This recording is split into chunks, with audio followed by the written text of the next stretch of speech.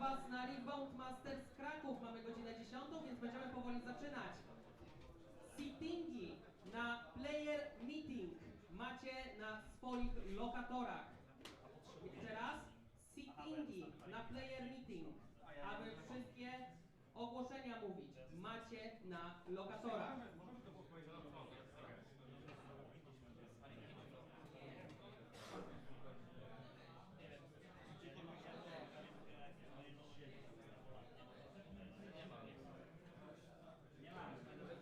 Jeśli ktoś nie widzi swojego sittingu, to proszę odświeżcie stronę. Again, sittings for the player meeting are up in your locators. If you do not see your sitting, please refresh your page.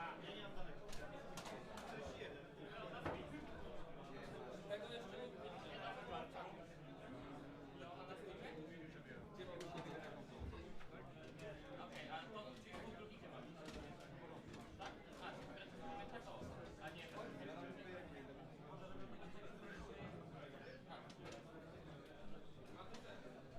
a już szkoda, bo jednak się to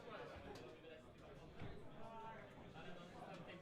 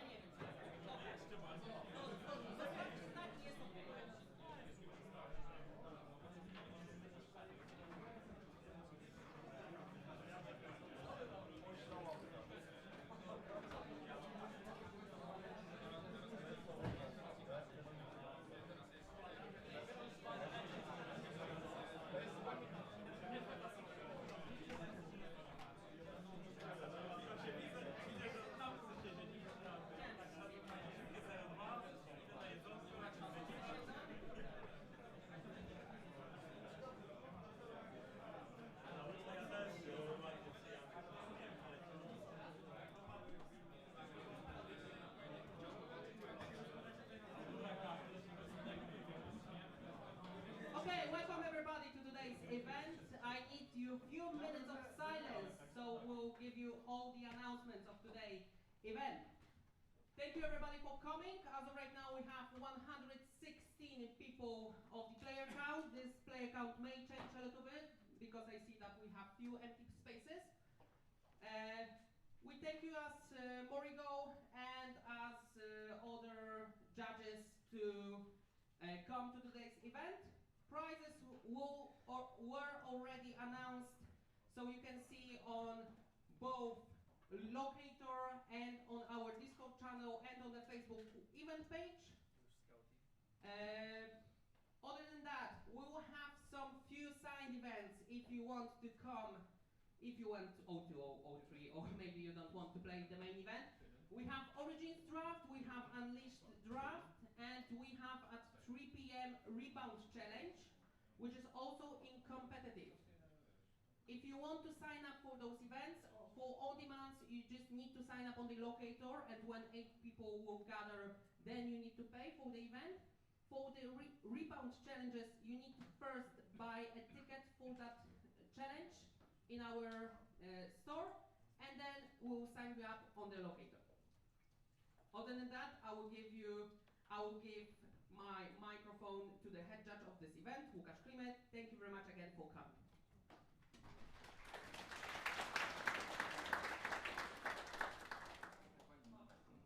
As a general reminder, we'll be playing 7 rounds of Swiss today.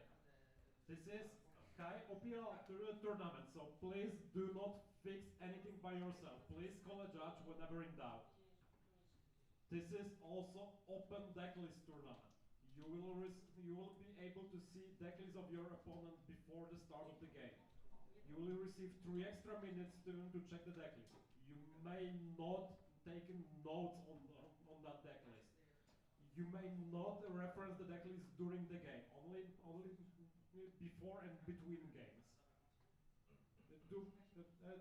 Checking the decklist during the game would result in the game loss, since this is outside assistance. Also, as a general reminder of the recent rule changes, please do not have any other cards in your deck box that you are not playing. If you have cards that you might play in your deck, please put them in the other deck box.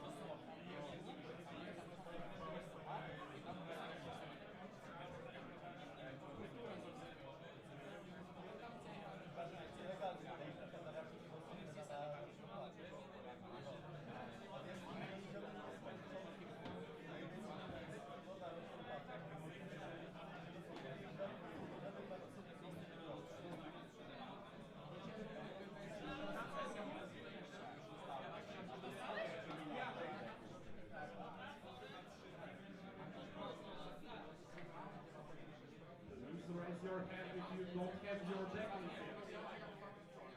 Proszę podnieść rękę, jeżeli nie macie jeszcze swojej deck listy. Dziękuję.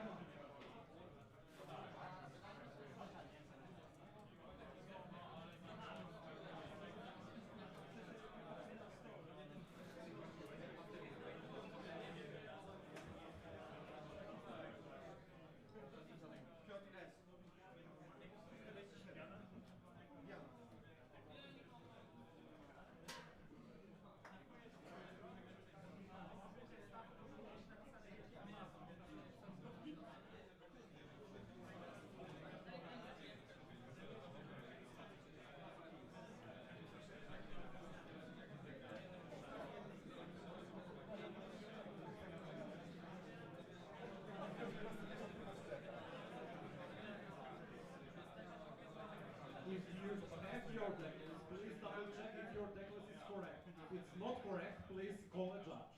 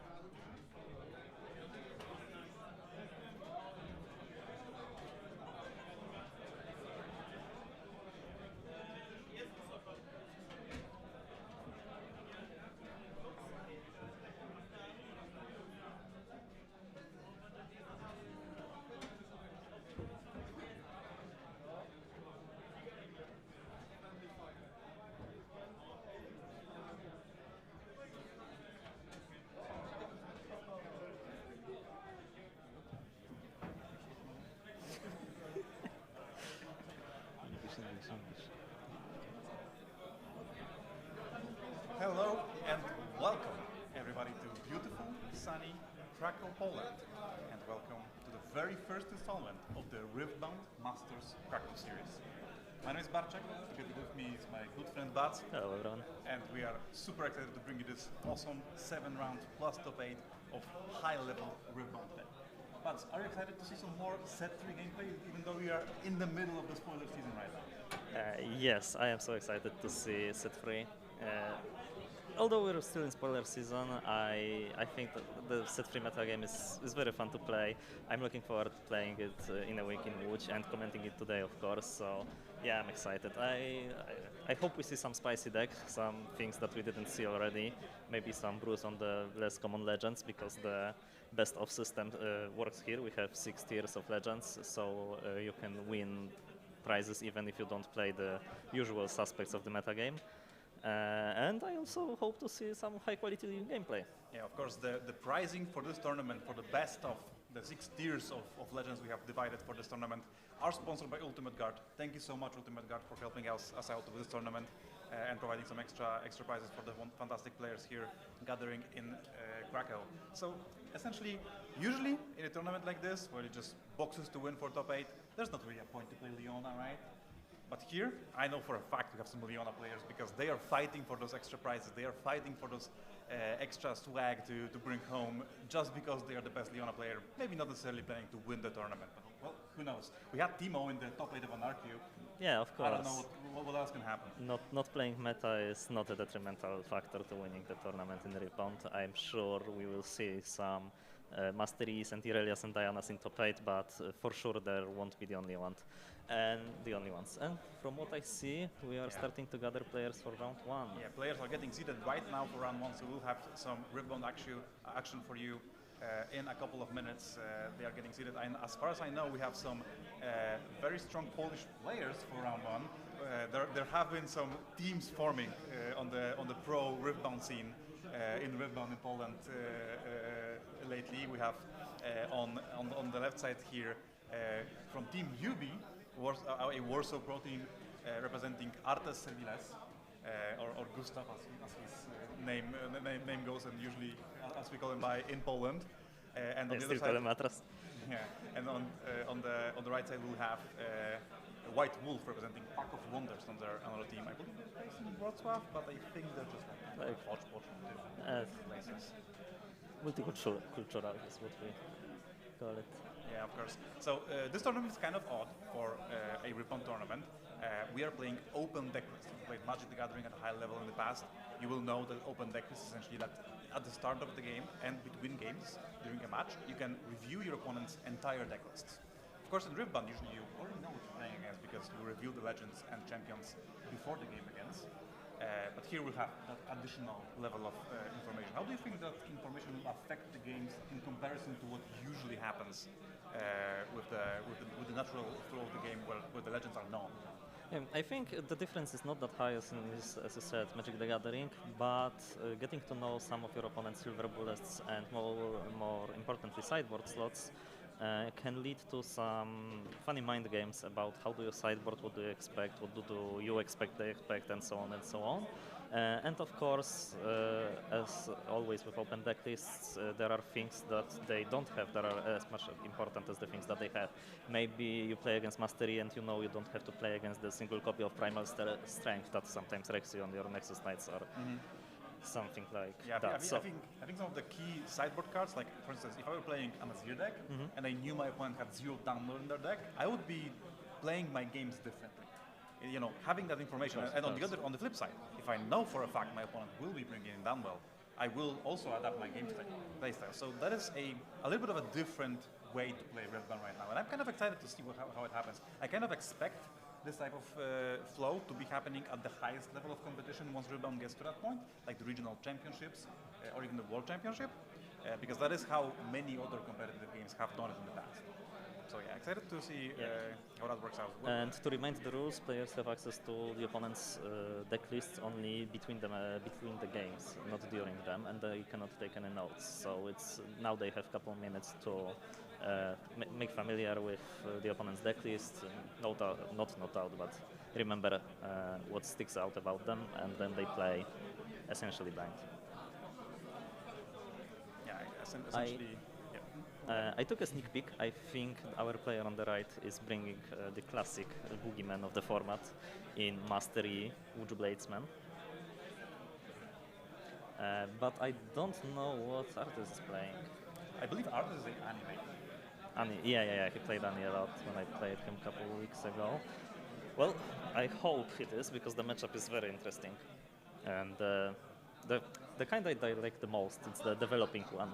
Just play units to base and just pinch at the battlefields. Try not to commit because trying to fill out what your opponent has, what they have not, and how you want to approach. And he's insane. Like we've seen Prisma's performance at different archees, right, in the past. And honestly, that is the one player when I watch a match and he makes plays that make zero sense to me.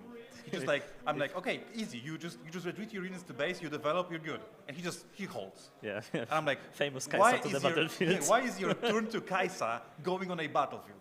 What are you doing? Yeah. What is your plan here? And like every single time, those plays make a lot of sense, but it's just like a different level of like engagement of the game that I often admire. Often I admire, but I find difficult to grasp. So let's see if Artis can bring us the same level of depth here. I think if anybody can, it's him, and I think he's one of the best Ani players in Poland. Proszę. Już to nic, prawda? Zaczekam tutaj magluję. Deckboxa nie wezmą ze streama. Na streamie jest deckbox, nie go wywalam.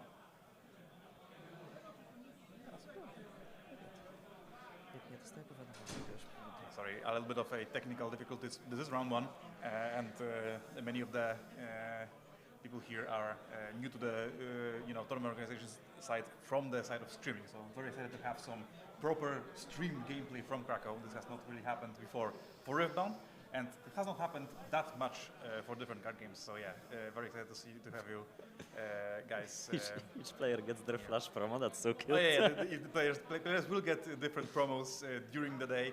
We have a lot to give away. We have a lot of stuff for players to enjoy this fine weekend. So I really like the Lorcana deck box for the Ribbon tournament. Yeah. That is some. And inside aura. is the limited World Championship bundle deck box. So it's like. Oh yeah. Like just mix it up. I wish he just had also a. The Yu-Gi-Oh! Ultimate Sleeves. Yu-Gi-Oh! Sleeves, the Ultimate Guard Channel Fireball MTG deck box. Yeah. The playmats are provided by us, but other than that, feel free to do anything. The players can get very creative with the playmats, and I say that in both the positive and the negative way. There have been some playmats I wish I didn't see, but there's no way to unsee something. We have high quality judges. I hope they will take care of that. They will control that. Yeah. So I guess the players are starting to set up. If you can take a look at the table for players to see, they have just chosen their battlefields. It's not funny. A little bit of spice, because we did believe that this will be an Annie versus Master rematchup, but it appears that.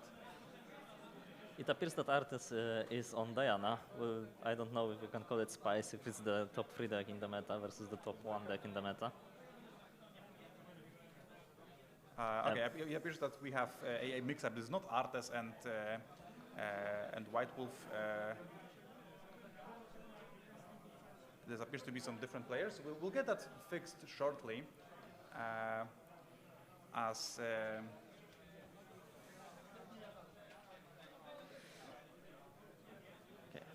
But we will have some gameplay. What do you think about the Mastery versus Diana matchup? I honestly haven't played it that much. I believe that it is fairly even, if you can call any Mastery matchup even, because he's ahead of against everything. But I think it's very skill intensive. Diana certainly has tools to answer what Mastery provides, especially especially the signature spell Moonfall. Moonfall is extremely good because it not only depowers units at the battlefield, but can pseudo-charm, move an opponent unit to the battlefield that you're trying to contest, turning off the Mastery's passive, so it's the main tool of combating. And of course we have Wave with Basilian movement spell to grow him to enormous sizes, to try to contest even the mightiest Rengars and camels. What is the camel called? Ruin Runners. Runner. Ruin Yeah, Runners. Runner. Yeah. You know, we can tell that you're not a purple player because if you play the Chaos Domain like I know religiously, you would know Ruin Runner's name. You would dream of Ruin Runner's name. So like, I'm very happy that you're free of that burden. Yes, I am completely free. Ruin Runners are often sided out against me. Okay, Yeah, who's on the play? Either playing Aurora or like some Rek'Sai aggro, yeah. Rek'Sai aggro, yeah. Ruin Runners are not the way to go. Okay, we get the 6-7 and we start the match with Yo, it's way too early for that 6-7, man. Rockfall It's hitting me Path hard. and Seat of Power. So Seat of Power, usual suspect of Game 1 Battlefield for Mastery. And Rockfall Path is, I guess, a meta call for Diana. I've seen some lists played, I've seen some lists not played. So do you think it's good against Master? Yes, Rockfall Path is a little bit of a techie battlefield that I believe was brought out starting with the RQ in Hardcore. I believe Alan, our great Polish player, has played that in their deck, but I believe also Team Aspirants Climb, that has been a new player on the game in terms of like pro teams, have also decided to run Rockfall Path for that tournament. I believe it is a tech card mainly against Rengar, that has been ever present in the metagame and also present in the Master V deck. So excellent against that particular card, but also very good against some other ambush units. Excellent against Rengar, of course, but also like Annie plays a lot of ambush units and tries to play units to the battlefield. It's just a minor battlefield that doesn't really affect Diana all that much, and it can be a big downside to actually have it there if you're playing some different strategies. Okay, instantly we see the new evolution of the Mastery deck. To combat mirror matches, some of Masteries started playing Fiora, the orange one, I think it's Peerless. Yeah. Fiora Peerless. That double smite if she combats one-on-one. So it's also very good at attacking, which Mastery always had a problem with, certainly more than defending. What do you think about this card? Yeah, so this is a loaded question because I know what he thinks about this card. Bats knows exactly that. Let's get it on vision. I have a pet name for this card. It's called Fiora Useless, rather than Peerless. Yeah, I just feel like it's very good in the mirror, but the only job it does well is attack. And when she defends, it's very easy for the mirror match. In the mirror match, to have a leftover Scuttle Trap or a leftover P2P that's already got utility that you can contest Fiora with very easily. For that reason, I don't love the card in the mirror match, but many players have defaulted to it because, well, there have been some promising results coming from that. And definitely, it's not a bad card. Although, my biggest problem with it is that it is somewhat unexciting in most of the other matchups that are not the mirror. Like here against Diana, we will not love Fiora Peerless in many different spots. So of course, having a turn 1 play, good. Having a turn 1 play use you up a rune, not great. Yeah, I think the Mastery is going to be behind on runes until the end of game, basically, because Diana player is, channeling 2 to 4 right now, then Mastery will channel 2 to 4, so it's always a step behind. This is a very high cost of playing a power-costed unit that early. But to be fair, she contests the board very, very well. You would expect Diana player to play Chosen Champion Diana, or maybe like Vex, maybe Student with some spells to development, and Fiora contests those plays very, very well. So I think the easiest way for me to usually think about it is if you use up a rune on turn 1, it's essentially 1 energy for the entire rest of the game that you will not be using. Yeah, So per turn, it stacks. It is a steep cost. Like when you think about it, like at the end of the game, you may have lost 7 energy. 7 energy is a lot, right? If you were to just skip your turn 3, it's a whole ruin runner. it's a whole ruin runner. Yeah, It could be even a place defense. it could be. Oh, that would be spice. Yeah. I'm not sure if we're going to see some space favorites out of Mastery here. There has been a steady decline of the expensive cards from Mastery. We used to see some Vile Moss, and now We also know what people think about Vile Moss we Mastery. are steadily moving away from those expensive cards. I believe there's a judge call here at table number 1. Maybe perhaps a player saw a sideboard card That would be in their main deck. unfortunate. That would be unfortunate. But yeah, I was kind of thinking like, what is Gosu thinking about? Like, is this play really that difficult? Are you needing to take those 3 minutes? And well, I don't believe a player of Gosu's caliber would need to take that long of a time making the turn to play. But well, if there is a judge interference, well, that's gonna be fixed. And by the way, yes, we had some mix about the players. We were supposed to have Artes and White Wolf at the table. Right now we have also a representative from UB team, Young Gosu, actually I believe CEO of Team UB, and going up against a player of the listener's name, Oki. Yeah. Other thing about Fiora that I just thought about is that the ability is a trigger. So when she tries to contest in a battlefield, Diana can respond very well with Gust if she plays it, and I believe she does. So, for example, right now if the play is Conquer with Tide Turner something, play, I guess, Vex to base or developing the base, and then Gust the Fiora with the additional mana from additional energy from the Scorn of the Moon legend.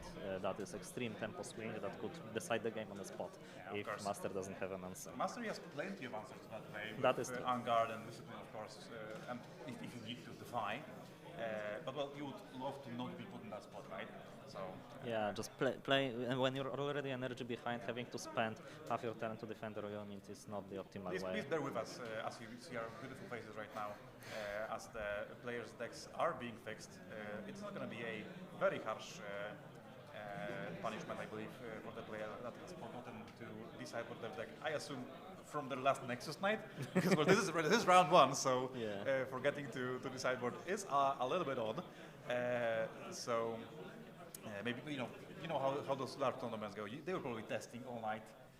So maybe even in the morning. Maybe even in the morning. So it kind of makes sense to have some mix-ups. Okay. It happens to the best of us, you know. Of course. So what is the fears to miss sideboarding? I see that the opponent is represented with 2 cards. Yeah, I believe we're just supposed to replace the cards that are not supposed to be in your deck with cards from the sideboard that are supposed to be in your deck, and I believe the opponent chooses, if there's more than 1 card, which card will replace which. So essentially, like, your opponent will get the choice, so that so it never favors you, and also the opponent gets some extra information, you know. Yeah, that is the part of the fixing, and I believe the penalty is a warning. Yeah, the penalty should be a warning, so nothing dire will happen here to go. So we'll not have a anticlimactic finish to game 1, thankfully. We will not want that to happen, but yeah, I believe the players are right now finishing off the ruling, shuffling the deck, and I believe we see a star-crossed added to Gosu's hand. And for whatever reason that might be, we now know that Gosu has a star-crossed in hand and will continue play. I mean, if the choice is between Starcrossed and Vex when opponent is on 4 energy, I think you'll give him the Starcrossed here. Yeah, having a perfect play. Having a perfect play for turn 2. Never really what you want to give your opponent. This is part of the tournament. We wish that would never happen. We sat down and played the perfect games of Riftbound, but it happens. It happens. That's why we have a wonderful staff of judges. Have multiples of them have many years of experience judging different card games, but also now a lot of experience judging Riftbound. We have judges that have attended multiple virtual qualifiers already present here in practice. So. Okay. We're back at the game. Let's see how the development goes for Diana player Gosu.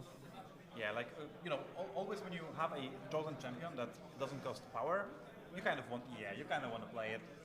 It's very often going to be a turn 1 play that makes sense, or turn 1 going second. So Diana, a very powerful legend for that reason alone. Yeah. And we see some energy open. It can represent anything. It can be stack deck. It can be Gas that we talked about. It can even be Ride the Wind for some very aggressive plays, though I do not expect that to happen right now. Yeah, this is a very powerful play too. When opponent just has 1 unit, they move to a battlefield and you Ride the Wind to the other one to just score 2 points out of nowhere. It can really break off some of the math that you see in Riftbound. Yeah, I mean, usually the counter argument is that you lose power, you lose rune early on, but if opponent puts themselves behind, maybe that's an argument to just to go for it. But we see no priority pass, you just play Mastery to base and fast the turn to the opponent. Development game. Just the war of no energy early game chosen champions, right?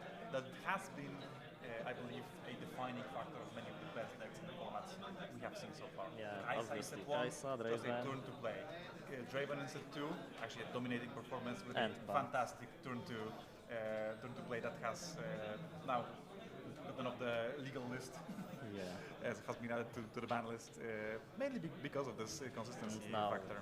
Diana, Master Irelia, 3 best decks, 3 non-power champion. Oh yeah, and ones that can be played early on in the game as well, and often define the early game.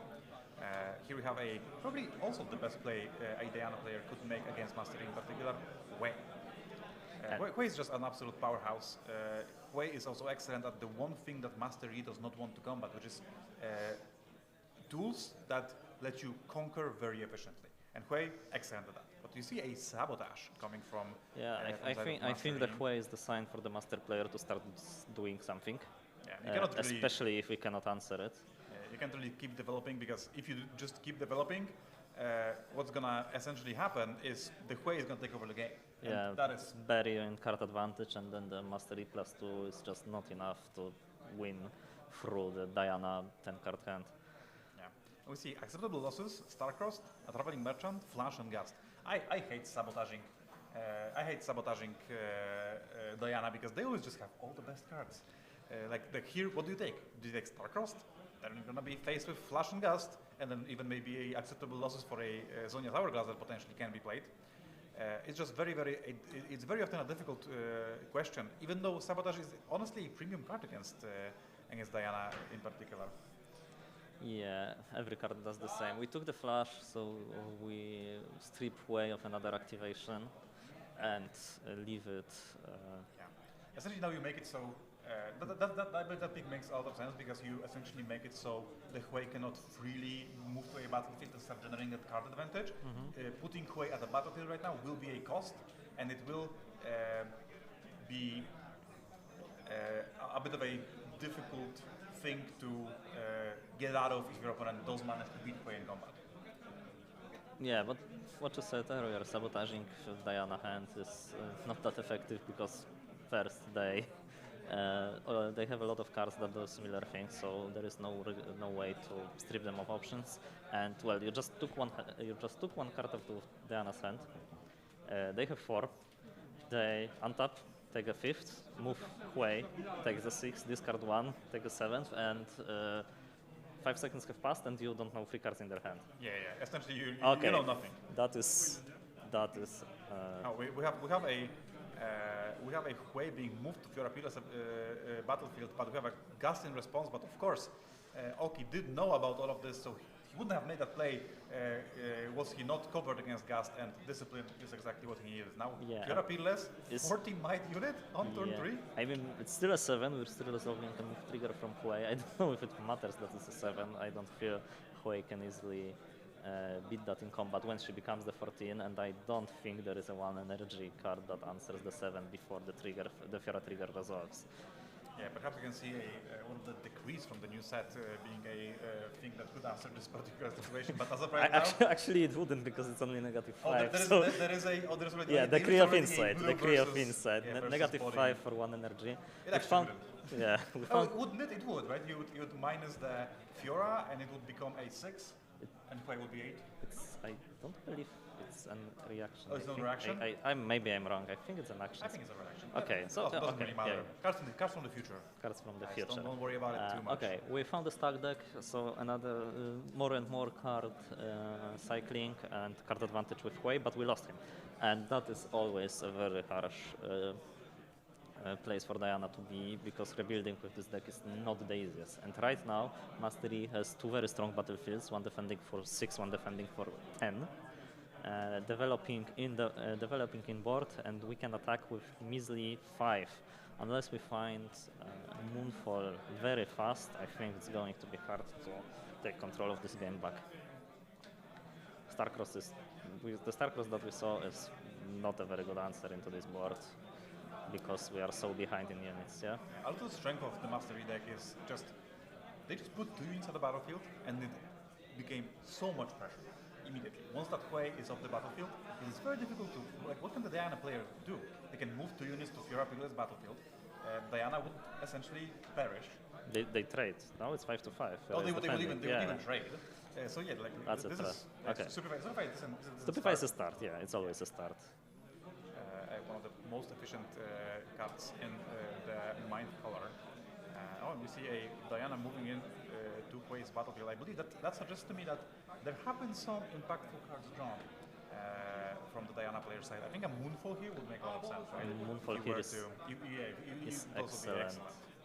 So Hard bargain he here would with Diana. drag the Fiora, and yeah, And it is Moonfall. suddenly you win. What an absolute huge draw. Like now we can, I believe, just pull Fiora to master his battlefield. Of course, yes. And it's gonna be 2 to 3, right? Yeah. Because And of the Stupefy? Diana just solos. with Diana Moonfall, just so solos It's two just of like those. my ranked games. And it's not the L8 Diana. So yeah, right now it's 3 to 2, and Mastery is tapped out, completely out of options this turn. So we got a huge. Yeah, maybe I should learn to just shut up a little bit, because I just said that Mastery just put a lot of pressure, and it's very difficult for the Diana player to move into the battlefields right now. And the second I say it, we have a double conquer with a 2-for-1 as well. That's Yeah. crazy. Diana deck is absolutely fantastic. Yes, and now we are defending, although with less might than Mastery was presenting last turn, but Mastery is also much worse at attacking. We have the Lonely Poro, and usually we don't want to commit any combat tricks on attacking. Maybe aside from discipline, if we don't have to, Mastery deck prefers to develop the port.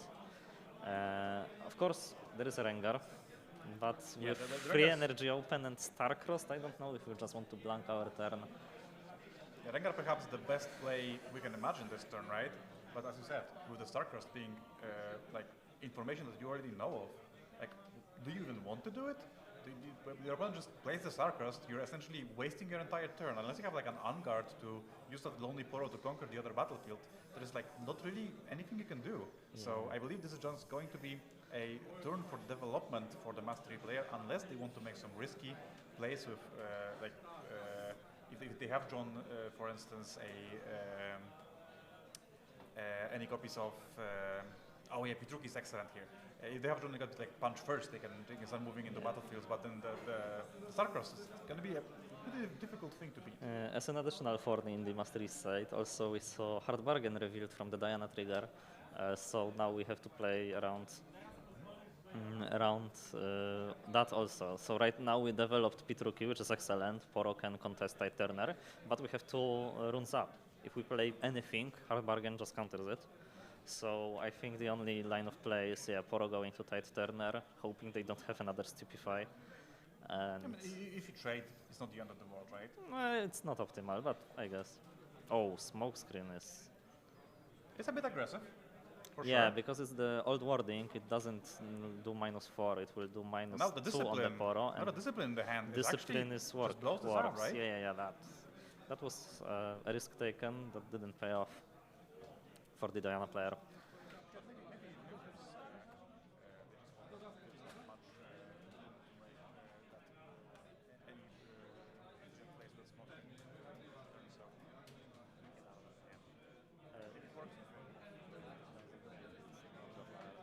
Although I see there is only one mind drone for the Diana player. I don't know if they're on the Singularity main deck. I believe it's only a sideboard card.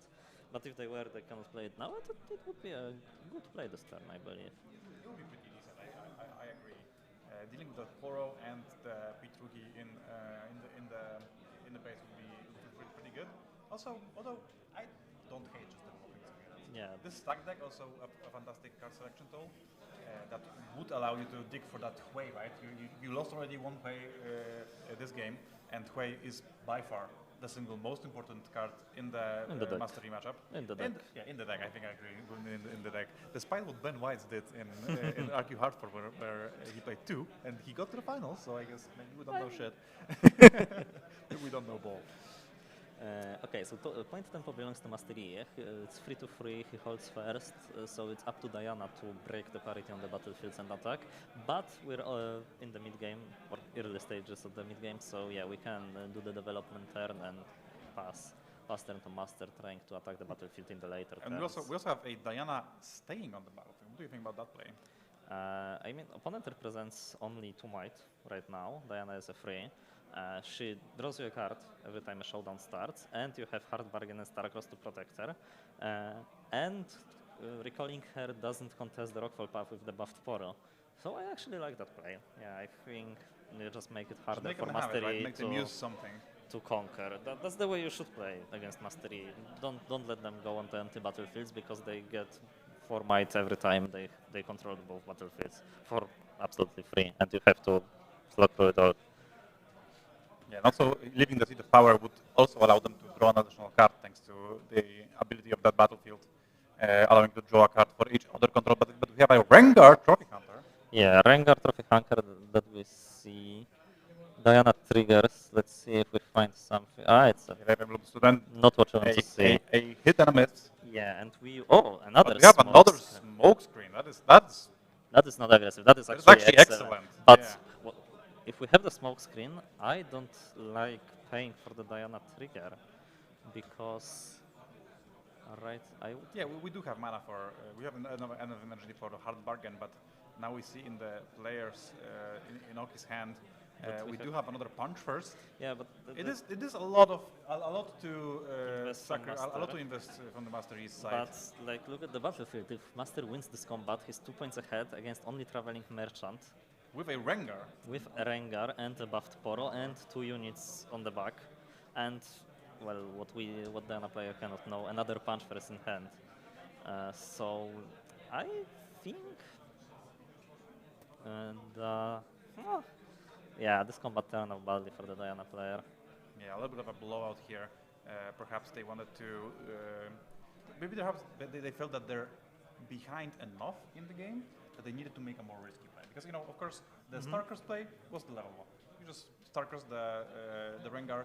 It's unlikely for the opponent to actually be able to conquer the Diana battlefield again this turn, and you're good. But this play, if it had actually worked out with hard bargain plus a smoke screen, that would be absolutely excellent for the Diana player. Yeah, it kills the Rengar and establishes control of the battlefield. But But unfortunately, unfortunately, ambitious move with traveling merchant towards the north battlefield for where Lonely Paul resides. I think it's the desperation. We don't have anything in hand. We just have to discard draw, or maybe we Find draw another something. Moonfall. But Moonfall here it even doesn't. Yeah, Moonfall here is not the worst. Moonfall here, we still need pulling something the else. pulling the Pitru key. Or no, we don't. Allows you to just kill the battlefield for free. Yeah. And also, And Poro doesn't draw a card. Yeah, Poro it's doesn't draw excellent. your card. I It is pretty got good. got my math wrong. There is still the big kitty problem of the south, but we can ignore it for turn or 2, maybe a turn. you just denial. It's my favorite strategy against Rengar. Yeah. It just doesn't exist. I'm not gonna worry about it. We play Vex and we see, well, unusual sight. Diana is empty-handed.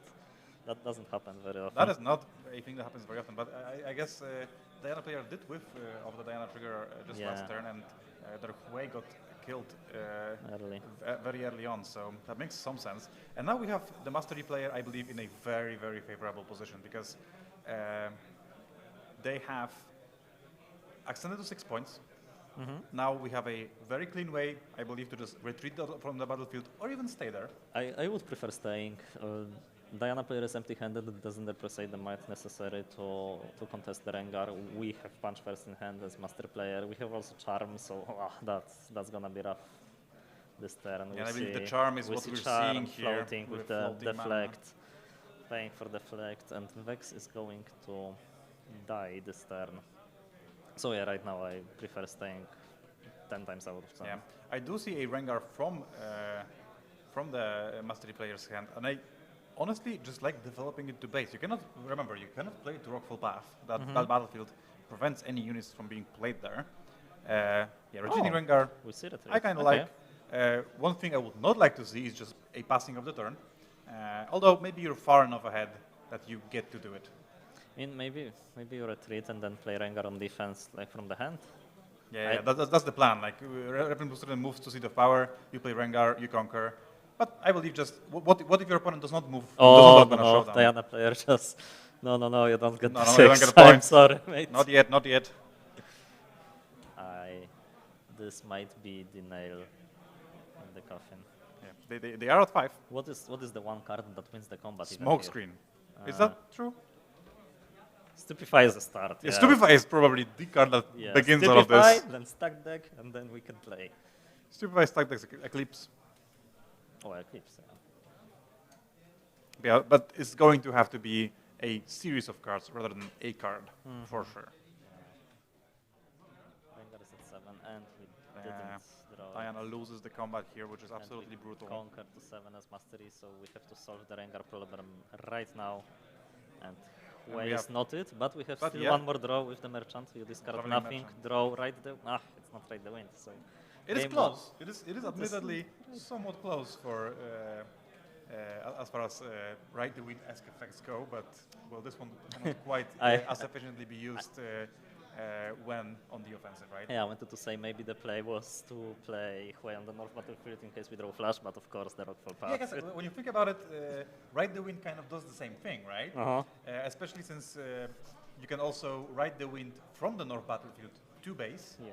and And then then from trigger base again. to Rengar to give yourself more Yeah. looks at a potential unit, because Yeah. you do need a unit to even trade with the Rengar. There. No, But no like- trade because it was stupefied this turn, Oh, so stupefied. it would be very well. But the Rockfall path that we brought stifled that play, so we just blanked. Oh, you're right. Yeah, Rockfall path yeah. is. Yeah, I am a big stupid. I would have played that play on the I- north battlefield, and I would have been a warning. This is well. I know it's not. It's a very emotional reason, but I don't like Rockfall path for this exact scenario that just happens. It just stinks when you cannot do it. You Also, block yourself. also a play against many of the like more fringe decks, like Lilia, Ornn, or even some decks like Rengar, is often to conquer your battlefield on turn 2 and Hold play a Vex there. And that play is not allowed on Rockfall Path, so if you're, for instance, going second on your default game on Rockfall Path and your opponent just takes the other battlefield, you can be in a bit of a pickle there, right? So Yeah. it is not a free battlefield by no means. Yeah, It's it's what a I'm cost you trying have to to get at. pay to get the percentage points against the thing that we said earlier. Although we saw Mastery this game play 2 Rengars and Rockfall Path didn't seem to concern him very much. But Yeah. it's just anecdotal. It was a little bit out of hands of the Diana player, though, I believe. Yeah, the second turn when Hui died was, Oh yeah, that was third brutal. turn was very, very good for Mastery. Okay, what do we expect from sidebars from both players? So if Mastery did not have the full set of sabotagers in the main deck, then we definitely gonna see the extra copies from the sideboard enter. Perhaps if there are some spells that counter in the sideboard, I believe there is going to be a default of 3 defies in the main deck, which are absolutely excellent against Diana. But if I had some not so fast, I would definitely want those to enter the main deck. And also, many Mastery decks run some amount of Ruin Runner, and oftentimes the playset or copies of Ruin Runner are split between the main deck and the sideboard, and against, of course, a Mind Chaos deck that looks to interact with your units a whole lot. That is definitely something you're in the business for. So those Ruin Runners that on the sideboard, definitely coming back into the main deck. Yeah, and for the Diana player, I expect to see some singularities. I heard that they play 2 to maybe even 3 copies in the sideboard, and these are excellent against Mastery, especially since the Master stopped playing not so fast as often as they did in, for example, set 2. Question is, if you're a Mastery and you have Unyielding Spirit inside, let's just assume that you have, would you side it in expecting only singularities? Because So- there is not much else that deals damage in Diana deck. That is a very narrow card from the sideboard, but I believe the Diana matchup, when they do get going, you do need very swingy plays to come back to the game. And while Unyielding Spirit doesn't really have much use in most games against Diana, when you do actually get to essentially counter a singularity with Unyielding Spirit, and your opponent used 6 energy, 2 power for that play, Yeah, probably it is their entire very turn. difficult for the game to not end at that point. Yeah. But there's also a high cost in Mastery. It's not like Diana when you can run one of fairly freely because you have Merchants, Ways, and Stack decks. In Mastery you draw not that many cards at a game, so you have to make every one of them count. Oh, Uh-oh. Defy was spilled. Well, we know that's in Some, there. some spillage has happened. Yeah, but they, Again, they we know are- their deck we- lists. We so are human. The Defy was up there. No. There we are playing open deck. It's also nothing happens. essentially a Defy in a green deck. Have you ever seen I- that happen before? I think that's more common than not. Like, okay, what percentage of con decks worldwide do you think have ever not registered a single copy of Defy since the inception of the game? I think it's in the, like, not even single digits. I think it's below 1%. Below 1%, yeah, I would go for below 1%. I myself never built a con deck that did not include Defy, but maybe card there's is- something I'm not thinking of. The card is so good, there is this statistic floating online that Defy counters around 70 to 80% of just entire Riftbound spell roster, and most of the expensive spells do not see much competitive play, so... Yeah, because cheap it's- cards are good. Yeah, of course. So, like, out of the good spells, Defy doesn't counter Singularity, Time Warp, and, like, what? Rebuke. Falling Star and Rebuke is the big one, Yeah, yeah. Rebuke Falling and Star, Falling Rebuke. Star. But other than that, you just one energy, one rune down, and you counter most of the opponent's play. Yeah, the players, punch press is a big one. So yeah, we have our players mulliganing in game 2 right now. We have a Targon Speak from the Diana player, so going for more of a old school build here, rather than the Ben White's Arena's greatest builds. And the Mastery players Emperor's Dice. Yeah. I wonder if we're going to see the odd interaction that we'll talk about if it comes up. And I believe I spotted a Fiora Peerless in the hand of the Mastery player. Not sure if it was sideboarded out or if it was mulliganed right now, but they have certainly not sideboarded it out, so they feel like the card maybe is acceptable Yeah, in the it's, matchup. it's an okay unit, and maybe there are cards that you wanted cybered first. Diana player unfortunately missed his 2-drop, so Aye. Mastery with the first unit on the battlefield is going to bunker up on on one of them. And we also Might have even the go best turn 1 play. Yeah, might even go into the Emperor's Dice to bounce the first mate to have it until later when the effect is more relevant, and Sun Soldier is defending for 4, which against empty battlefield is very intimidating. Oh yeah, it is. It is absolutely terrifying, and also a play I can attest that often makes a lot of sense, especially against decks that do contest the battlefields well, is to move in with a first mate into Emperor's Dice, bounce it, create a token, and just replay the first mate to your base, ready the Sun Soldier, and retreat with it again, leaving the Emperor's Dice ready to be conquered again next turn, and also saving your unit from certain freight. Right now, Diana is played, so maybe a variation of the play is to return the first mate to hand, create the Sun Soldier, and play the first mate on the dice and return Sun Soldier to base. So first mate defends for 5 against Diana, which is a number that commands Yeah, investment, not a stupefy. You have to play a real card. Yeah, that at least doesn't 2 stupefies for a trade, Yeah. which is definitely not something you're looking for as Diana. You would prefer to just win the combat from the get-go, but yeah, definitely a bigger number on that battlefield would make a lot of sense. Yeah.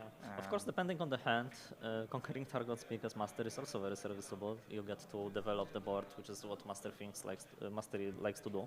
And we know they have a Fiora, and Fiora with 2-drop and readying 2 runes for a Discipline or Vanguard is extremely powerful play in this situation. I don't know.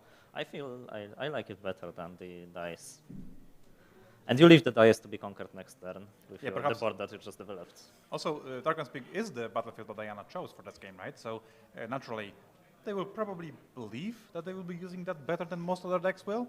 So letting them conquer that freely if they decide not to contest your battlefield also is a bit of a downside. So I kind of like what you're saying, that Yeah. conquering Targon Speak makes a lot of sense here, although Mastery does opt to move into Emperor's Dice here, his own battlefield, maybe perhaps wanting to get some value out of that one here in And game yeah, 2. we see the bugged interaction to go for the second point. So essentially you can use Emperor's Dice because paying 1 and returning a unit is a cost to put the trigger of creating Sun Soldier on the chain. The game cannot force you to pay. Oh, we have an interesting play in response to the Poro attacking Right on the the wind. Targon Speak. And Mastery is tapped Ooh, out, and that is a right the wind, that fantastic is a very play. good right the wind. That puts you back in the game. Okay, so can you walk us through what happens here? Okay, so Poro is attacking because it applied the contested status to the battlefield. Ride the Wind as an action spell moves Diana. We miss the trigger, but we're not sad because Foro is attacking, so it's 2 to 3.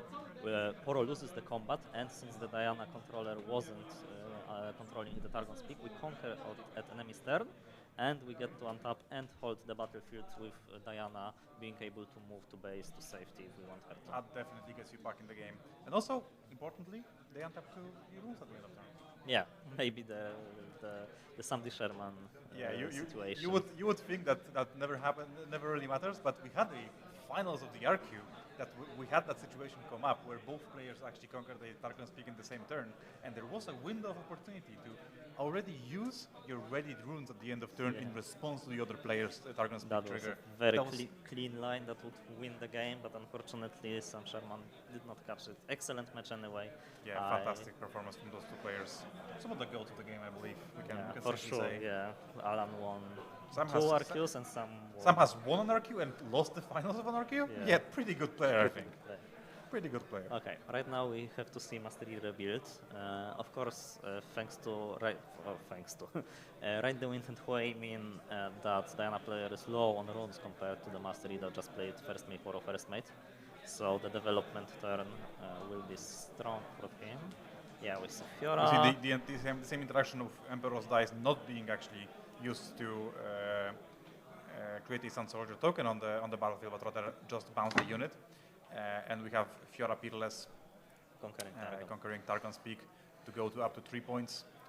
And do we see a charm? I was wondering and again, why didn't we just make a Sun Soldier? Fiora. But yeah, the charm is an excellent makes a answer. lot of sense. Again. And now you see Fiora again being extended to combat in that way. Maybe I was wrong about how bad that card is into other matchups than Mastery because, well, Oki just is proving me wrong. Yeah, because the charm is usually not the best answer to play, especially if the opponent has anything to play, because it moves him, gives him a free trigger, maybe even plus might, but Fiora with her 14 might defending, yeah, that is... You're not beating that. Yeah. You're not making 14 as Diana. And maybe you can with like multiple Ride the Winds and flashes, but... Yeah, we have one energy from our leader, but it's not going to help here. I suppose, what would happen if we got a Gust? Is Gust just an absolute blowout here? Yes, because... That would be brutal, but I guess Gozo did not have it. Kind of a bullet dodged from Oki's side. But yeah, now with the Mastery player also untapping 2 runes with some interaction assuredly ready for potential combats, it is going to be somewhat difficult for Diana to come back to this. But again, I have said that before, and I have been wrong before, so... Yeah, so we can go with Diana. Oh, okay, we're just attacking. Attacking a 10 might Fiora. I'm not so sure about it, but let's see what Gozo has in mind here, I believe. Moonfall is an action spell, so you cannot respond to the trigger. Fiora will grow. And even if you were to respond to the trigger, as far as I know, right? Fiora would grow anyway. Yeah. Even if you just added a unit on that battlefield. Yeah, Fiora would grow anyway, because the action of the current might, so it was -2. We have the second way, so it's a development turn. We could enter Emperor's Dice with Diana and use the Diana mana to Ride the Wind Hui, but I believe Ride the Wind Hui is at best 8 might, which is not enough for the Fiora to beat Hui in a battle. Yeah, we have to develop, and we're falling behind on points, which is... And on runes. Yeah, not where you want to be, because to come back from the point deficit, you have to hold. And holding with Hui, well, it's not the thing that Hui wants to do. Yeah? He wants to move before he fights. And usually holding pieces don't do that. Right now we can... well, let's see if Mastery even tries to go to 5 points here, because 5 is not that much better than 4. You still need 2 turns to win the game, and I spotted a Rengar in hand. So maybe we just leave Fiora on Targon. We leave Emperor's Dice empty and try to ambush Rengar there to conquer and hold. Of course, because the Rengar was... because we played crap first, we wouldn't have any more interaction, so that's not a safe play. And I don't think we have to risk anything if we're that ahead. Maybe we just develop to the board and pass the turn. Yeah, just confidently being 2 points ahead, you do get the benefit of just getting to develop and having a very good spot in the turns ahead of the game. But we do choose to play the first mate, perhaps just to use Emperor's Dice and develop the first mate to the base. Perhaps maybe even make the play that I outlined before of just creating a 2-2 and moving that one to base as well. Now with Hui on the other side, easily contesting that 2-2, or like the 2-mite unit. Easily is... okay, so we return. I was just trying to say that maybe we could pay 1 to signal punch first to our opponent, because the Sun Soldier defends for 4 and with punch first is a 9, so it beats away the discarding unit. But we chose the safest option. You have to use the punch first, which you would like to, just not have to do, unless you are very much pushed against it. We have another Fiora Peerless coming down. Development, we're 3 points ahead, we can take a step back. We're fine here, I believe. Maybe perhaps I would like to see the Scuttlecraft played before we made a crucial decision about the turn. Maybe you would have done something that would have changed the decision. The Scuttle was the first. No, the second one was played after we conquered Emperor's Dice. Ah, okay. Just a minor thing. I am quite sensitive to it. Draw just first, draw your cards first. Maybe maybe you draw something that changes the game, see right? Diana player discarding Starcrossed. We don't. Diana player doesn't have enough units to effectively use the Starcrossed to bounce the Fiora. We have to hold, as I said. Now as the game is, we are behind on points. We are behind on what usually is called by talented players in the metagame the point tempo. So what we need to do is we need to somehow manage to hold the battlefields in order to break the point tempo and to be ahead again in the future. Although putting 2 units each at each battlefield against 2 Fiora Peerless, not really the way you want to do it. So I would assume that Gosu is in the business of playing some units to those battlefields if he actually plans to not retreat from them during this turn. Although, of course, there might be a flash in there. There might be a flash, but the flash puts you at so much pressure because you have to conquer and hold both in the next turn, because you're freely giving your opponent the 7. But yeah, we see 2/2 drops developed, 2 runes untapped with the Targon's Peak, just to prevent Fioras from easily conquering. Yeah, and this doesn't look too bad for Mastery Gosu, doesn't right? have many tools to remove units without fighting them, so I would believe this Fioras won't trigger much this turn. I believe there is a challenge in hand. Okay, not so sure that is how well we can actually use that challenge in a in an efficient way this turn, because our units are somewhat small, but maybe couple that with some punch spells like punch first, and you will have a much more formidable unit to challenge with. Again, if Fiora player, if a Diana player discards Starcrossed, that can mean 2 things: either they don't need it, or they have multiples. Yeah, and you discard Starcrossed. Punch first. My first thing for this. Okay, you have more. Yeah. If you punch first Fiora to challenge and you get Starcrossed in response, that is a way to lose the game. But we also have Rengar, we have OD5, so that covers the Starcrossed angle, and we have punch first. So there are multiple ways to engage in these combats. You don't even have to engage in them both. You can just take 1 battlefield, go to 6, and try to double conquer next turn. Let's see how the turn plays out. Mastery's hand is excellent, but even though their hand is excellent and they can probably outplay most things that Gosu can bring to the table, you still have to think about your turn so much. That's what I really love about Riftbound. There's never easy, easy ways to go about turns. There's always going to be something that you're gonna have to think about very, very hard. Yeah, even a small mistake here when you're in such a commanding position could mean that Hui runs over the game. So yeah. Right now we play Rengar to the battlefield, we represent 6 to 5, so we force our opponent to act first, and there is the sideboard card, very, very, very good card against Mastery, Kha'Zix. The purple Kha'Zix instantly grows to 6, give us 2 XP, that will not matter in any way, shape or form in this game, but it's a 4 energy 6 might unit. That covers the punch first angle, because right now we are defending for 11, and Rengar is attacking for 6, so even with punch first it's a trade. Not really what you want to do as Mastery. Should I give Gosu a warning for not tracking XP? I don't think, yeah. If you're not using the XP, it doesn't matter. Yeah, just say you're not using the XP.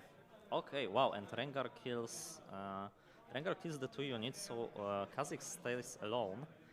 So the Fiora triggers, but the Kha'Zix triggers every time he fights 1 opponent. So if the Fiora attacks, if a Fiora attacks, it's a 6 against 8, so we have to commit something, and we commit punch first.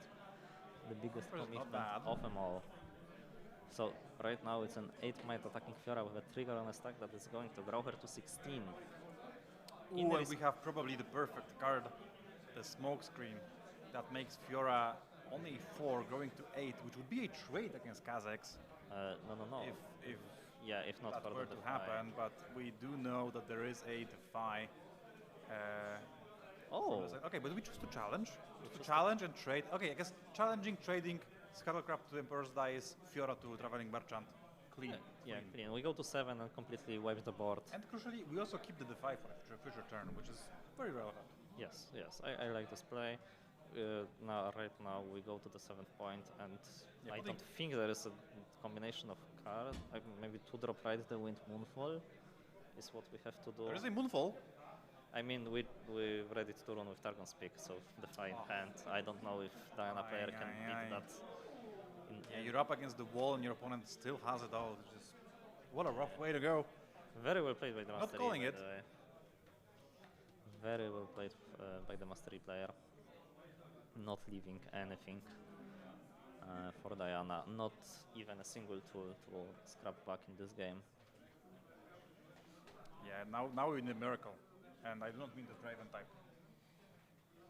Has the Ride the Wind used this game already? I guess it's the early game Ride the Wind. Yeah, so, so this so. fist can flashback. Pardon my magic.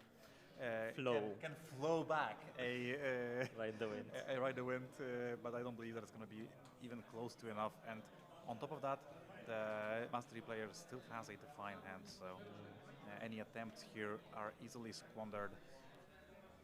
So very rough.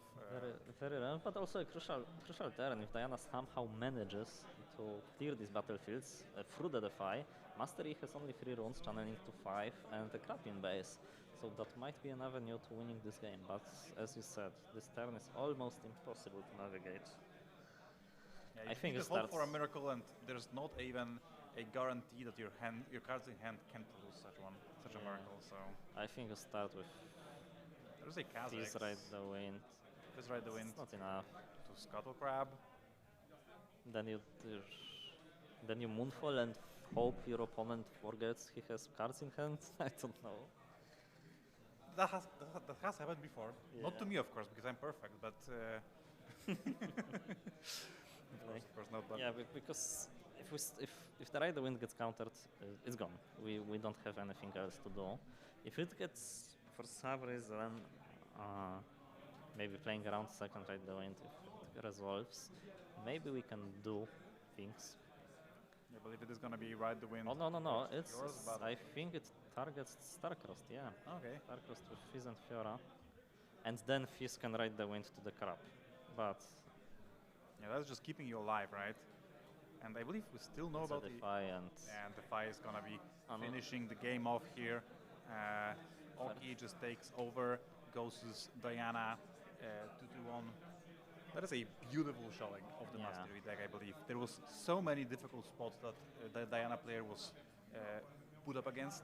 I believe this game just showcases very well how difficult it truly is to play against Mastery, right? yeah, they always, it's always, you're going up. You have to beat so much additional might on everything. They just play their 2 drops and you have to commit so much to them. And when you do, the real punches start swinging with the Rengars and the Chosen Champion and the punch first, actual punch. Yeah, we do have more Riftbound coming over for you because we are recording a backup match as we speak. They are, I believe, still playing, so we will be starting over that backup match very soon. This one was quite swift, just 2 games played between Mastery and Diana. Diana deck often is very difficult, very decision dense, so players will often go to extra turns with that deck, but the Mastery deck, on the other hand, quite the opposite. It's just, low cortisol, just play your units. Of course, no game of Riftbound is truly raw cortisol, but you just play your units and you just compare mites, and you're probably gonna be good if you do that. Yeah, Of course, it's the best definitely players. easier than the Diana deck, but I believe there are no easy Riftbound decks. The game is just so complex, even like the most linear and even the most linear strategies have decisions that you make. Yeah, of course, like the mastery deck may seem easy, but believe me, there is a large gap between the good mastery players and the mediocre ones.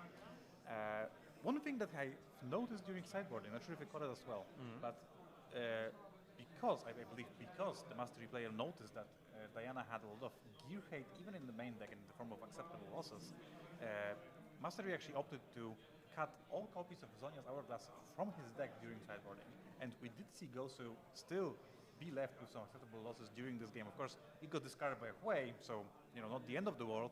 But what do you think about the sideboarding strategy? Do you think that the open decklist part of the tournament maybe affected it somehow? Well, I don't think if it affected it here because we saw acceptable losses being discarded game 1, so mastery player know what to expect.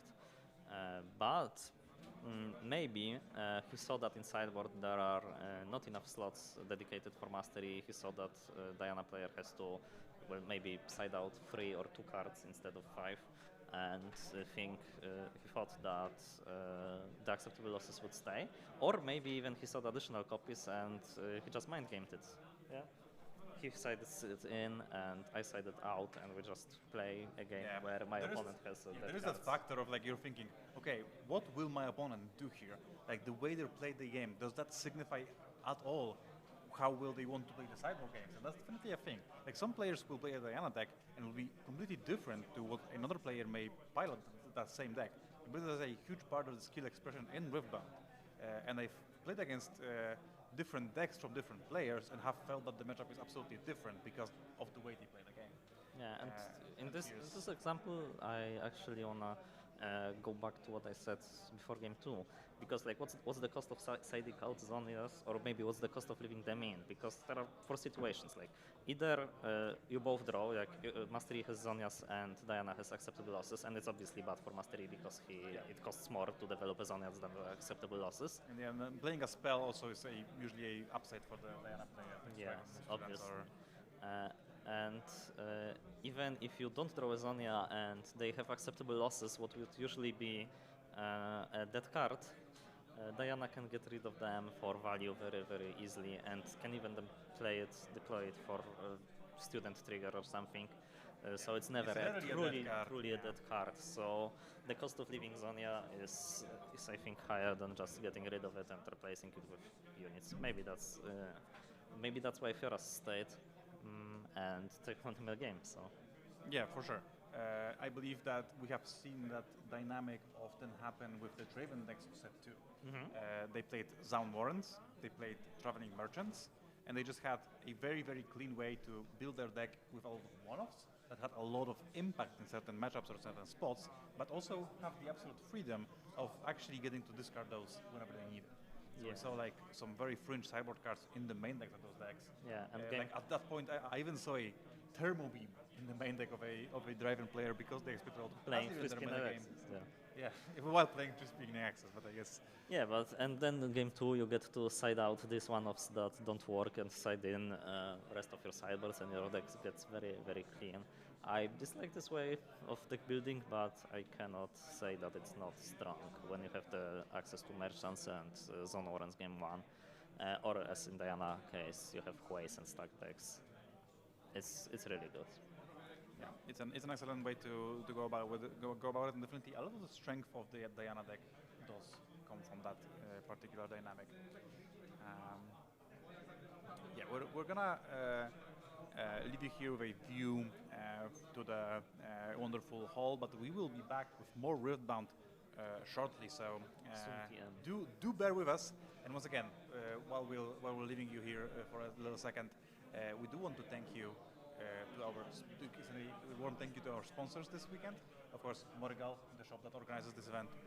Thank you for doing this for all of us. Also, Ultimate Guard, thank you for sponsoring the best of pricing for this tournament. And also Live Lab for doing all the behind-the-scenes work to make sure that we are seen on your wonderful computer. Seen or heard. Seen online for your viewing pleasure. So don't go anywhere. More Riftbound to come right after this brief break. We'll still shortly.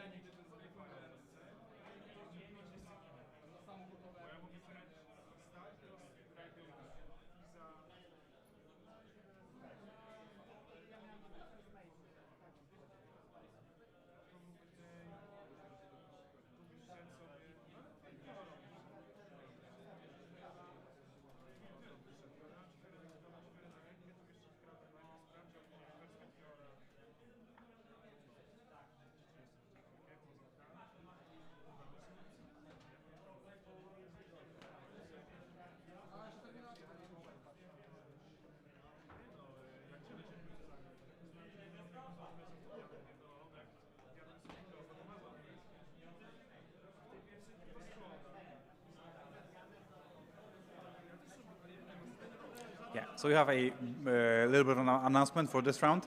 Sadly, there has been some technical difficulties going on, so we will not be bringing you another match this round. But starting the next round, hopefully we'll be able to provide you with all of Riftbound throughout the entire round. So for now, there's going to be a bit of a break, probably around 30 minutes or so, and right after that, we're going to be back with round 2 of the Riftbound Masters Cracow series.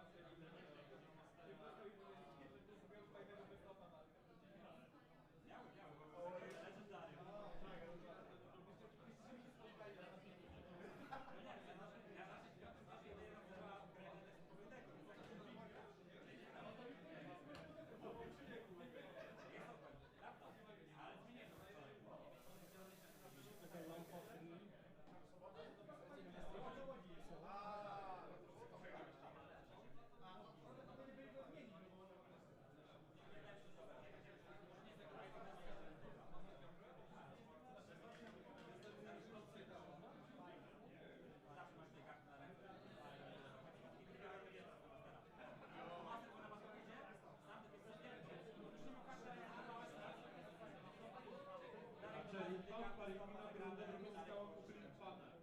Riftbound player similar as the pairings are published.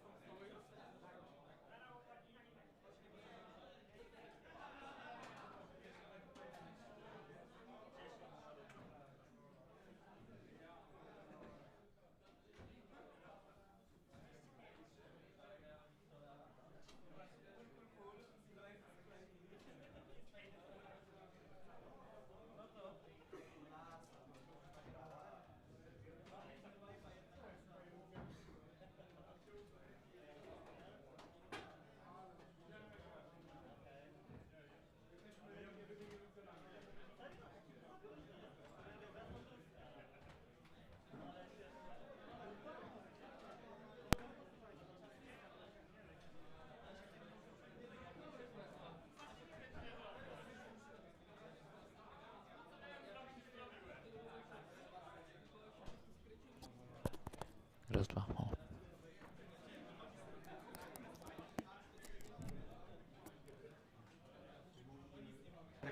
Raz, dwa, trzy.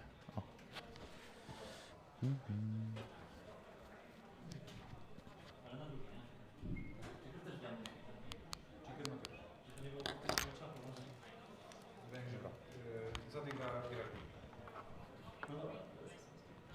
Bartek, będziemy robić sztuczkę jedną. Zapnę Ci backupowy mikrofon. Dobra? Krawatówkę. Ponieważ potrzebuję mieć Was na dwóch osobnych ścieżkach. Więc Ty będziesz mówił do tego, ale tak naprawdę będzie to Cię zbierać. Okej. Będzie dobra jakość? Będzie dobra jakość.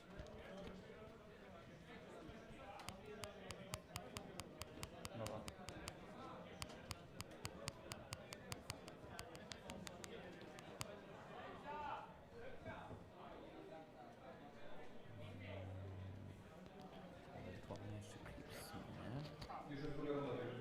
Dobra, to mi niki wyślij, jak możesz.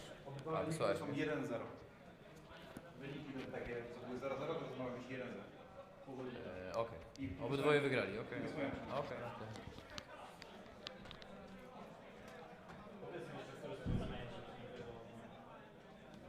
Bilans gracz.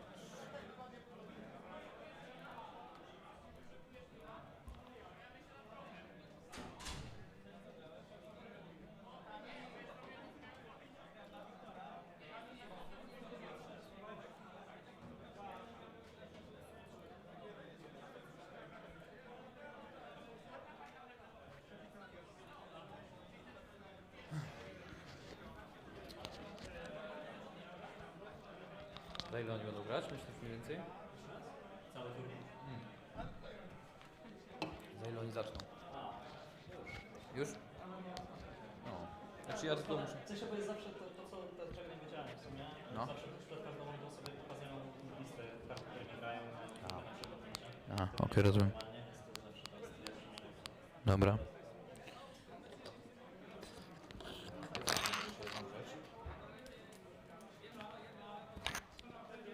Jakbyś mógł Ty mówić? Do swojego. No, mówię do swojego mikrofonu 1, 2, 3, 1, 2, 3, testing. Rozkładają się już, ale cały czas mają czas. To sobie będę sprawdzać. Mamy checkera, sprawdzę, cały czas mam mówić, bo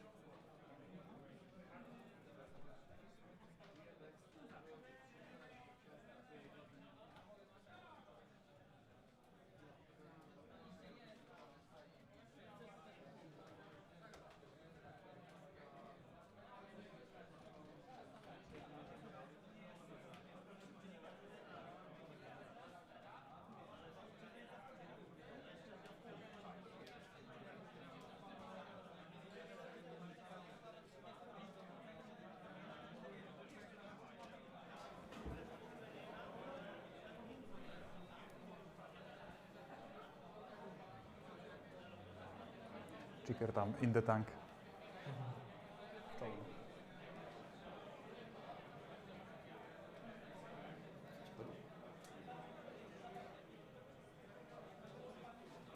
Welcome back to Riftbound vs Cracow.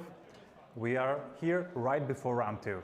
Well, this was a very, very nice match we saw in round 1. Sadly, we were not able to see another one, although the break was not that long. We had a pretty swift round in round 1. Very unusual for a first round on the big tournament, but we actually managed to finish the it. Lux combo, the sole Lux combo player in the room did not manage to go over time 30 minutes, which sometimes happens. Yeah. I hope we won't see it today, but not the Lux combo. I mean, we could watch a Lux combo, but we're gonna 30 minutes some overtime. spicy matches your way for sure. But right now we have a match of renowned players as well. There's going to be a matchup with UB Cheeker, another UB team member, a victor of the last large tournament in Poland, going up against a Cracow local, Satinan, playing Irelia. It's going to be Diana versus Irelia. The players seem to be ready to begin. Just passed over the deck list back to their owners. Oh, we forgot about the battlefield. That is a familiar face, although I cannot quite put my finger on who that is. Based sleep, yes. So what do you think about the matchup, Diana versus Irelia? I haven't seen Irelia in a long time in our locals, so my only information on it is from the professional play, or like competitive. Yeah, my intuition would be that it's a rough one for Diana. Like, Irelia has a lot of tools to outsize your opponent's units. Perhaps it's the best deck at doing that in the entire game right now.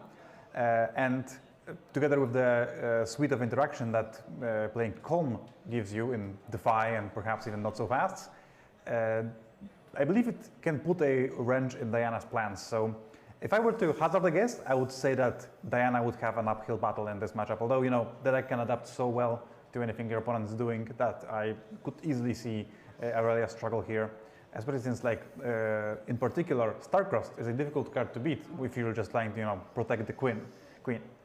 Yeah. So. The Irelia matchup is the main reason the Diana players started to play Gearhate in main, because it's so effective against the Zonias or Guardian Angels, whatever you choose, probably Guardian Angel. So that says something. So what is the Diana's avenue to win? Obviously, developing Hui and bearing opponent in card advantage is always good. I mean, there is no can't really go wrong with that one. Obviously. And right now we see Cheeker start with Abandoned Hall game 1, which, if I recall correctly, is a different battlefield that we had round 1 Diana player use. Yes, we had the Rockfall Path. We had the Rockfall Path, yeah. It does vary, though, I believe, from player to player. I've seen players go first with Rockfall Path, with Abandoned Hall. I've seen them go second with Abandoned Hall, and I've also seen them begin with Abandoned Hall. It kind of depends on what you want to do in a certain matchup. And I guess maybe because this matchup is because Abandoned Hall is so good for Irelia in the matchup, maybe you just want to get that battlefield out of the way, so your best battlefields are for the sideboard games where you're more prepared for the matchup. Yeah, and if we say Irelia start with Sunken Temple, which is also unusual for Irelia start. Usually I think we see Abandoned Hall, exactly, and the Sunken Temple is reserved to be the battlefield to go second, because you have easier time making your units mighty if you have more rounds. That's the main thought process behind it, I think. But we skipped the double Abandoned Hall game, so I'm very happy about that, because those are, well, hard to And also this is a bit of a interesting play from Sati, because even though the Diana is on the field right now, so essentially the Tide Turner will get eaten by it for free, Sati still chose to put that Tide Turner on the battlefield. What would be the reason behind such a play? Maybe Sati thinks that he's the aggressor in the matchup and he loses the long game, he has to score 8 faster. Maybe that is the reason. We developed Herder, maybe... I think that there is some upside to having the Diana on that battlefield in particular. You can use the Herder with some buffs as a removal. but that would assume that our opponent has nothing to answer it. I mean, Irelia Oh, probably, we have things to answer their yeah, things, right? Irelia probably wins combats when we start throwing tricks around, especially since when you have double the energy available than your opponent. Right now we see Angard developed, and probably that means we will move to Sunken Temple as our mighty unit to draw additional card. Yeah, this is a great turn for the purpose of development, as we will get 2 new fresh cards and only use 1 energy to that, perhaps saving the remaining 5 to maybe even play Aurelia. Although, if you want to pay for Sunken Temple, we have to pay 1, so that would not necessarily work.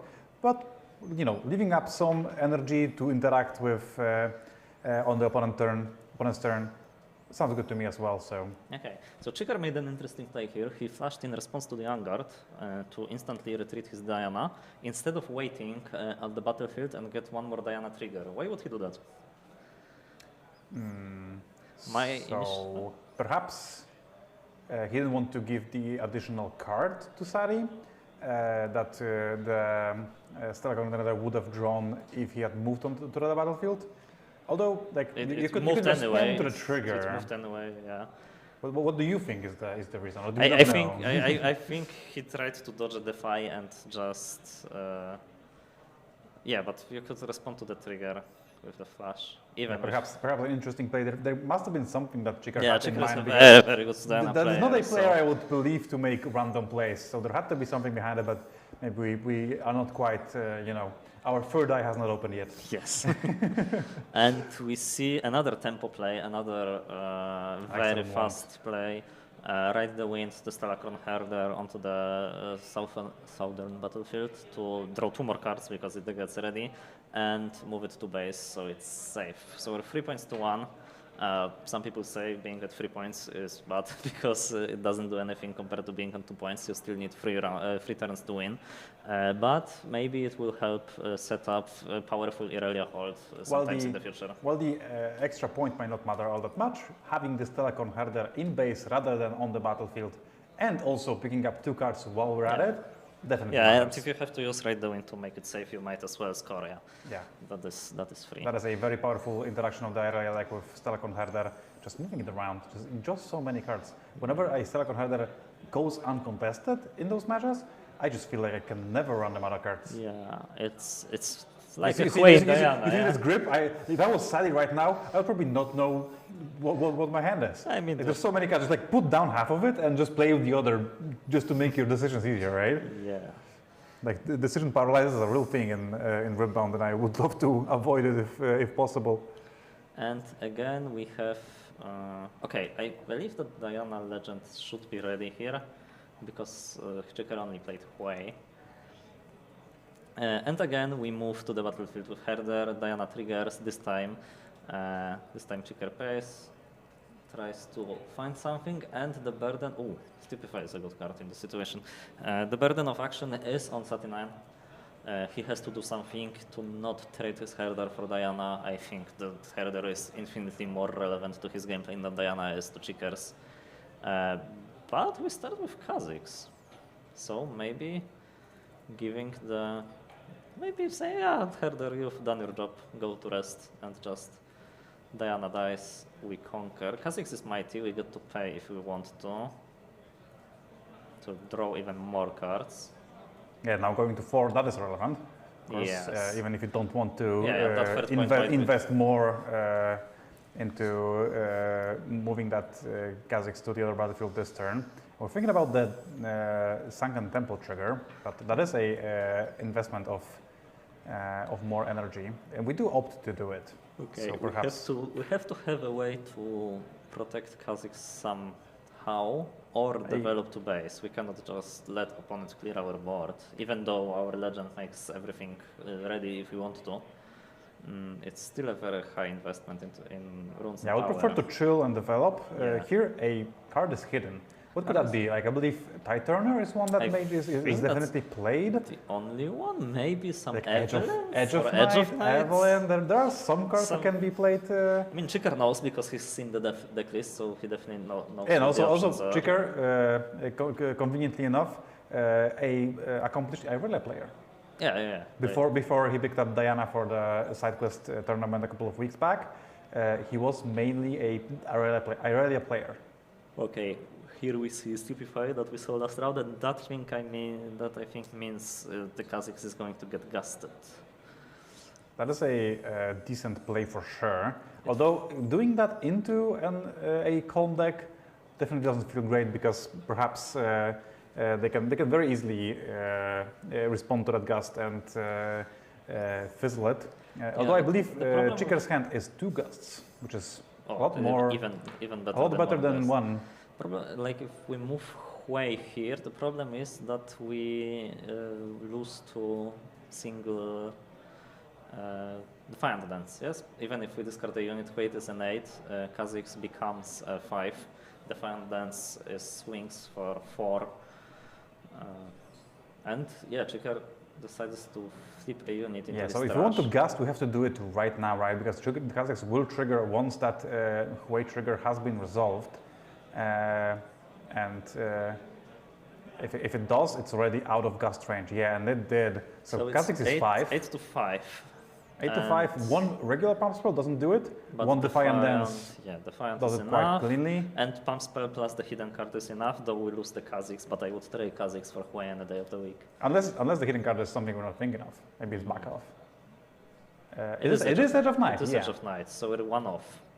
So this is 7 to 8. 7, yes. The Stupefy doing work as always. The best. And I believe I spot acceptable losses from the side of Chicker, and this is going to be a blowout. This puts be harsh. the Kha'Zix the main deck acceptable to losses. 9, and the acceptable losses, well, I believe for Chicker they will be acceptable, for Sati not so much. And here for just 2 energy, we have managed to conquer both battlefields and also deal with the sole unit of Sati. But we started with a stack deck. Always get some more information. Draw first, yeah. Get some more information.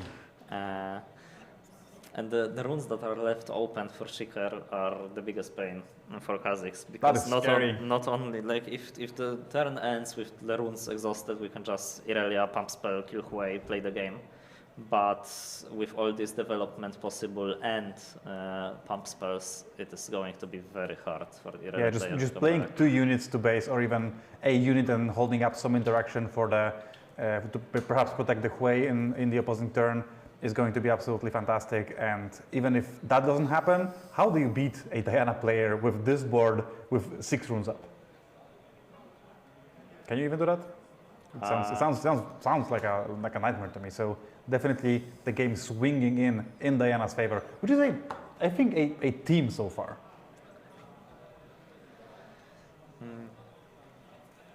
Wynik meczu potem zmienić, ale już zmieniłeś, tak? Yeah, so right now there are 2 avenues to going. We can develop Irelia and try to pump it to kill a unit on the battlefield, but with 5 runes open, that is a hard, tall task. The second thing that we can do is develop Irelia with another unit to ready for next turn, which leaves Irelia defenseless. So that's not optimal, although Diana, aside from Moonfall, maybe not the very best at dealing with units in base. Starcrossed is also very harsh, so yeah, that is also not the play. And the third thing is Irelia equip Guardian Angel, but this just auto loses to Starcrossed. So what do you even do here? I guess you have to cut your losses and play Irelia to base pass. Yeah. And hope to God that you have multiple defies in hand. And if you don't, the game ends. If you do, it's still an uphill battle. Yeah. The Irelia will dominate battlefields in the future because of Abandon Hall, but it's not an easy task for sure. By the way, a little bit off topic in terms of the gameplay here, but I really like the Irelia's players, alt arts. We have the Lunar New Year Irelia promo. We have the expensive alt art. That's the Spirit Blossom. Was the skin? No, the Legend? Yeah, no, the champion. Champion is overnumbered. I don't remember what it's called in League. It's a very nice one though. Yeah. Okay, so we go. We're going in. The first option. Irelia, pump it somehow and ready it to attack.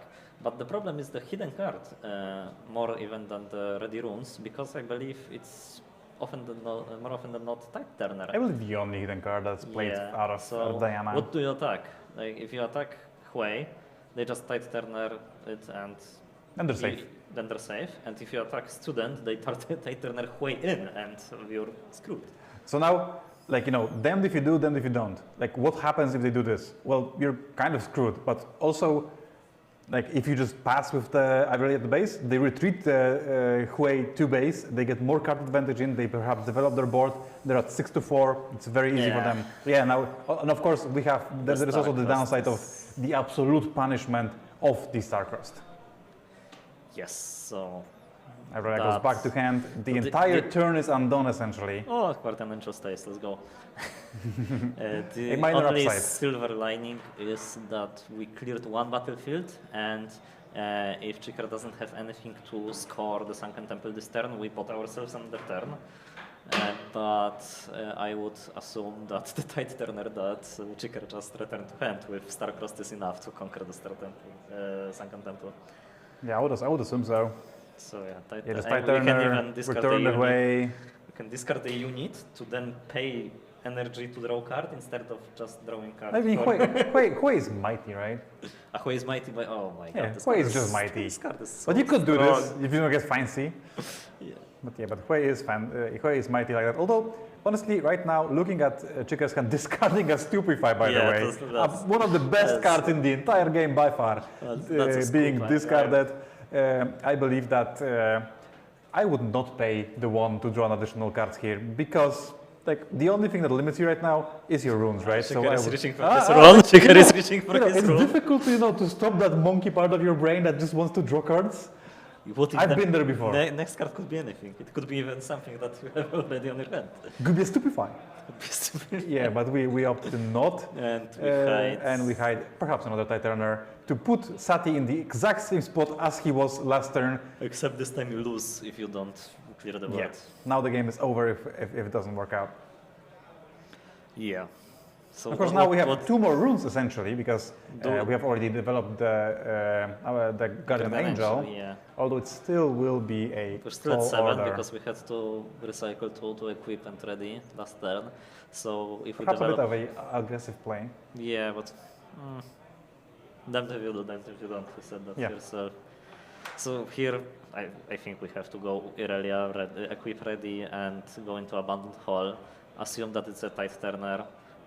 Assume that Hui is enormous and just try to win with Defiance. Maybe that's enough. I wouldn't be surprised. I didn't do the math. I wouldn't be surprised if one Defiant was far more than enough to beat that kind of battlefield because of Abandoned Hall, right? Okay. Abandoned Hall, just absolutely fantastic one for Irelia as the trigger it generates actually targets Irelia, so it gives +2 to Irelia. So a Defiant Dance would be a swing of 7 might. That is absolutely insane, and I believe when she already is a 7, adding another 7 would be enough to beat that battlefield. Although, of course, we just dodge the Conquer from Irelia. We save our Hui with Tide Turner. We get some more card advantage in, and we still have all that mana, all that energy up. We can do something right now. Do we need to? Probably not. Yeah, so Irelia conquers to 5. We're not at risk of losing next turn, even if something goes terribly wrong. We can hold to 7 and try to conquer the Irelia, or just chill out on the second battlefield and force her to come to us. Although that is not the strategy I would like to take versus Irelia on Abandoned Hall. So we'll probably see Chiker try to move his units around to conquer the Sunken Temple and win next turn. Is there a way for Irelia to attack Abandoned Hall this turn? I don't believe so. A Ride the Wind would do it, right? Yeah, but that's just loses But then you would not have enough might to actually get there. Or would you? Because that would be a target. That's target untap, so that's 9. And then Abandon, the hard bargain comes out. Okay. That is very, very rough. Can't really do anything about it. It would be 9 and then +2. +3. So that would put Irelia to 11 or 12. Enough to beat. Yeah, and we have his Starcrossed in the game 1. Yeah. So what went wrong this game? Like Irelia player had Stellacorn Herder drew them 4 cards or 5? I don't remember I exactly, believe but it's just the it's in mile the numbers away. that you just assume wins you the game, but it didn't. I believe there was some aggressive plays made from the Irelia side that put him a little bit behind on runes at some point. Also, that one blowout turn of Irelia equipped Guardian Angel that was just absolutely game-ending if the opponent did have the Star-Crossed. And then, of course, as I The said, turn before just the Hui, absolutely brutal. We picked a fight with a Hui when attacking, an opponent having 7 runes up. Yeah, That rarely ends well for you, right? Yes. And we see very, very rare sight, Irelia losing on Abandoned Hold. However, there is another Diana player. Diana is getting out of hand. Yes.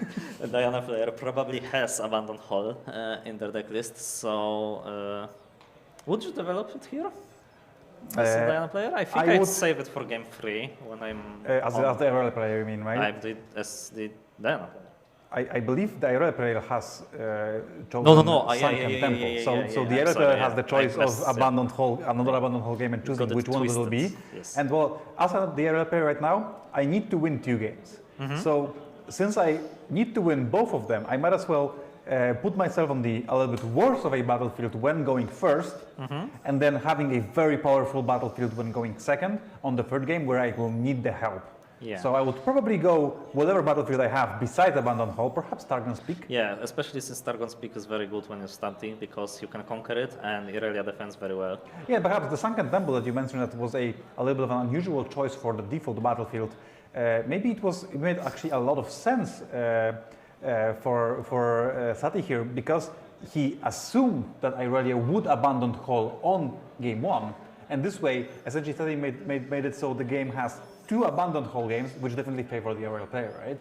That's a very deep thing about battlefields that I myself as a player don't give anywhere close to enough thought to, is that you can do so many funky things with the battlefields. You can change them up. You can change them up according to players. You can change them according to matchups. It's a very, very deep thing that you can definitely get some edges out of, and I don't believe the players do that enough. And perhaps Sati here, even though it didn't work out for him, maybe it was a very smart play.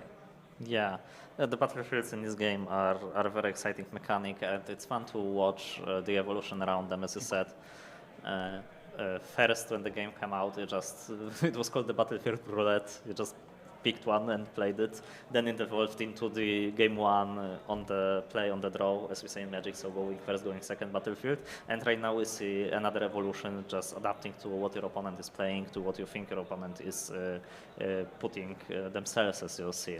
Sati read it very well, and I think he's going to, if we get to game 3, he's going to get rewarded for that. Yeah, of course. And here we see the battlefields for game 2. As we expected, Targon's Peak for the Irelia player, very good going first battlefield in general, and Chiker with the Rockfall Path. So we can assume that Chiker and Gosu are on a very similar decklist here of Diana, the Scorn of the Moon, and Rockfall Path has been chosen to not be the default battlefield for this round. So I believe that was a very lucid choice here for Chiker. Yeah, and we see Sati unfortunately miss his 2-drop and having... Although the Irelia deck rarely has any 2-drops, right? Not that many of them. Yeah, there is the Crab and there is the Guardian Angel that we'd like to have developed early, especially if the follow-up is Stellacorn Herder, which is right now left unprotected. So we could get blown out. Moonfall here cleanly answers it. We get to draw 1 card as the Irelia player. We do Moonfall here. But it's much less than the amount that we would have drawn if it stayed alive. I was worried there for a second that he would miss his trigger, just putting that Stellacorn Herder instead of on the battlefield and then dying just to the trash, but thankfully they figured it out. I believe Chiker just pointed at it, right? Yeah. You draw a card. Yeah, and we good see... sport. I like that. Please do that. Please be a good person. Be that person. Be Chiker. I mean, there is only one Chiker. Many of us would want to, right? Okay. I wish. So, aside from Moonfall, Chiker didn't develop anything. We saw the flash that he has in hand, so any aggressive action from Sati is is going to be met with just retreating, so he just develops Irelia, and he wastes a lot of Chicker's runes, yeah? We just Yeah, move we forward. had 5 open, I believe, at the end of that turn, right? Thanks to Targon's peak as well. And we didn't get to use any of that because Sati, very smartly so, just played a unit that does not create a chain, so you cannot respond to it in any way, shape, or form.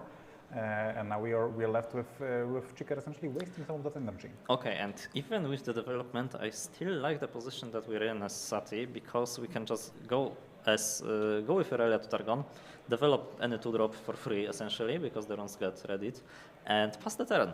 Where I peeked at his hand, saw Ride the Wind, so no battlefield is safe, and Irelia with Ride the Wind is getting pumped by 2, one for choosing, one for reading.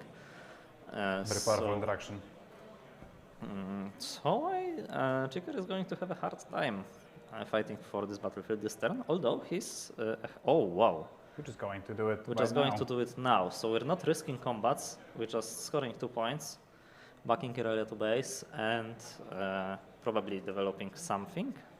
If we have. Maybe there's more Ride the Winds Maybe there's more. to hold up in Chiker's Yeah, turn. there is a second Ride the There is Wind, a and second Ride the Wind. there are boots You of would- swiftness. You would think that Irelia, having the Blade Dancer ability, would not need to play multiple copies of Ride the Wind, right? That's her entire thing. She just Ride the Winds anyway.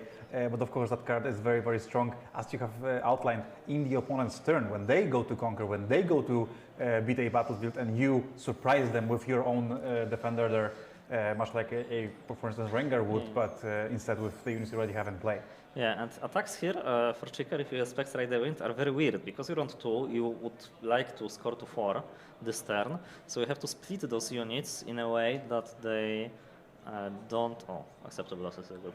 This is pretty good. Although no targets right now, and I Right believe the Sadi would have played something out if they had a... He has the swiftness boots.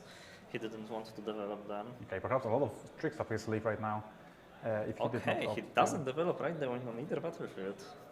Okay, so Right. now you're poised to waste a lot of your energy, right? Yeah, you just... I you kind just of dislike that a little bit, but maybe there's some plan behind it, or maybe we have, maybe there wasn't a Ride the Wind in this hand.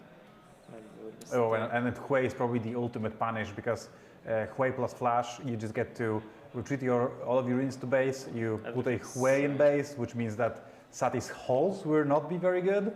And if he doesn't attempt to hold, then the Hui will also draw a lot of cards during Chiker's turn, which also is a recipe for success for the Diana deck. So a little bit falling a little bit behind after skipping that essentially entire turn of development. Although the early deck does not have a lot of units to develop, right? Let's get that straight. Yeah, They he's do- already developed, I guess. Yeah, they're almost their entire game plan is that Irelia Fervent champion unit, But the which is also very, very strong, of course. But it can get you into those spots of not really being able to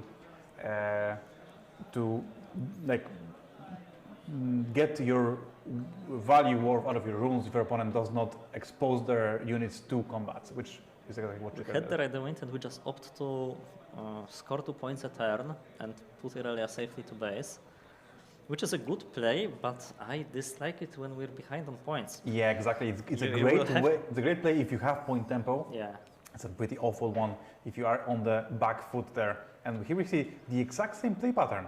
Use up Ride the Wind, only ready 1 rune thanks to Targon's Peak, and still pass the turn with Irelia. you're going to have to start holding sometimes, and I believe like every turn is worse than the last in terms of holding, yeah? Because what? And Chiker cannot get enough, a full grip, and he still plays for Diana. Of course. I mean, Hui on top. Hui revealed. Hui on top Not is the worst. okay. I mean, the game, if you're I've seen Chiker, you're worse. hoping the game will end without the use of this way, but of course, opponent. You also do get to draw it with Hui right now, so Yeah. you can develop it into your base this turn. And I spot another Flash in hand as well, which That is is the essentially maximum the punish. maximum punish, the best card they can have. And of course, Defy could be one of the cards from Sadi's hand, although he didn't have it last turn. He drew it with. Yeah, we do go for the main He drew Defy. it for And yeah, turn, yeah. there is the Defy. The Defy on Flash is Speak of the devil. strong, because now if Chiker elects to develop Hui to base, he probably loses the Hui that he has on the battlefield. Or maybe not, with the readying 2 runes from Targon. But well, one would assume Irelia just wins combats. Oh, Titanner is... Titanner is brutal, just more well. card advantage. Put that Hui to base. Exactly 5 runes to develop the other Hui as well.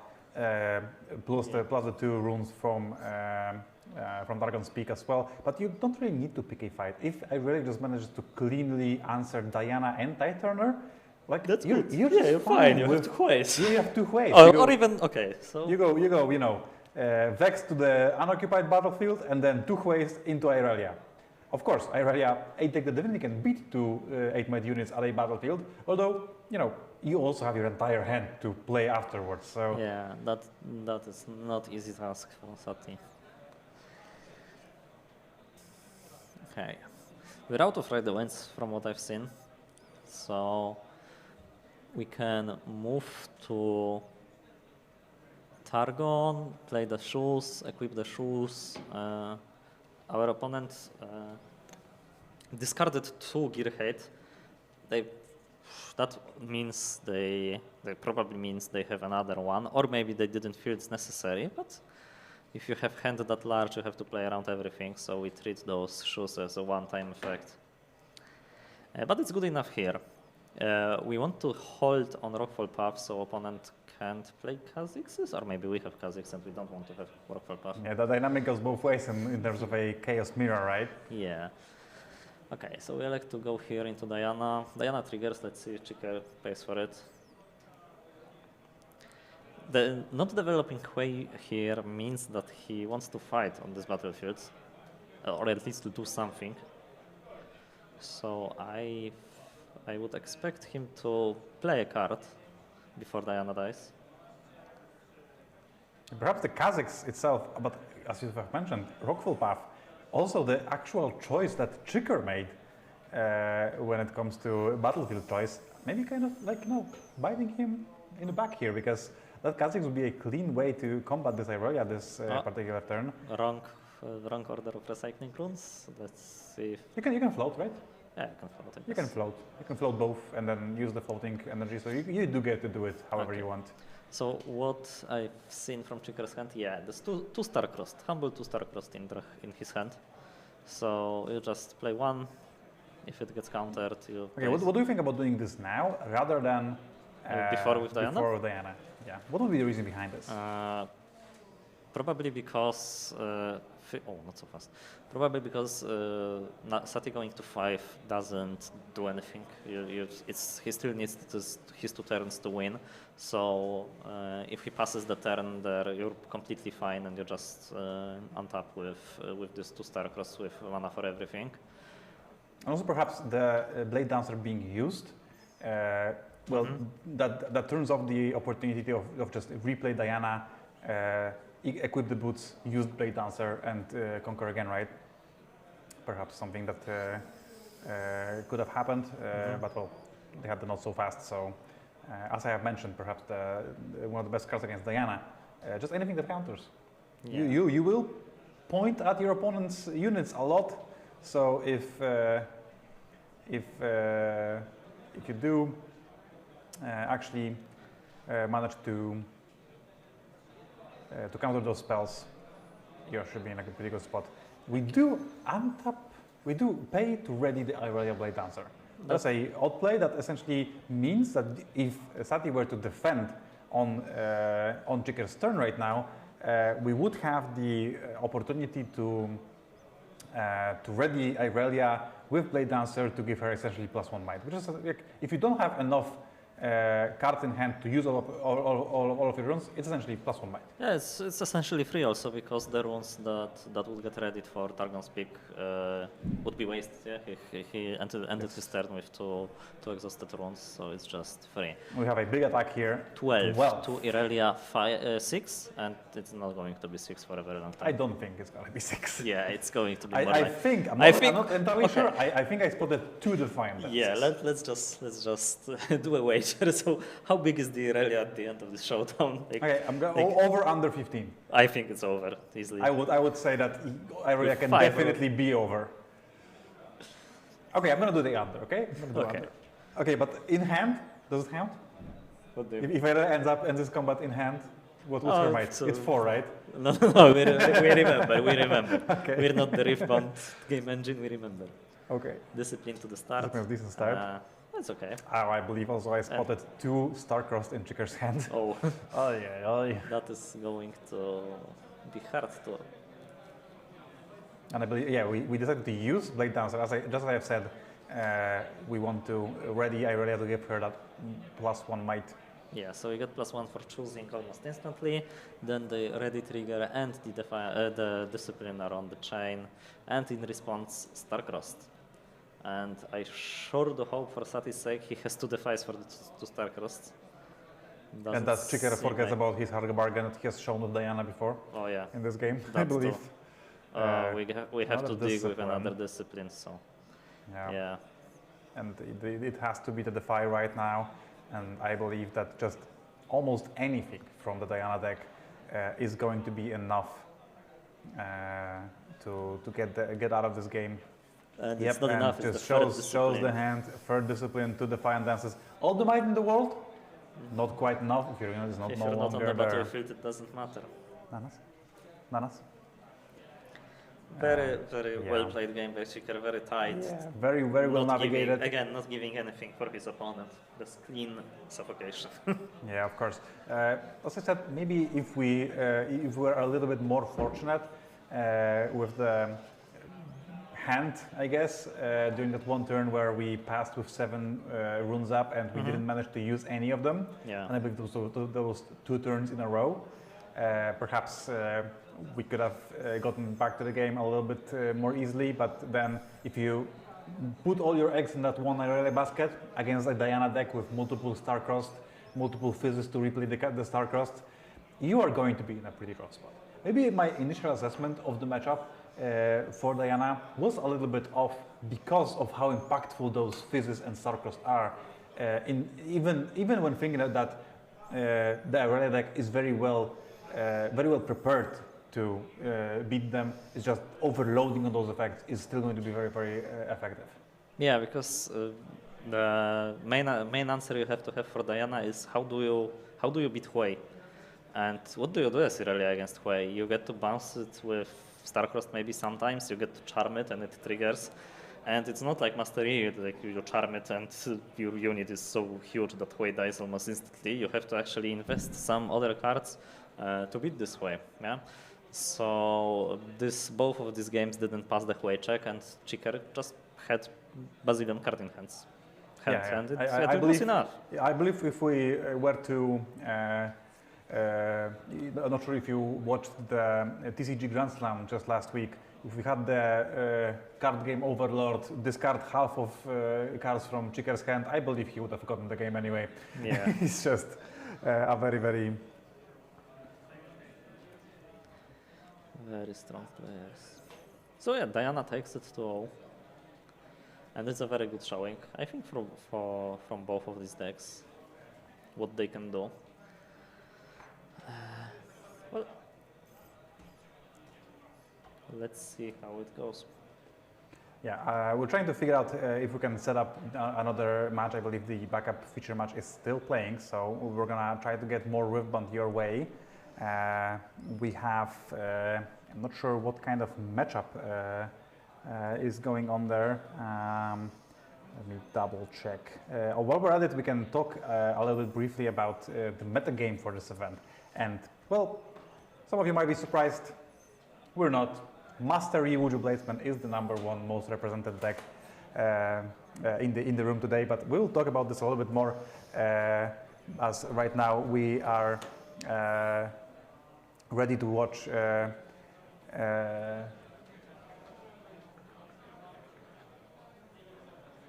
it's okay. We see another matchup here, another matchup of Riftbound. We have Vex. Interestingly, Vex Gloomist up against Annie, which is very interesting. This is a matchup that I believe. Actually, what do I believe? I believe nothing. I have no idea. What do you think the matchup is? Because I have never played it. Okay, I have played a handful of Annie games. I have not really dug into Vex a little bit. What do you think, Baz, is the dynamic of the matchup that's going to be prevailing here? So, Vex is a hold deck that is okay. First of all, Vex is a free deck in a trench coat because there are many different builds that you can play. There is the full hold, just bunker on the one battlefield and use effects like Green Ari to go ahead in the points if you're behind. There is the ganking version with boots and some hidden cards that is more that holds for value, but is more about jumping on the battlefields. And the third one is, I think, the hidden version with like Timos and stuff. I'm not a Vex specialist, so we'll see which version is this. I'm gonna assume it's the hold one, the full hold, because it's the most popular in Cracow. And the matchup, I would think it's Ani favored just because the deck is so good at being aggressive while also having the Fury and Chaos tools to remove key threats. So the problem with Vex when you're playing against Vex is that they have a lot of protection for their battlefield units. They have units with tank, the Mauser is especially pain, and they have stuns. But if you can use some removal like Star-Crossed, you have Falling Star, and if you have multiple units that attack for about the same might, you have Kaisas, you have Hopefuls, you have Infernas, you have Vexes, it's very hard for opponents to win the combat. And yeah, going wide is definitely much better than going tall because those stuns are brutal. And let me tell you, I do know that as a mastery player. Yeah, and Annie is also a very good development deck because she always gets the 2 runes for interaction, so you can just spam units on the back line. So the Purple Vex effect, the unit that stuns freshly played units, is not as painful. Of course, you do have your fair share of accelerates and ambush units, so it matters. And Infernize, but the ones that come up. It's not as painful as, for example, versus Brengar or Kha'Zix. Yeah, definitely not the most impactful here against any, but definitely will have will make some waves. But here we opt to just move Kaisa onto the empty battlefield. We don't want to pick a fight just yet against the Vex deck, as you know, it's easy to get blown out by it. So I think I agree with the assessment from the Ani player here, especially since we are even on points right now. Although Vex did, I believe, get on the battlefield first, as the Ani player maybe missed a 2-drop and has only began the game with a turn to play of Kaisa here. And of course, you know, have you ever felt that bats in your games where you miss your 2-drops and your turn to play is a 4-drop and your turn to play is 2 2-drops?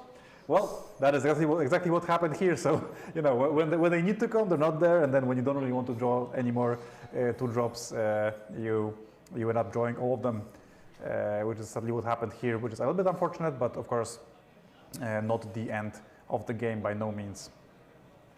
Yeah, we see a lot of runes open for any player, and as I said, I believe that Longsword. Another reason why Ani is so good against these hold decks, because you actively multiply Longsword's might by the number of Fury runes you have ready. So we see here attack with 1 unit, it probably dies, the Longsword gets unattached, you can attach it again for attack for 2 more, and go, chip slowly at the battlefield. And it's also very good against stuns, yeah, because the 2 might from the Longsword, it's not stunned, you get to pick it up and... Yeah, essentially we call it cascading equipment, right? Mm-hmm. So you use the +2 from Longsword to essentially, you know, make it +X times 2, where X is the number of units you want to develop to that certain battlefield during this turn. So definitely a good strategy, and definitely something that will be effective here for the Ani player. We do a little bit of change, a little bit of swappy. That's fine. It's okay. We're friendly here. I know, you know, perhaps it will all be the same here during this turn, as that Chaos Rune will be played, will be used for a development. But it seems we're getting aggressive. Yeah, so the hardcore hold decks, the way to beat them is just break their hold once. That's all you have to do. They will not be able to develop again. So like Vex, Ari, Ivern, those are decks that if you beat them once, they will have a very hard time going back into the game. As we have mentioned during the Irelia match, if you put all your eggs in one basket and that basket gets blown out by your opponent, it's very difficult to come back in the game, to come back in that game. And here, the Vex player, essentially like by design of their legend, has to do that. They do put all the eggs in that one basket, right? So, and I believe we are here. We have decided not to use Overzealous Fan on either of those attacks, but instead now have used Shadow, which is the signature unit of Vex, which allows you to stun units on a given battlefield. But and in response to the stun, we see a flash, which is an amazing response because the Kai'Sa gets pulled back ready. She can attack again. The only downside is that we lose the longsword for the turn. It's stuck to our unit. But the additional 4 might that was unexpected. Do you perhaps think that maybe we wanted to actually let the Overzealous Fan be beat in combat and only flash the Kai'Sa? Maybe perhaps that was a line of play that could have been considered, so you free up that longsword and you can attack with the longsword again during this turn? Maybe, but we are also very low on Fury runes, so... And perhaps that play was not really available. I don't know if you want to go even lower. Okay, so we have broken a lot of this hold, but not the entirety of it, right? Yeah. There still is a Shadow. We have dealt with all the other units though, and we also are left with a lot of units in our own base. So that sounds like a big win for the Kai'Sa, for the Annie player, even though it did look a little bit rough when starting out. So yeah, but the point is that the Vex player held. We get to draw a card, we get to untap with all this energy ready, and we get to develop again on the battlefield. So that is the problem, because if the Shadow didn't exist, Vex just develops some 2-drops to base and we're fine. But now the same 2-drops on the battlefield are going to defend with additional shields and effects like Overzealous Fan and the Mauser. And we get to hide a card, or we get to do the play that I would hate to happen here, which is pass and hold Vialmo. But hold Vialmo is, hold Vialmo is. It is not the worst play you can make. It definitely often is pretty good. Although when you think about what the Chaos Domain has to offer, in particular Starcrossed, playing a Vialmo against Starcrossed never feels very good. You just develop all of that mana, all of that energy, use up all of your runes, and then you get all of that effort blown out by just 3 energy, and perhaps even in a favorable trade. And we get to destroy the longsword. So even with channeling 2 Fury runes, that option is off for Annie. Yeah, so usually when you would think about sideboarding against a Annie deck, you would not think of Disarming Rake as a good card, right? They only have the longsword, but perhaps the Vex player here is on another level and understands that longsword is probably the most crucial part of the Annie deck as far as breaking holds go, which we, by the way, have very well seen during that last turn. Yeah. And made that informed decision of sideboarding into the Disarming Rake. I actually like that a lot. Very heads-up play, and is getting rewarded for that, because that hold, even though it's not extremely large, is going to be that much harder for Annie to break, especially with 4 energy up. So here we see, I believe it's Overzealous Fan attacking to just... to potentially trade with the Overzealous Fan or the Disarming Rake. We're gonna do that a lot right now, right? There's going to be just walk in, pass. What do? Just put the onus on the Vex player, and they have to do something. They have to act. I would like the attack with Apothecary here, because we force a response. Perhaps the stun, the stun from Shadow. From Shadow, or something to protect the Shadow. We don't want to lose the Shadow here, especially with Kai'Sa ready looking at us from the base. Definitely, and it's difficult if you have, for instance, a 3 and a purple. No. It is a Starcrossed. It is a Starcrossed. I do wonder what the target is. There is a target on the Disarming Rake and on the Kai'Sa. Kai'Sa, of course, can be accelerated once more this turn. And if we do trade with that Shadow, it would be not very beneficial for the Vex player, but well, maybe there's no more plays to be made other than the one here. And we have a hard bargain here. Yeah, he stops the Vex player in this track, but I do spot a Defy. I wonder if we want to fight over this. Okay, Maybe we're just okay with our opponent using that energy. I think, okay, you defy. I think you defy, but that's just, not just. That still loses you the hold, right? Yeah, because Shadow, yeah, it does. Yeah, it does. Yeah, It you does. just It does. trades with Shadow. Shadow and like trade. Longsword is the ultimate punish here, but even without Longsword, Just you just accelerate Kaisa, yes. score to 4, be on the positive, even point tempo, and now, if that does end up happening, we will see the Annie player firmly in the driver's seat in this game, right? Yes. Yep, trades with Shadow. Accelerate Kaisa. Go to 4, draw a card, and 4 to 4 with opponent beginning the turn. And also, of course, the runes up thanks to Annie Darkchild. Yeah. Like, how do you come back into this as Vex? You cannot just, cannot. You I think wouldn't step, want step to develop. one is developing, although you're going to be up against the wall if you do.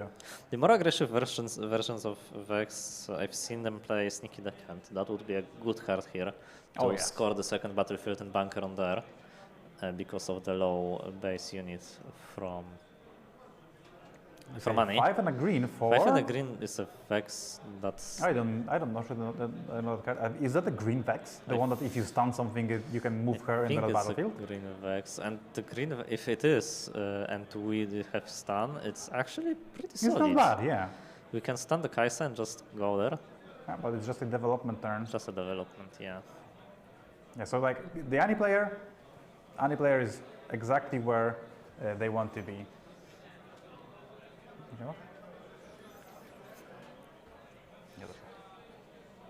Okay, hold to 5, score to 6, and probably just back with Kaisa and develop probably 6 units to base and just threaten a little attack next turn.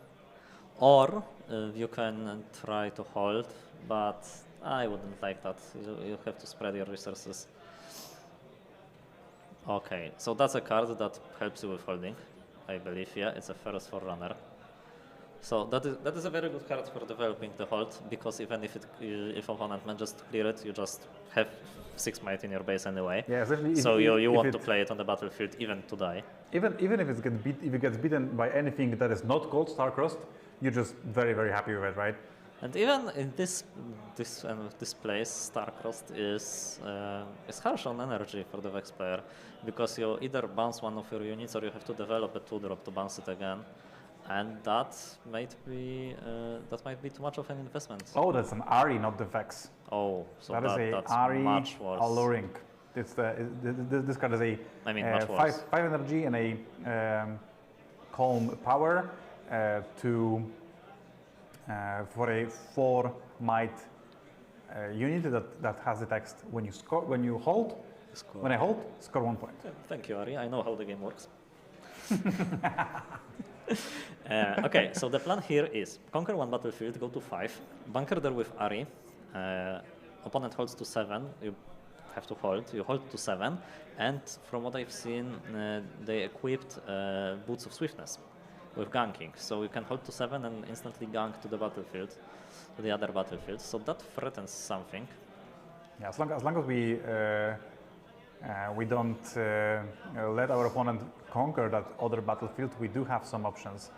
Although that overzealous fan was used to bounce the other fan to the base, so now the Boots of Swiftness are kind of stuck on there, right? Yeah. You can't really use them to move the Ari around. Well, you do have Ari in there, so if you do manage to hold there, now a Mutated Mauser is a very good tool to hold there. You would score to 7, and then a conquer on the starting peak would actually allow you to win the game. So that may be an option for the Vex player to come back into this game.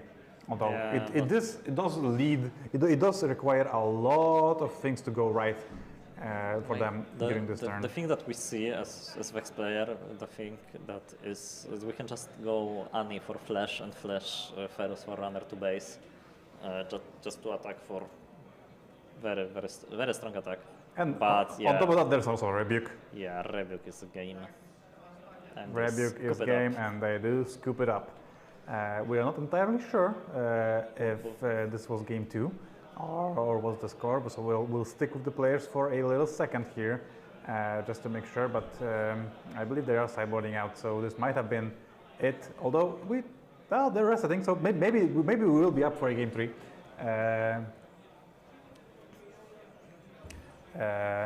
If we are, then fantastic. We get some more. Yeah, there comes the battlefield for another game. So Game 3 it is. so game 3 it is. We get more Riftbound incoming this round. So amazing.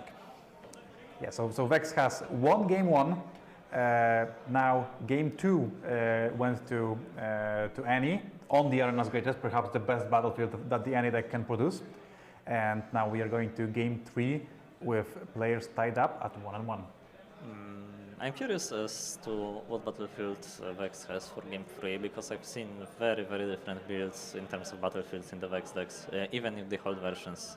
Grove of the God Willow is the... Growth of the God Willow is the one that I've not seen much, because it's very swingy battlefield. I mean, maybe if the deck is also swingy. Yeah, You just have to hold, and then you hold, you win, and when you don't, you lose. Maybe you just play this when I hold battlefields to maximize the chances that the opponent can never break your hold. However, Vex player, no, Vex player is now going first. So yeah, that's a very, very good battlefield. Strategy now, not miss a 2-drop. Sounds like a plan. Definitely, well, any player on Arena's Greatest missed their 2-drop. They still managed to win the game. Of course, that essentially negates the Arena's Greatest advantage that it gives you during that game. But well, they managed to make it work. Although the 2-drops will have a ton of value in this matchup in particular. Also, with the Grow of the God Willow, you kind of double dip into that effect. Vex itself already is a Grow of the God Willow by default. So maybe overloading that effect, not usually what you want to do. And also, as you have said, this battlefield is a little bit of a double-edged sword. If your opponent manages to get a hold on you on Grow of the God Willow, of course, quite unlikely when going first, they may get a lot of advantage out of it. Yeah, but right now you're taking a risk see for sure. Probably the best start for Annie, which is stack deck into what Annie player hopes is a hopeful. Yeah, the hopeful play. The hopeful play, and it is the stack deck hopeful play. Incredible. Right now, the holding of the Growth of the God Willow is not an easy task. You have to develop. You have to go there with your 2-drop. You have to develop there, and probably something else. So I would expect, Vex is not enough. I would not play Vex there. I would assume the Vex gets killed. I think what you're hoping for here is Sona. Sona or Vex plus a hidden card. Vex plus hidden card is also excellent. But Sona is obviously the best. Yeah, yes. Sona, of course, the Origins unit that allows you to ready 4 runes at the end of your turn if Sona is at the battlefield. Absolutely fantastic here. But the Vex player here opts to just leave the Mauser there and pass with 4 runes up, perhaps some disciplines, some other tricks up their sleeve, ready to hold out of the God Willow. Of course, that is such a huge upside for them that we do want to, try to do anything we can in order to hold on that battlefield. And we got a new fancy overlay. Fantastic. So. Kha'Zix. Okay, Kha'Zix is also very excellent. It answers. And together with the Mauser, Cleave doesn't help here. It's 9, yeah. So. It's 9. Cleave doesn't help here. Cleave plus Longsword would trade, which is also not the end of the world. Inferna Starcrossed is a very big punish here. Inferna Starcrossed, yeah, sounds pretty good here. Inferna Starcrossed is good, but it requires the Annie player to have exactly what he needs. Yeah, I believe I spot a Starcrossed in their hand, as well as a Ferrous Forerunner. Not quite the spot for that particular card, and also a Grim Apothecary. 5 red. What is a 5 red doing here? Oh, it's a Longsword. Longsword with a floating. And Grim Apothecary. And Grim Apothecary. That is a full trade, right? That is 6. 9 to 9. That is a very aggressive play for the Yanni player. I agree with it. If you break the hold, if you can break the hold, just break it. Your deck accelerates much better. You have you stay with the longsword, so in the long game, that is not an even trade. It's even trade now, but the longsword stays. Okay, how crazy do you think a play of Noxus Hopeful into Growth of the God Willow, action speed, play Green Apothecary there? Just to prevent that Kha'Zix play. Do you think you can ever think of that? Or is that like a thing that's so it's an difficult open to play deck this around? tournament, so you would expect, I think you would expect Kha'Zix to show up after sideboarding. So maybe, but if the play gets punished by so many things. First of all, Apothecary just trades with Mauser on its own, and if any player has anything, if Vex play has anything else, yeah, I don't think I would have. We have the Vex champion unit being played here on that last turn. Just a very, very strong unit, especially against those Green Apothecaries and the Rengars. But we have a follow-up of a Ferrous Forerunner, which is perhaps the best way to break holds in the game. Because you just get to throw it away for value during in the big battlefield and still get the units to back to base. So essentially, like this just produces 12 might over the course of the game for but breaking it's holds. also slow, and is a one unit, which is very susceptible to stuns. Oh yes. So the first attack here, I would assume it gets bounced by stun or something else, and that catapults Vex into the advantage. 2 points drawing 3 2 cards points to a turn. 0, drawing 3 cards. The rune economy is also decent. We have 7 runes on the Yanni side and 6 runes on the Vex side. So if we start passing with 8 runes up, I will not want to be Yanni in this spot. Yeah, so we have to think of a way that how do we beat stuns here? Or how do we probably don't beat them right now. How do we play that the stuns hurt us as little as possible? Bargain is a tool that you can use to beat stuns here. Although, of course, there can be any number of cards in combination with one another in the Vex player's hand. Perhaps like a stun plus a defy, or a stun plus some other pump spells that maybe perhaps beat the first Forerunner in combat. It's very, very difficult to navigate this spot for sure. I believe that right now there is a Noxus Hopeful, a Flash, perhaps an Abandon, I believe. Is that an Abandon? Yeah.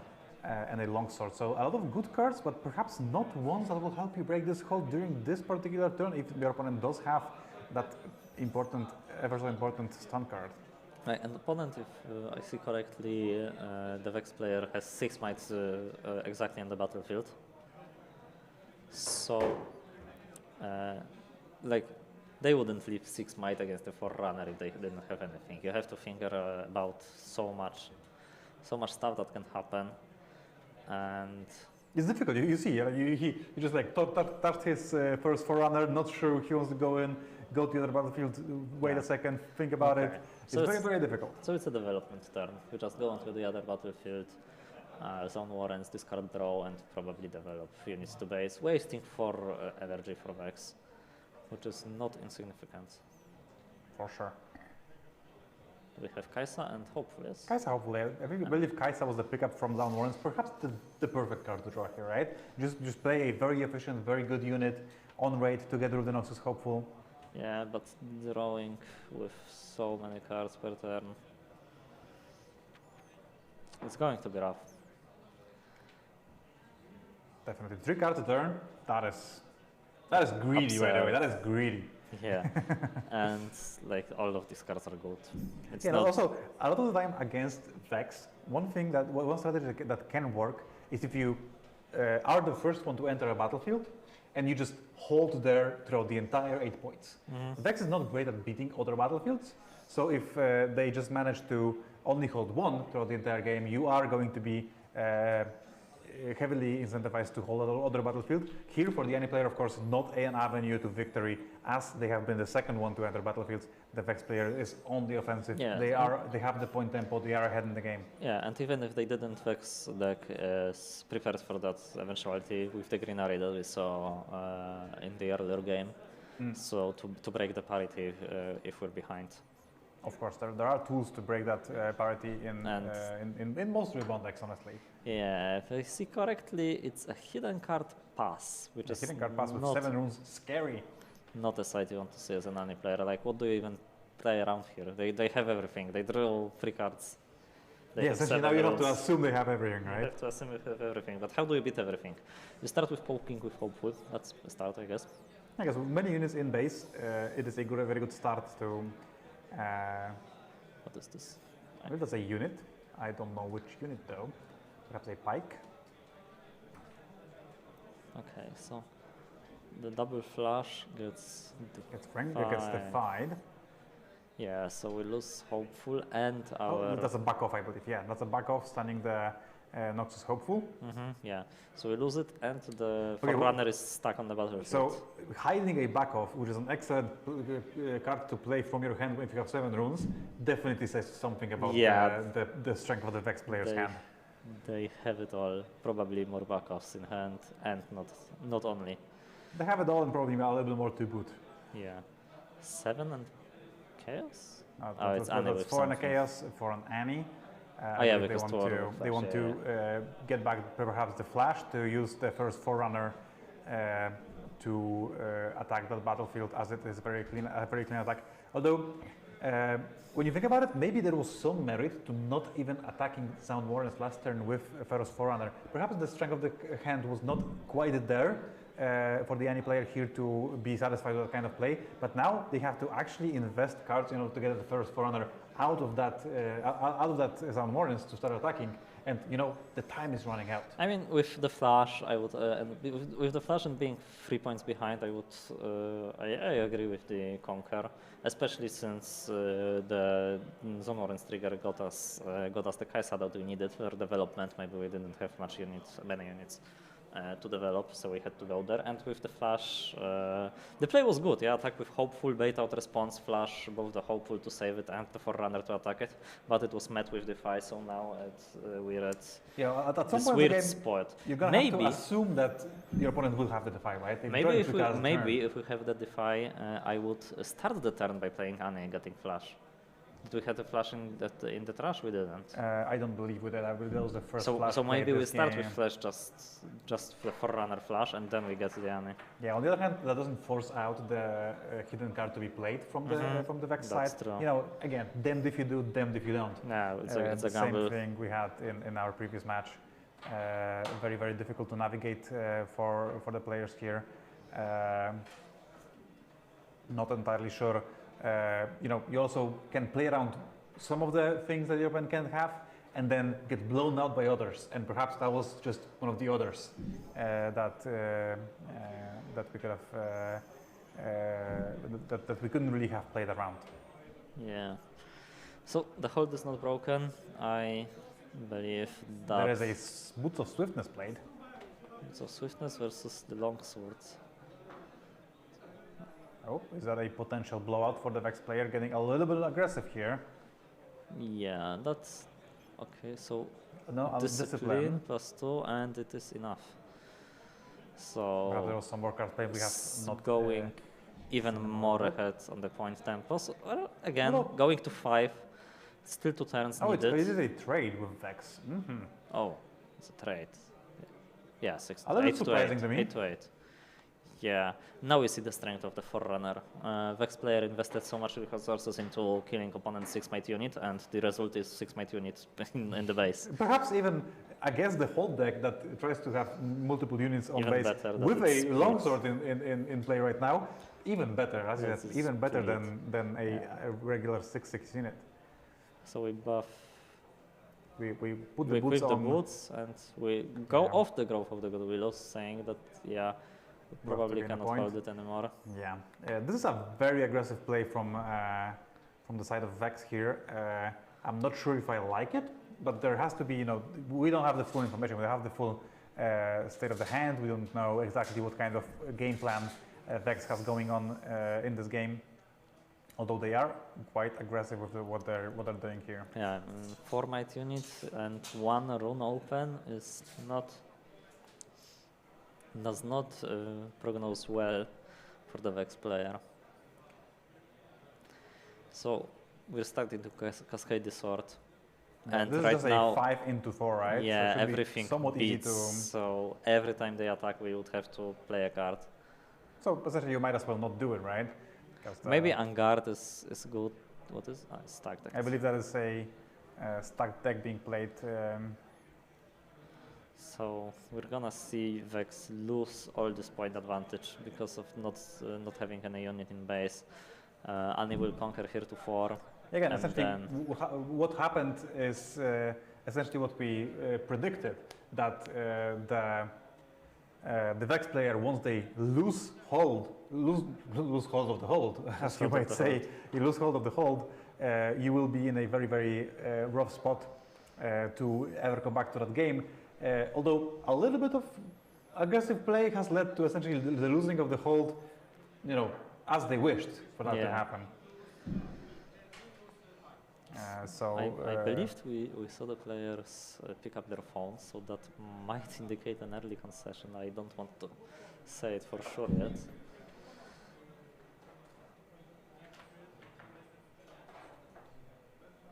Some technical difficulty. You cannot see the screen as it is right now. We'll be right with you in a second here.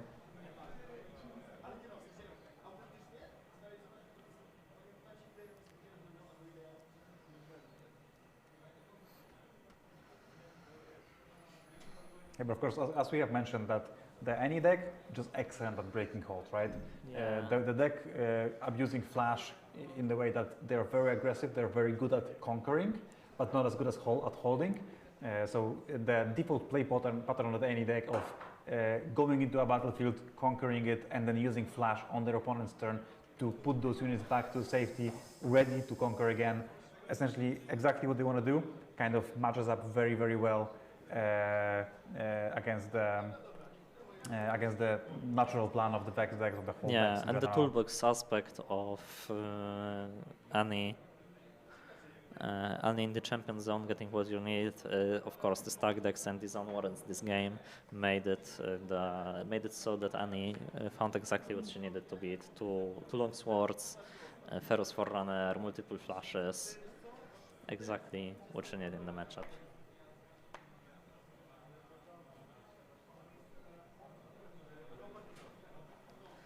Yes. Yeah, so the players have scooped it up. I believe that this is going to be a win for the Any player. Fantastic performance, kind of what we expected during the match. Kind of what we expected during the match. Not much has happened to flip the dynamic.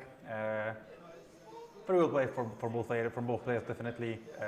Both of the tournaments are very, very much alive still. We have one player at 1-1, definitely still up for top 8, and one player at 2-0, very well poised to have a very strong run during the match, during this tournament. So, yeah, both played very well. Both. I hope we will see them again. Yeah, fantastic games. Excited to see some more Riftbound during the next rounds. But as of right now, we will be leaving you with the beautiful view of some players around the fixture match area, and we will be back for round 3. For more Riftbound coming your way from Riftbound Masters Cracow. Don't go anywhere, and be back for round 3.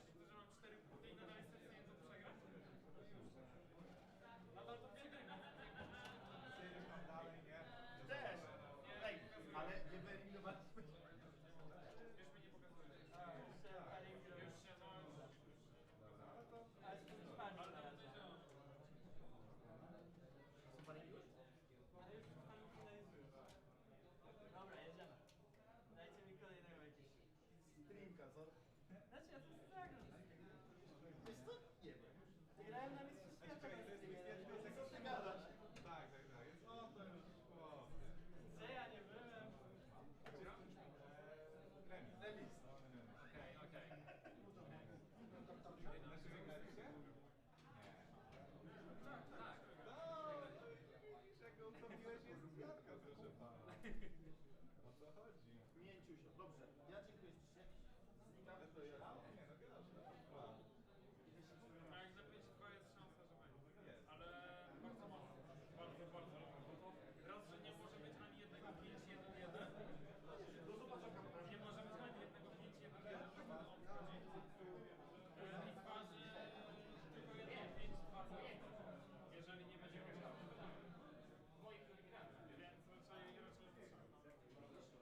raczej jak nie, to może boks zostanie.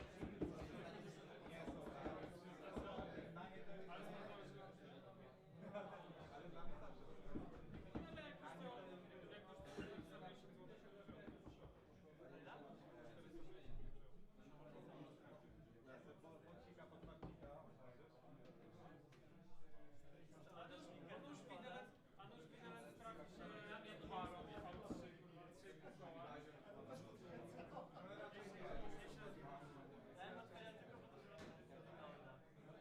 Nikt nie chce sprzedać, to sobie sam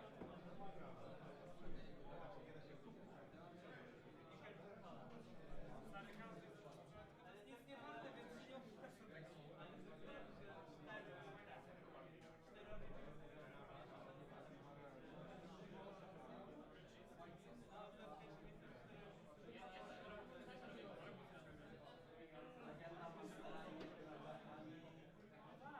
No więc mówię, że mniejsza szansa jak wygram, że go otwiera, że otworzy Gina. To jak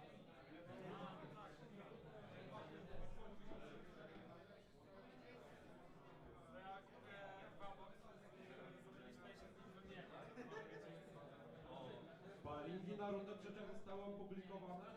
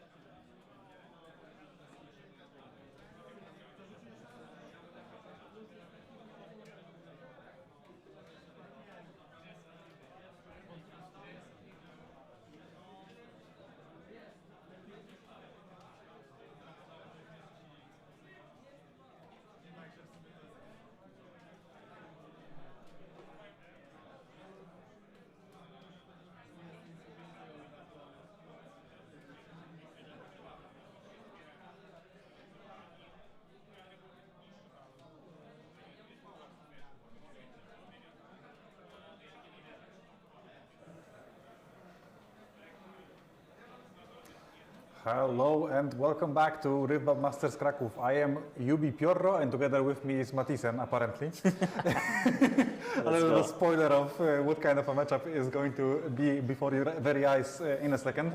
And we have a spicy one. I know one that is very close to Bats' heart, so you will be the expert, but perhaps I should say the boss, as we have Azir up against Set, the boss. And of course, you can cut to the...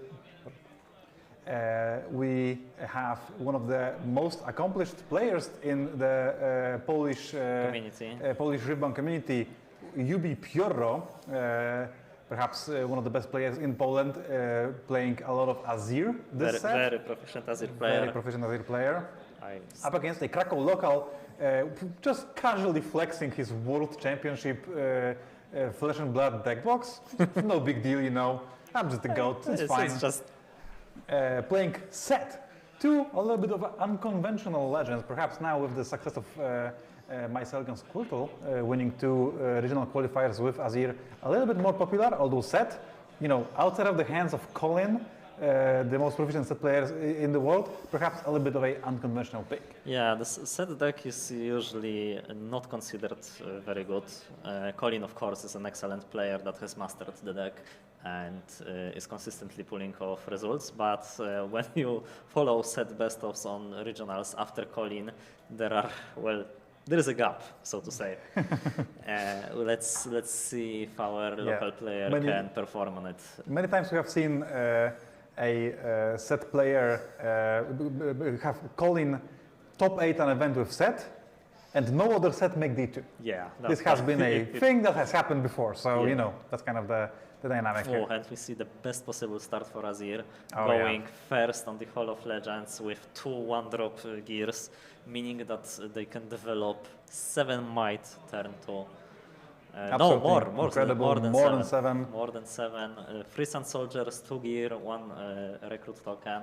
And of course, the opposing that is only a first mate. The most important part of that, perhaps, is that the equipment in question for turn 1 was Eye of the Herald, which allows you to also re-equip it to the new Sun Soldier on the following turn, giving you the maximum might you can get out of this side of opener. Of course, the perfect way to start the game if you're Azir on Hall of Legends. Yeah, and for no investments of might, of power.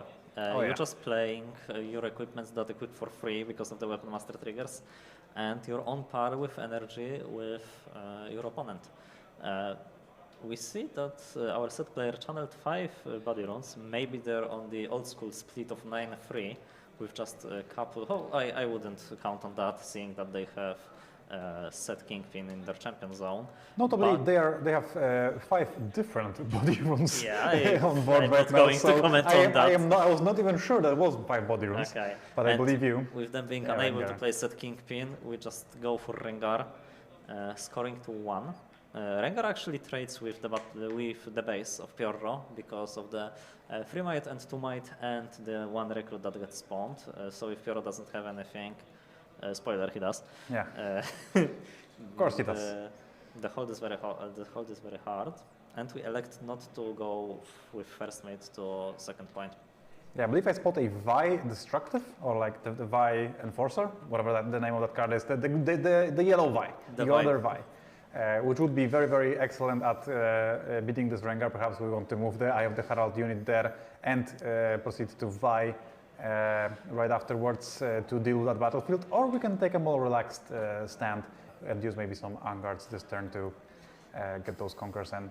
Yeah, it depends how greedy Piorok wants to get, because he has Doran's Shield in hand, and if you can beat the Rengar battlefield with low energy investment, you will get to untap the Azir and play 2 units, but we elect for the clean Vi kill on the Rengar with stun, so no retaliation damage. It also puts a ton of might on the battlefield, so if you're set here, it's going to be difficult for you to beat that 8 might as it is.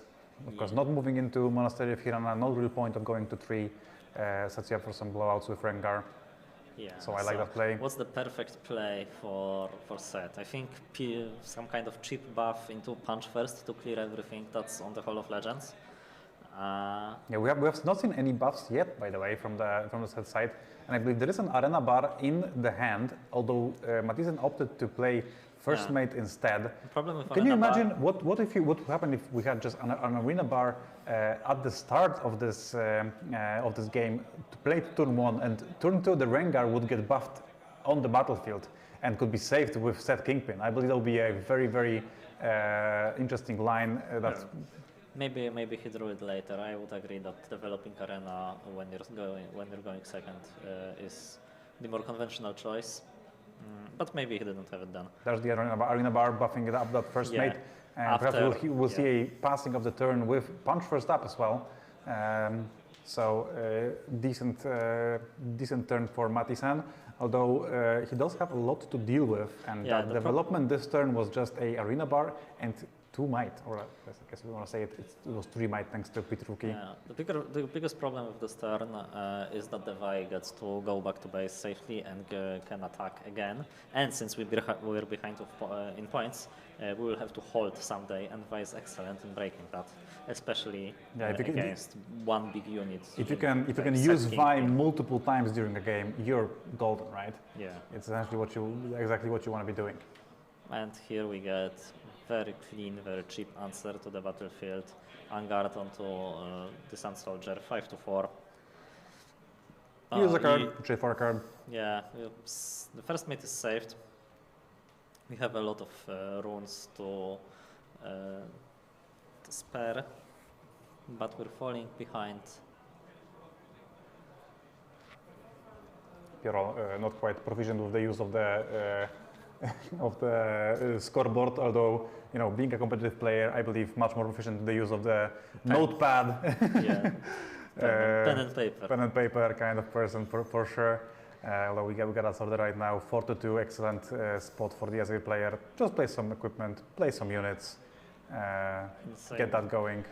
Yeah, very good development turn. Perhaps even play the Azir to base. What can the set deck do as far as fighting a Azir in base? Challenge, I guess. Challenge is an option, yeah. Maybe it's better to keep that unit safe. That's an odd one, by the way, in terms of chosen champion legends. Yeah. Usually the ones that are 4 might, 4 energy. We have spoke about this in previous rounds, right?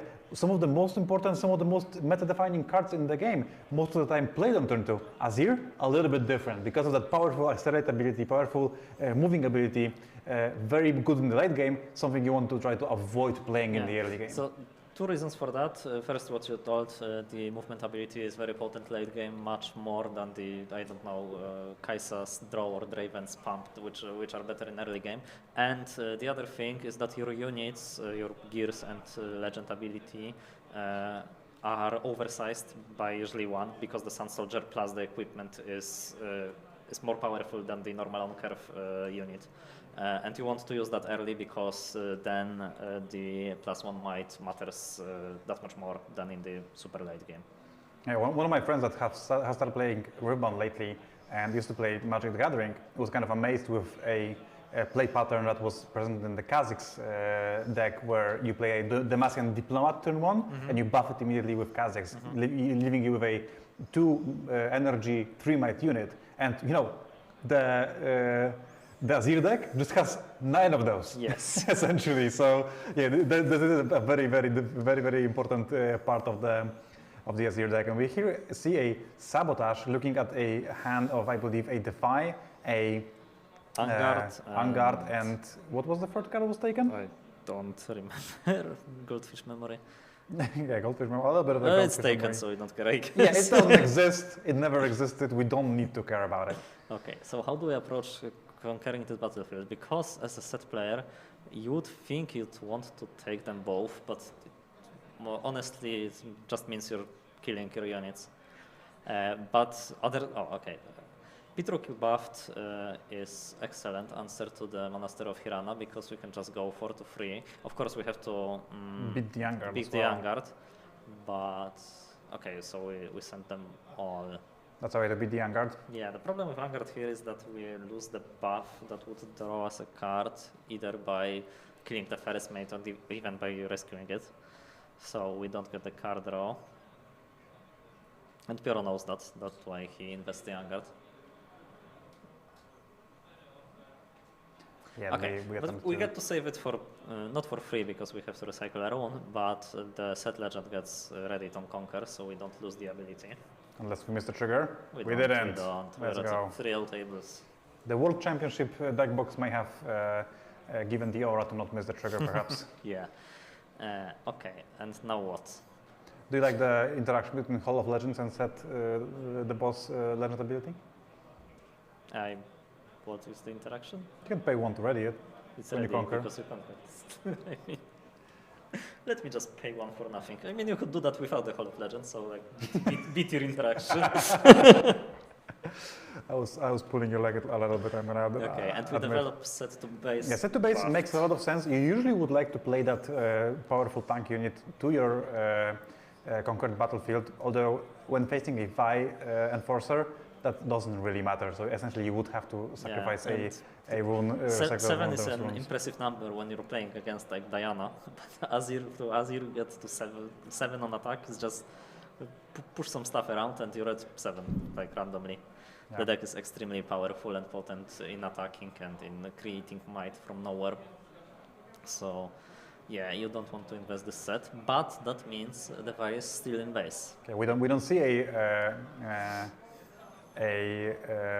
Sun Soldier created before walking to Hall of Legends. That suggests to me that Pioro did not draw an equipment for turn, and perhaps drew something that he can play on his own. I believe, if my eyes do not deceive me, that might be a backoff. I know he's been a big fan of that card in Azir in set 3.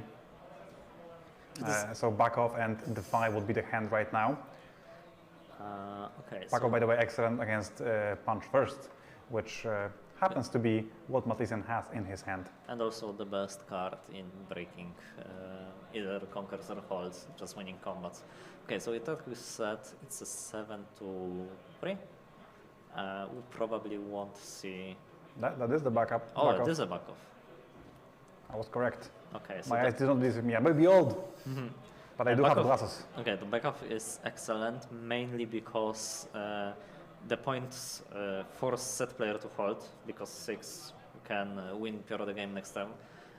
And with set stand, it gets recalled to base, and if we don't have a way to ready it or move it around, we just lose that much of our powerful hold.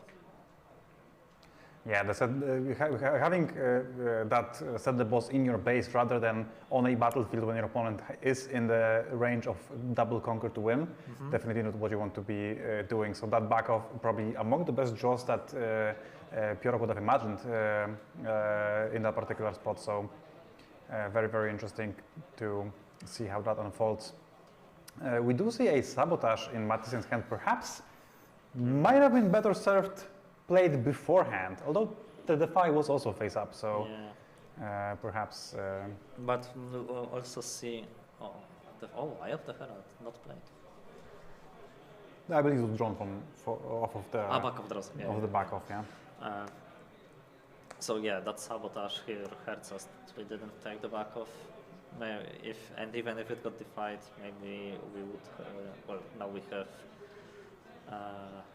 And also, Challenge in hand. I want to take a look at how Pioro played this particular turnout, because my intuition was to just send one of the recruits to Hall of Legends. And what that would do, essentially, like put a serviceable unit that you can throw away, you're not sad about it, on Hall of Legends just to score that 1 point. But Pioro opted to move the unit with Eye of the Herald to that battlefield, leaving 3 might there. And like to me, that is not the default play I would think to make when playing Azir. But also when you think about the grand scheme of things, your opponent has to. It's fine. It's okay.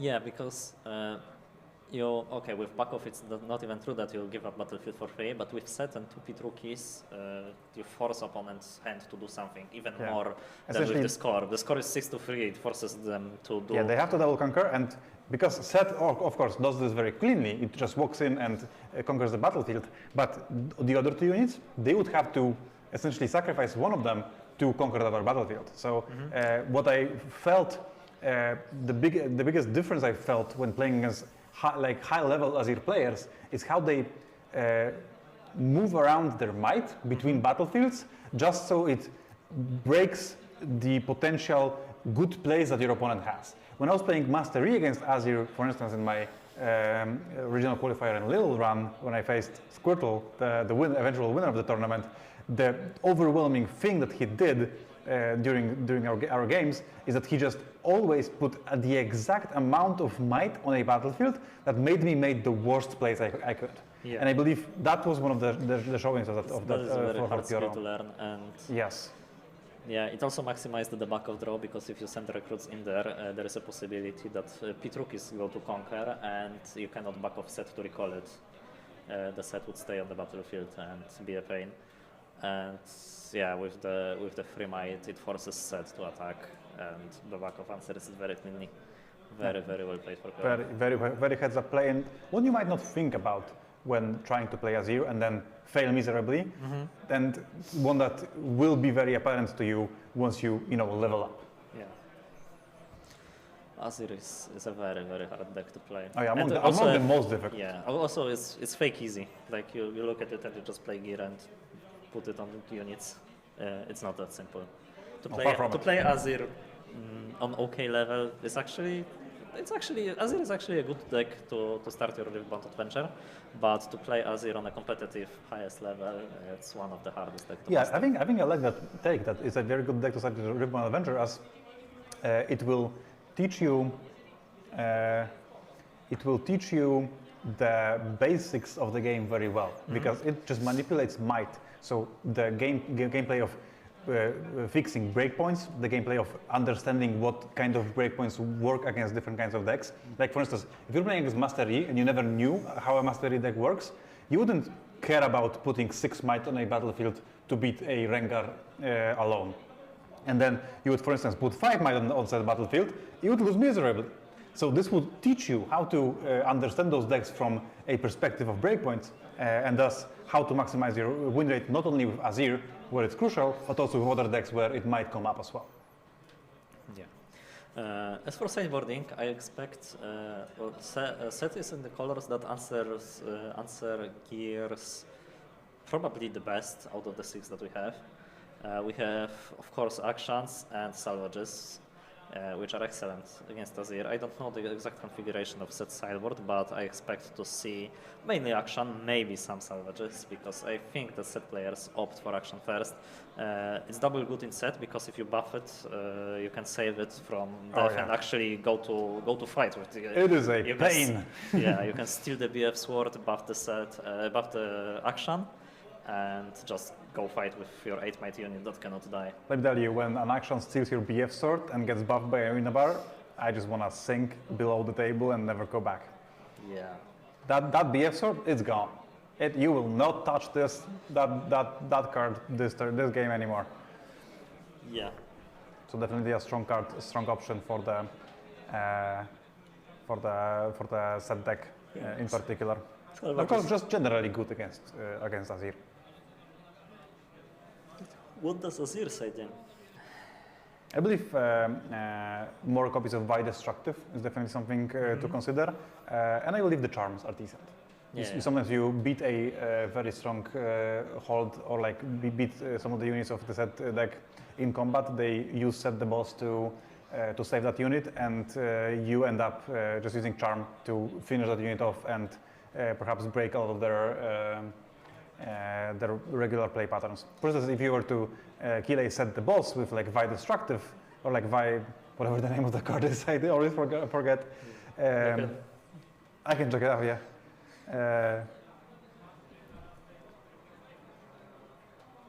Let me see. Is Enforcer? It's not. Vi Peacekeeper. Yeah. There it is. I can put it up on screen. Hey, there it is. We have the technology. Okay. Chat, let's get some hype. We have the technology. Okay. So it is Vi Peacekeeper. So yeah, if you beat set the boss with Vi Peacekeeper and manage to charm it again. We see Growth of the God Willow as going first battlefield for set player. Unfortunately missing his 2-drop, but Pioro elects to develop, seeing the Fiora in opponent's base. I wonder if we will play, if we will go with Fiora onto the growth with set. If we have buff, an easy way to buff in hand, that might be the play because I we believe I buff. spot an arena bar, so Yeah, that is checked. but you cannot play arena bar and set at the same turn. And Fiora solo, yeah, I probably still would. There's prefer also the multiple growth. sabotages as well as a pit rookie. Peter, I really like, I don't know if I really like, Fiora here to go into 1, you play Pit Rookie buff Fiora and play set, and set defense for 6 with tank and Fiora defense for 6. Can Azir easily break 12 with just what he's presenting on board? Well, not even looking at the board.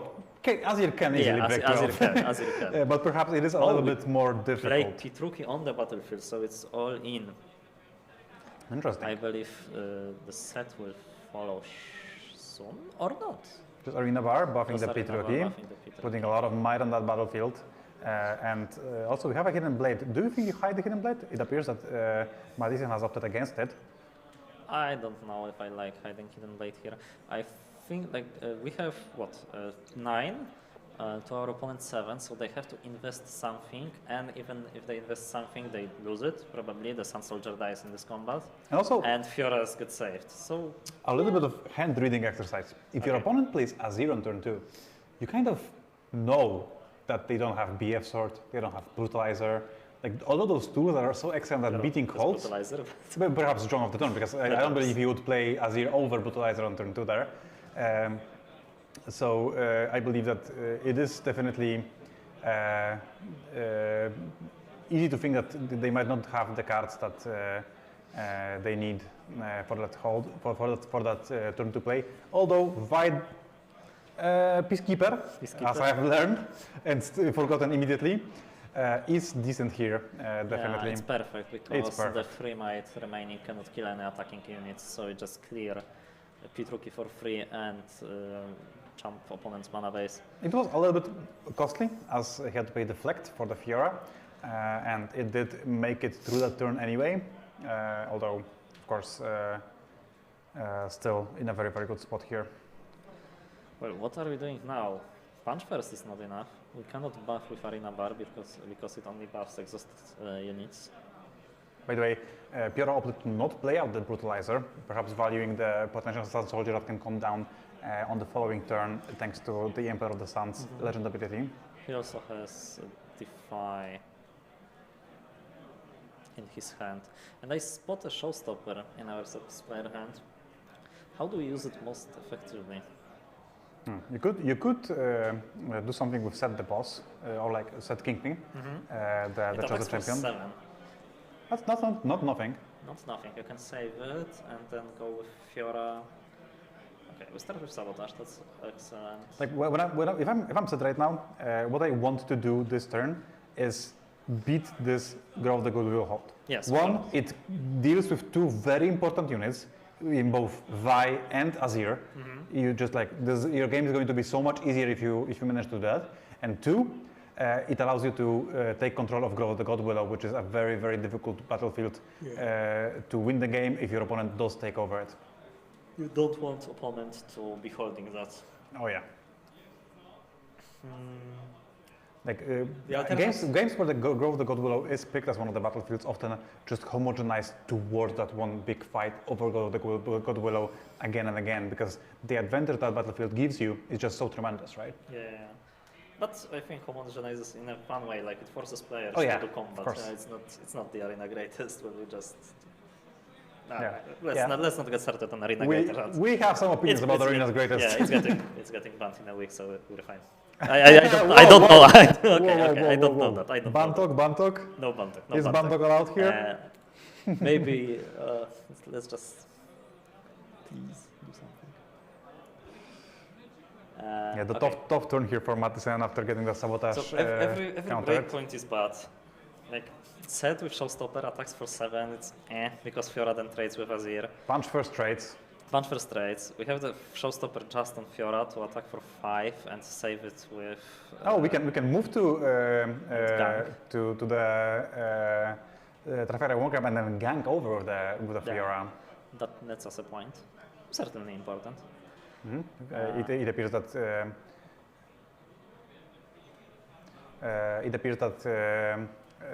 Piotr is considering perhaps a Defy on the Showstopper. Defy was used on the. You know, you can have three of the same yeah, card in the yeah. deck.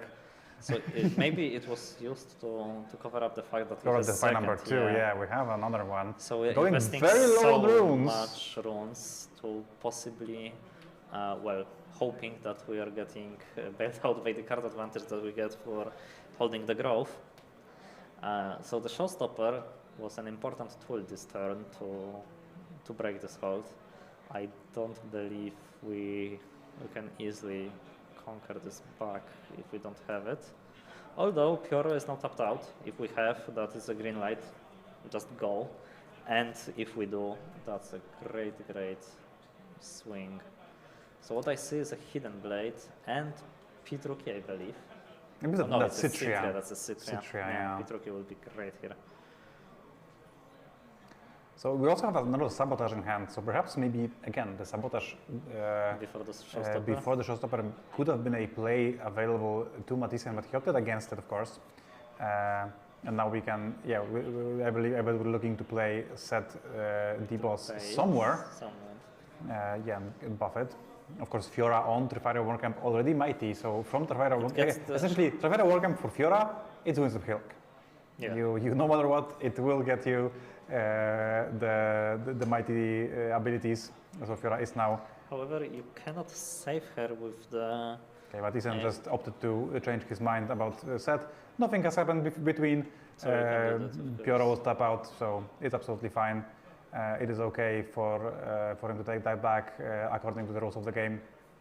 And now we have a Grove of the God Willow trigger and the maximum punishment. Azir is safe, Vi is safe. Even if we don't manage to break the hold on the northern battlefield, I believe I would still prefer to be the Azir player in this particular spot. Yeah, but I like playing set, so Triferian Warcamp, it's a good hold, it's very hard to break, set is enormous, not even counting for the Warcamp buff, and Fiora can gank next turn, and I believe that Piotr would like to retreat his units, because they both have extremely important attack triggers, so you don't want to hold with them. But maybe Growth of the God Willow and the shape of the game, how it evolved to the place that we're right now, maybe? You know, the Growth of the God Willow is also very much contested because of that Fiora's ganking, right? Mm-hmm. Yeah.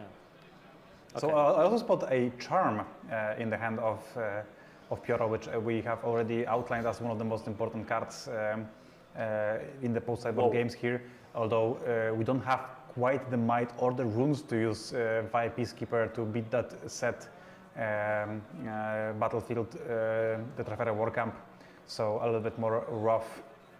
And Piotr passes here, so right now we can gank Fiora to Grove. Go to 4, firmly in the driver's seat in terms of point tempo. And set we can buff Fiora with Arena Bar that we already have. That is very important because I would probably assume that the set goes to base this turn and we just... Okay, so Sabotage start, as we know, is a good play. Charm... Charm, Arise, I believe an Eye of the Herald and a Vine. Peacekeeper. Peacekeeper. Of course, I knew that. Okay, how good is Arise? It's always very good, but how good? It's 3 units now, unless you take the Eye of the Herald. So I will say not the best, but perhaps the most impactful as far as the card you can sabotage. Of course, the Vi Peacekeeper, the best, by far the best card you can take from this hand, but you was not allowed. Sabotage, yeah. So I was thinking about Charm for a second, but with Arena Bar we can save both of our units. We can prepare to save both of our units, but that that suggests set is going off this battlefield because the boss replacement effect can only affect one unit on opponent's turn because obviously we won't conquer a battlefield during their turn. So yeah. Not with that attitude. Set goes back, Fiora stays as a 5-6 defending, and we get 5 runes to develop something. Well, let's hope for the set player's sake. We definitely can play Citria, which is not very mighty. And perhaps to play around that Charm, that Hidden Blade might be crucial, right? Because if Piotr does make an aggressive play after we use the boss to save that Fiora perhaps next turn and makes an aggressive play with the Charm, we can use Hidden Blade to perhaps grow, to perhaps make it an easier, make the set have an easier time beating that battlefield and perhaps even turning the charm into a right win for us. We have to Hide the Hidden Blade. the card instead. Okay. Well, that gives us reaction speed. I don't know if it matters here. It does matter against Vi Peacekeeper, right? We do have two of them, which is maybe perhaps a kind of a different thing, but if you do kill or bounce a Vi Peacekeeper in response to her trigger, the trigger does not actually resolve and does not affect the unit targeted because it does say here. And if we do move that card in any way, shape or form, including killing it, that here cannot no longer be referenced by the rules of the game and is returned as null, disabling the ability essentially in its entirety. So and that's even if Fiora opts for 2 Vi, it will be very costly because of the deflect on Fiora. So the first Vi would get killed by the Hidden Blade, and if you play second, you're 4 runs down. And that has been the name of the game for Fiora this game, right? We have seen him go from 7 runes down to 3 in a turn already. Okay. So how do we With the score being 2-4 as well, he is on the back foot. Yeah, he has to do something, especially considering this growth of the God Willow. I would start with easy conquer on the Trifarian Warcamp. What does that accomplish? I mean, you have to do it anyway. Maybe an opponent plays a card there that changes the structure of the turn. Like I think there is no world in which you don't go to 4 this turn. That is definitely a play I would have in mind, although we have seen Fiora made some unconventional ones and they have all made sense, so I wouldn't put it past him to surprise us this turn. Yeah, I think that he for sure can come up with a better line than I have. We have an equip on Azir. Equip and then attack on the empty battlefield. Okay, so I don't know. I will have to ask him why is that. We have an Azir attacking and a trigger targeting this one Sun Soldier. Yeah, oh, okay, so this is a line that I haven't thought about, but the Sun Soldier moving here, so leaving him on the Trofarian Warcamp essentially kills him because opponent can easily conquer him, but here with attack trigger it can be killed in a useful way, contributing to... Yeah, but the Hidden Blade kind of rough here, right? Because you threw that Sun Soldier in harm's way, although that Vi Peacekeeper from hand right now can get some value, right? Because the Sun Soldier is here. So essentially what this equip of the Brutalizer did, assuming that Fiora knew that a Hidden Blade was coming, is essentially made it so your opponent has to act first, which is also a good thing to keep in mind when playing card games. And now there is an option for Fiora to not actually pay for the Vi attack trigger, but he opts to do it anyway. Yeah, I mean, you pay a run to save the Sun Soldier. I think it's a fair price, especially considering that enemy set attacks for 7. And now Fiora is saved with the boss ability. Do you charm set here? Because that's probably the most important unit the game has right now, right? I think you do. There are no yellow runes. Oh, you don't.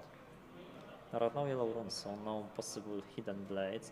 There's a punch first, and we also drew a Guards. Guards and BF Sword, I believe, were the 2 draws from Hidden Blade, which is pretty strong actually. Guards in particular, very strong interaction with Brutalizer. It allows you to create a Sun Soldier token at reaction speed, now on Go of the God Willow, which can pick up a Brutalizer, essentially adding 5 might with just one card, with just one hidden card to that battlefield. Very, very strong. Yeah, and this hidden card is actually hidden because can very well be Guards, it can be Hidden Blade, and it can be Back Off. And you play around those cards in different ways. So right now, set player has to choose what does he believe is hidden here. Because if it's a Hidden Blade, you would like to put set on there because you can save him with the boss replacement effect. But if it's a Back Off, you wouldn't. If maybe you want to attack with many more units, but if it's Guards and they equip Brutalizer, the attack might not be enough. So these are the struggles of set player here. We develop a fifth lock. Yeah, which again, is a- once again with those hidden cards, sometimes you have to play around one of them and get blown out by the other, and that's the entire difficulty of playing around those cards generally. And I believe this play is the best thing you can do against guards in particular, right? Why do you think that? It's 10 against It's more than 10, right? It's 8. 8 plus 3 is 11. Yeah, but you deal with a large part Yeah, of you this kill battlefield, 5 and you and- save set with the boss ability. Essentially, you only leave them with the Sun Soldier, and then you conquer the same battlefield with Fiora. You buff her up there. You trigger set the boss to ready it once Fiora conquers. That sounds good to me. Yeah. Sounds pretty decent, actually. We break the hold on of the God Willow. Of course, that 5-piece keeper is still there, still kicking it. So not the end of the game by any means, although the fight on Grove of the God Willows continues. And we are left in a very similar spot as we were last turn, and we like the spot for set. Second arena bar. I mean, the spot on the battlefield is good, but the number of cards in hand isn't. Yeah. Set just empties his hand, and Pyro. It is pretty round, I must say. Yeah. And It's the roundest number, I think. Yeah. And Pyro has like what? 4. He has 4 cards. Well, that is like something you can expect when you play Hidden Blade, right? Yeah. He just played Hidden Blade against the unit from Pyro, so kind of makes sense that you are out of cards and your opponent is not. And usually Set has a way of that dynamic happening often in the games, although usually that is backed up by the fact that your board is so much better than the opposing board, and it's almost impossible to deal with, right? This particular spot, not quite. Yeah. As the Azir deck is excellent at putting more might on battlefields. Well, even if you attack here with Vi, perhaps equipping the Brutalizer or with the Sun Soldier, the Fiora is not killed, it gets sent to base.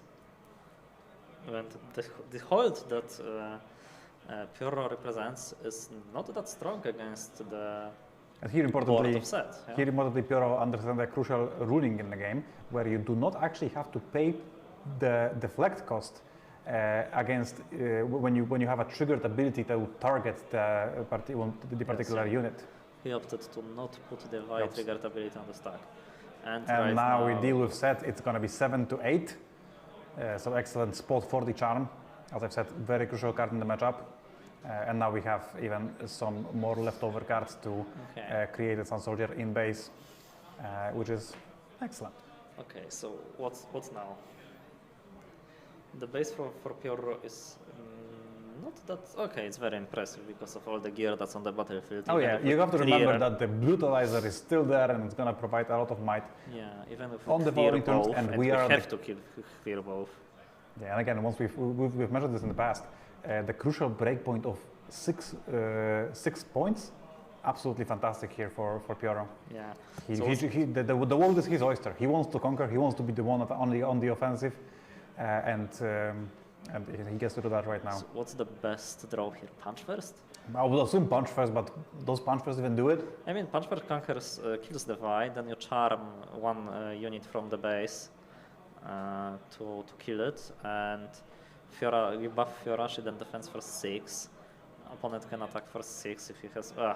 It's rough. That does it's not rough. sound like a very, very good spot, But right? what does? Also, we have to keep in mind that Pyro does have Death Grip in his hand, so Another that trick can definitely help out with some of the holds here, and even can help out with the conquering next turn.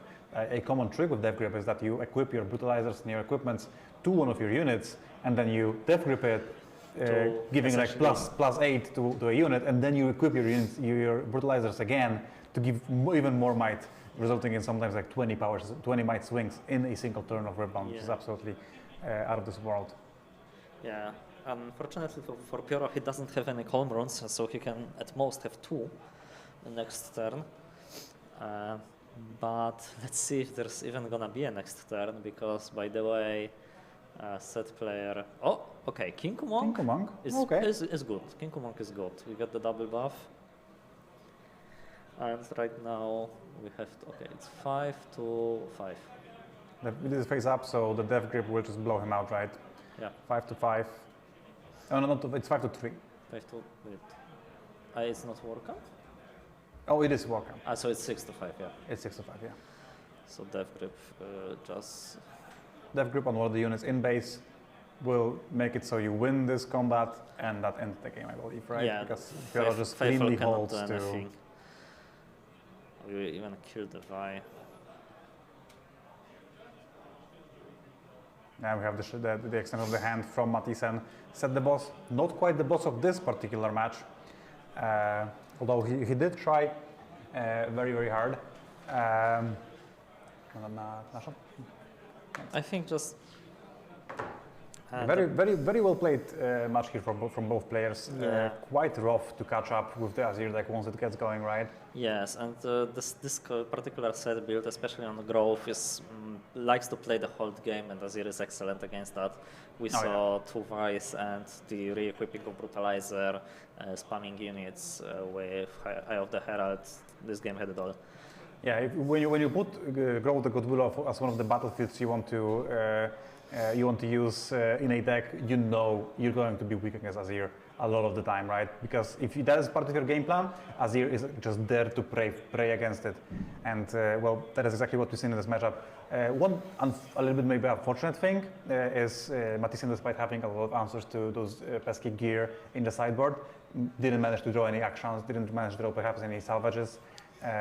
So that was a little bit rough. Rengar is also a powerhouse of a card in most body-based decks, although none of them showed up here in game 2 and only drew one in game 1, which may also be a pretty rough thing to do against a deck that produces a lot of might like Azir often does.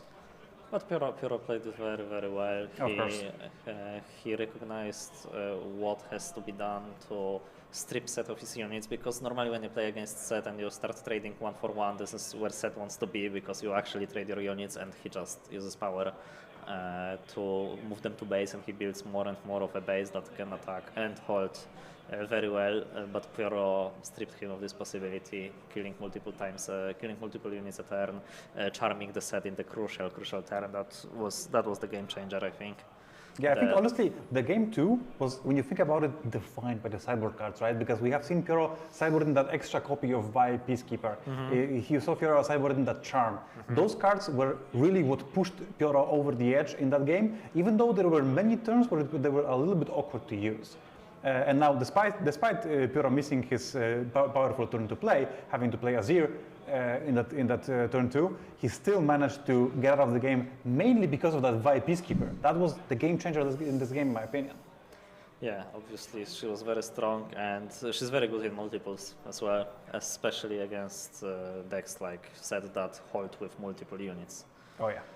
So we didn't get to see this turn, this game, but Vi attack stun and ambush Vi attack stun. Another thing is just complete obliteration. Yeah, even oftentimes you see like multiple units, one of them being clearly the largest, whereas Vi just stunning the largest unit makes it so you 2-for-1 your opponent, and you still are left with a huge battlefield to go with that afterwards. Yeah, great games, fantastic showing from one of the best players in the game right now. And well, we're excited to see some more Riftbound, but that's going to be after a little bit of a break.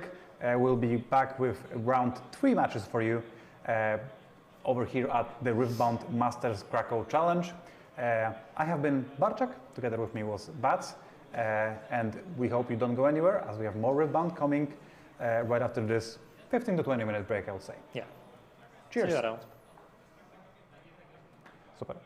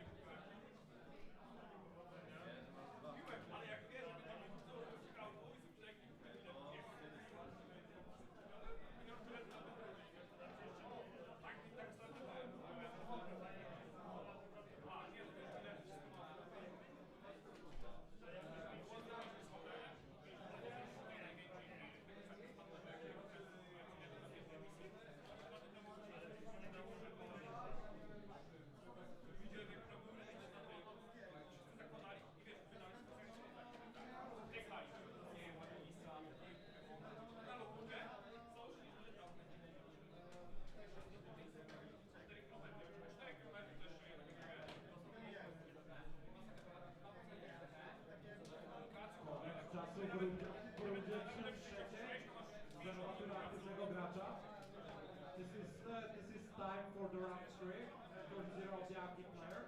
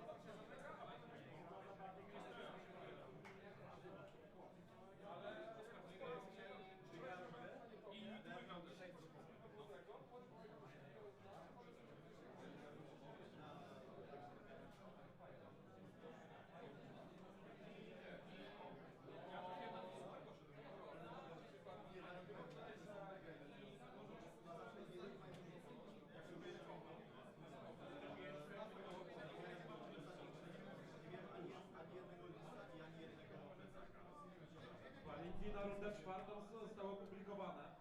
Pairings for round 4 are up.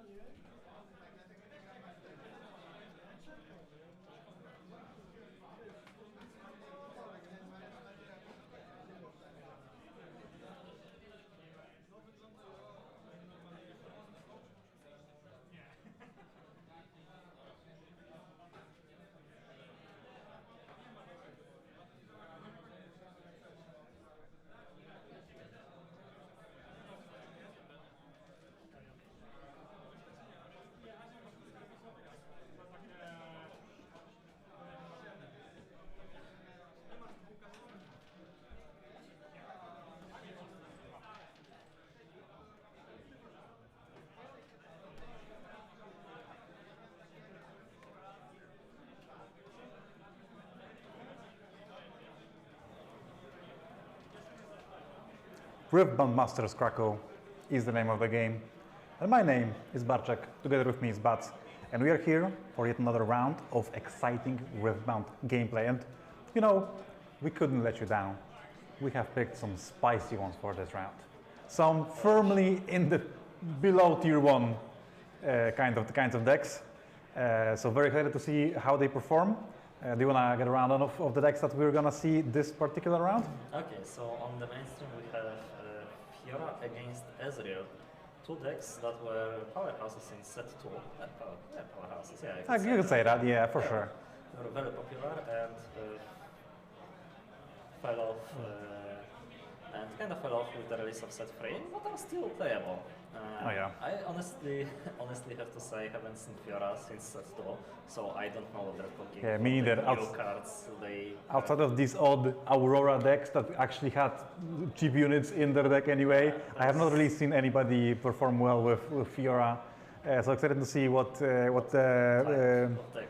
Shadowbro brought to the table here, whether it's an Aurora deck or maybe perhaps a more fair version of Fiora. I've also seen some decks that played Elder Dragon but did not play Aurora, which is kind of a wild concept. But you know, you do with what you're given in terms of those rogue decks, and definitely there's room to be surprised here. On the other side, we have Ezreal, fairly standard control list, lots of removal, lots of card advantage. The Bellows Breath, Thousand Tail Watcher combo, and overall, the new thing that we have for the Ezreal list is the Pack of Wonders, is the card, the Plecak? It is Pack of Wonders, yeah. Plus the Spirit, discarding Spirit. This is the new card advantage engine, or maybe like card disadvantage for our opponent. Yeah, and do not be fooled by the Pack of Wonders, as that is not the team that Ludrox is on. Ludrox is part of a UB team, which we have already seen multiple times showing up on the stream of the Riftbound Masters Cracow tournament this weekend. And here there's yet another talented player at 3-0 alongside Pioro and Gosu, which we have seen already in the previous rounds. As the players are taking their mulligans. Frozen Fortress is an interesting battlefield for Ezreal in particular, right? It's very good with Stupefy. You can change your -1 trick into hard removal to opponent 2 drops. Though obviously our Fiora player would like to conquer Triforce Overcramp first. Solid start from the Ezreal player. 2 stacked decks. The deck usually doesn't play a lot of 2 drops, so it's not as harsh of punishment if you miss them. And stacked deck makes that so answering your opponent's threats later will be that much more efficient. And I believe I saw a glimpse of a card that is close to your heart, but yes, it is. In the Fiora's hand, and that is a baited hook. So we are here for some spice. Yeah, for sure. We're hooking. You gotta. Okay. Would you call Shadowbro a hooker? I wouldn't do that. I don't know. You wouldn't, but perhaps it is true. Yeah, so a hook version, much more interesting than an Aurora deck, as we see Ludrox make some maybe I don't want to say questionable plays, but some odd plays as we see a Stupefy targeted at the owner's broker. That was a tournament play from Fiora. And then only to be followed up by a Bewitching Spirit, of course, a crucial part of the Pack of Wonders combo decks, like synergy decks. Yeah. The prime thing. Shadowbird opted to discard a Riposte, which I would assume is a good card in a matchup. Yeah, just Ezreal looks to play some very impactful spells, right? So ditching that counter spell, perhaps a little bit of a different plan for the game here for our Fiora player, and correctly resolving the Fiora Grand Duelist interaction, because if you play a Fiora to Triforce World Cup, she does not in fact become mighty. Yeah, if she were to enter the Fire World Cup, she would be mighty. Although without that, she is mighty, but she doesn't become. Oh, she yeah. enters as a 5. Oh yeah. And that also obviously turns on her abilities. Most importantly in the matchup is Deflect. Oh yeah. Ezreal cannot easily get rid of this Fiora without paying those additional runs. And especially in the early game, when you think about the way the Ezreal deck wants to play, that's where the Deflect ability is at its most impactful, right? If you do manage to get into the late game stages of the game, you you can pay those runes a little bit more freely, but in the early game, as we said, that disadvantage cascades. We almost put a Bewitching Spirit on Frozen Fortress here, but then we realized that the Fiora Mighty would already have ganking, so that would be a card thrown away, essentially. Yeah. Okay, so what do you do here?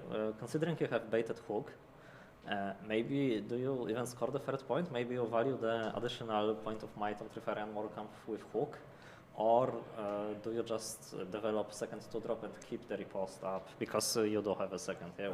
It definitely depends on the kind of build you have, right? Yeah, so we have seen Fiora hook builds in the past that utilized cards like BF Sword to ramp into like the Harness Dragons and Rift Heralds. Yeah. But this could as well be a more lower to the ground version of the hook deck that plays the Matrons, for instance, and like, you know, tries to be a little bit more lenient on the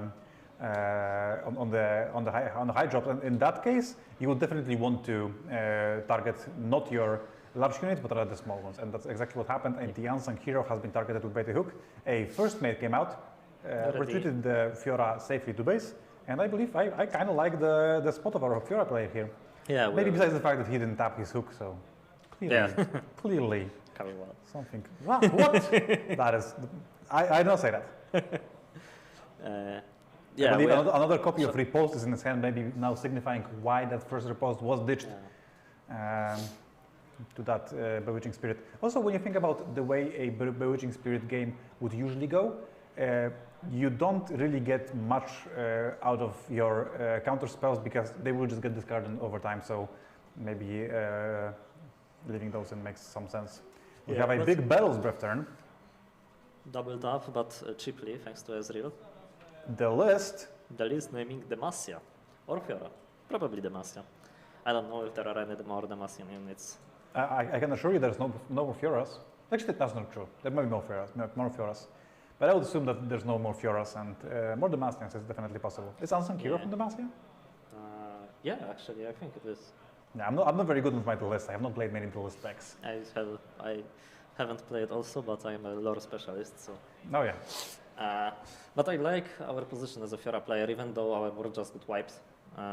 We are ahead on points. We have our card advantage engine going, and it's an engine that dodges the spirits in baited hook, of course. I just want units in base, right? Yeah, you just need to play a unit to base, and it's probably good enough. We can. I mean, although hooking your 2 is not the most exciting thing because not what it you're dodges. looking for. There's also a crucial card drawn in Sacrifice, although nothing to sacrifice as we speak, right? And when you're playing Ezreal and your double Bewitching Spirit holds, you're in the driver's seat, man. Yeah. I love this spot for loot rocks here. That sends a signal. If this Unsung Hero dies, Fiora player is in trouble. And I think Ludrox knows it. I think he will try to... Bewitching Spirit to get one of the last cards from hand. I think you have to hold Riposte here. Yeah, just dodge the sacrifice. Although I do spy with my little eye a Pack of Wonders. So I think either of those cards not really gonna be very useful in this particular spot, as they will both be discarded. So this is just an illusion of choice. Yeah.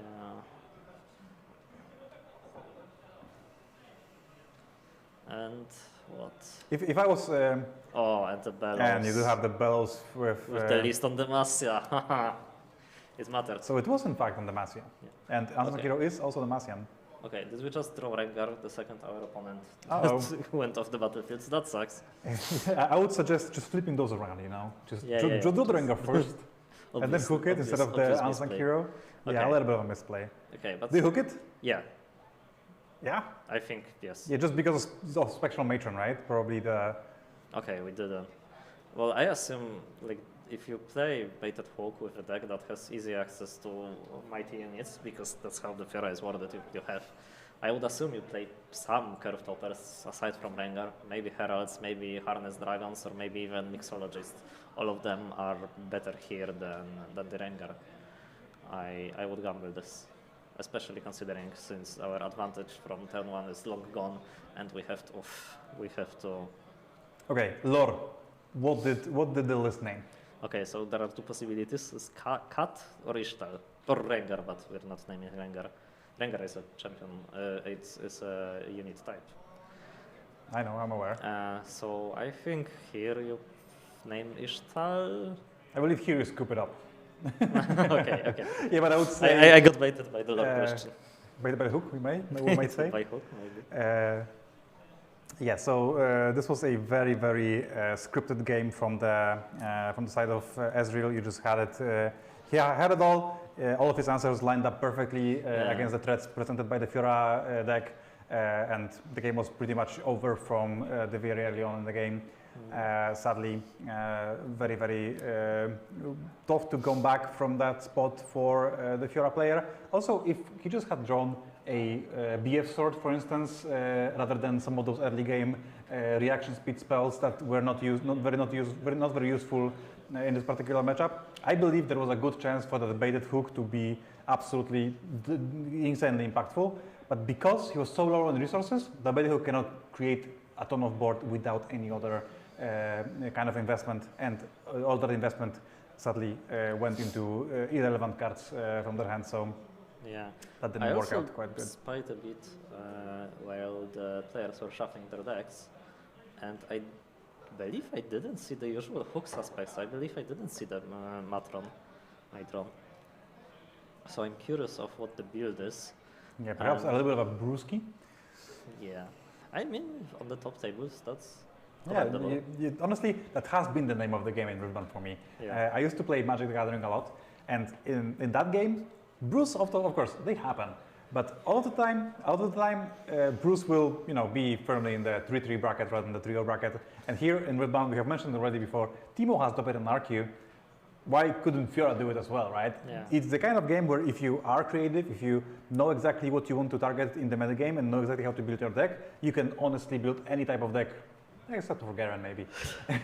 Yeah. Any type of deck that you would like, and have it be competent enough to stand at the top tables of a large tournament. And here, well, Fiora is not the top pick for a large tournament right now, and yet we see Shadowbro firmly in the 3-0 bracket here. And honestly, maybe a similar thing can be said about Ezreal. Yeah, so I'm curious as to what are we sideboarding from both players. Probably we're gonna see some Ruin Runners from Fiora if they play it. This is the matchup.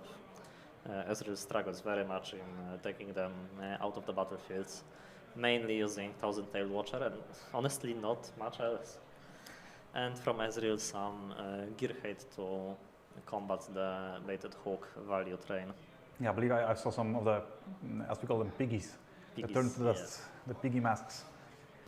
Do you know what kind of piece of lore from League that is? Is that a mask from one of the characters? There was a Legend of Runeterra expansion or like sub-theme of an expansion with Kindred, and those are the masks of deaths of different species. Okay, so So because this is Kindred is like the death of huntress, right? Yeah, so this is death or like forgotten gods that are going to die. I didn't dig much into it. I'm not a very fan of Kindred. I'm sorry to every Kindred enjoyer. Yeah. But that is a very, very fun part for sure about the game. If you are a big fan of the lore of League of Legends, because those cards are very flavorful as far as depicting of what the characters do in League of Legends, but also very flavorful if you're into the lore, right? Yeah. Oh, is that a set brawler in hand? Perhaps. I Very think solid Fiora I could unit. recognize that name everywhere. Very solid Fiora unit, essentially not costing a power because it enters as 4 and then buffs himself immediately. Sadly, to become not mighty. the best unit against Ezreal in particular. You're not really looking to conquer, right? Yes, he's very good at conquering.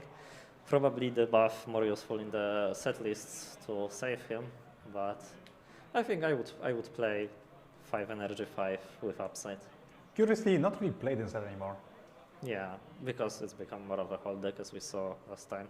Okay, Ludrox passes the turn with 3 energy up. What does it say? I would say I would love to play around Wages of Pain if I can, and that is exactly what Shadowbro did.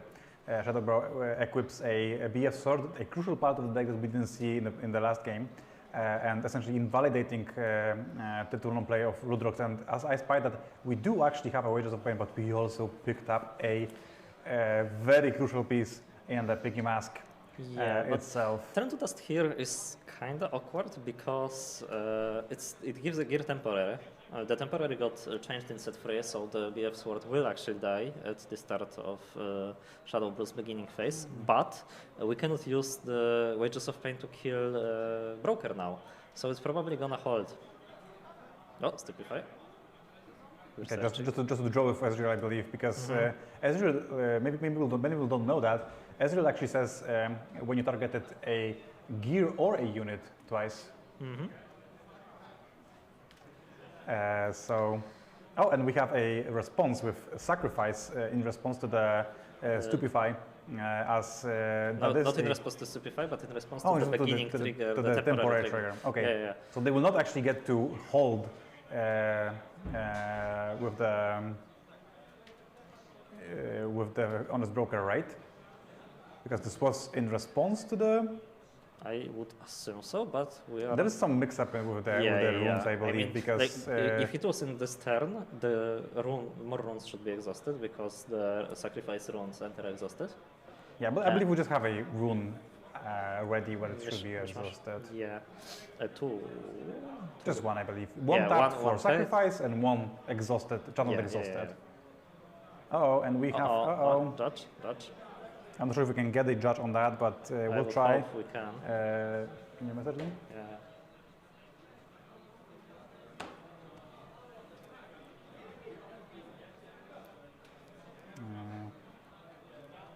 We're trying to get the judge.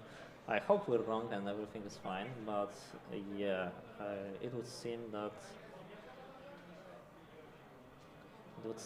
our Fera player played a little bit more than they could with the sacrifice. Yeah, sadly, and there has been some stuff played with this Ezreal, so I'm not sure we're gonna be able to get back.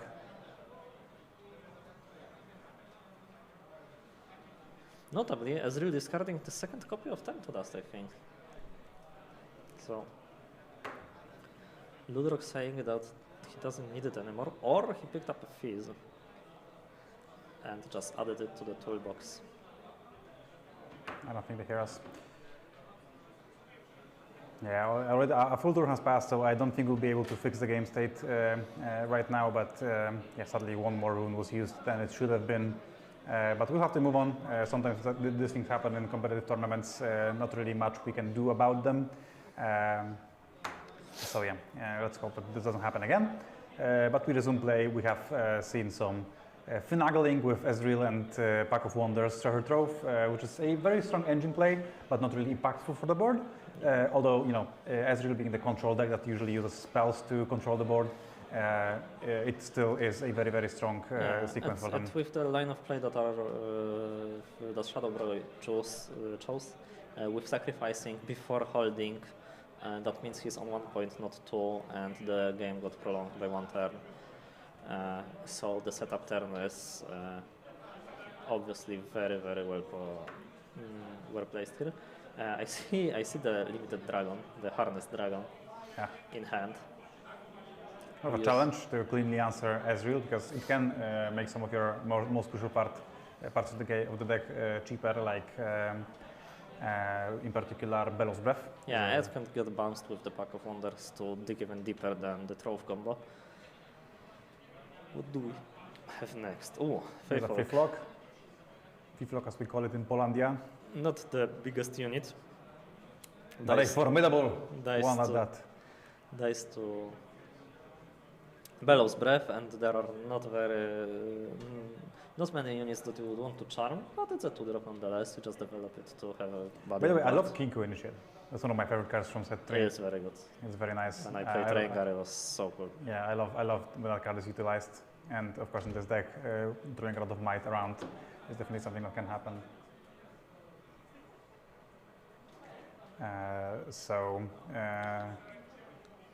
In this particular situation, you really want to try to answer the board as many units as you can as Ludrox here,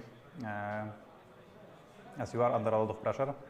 Oh, and we have a riposte very aggressively fired off at the Wages of Pain, even though it does not actually kill the action yet. Unless I didn't notice. No, it does not kill the action because there was no Stupefy cast yet. I think you expect this. Oh. Eclipse being played in.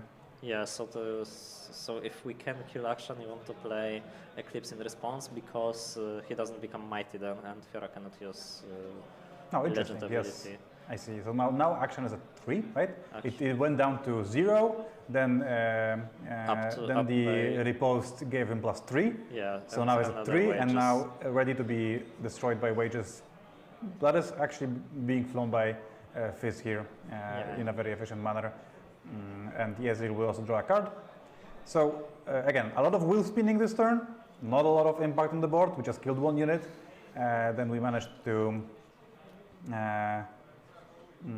hold. Still a lot ahead of Ludrox before he comes back to this game. As now he's still firmly on the back foot. Although a combo like Bellows Breath plus Thousand-Tailed Watcher is definitely something that can get him back in the game right now. Yeah, so Shadowbro will have to play around it. Probably you do that by stacking your units on different locations because Bellows Breath only targets 2 locations at once, so you want to spread out as much as you can. Okay, Salvage, a good start, stopping the engine. No more bouncing treasure trove to hand. Yeah, also by a BF Sword in the hand of Shadowbro, and I believe that's also a decent way to answer the potential Thousand-Tailed Watcher combo, as that will grow at least 1 unit outside of the range of the Bellows Breath. Yeah, and we have. We can conquer to 5. Perhaps even stick our units in the back, right? I mean, if we try to play around the combo, we should spread. Oh, we just trade Faithful for Fizz. I mean, I like getting rid of Fizz. I'm not sure if I would like to just trade the Faithful, especially since there's a good chance that we will BF sword, play the BF Sword and equip it.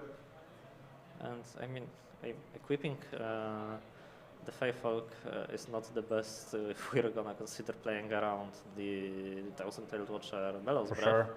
And also doesn't trigger Fiora.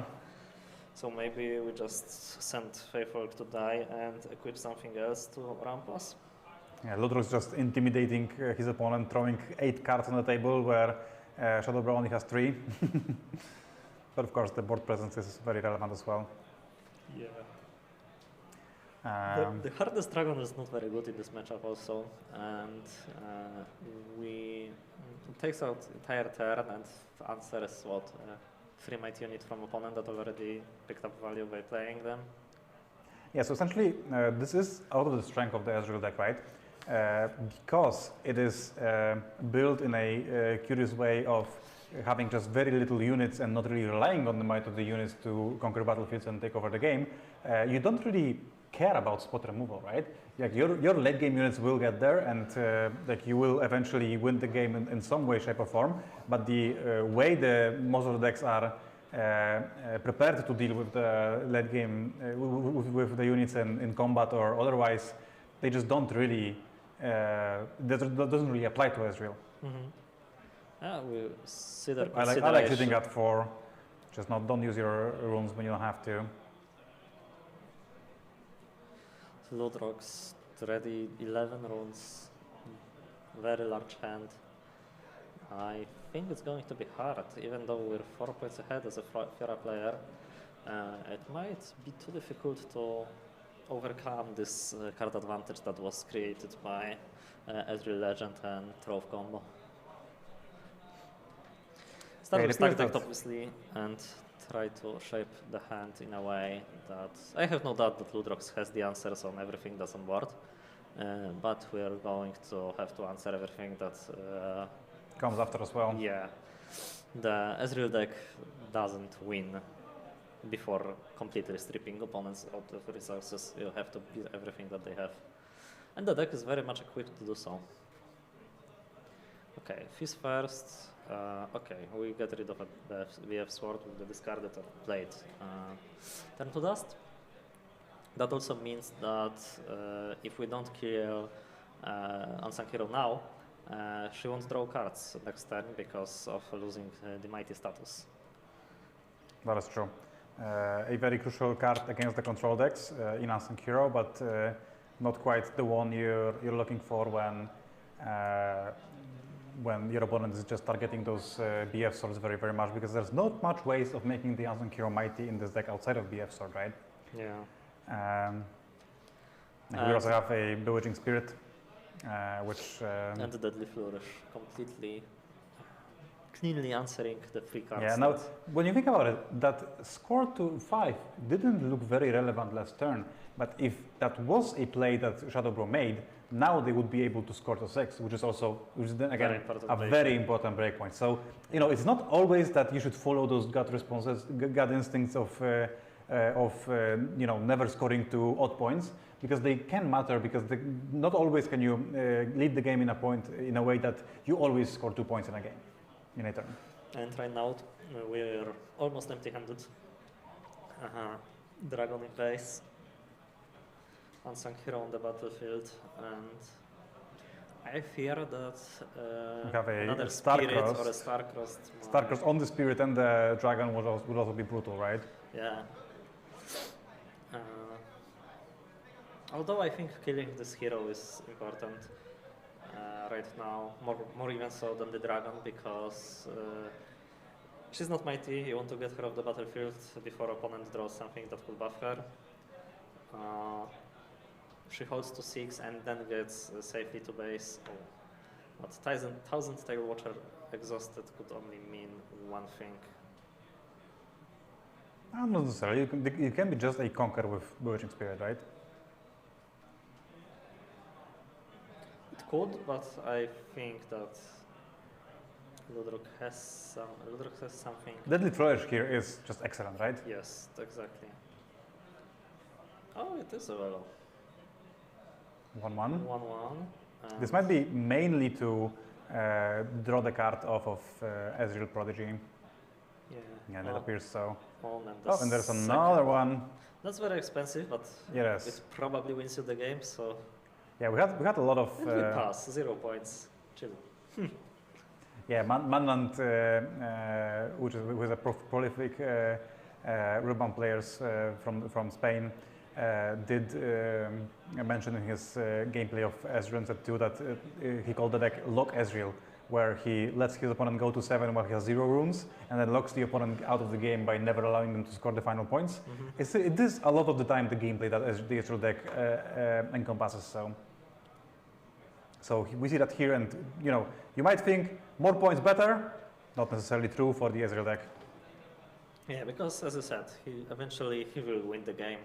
He will just have so many units, so much card advantage that it doesn't matter that he's 7 points behind. He'll just go on the battlefields and can defend them with his cards in hand, which opponent doesn't have. Yeah, and I see a Deadly Flourish in hand, but perhaps lacked the extra card to finish off that Fiora, so he opts to just develop Vex and Thousand Tailed Watcher. And now the Ezreal deck actually has a better board than the Fiora deck, which is well, not quite where you want to be. Where you want to be, yeah. Oh yeah, playing the fifth log. You're hidden. You're 2 for 1ing yourself just to draw 2 cards. So not so exactly not 2 for 1. Yeah. But you're 0 for 0ing yourself. Yeah, essentially recycling cards in your hand just to do something. No, did we overpay? Yeah, I think we just needed. Well, I think we overpaid even because we sacrificed 1 rune. Oh, I think we did that twice now. A little bit of sloppy tapping of the sloppy exhausting of the runes from Shadowbro here that ended up, I think, costing him a rune and a energy this particular turn. I think it's. Yeah, but this is the sabotage against Diana that I was mentioning in previous rounds. See, like every way that Ezreal can just murder you. You look at the hand just to see how badly you will lose next turn, and well, the answer is pretty badly. Okay, but like you can't do anything against the Star-Crossed. Punch first. There's a tail ball. Why do this? Just walk in. No, because now it's you don't give action speed priority. the 3 damage marked, and you walk in and Fiora dies immediately. Luthor is randomly just showing the cards in his Probably hand, but opponent, yeah. probably opponent asked for it. Yeah, what are the cards that he had? So A now, repost in hand is there. Okay, I think I liked just walking in with Thousand-Tailed Watcher because do you know that interaction with Forbidding Waste where the opponent, where if you put damage on a unit and then walk in with a unit, it's like Master Yi's passive ability. It immediately is applied, so there's no window to actually prevent that Forbidding Waste from not killing that unit. So that the list was not really necessary, although, you know, I like a little bit of flair in my games. Rengar is an excellent draw, except purple Vex is on the battlefield. You break check the Vex player here to yeah. Break check unsuccessful, Ludrox points out, and yep, and that is the a game wrap. is over. I believe the Fiora player has conceded, so we see Ludrox pick up game 2 just as quickly as he picked up game 1. Which is impressive for an Ezreal player. Możemy backup włączyć? Możesz nas włączyć na razie, pogadamy. Yeah, so Ludrox just beautifully dispatching of his opponent today. Huh?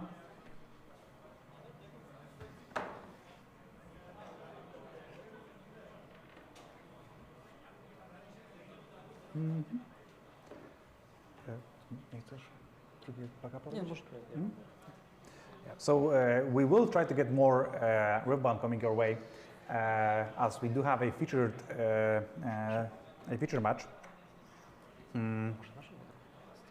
Możesz dać na żywo ten drugi? So, yeah, so we have players playing still. I believe the matchup was set up against. Do you remember the other player? Was it the Pike game? No, it wasn't the Pike. It wasn't Pike. Anyway, we have a set player, so some more the boss. Not the boss action. Some more the boss, just for you. I'm very in happy particular. that set is getting played, and I'm very sad that he soft rotates. What do you think about the soft rotation? Because this has been a thing that many players have voiced their opinion on. Because if you don't know, during the RQ season of set 4, the set 1 legends no longer can give you a metal card for best of performance. Sadly, these set 1 legends will out of them will be essentially rotating out, and the players will be incentivized to not play them. And Set the Boss is definitely one of them, and I think that's one of the coolest legends in the game, and one of the most powerful ones as well. Yeah, it's Rengar. Yeah, Rengar was the one. Yeah. Super, thank you.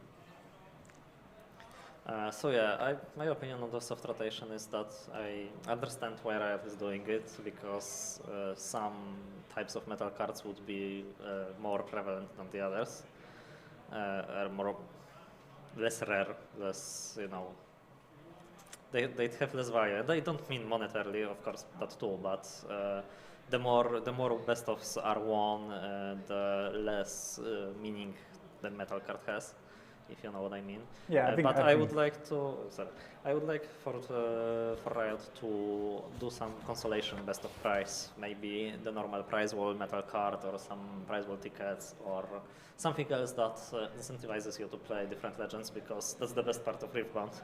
That's it designed in a way that you can play anything, and it's actually balanced in a way that you can play anything, and I would hate to see that go away partially because there is nothing to play for.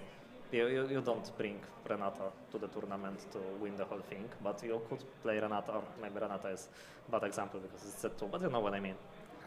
You don't build mid-tier legend onto your RQ to win the whole thing, but you try to get the metal card, and without the metal card there is just no incentive. And I think these are some of the coolest legends to see on stream, right?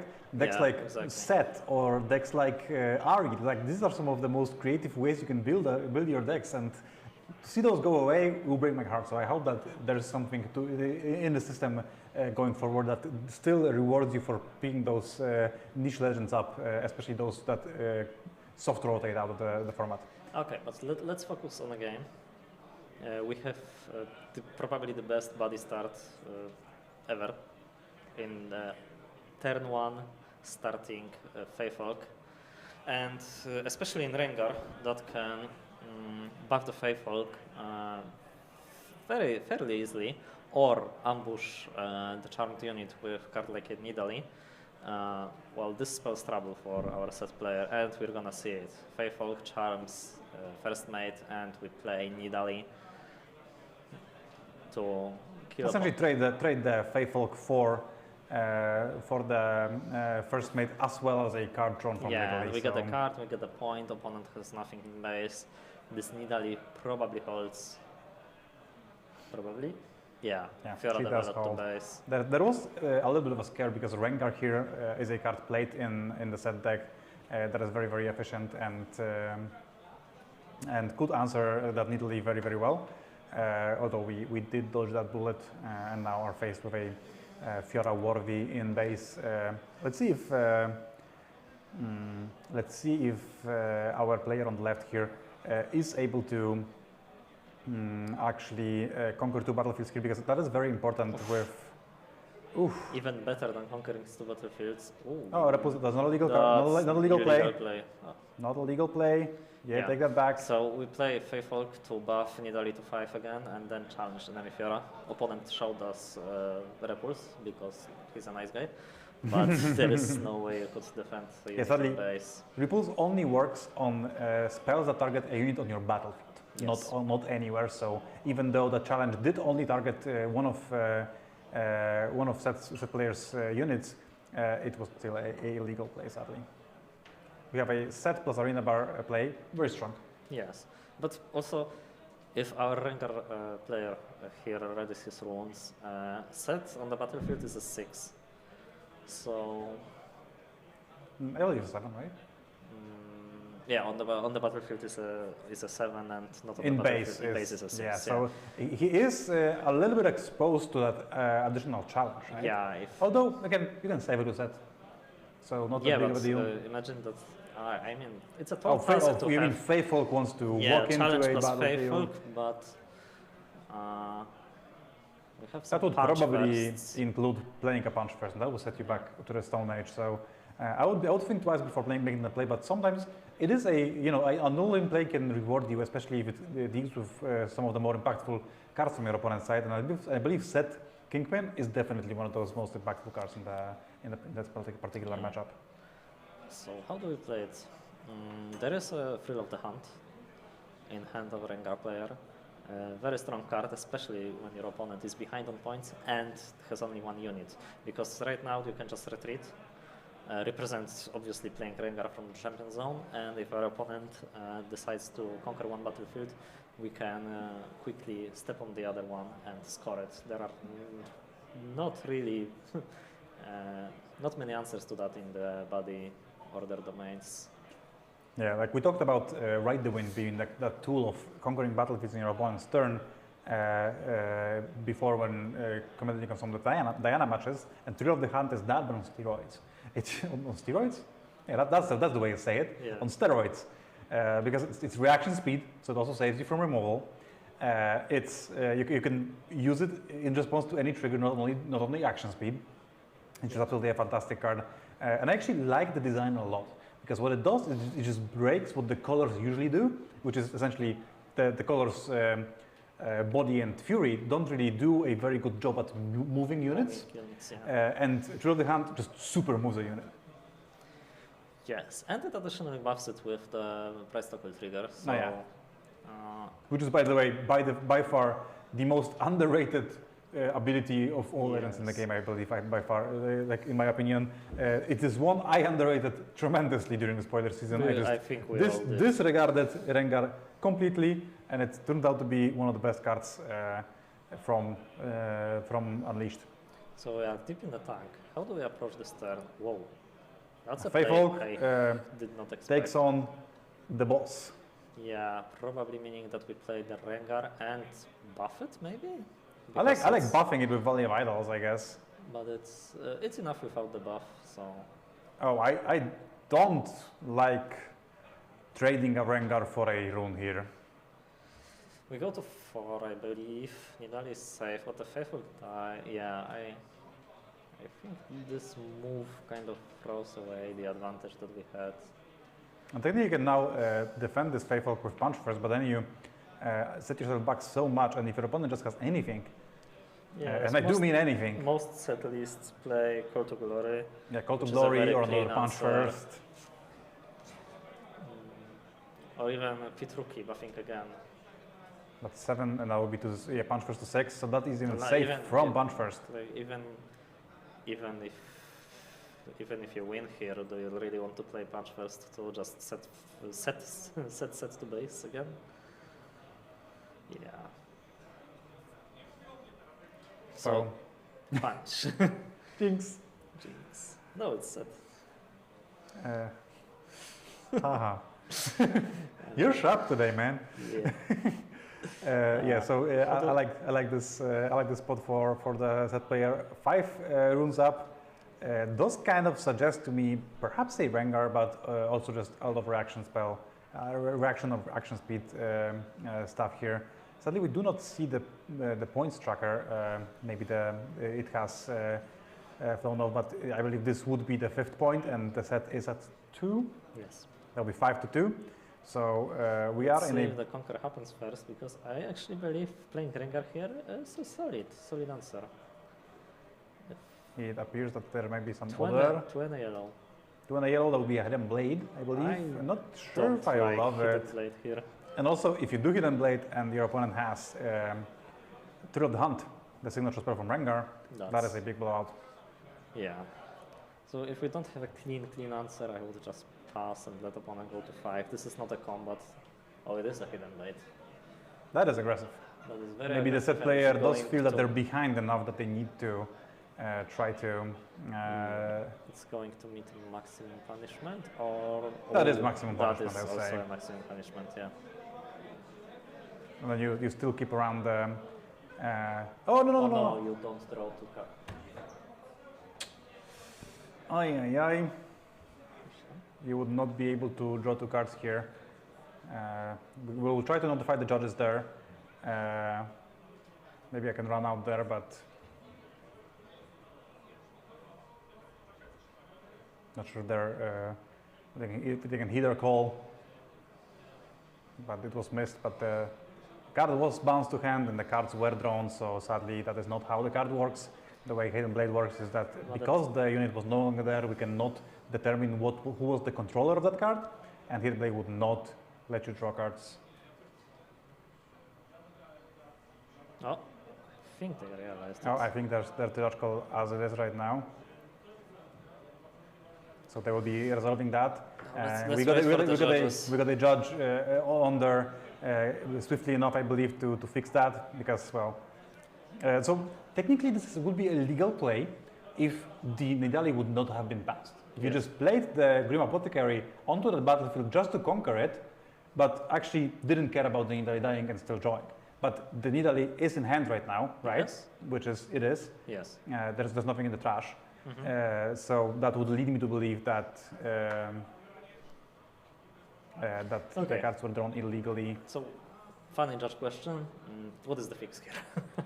Well, I would be led to believe that the fix for not drawing extra cards would be to reveal those cards to the opponent. Okay, I suppose maybe we are the odd ones out, and there's 2 Nidalees in their hand. Maybe we missed it.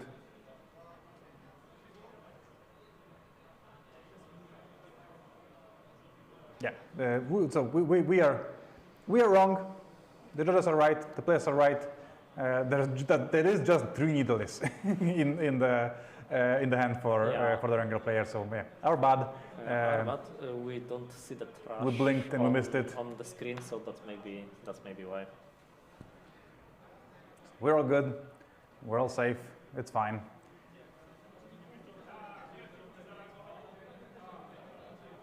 Oh yeah, there's the trash. There it is. Okay, so now we it got makes it. sense. There is a Nidalee in there as well. Very sorry for the miss. Yeah, better safe than sorry. Yeah. If it did affect the game, we would prefer for a judge to check on that, and that's why you have the judges as well. Oh, and we have the points. Hell yeah. Amazing. And we assume that it was 5-3, and it appears to be 6. Yes. So we missed a pawn somewhere. Maybe we missed Okay, the so runners that greatest. hidden blade now makes much It more makes sense. a lot Yeah. more sense. Oh yeah. Okay. Okay, so here we have a pretty rough situation as we have 8-3. So the Pete rookie would require a punch first to even trade with this board, and then you can also punch first as the Rengar player back. That would just be very, very rough, and that is exactly what happened. We trade punch first.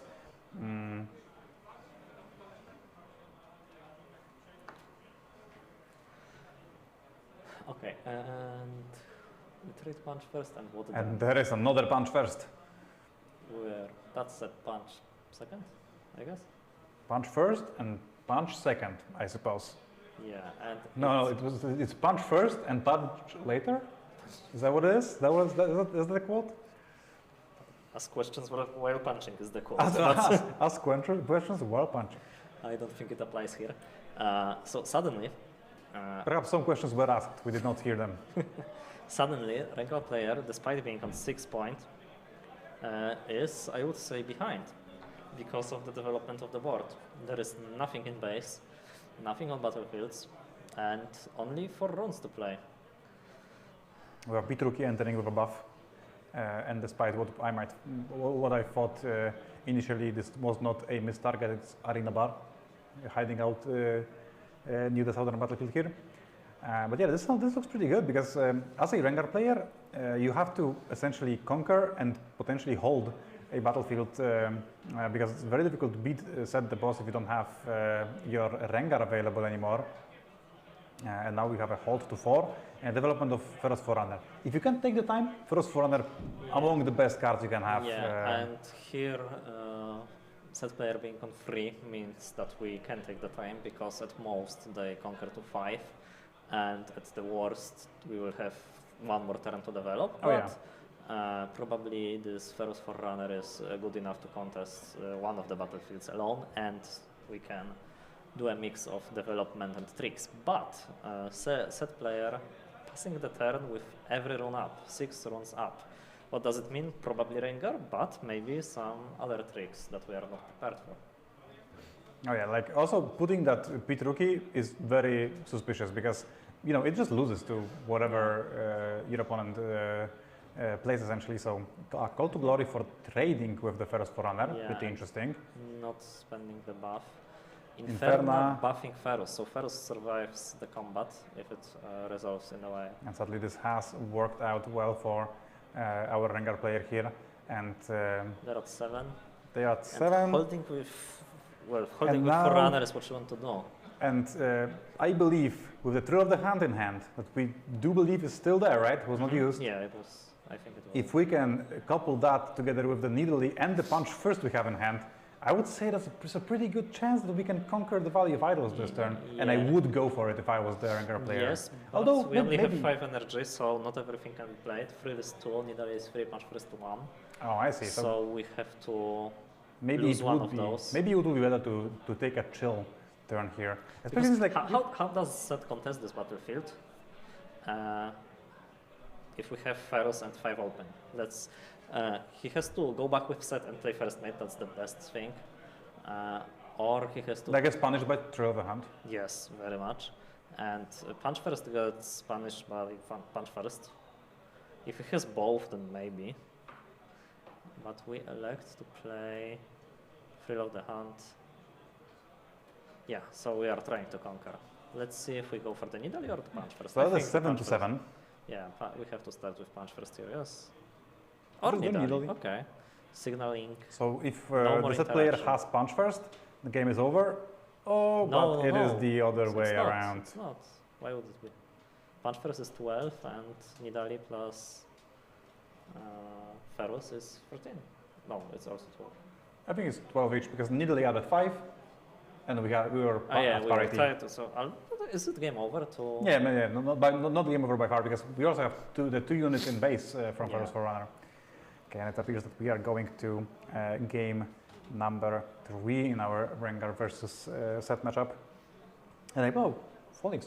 Is that a common card in sideboards of Rengar decks? Yeah, I think most red decks play some amounts of Falling Star in sideboard just because it's just a very, very good answer to these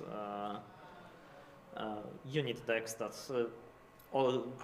often have either 2 small units or 1 big unit, and Falling Star just cleans everything that you need to be cleaned.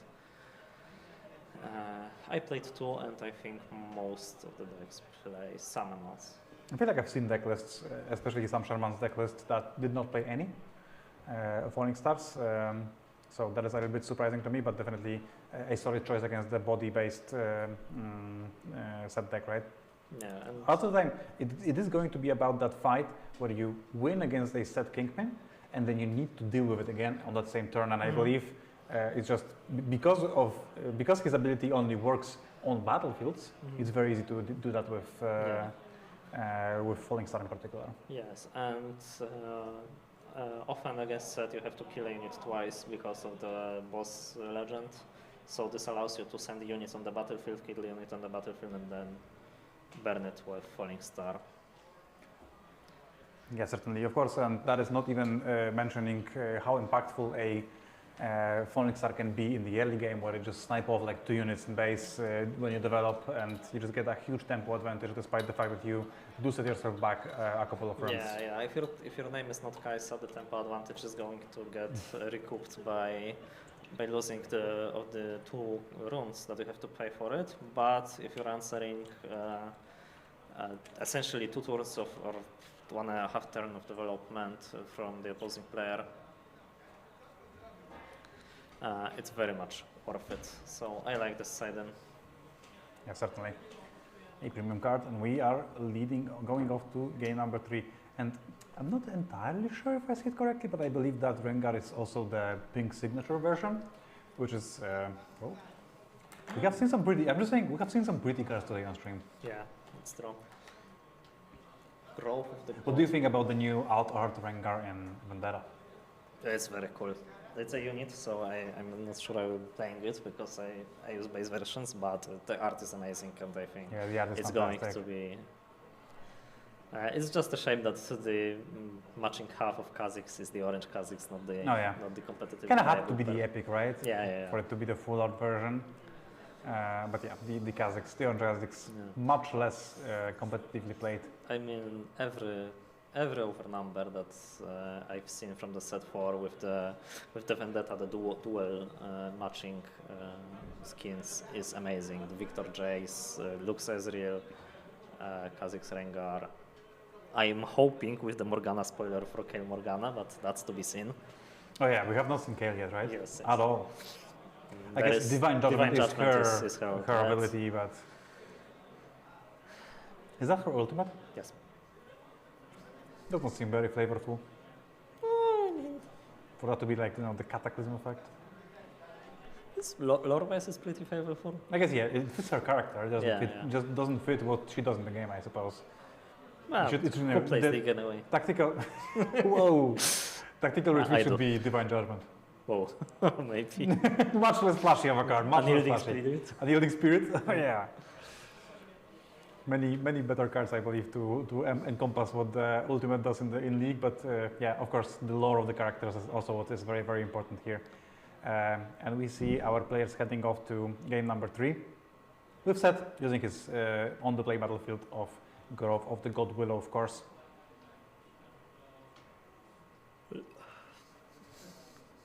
Oh, I expect early turns to develop. And that is a Seat of Power, right?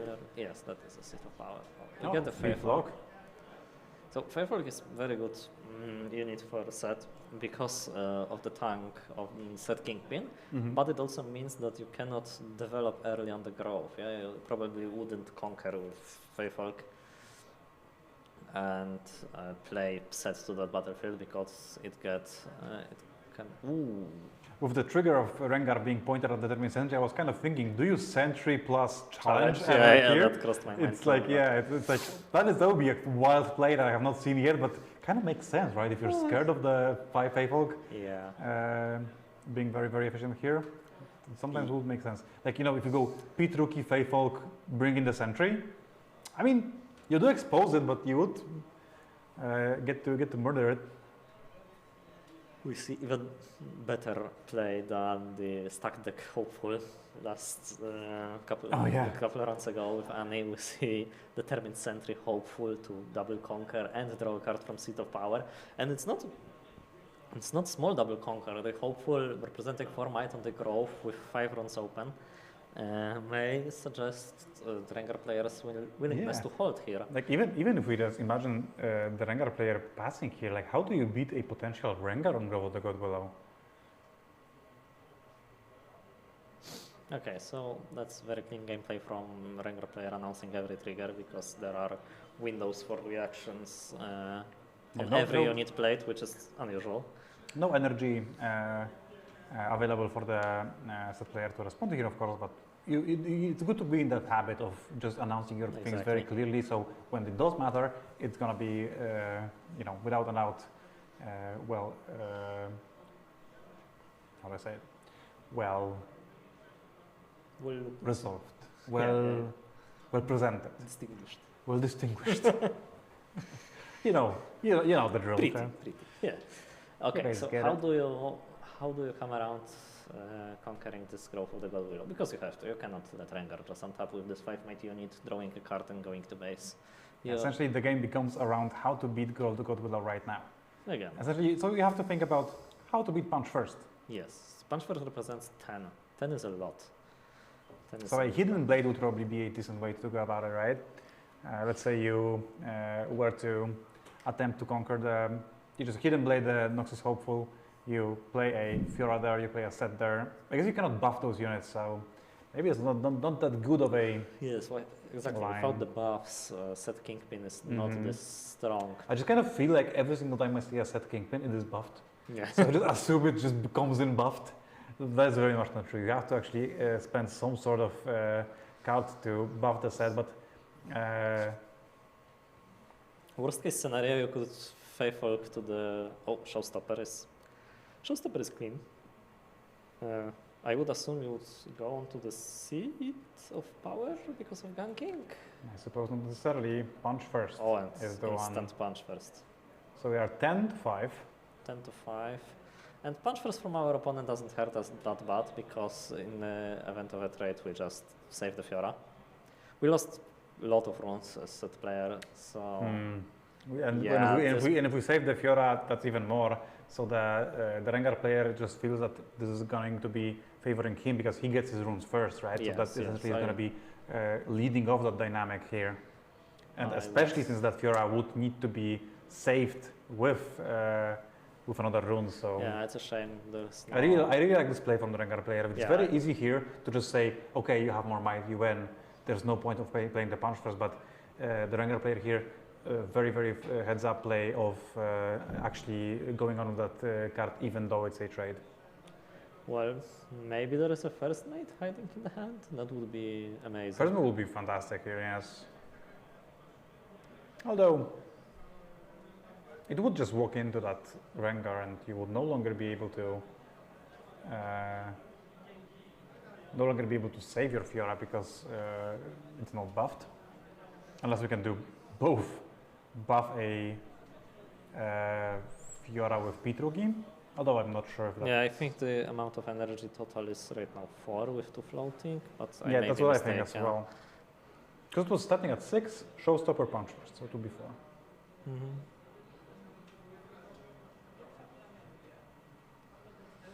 So what now? Passing here feels so rough. Especially since Faefolk probably dies for free because any unit buffed just buffs Rengar's Faefolk. Yeah, this Tragedy, is tragedy. looking grim for Now we're using even more power. Kinku Monk. Monk is a, That is a it's a good lot of development, that is a but lot of power, but the cost is not having another oh yeah. not having to play another turn. Can go And to I the suppose Faefolk onto determined Sentry's battlefield, pulling the Faefolk may be a decent play, but just killing the Faefolk is Just also killing the fine. Faefolk is okay because we force opponent to have something to pick up the growth. I mean, any unit does And that. you now have the ability to save your unit with the boss, Yeah, sacrificing your last rune. I would like. I mean, if you have, I think Faefolk is good enough that you do that, but you don't feel good about it. Not at all. Yeah, essentially you're saying that what you have right now in the board, that's what you're going to have to play with, and your opponent still channels runes and plays units, so... Yeah. I mean, the board is very strong, much stronger on the set size, but the rune difference, Rengar alone, makes me think that, well, set player is gonna have a bad time. But even like develop something, move Pit Rookie to grow the God Widow, kill the Fey Folk. It feels good, in my opinion. Because now then leaving the Rengar there to be eaten by the opposing units doesn't feel that great. On the other hand, you would have to still trade for a unit. We don't use a rune to save Fey Folk. That's interesting. I think that makes some sense. Also, of course, depending on the hand of the set player. Perhaps there is some important 3 mana spells to cover here. Okay, we go there. If you want to conquer the Rengar battlefield, you want to start with that one because of City of Power, right? So you have, for instance, another punch first, which would be I mean, rough on the runes, but... I actually just like double attack. Something dies, probably the King Monk. It's like, if King Monk dies, there is a buffed Fiora on the battlefield that defends very well. And if Fiora dies, it gets rescued by the boss's ability. So I think I like the double attack on the growth. Let's see if there's anything. Fiora moves in together with King Monk. Yeah, double attack is... what do you choose here, actually, as a Rengar player? Like, with the rune economy argument, perhaps I would choose Fiora, especially since leaving Fiora on a battlefield makes the other battlefield very exposed as well. So, like, you don't give her value out of the ganking.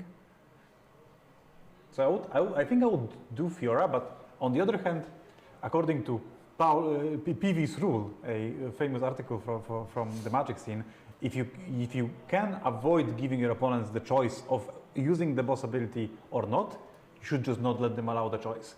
Because they have more information, they will make the better choice, and if you can just force them to make the play they can make, you should do that. And here, that's exactly what our Rengar player did, and they just opted to kill King Monk. There is also, Fiora is a 6, which is very important, 6 on the defense with shield 1. Very important breakpoint, because if Rengar player has another copy of Orange Rengar in hand, that cleanly answers it. Or, well, Darius just obliterates everything. By the way, I want to make note of the fact that the Determined Sentry has entered Seat of Power on turn 2 and has held for 3 points in a row. Yeah, it's on a card, it cannot go back. You just, yeah, I will not do I'm it. here. I will. Yeah. I'm here. So like, you know, I imagine him just sitting in the corner, just frightened, and everybody's fighting on the other battlefield. There's brawling still going on because of the God Widow. And he's just like, hey guys, I'm here. Anyone want to find me? He can actually step off the battlefield with the Thrill of the Hand, but I don't think it's going to happen this turn. I mean, is it stepping off a battlefield if you're not really stepping off a battlefield? Okay. Inferno. Then, so it's 7 on attack? That would be it. 4 plus 3 is 7, yep. You can, if you have, this gets blown out by the free spell, Call of the... Call to Glory? Call to Glory, yeah. Call to Glory, but we don't have it. Would it be a blowout? That would be 7 to 7. 8. Call to Glory Oh, makes Fiora yeah. again with the Shield. shield. I missed Shield. Yeah. I always miss Shield. I always feel like Fiora is not quite what it is at a battlefield, but... And right now, Fiora Rengar player is in excellent position. Oh yeah, going to 8 runes with a Kaisa on board, with 2 battlefields occupied. So, you know, a lot of action needs to happen for the Rengar player to not conquer 2 battlefields next turn. And then also, like, having the luxury of just developing for 2 turns if he needs to. All while just like pressuring their opponent a lot. And the 2 units are ones, the 2 units on the battlefield, which is not usually the breakpoint that we think about, but Feyfolk cannot conquer to 4 because of it. And like, you know, it would be sort of embarrassing for you to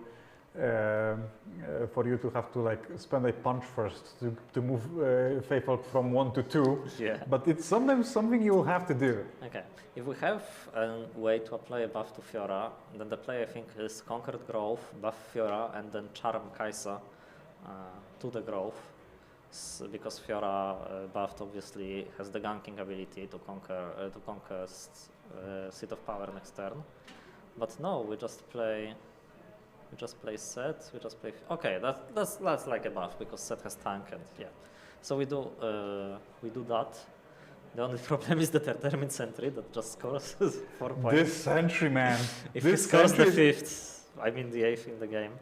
Because we have to buff Fiora, there is nothing in base, and the deck doesn't play it accelerate. I mean the showstopper, I guess.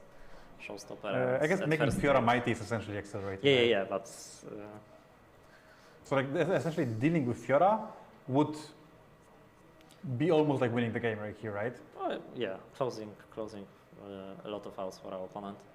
It's easier said than done. The 5 might tank even without any buffs. I believe It's we have hard a to get rid pike, a punch first, and That's a thrill 10. of the hand. That's 10, and if that's the hand, pike goes S5, punch first to 10, So and let's say we do frill it- is +2, so 12 to our opponent's 10. Let's so say we do. so it's little if we have those cards. Is that 10? That is 10. Yeah, so pike attacks thrill. for 5 in this deck, which is very strong. Oh, it's a that's Kaisa. Kaisa. That's Is more that enough runes? I expensive. believe that's enough runes. That is yeah. exactly enough runes. Yeah.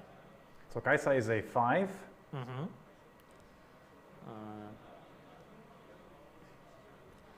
Attacking, then punch first, then frill. Yeah, and we see the cards even in a separate pile. Kaisa, punch first. Thrill of the hand. And the Adding sentry goes The to sentry score has the 8th gone point. the entire way through. It has been played on 1, it has gained 5 points during this game, and even scored the final one. That is the most determined sentry I have ever seen in my life. Generational performance by the sentry. That is, yeah, Amazing. clearly best unit I've ever seen. That is amazing. Incredibly powerful. I did not expect to see it at the end of that game when it showed up on turn 1. It's just how the Grove of the God Willow games go, right? No player has actually held on Grove of the God Willow during this game. Yes, no draws. Because no player wanted to allow that from the other player. So Yeah. they are just, every resource was put into defending on that Grove of the God Willow, into conquering the Grove of the God Willow. Because of that determined sentry that has been played together with that Nox Sopo on turn 1, and it could have just sat on the other battlefield while every single piece of action had to be directed towards the southern battlefield. It just held for 5 turns, absolutely demolished this game. Also, very Fantastic well played performance. for both players, and very fun game. Oh, yeah. Fundamental Riftbound game, less so about the tricks and the spells, and just units. Yeah, fundamental develop, developing, taking handling, risks. making breakpoints. Yeah, Taking exactly. risks, making breakpoints. Yeah. If you're not usually playing this type of deck, I highly recommend it. Oh yeah, lots of Unit fun. heavy decks are They do. how this game is supposed to be played. Yeah, strong words.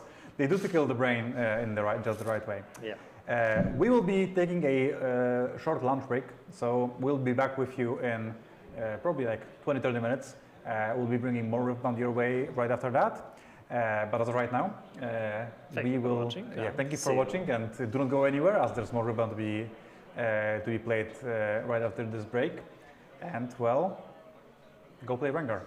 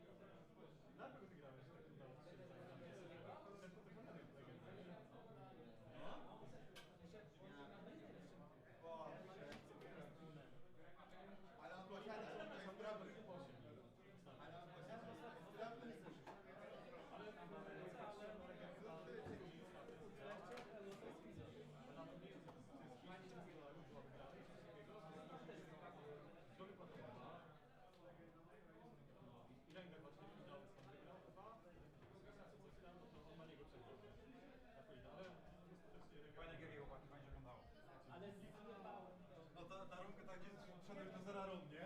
Tak, bo to... Nie, bo... To było dobre zagranie. Nie, Fiolon źle, bo miałem zagrać seta, set z showstopperem zamiast Fioli, wtedy jest 7 do 5, on dopakuje, ja dopakuję, zostaje mi set, Fiolon wchodzę na drugiego, czyszczę i potem krokiem wchodzę przeciągle do stopbacie. Tylko nie wiem czemu tu na Fiolon. Ale tak fajnie.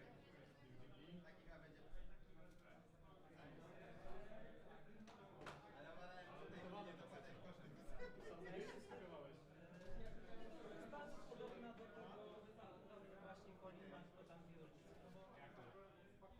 Zajebiście. Tak, właśnie nie ma tyle. Bo w sensie Nidalkę mam i właśnie zrobić to, co ty z blokiem na początku. No, dobry. Dziękuję. Też ludzie się nie spodziewali, że to jest dodatkowy draw. Ewentualnie przy kombatach.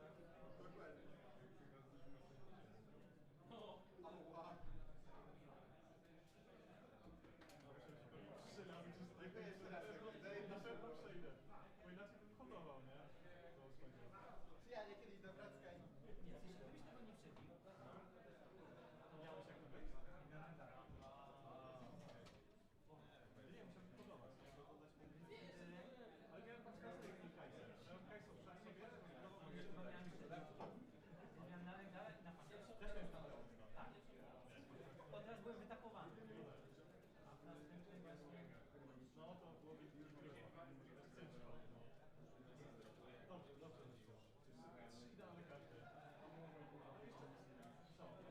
Ewentualnie za... To jest ręka czerwona. Tak, czerwony ręka jest. Gracze Riftbound eventu. Wasz event rozpoczyna się na stoliku 46. Sparingi na rundę pierwszą zostały właśnie opublikowane. Rebound players, your pairings for round 1 are up. Your event is starting at table 46.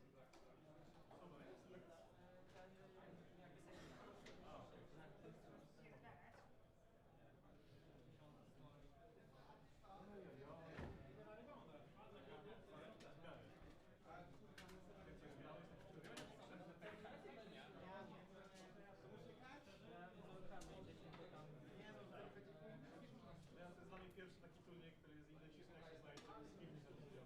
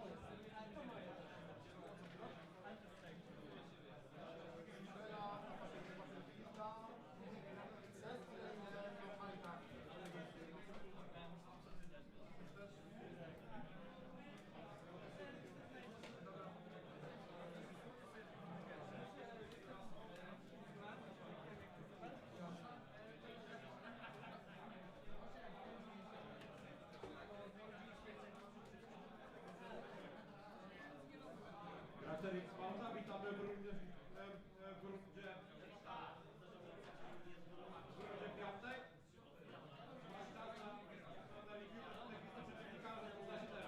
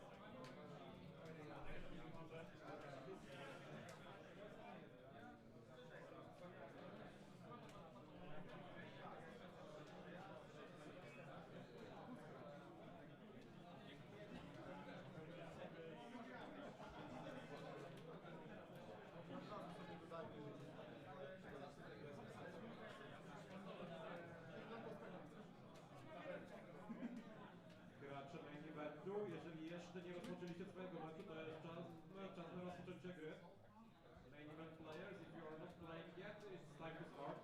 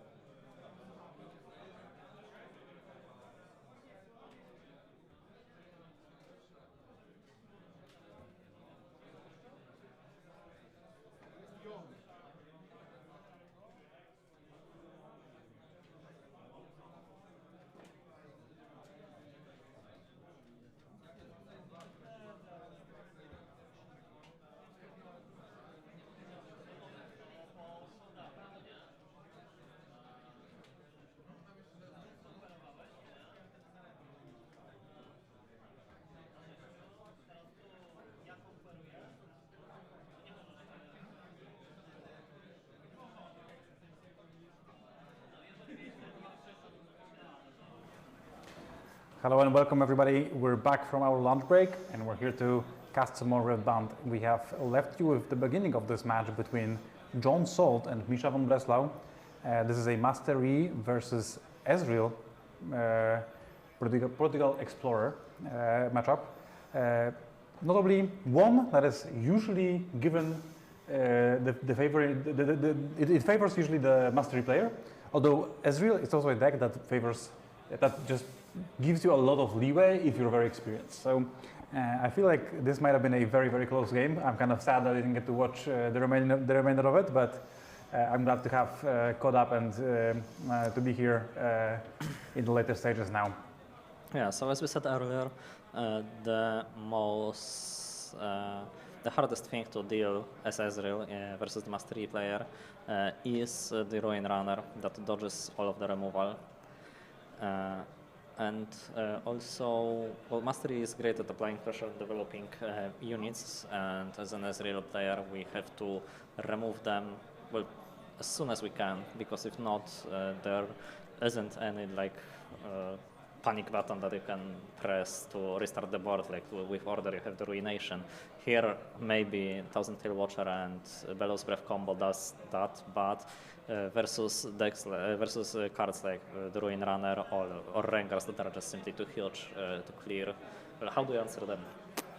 Well, that's a very rough question that I believe many Ezreal players are asking themselves, but usually it's a combination of cards like Smoke Screens, Wages of Pain, or some combinations of Thousand Tailed Watchers and Arcane Shifts. Arcane Shifts not really played anymore, but Thousand Tailed Watchers still a very, very good card against the Mastery deck, especially here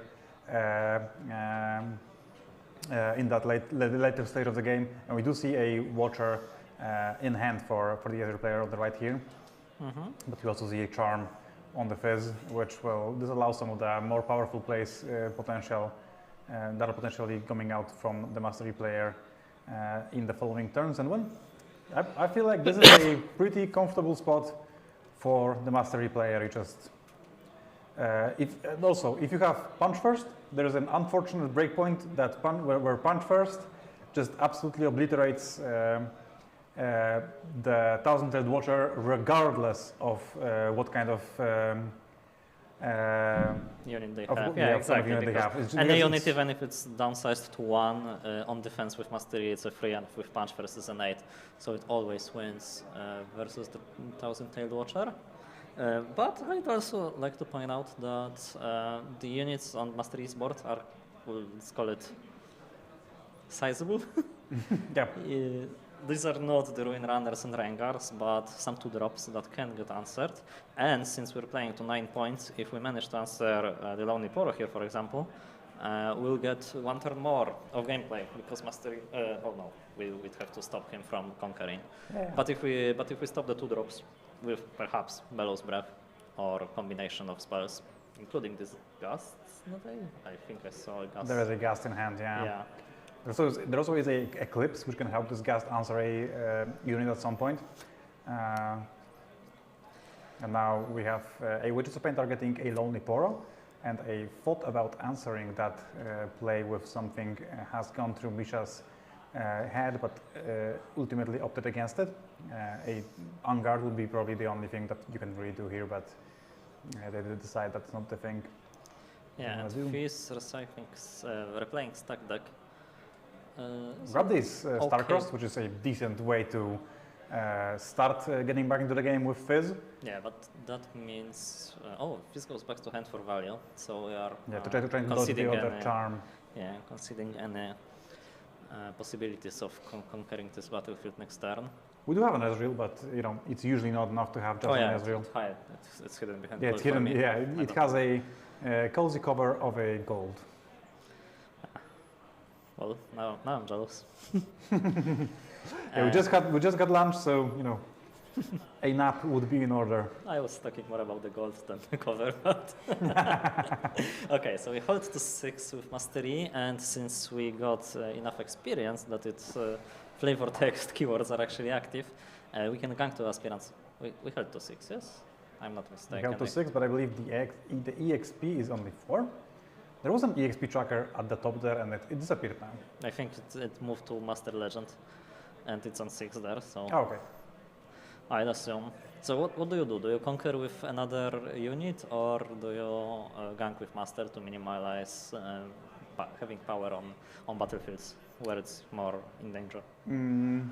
I kind of like leaving my units in the back just safe there, because that mastery is not easily answerable by this Ezreal. Even after an eclipse, it will be a trade. So any kind of interaction we have would break that attempt, like an Vanguard or Discipline. So I would probably prefer to gank with the mastery, although that's an interesting play. You put a Rengar there, and then gank. Just trying to put as much might on the battlefields as possible. That does not work out very well for playing around the one card that I believe matters here, which is, or like one of the two cards that matter here, which in my eyes is either Talented Watcher or a unchecked power. Unchecked power would be absolutely brutal here. I think there is one more. I think there is a Singularity. Not in the hand, but Singularity answers very cleanly. Singularity would not be very good against, for instance, on guard, right? Whereas the other cards do answer on guard pretty well. Okay. I see a little bit of explanation how that Talented Watcher was accelerated so cheaply, and I believe that this is because of the Ezreal Prodigy character, Chosen Champion ability, which lets you skimp on some of the optional costs, accelerate being, of course, one of them. So we actually opted to discount the energy cost. We pay one, we paid 1 blue and 1 gold. It kind of makes sense in one of the ultimate turns of the game, right? Okay. Opponent here moves Thousand Tail Watcher back to base. Perhaps they Fight or want flight. to. Perhaps you're not they coming want in. to answer the trigger, but well, Master is what? It's a 2, is a 4. Yeah, 7 to 4. Yeah, 7 to 4 makes sense to conquer there. A single Vanguard or Discipline does not actually do anything here. And you also have the Gust in hand to potentially answer something that could be played here, like a Punch First. And there is a Punch First, which will be answered with Gust, which is absolutely brutal, I think. Although you can also eclipse this. No, it's a 4. Master is a 4. You cannot Gust. Oh yeah, you're right. It goes down to 2, up to 4. Yeah. So now up to 9 and -4 from Eclipse, that would put it at 5. So Eclipse wins this combat, so actually, yeah, it pass here, and maybe Gust. Oh, the fire is harsh. So the fire is brutal. You can do we have anything you else? can Gust the Rengar and lose to the board, yeah. because Mastery has ganking. So I believe it's going to be game over for the Ezreal player here, sadly. Yeah. Like 7-1, I've seen this one before. It didn't end well. And yep, the he concession understands is that the situation is not salvageable, so we do concede that one pretty swiftly. We will get more Riftbound for you, as we have another match being played live, and I believe they are on a much earlier stage of the game right now that we can take a look at. Yes, I did no overlay this time, but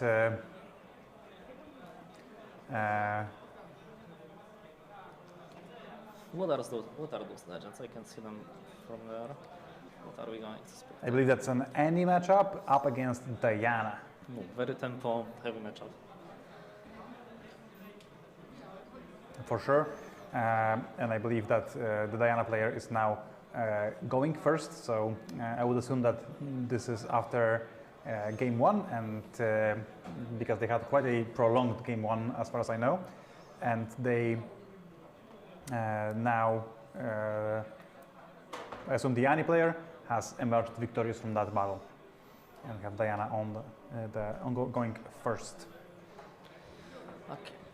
So how do I expect the matchup to go? I usually expect this to be these developing matchups when you play a unit to base, then opponent plays a unit to base, so you don't really want to attack, so you play another unit, and so on until one of you accumulates enough of an advantage to press forward, but from what I think, it's exactly Yeah, opposite. none of what you said is true. Yeah, exactly opposite. Which is quite funny. I mean, maybe the gust was the advantage that was needed to be played.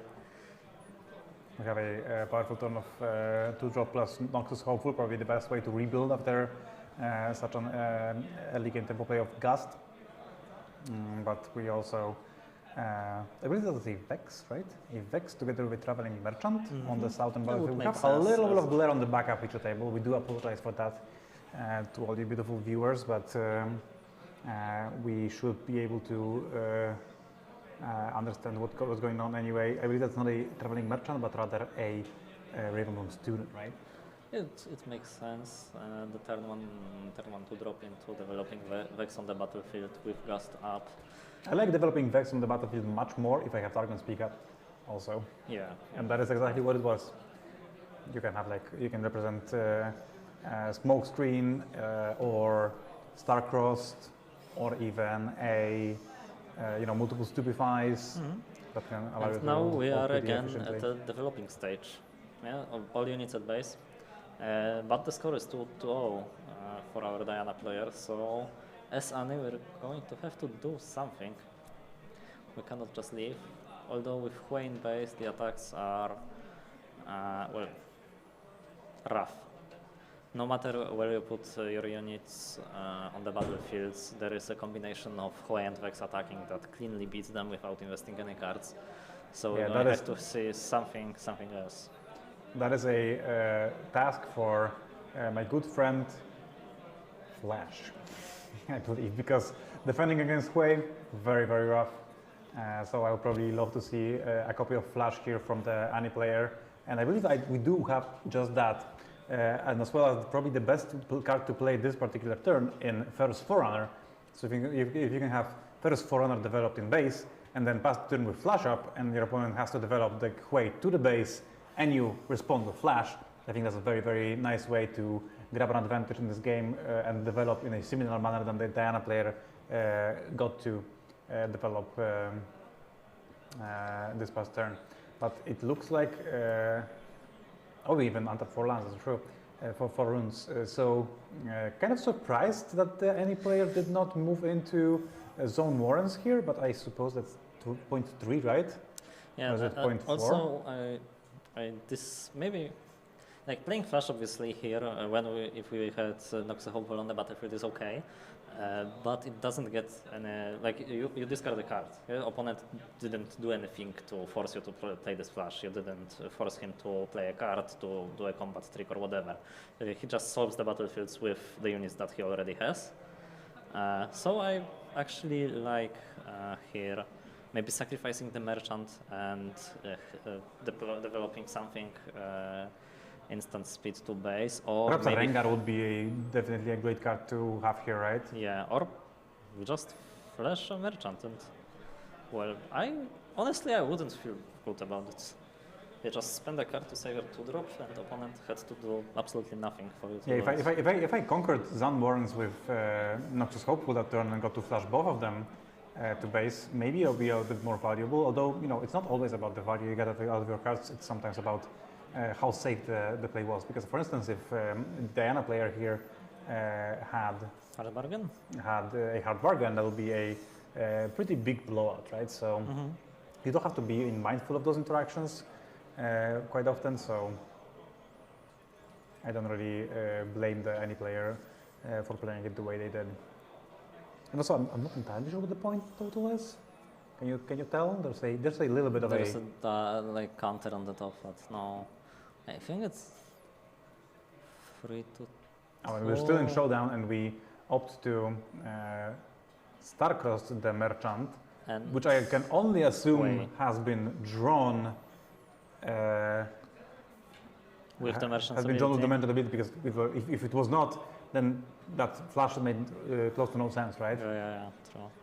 But it was an excellent draw, by the way, because now the Hway has to be developed back to base. Yeah, and the Forerunner makes attacks a little bit easier, although I see a flash in Diana's hand. And it's going to be just a game of flashy Chaos decks. Yeah, and usually those games favor. Oh, is that a frigid jewel? Whoa, That is a frigid jewel. frigid jewel and double height. Frigid jewel double hide is a very interesting play here. Okay, so suddenly you can defend very well, because probably both of those hidden cards are. Was that a Consult the past? Yeah. Okay, I did not expect this Diana matchup to be so spicy. I kind of love it though. 4-0 cooking. That is fantastic. Yeah, but okay. If you're Rani, you probably expect at least one of those cards. You've seen the deck list, so you know there are consults. You still probably expect one of those cards to be a Tide Turner. And with Frigid Jewel, no, Tide Turner only draws one card, but it's either two Tide Turners or Tide Turner plus consult, so the Frigid Jewel is always active. And this represents very high swings. And that is very interesting. And swings, swings that can be made onto any battlefield, yeah? Because you can... Tide Turner with Way just gives you so much freedom, right? Yeah, you would assume that, well, one of the battlefields would be easily conquerable by Forerunner, but if it's... even if this is just two Tide Turners, it is literally not true. Tide Turners is, yeah, exactly. And you have to think that it's two Tide Turners, even though it could be any hidden card, because most of the time it is Tide Turner. So like, this is like, decision paralyzes to me. I would be so scared as the any player here to just do anything. And like, when you think about the board state, which is incredibly difficult to solve, and then you think about the situation that the Diana player here actually has a flush in hand as well. This is absolutely ludicrous. The amount of might you can produce here is incredible. Okay, we have played Annie proactively to grab the Starcross to be safe from the from potential Huey tricks. Yeah, like we have Starcross targeting Huey and perhaps a judge question whether if that Tide Turner would move away.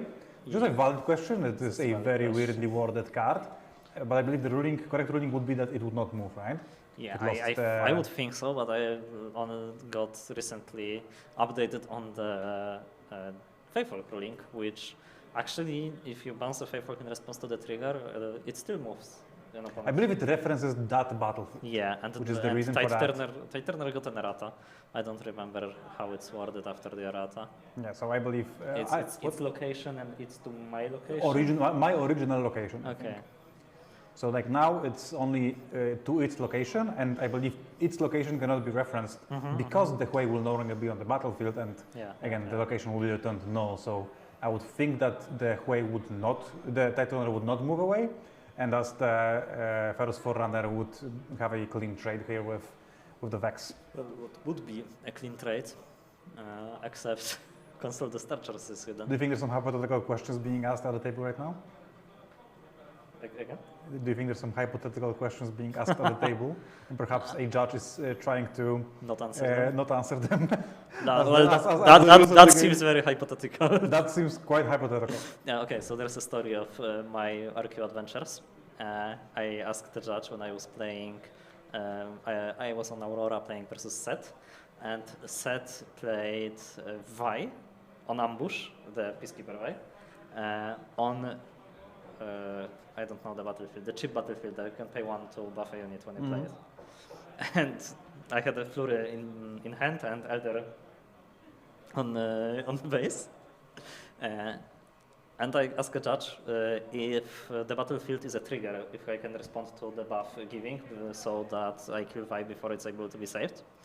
And the judge says, of course, it's a hypothetical question I cannot answer. Oh no. So I'm just, okay, so I'm playing it with what happens. Yeah, that's the easy way to go around it, right? Okay, I don't care. I've played it, what happens? Yeah. Is my move illegal? Okay. We have Okay, so it appears that the Tide Turner is in fact moving, yeah. But Consult is a very good answer here because of the Frigid Jewel buffing Vex to 6 and trading. Wait, what? It's the Student's Trigger, and now the Frigid Jewel should buff the Vex for a clean trade. Going to be a trade. And since any player is fully exhausted, There will be no double conquer this turn. Pass. We create 2 mechs. Do you go even as the hopeful to the? You can't. Yeah, it's. There's just like so many things that blow you out. Yeah. I would not feel comfortable doing that. A single stupefy just ends the life of this lowly hopeful. The payoff is somewhat large if it does work out, but Yeah, you can just go here and Yep. it's okay. I like this a lot more.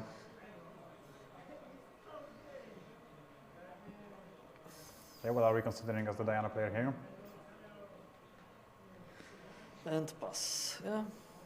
So without the whale on board, this Rich Jewel is significantly less potent, of course, or without a traveling merchant, although it's still a pretty good card as there's plenty of ways to grab some additional cards as the Diana deck plays out their turn. But we do end up holding the Targon's Peak, and a lot of materials were used up during this turn. I'm still not entirely sure about the tide turner ruling, but well, it is what it is. There has been a judge, and I believe it was a head judge answering that question. Yeah, I think they are well equipped to handle these cases. So Oh yeah, we're gonna have to trust them. we're gonna have to trust them.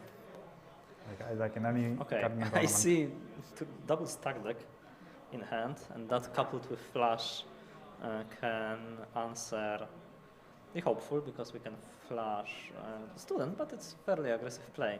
Also, did you know that every card in this game, I believe every card in this game that puts card from your deck to your hand has draw written on it? There are no cards that put cards from the deck. The stack deck draws a card. So if we play double stack deck, Frigid Rituals. Is it trigger. actually I true? think it's true. We can pull out the stack deck on our. Yeah, let's pull up stack deck. Oh, no, it doesn't actually work on this. Oh no, it does work. I'm gonna be wrong, and then you're gonna laugh at me.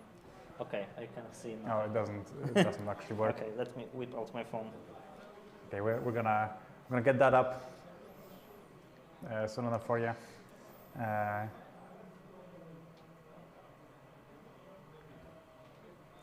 Yeah, I believe, like, you know, now that I think of it, I'm pretty sure there are some cards that just do that, but I know Void Rush draws the cards for sure, which was very weird to me when I realized it. I had a judge call at RQ Hartford as well, actually, when I was judging, and I answered the judge call, and I was surprised to see that it draws the card. Okay, so it doesn't. That's Yeah, we have a stack deck here, and it does say, put one in your hand. I have one more in me. Yeah, Origins Errata. Origins Errata, yeah, let's go. You can just go to Piltover Archive and see the errata text. Yeah. So there has been 2 stack decks played, and the Frigid Jewel has not pointed at anything, so I assume that is not true. Okay, so I just made a fool of myself, but it was fun. Well, You were very confident at it though, so like a little bit more, you know, pushing through, and I wouldn't have stopped you. That's interesting. Maybe that's how you play Frigid Jewel in Oh Diana. yeah. Just the way the best of Rek'Sai player played the Axe. Hall of Legends, which like almost doesn't work with Rek'Sai at Yeah, all. it's very, very specific timing with the battlefield and very specific situation. Okay, we have the aggressive flash play that we have mentioned actually being made. Perhaps now followed up with a Moonfall, or not really. A Hui is discarded from hand, which is very surprising to see. Although maybe it makes some sense now that you are a little bit on the back foot and need to make some pressure this turn. Okay, we used Tide Turner to save the student, and that should. We still have Diana mana up, so there is a good chance that we have like a Stupefy to make that trade, which would be pretty favorable for us. But well, if we had Stupefy, we wouldn't swap the student, no? If we're against free might units. Well, it is quite a bit of a risk to take if you leave the student there, even if it works out for you. Maybe it's not worth the potential downside of losing the student, which is a very crucial unit. But it appears we don't have the Stupefy either, or the Gust. So now what? And he goes to double conquer. I see the Vex in hand, which is very strong, especially considering that the might represented on the Diana's table is not very large. Okay, So I believe the score is 3-6 for Diana player, so there is some time to develop. Yeah, pretty. So the Diana player has 6. Yes. So yeah, not quite very comfortable for the any player here. They are in trouble. They have to figure something out.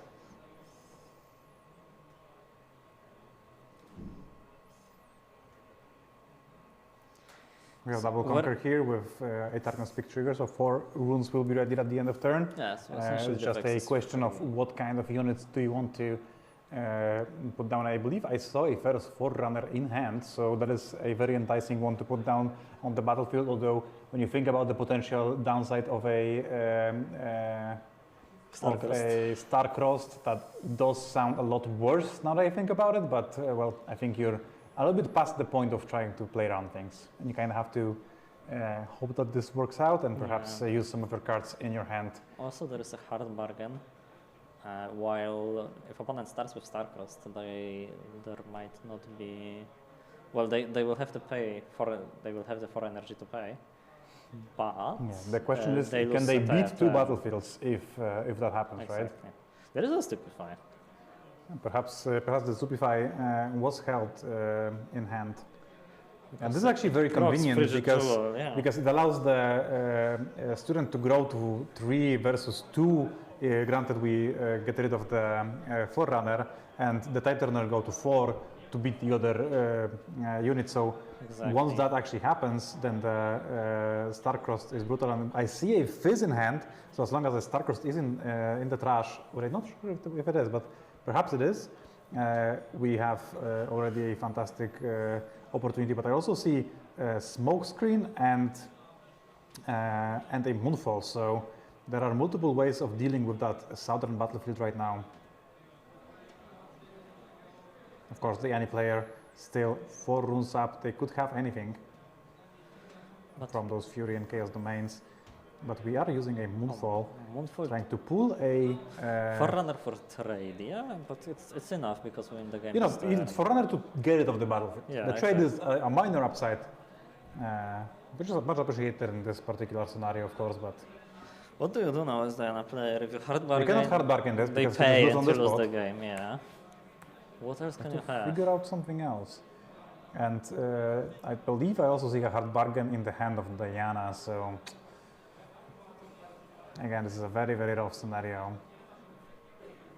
Unfortunately, the Forerunner mechs have to be played to base. You cannot play them to all. Yeah, this is the way the card is worded. Now, all you have to do with this student is walk in. Attack, it's 4-2. Well, every good turn starts with a stack deck. Well said. But do you even hard bargain this? There is a strategic hard bargain this. Just maybe you. Oh, I like this play. spells. You can hard bargain for 2. Like there's no 1 mana spells that do anything here, right? Yeah. That is also. Yeah, hard bargaining for 2 is strong here. Although, like, if they answer with Star-Crossed, isn't that pretty bad for you? Yeah, if they have Star-Crossed in hand right now, and they don't, but if they had it, you just bounce the student, and we have a pretty rough spot there. All right, I believe this was a 2-0 victory for Diana. Or was it? The setup is present.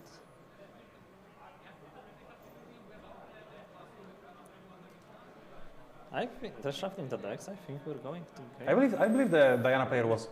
Oh, they were starting, so they lost game 1. Okay, so Yeah. we are still here for game 3, although there is little time in the round left. There is just 20 seconds left in the round. I believe the feature match may have like, a couple of more minutes. Yeah, but they're still live, so well, we're going. I hope they'll play fast this game. Spytanie skoczyli mają. Yeah. What? Oh, Oh, Is a that shake of the hand. is that a draw? We're not starting the game because it's too late.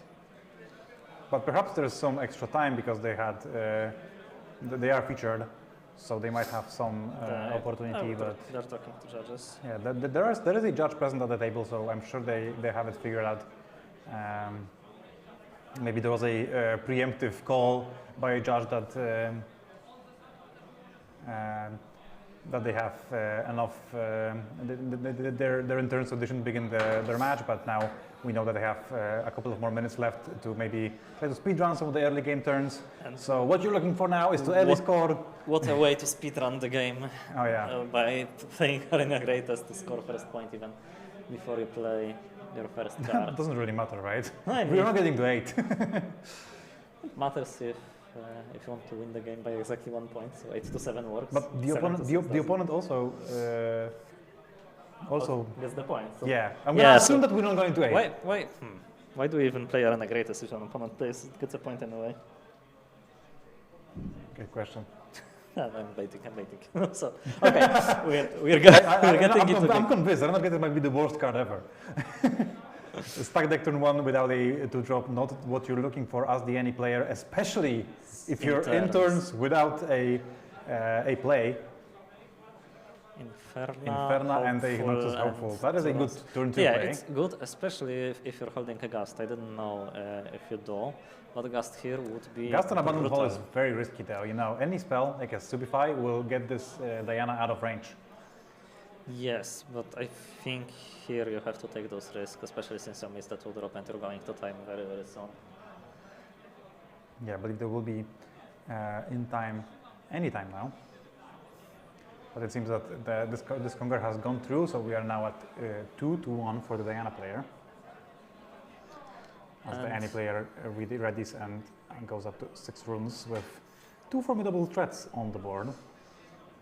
And a Rengar, I spot in their hand. Rengar and a longsword. A lot of options here for this any player. Okay, so how do you approach this? Obviously, Diana left up 3 runes, so there is some interaction. I like this play because it just, you know, answers the question. Yeah. Like it asks the question. Poses the question. Poses the question. Yes. Opponent has to answer. Very, very well said. Okay, so stack deck trades here. I don't think we want to trade. I think that that stack deck makes any commit some cards. Yeah, it is rough kind of to accept a trade here, as we have only an Inferna back in our base, and this Revenue Student will do a short work of that card. Although maybe if you have a perhaps Ferros Forerunner and you can Inferna to Arena's Greatest, you play a Ferros Forerunner there to hold it up. That would be a decent play, although this longsword also looks kind of juicy. Longsword is good, but I wonder if we just develop Rengar here.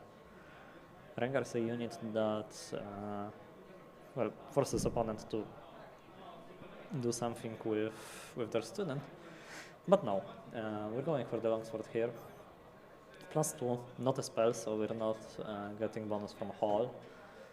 Still, a Stupefy here makes our life hard as any player.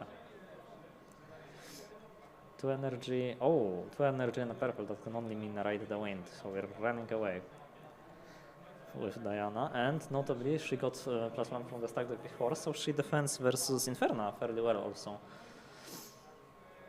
Yeah, this is probably gonna warrant the Rengar again, but just a trade. Yeah. This is probably gonna warrant the Rengar on the other battlefield, although it is quite an aggressive play, I must say. Although maybe if you're assuming that you're gonna go to turns. Maybe, but like, surely this Inferna conquers here. Like you cannot think that this Diana will hold with just 1 might more and 4 runs open. Yeah, I believe there's not enough might to kill the Rengar, right? So it has to be Inferna. Yeah, and now the holds are not trivial. The holds look good, yeah, and also you get the 2 extra rules from... You probably can beat Rengar, but you have to invest something, and you are not on the abandoned hall. Maybe you know, we've said that before, and then watch the Diana player absolutely obliterate the board for 2 energy. So maybe let's not counter horses quite yet. Okay, there is a Moonfall, that's always a start. You can go to abandoned hall, Moonfall, and do anything else, and you beat the board. Moonfall does... so it could be 4 + 1, that would be 5, and student will already be 4. Yeah. So 1 more spell is a trade, and if that spell is a Stupefy, it's no, just... the other spell is +2 because of the abandoned hall. Oh yeah, you're right. So Moonfall plus a card. Moonfall plus stack deck clears this board. Which is kind of insane when you think about it. Yeah. It is 9 might. 9 mana to 2. Moonfall is a scary card. Of course, the any player here can also have some form of interaction.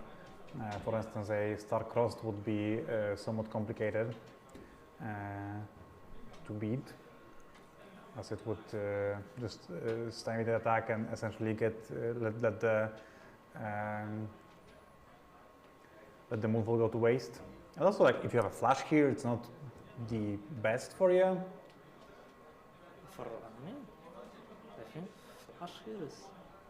Not the best for the Diana player, sorry. Yeah. It appears that the any player has a Vex, a Kaisa, and one other card that I cannot really make out, but they does not seem to Double be... Moonfall is expensive, but it gets the job done, and also Yeah, makes sure that nothing survives. I don't think there is a card yeah. here that, except for Flash, that saves those units. Although Flash would be a Flash huge would blowout. be huge, yeah. But again, you have to play risky. Yeah, especially like since we will be in turns soon enough. Now you go. Okay, so opponent playing Moonfall. I think I would read that as I don't have a Stupefy, so. Unless they would not want you to think that. Unless. Well, any player says better safe than sorry. They do equip the longsword to play around that Stupefy. Yeah. The Conquered, untap, draw. And we are, I believe, now in turn 3 of extra turns.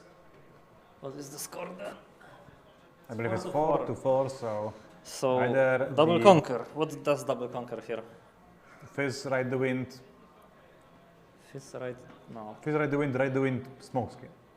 that's too expensive. No, you have the mana from Diana. Mana from You have a Diana. Stupefy and try to win the trash. That's a start.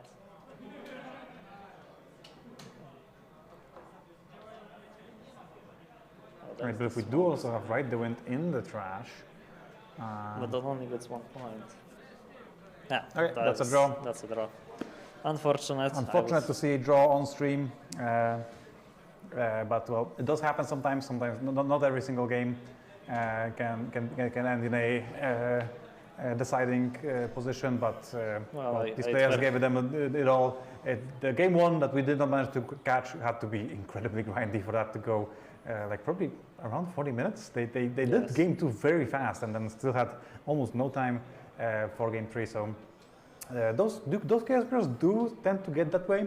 They're very decision dense, and also like the plays often set back the opposing player by a large margin. So it makes a lot of sense to take your sweet time, and perhaps sometimes maybe a little bit too much of that sweet time.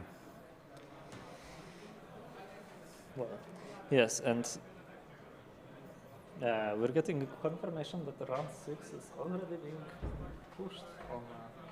Yeah, we're gonna be going to round that's 6, so we're gonna have no break. a brief. we're jumping straight back in. Yeah. That will be it. Although like it's gonna be like a couple of more minutes before they get seated down, so we will have a very short break. But I believe now the 5-0 players will be able to ID, but there's only 3 of them.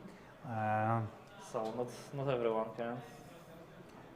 Yep. So let's get some spicy 4-1 action for you. What do you want to see? Do you want to do this? Oh, okay, or Ooh, let's do this. okay, that one interesting. Is this Kolesław? Kolesław probably is a strong Kolesław nickname. Yeah, chat. So bear with us for a second as we set up the feature matches.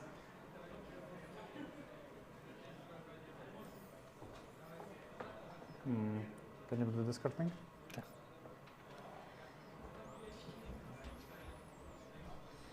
No?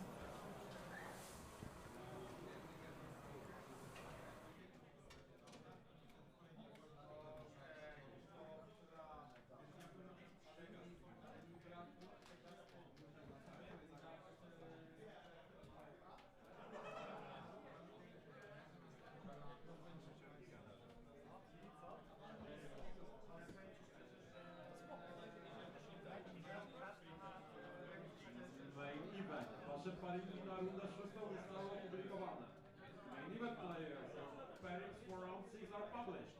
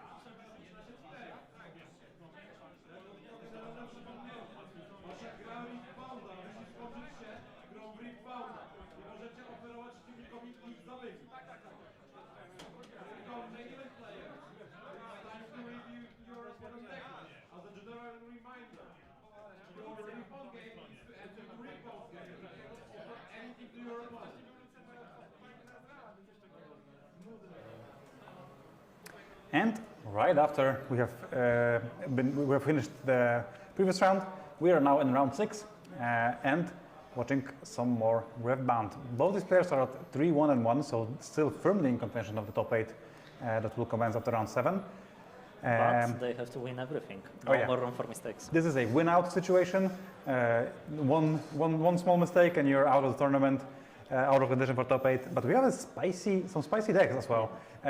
Victor is I believe, a very, very powerful deck. It gained a lot of velocity thanks to the sprite support cards from Unleashed.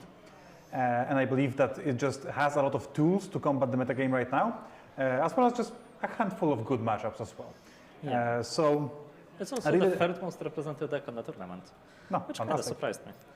Yeah, it is interesting, right? Yeah. You would not think of Victor as being so popular to jump over some Aurora decks, for instance, but well, I guess against Aurora decks, it is very, very good. It's very good again. It's jumping over Aurora. Yeah. Oh yeah, that it does very, very well. Yeah, and we have Victor up against Annie, another Annie player. That deck is so popular in Poland. It's very popular and also very skill expressive, so good players are going to win with it. Oh yeah, like when we see players at brackets like 4-0 and 3-1-1 on Annie, you're gonna know that these are decent players that will, stand up to the challenge, regardless of the matchup probably.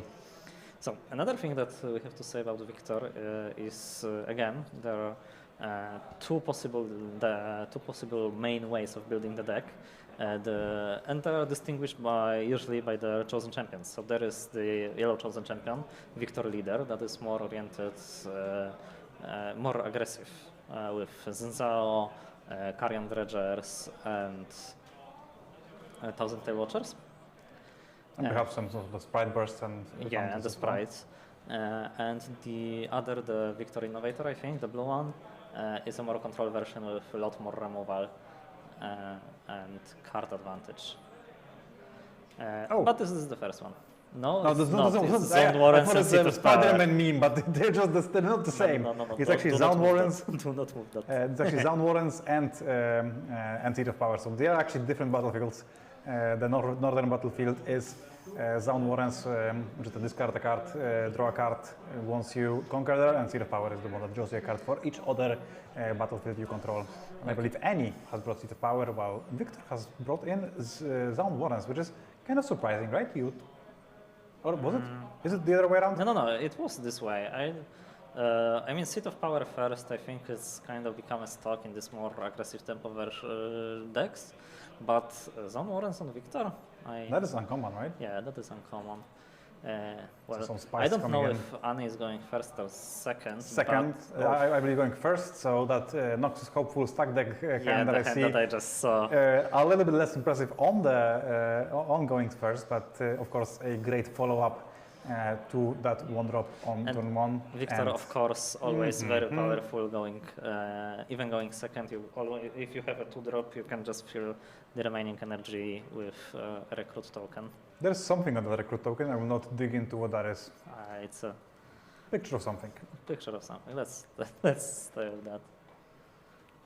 It is a recruit of sorts. Okay, so now we go with stack deck. Well, if you have Hopeful, you would like to your second turn to be 2-drop Hopeful, but stack deck is sufficient enough. You still develop a lot of might, and most importantly, Hopeful is too big to be sniped with Deadly Flourish, which I believe both of the Victor versions play. Yeah, that card is pretty strong for that deck. Although those early game stack decks, sometimes I feel like I play them and I'm not entirely sure what I'm looking for. So sometimes it's even better to keep that stack deck around for a future turn. Of course, you don't need it to enable a Legion for cards like Noxus Hopeful, but you sometimes are better off saving that for a future turn when you actually know what you have to combat, rather than spew it out early game and you see 3 good cards and you're not entirely sure which ones are going to be there at their best for you. Although here we saw a Kaisa, which I believe against Victor, which regardless of the control version of the more unit-based version, those will still contest a lot of your units early on. So Kaisa, being an accelerated unit, will always be very, very strong against that deck. So I like picking that up. in general. And of course, cleave, an easy one to ditch in the matchup, as most of the time the Victor deck will not actually produce that much might to hold with. Yeah, exactly. And Star-Crossed then we another one. Star-Crossed another one. Yeah. So, and we have 3 runes open. This board is kind of resilient to Cool the Weak, which is what you have to play around almost every turn against Victor. It's one of the best cards. And, Wages of Pain. And we have, I believe, the Stary Dziad, as we like to call him in Poland, Grim Apothecary, to save the Traveling Merchant from Wages of Pain and actually make it a little bit difficult to answer now with just a 2 might and a 1 might unit on board. You have to either trade your entire board away or I mean, if just you have, let him hold. If you have a Cool the Weak, I think you still go for it. It's okay-ish. Your deck. It is your entire turn and you're left with no board, so because the any player will get to develop first, I think that would set you back quite a fair bit.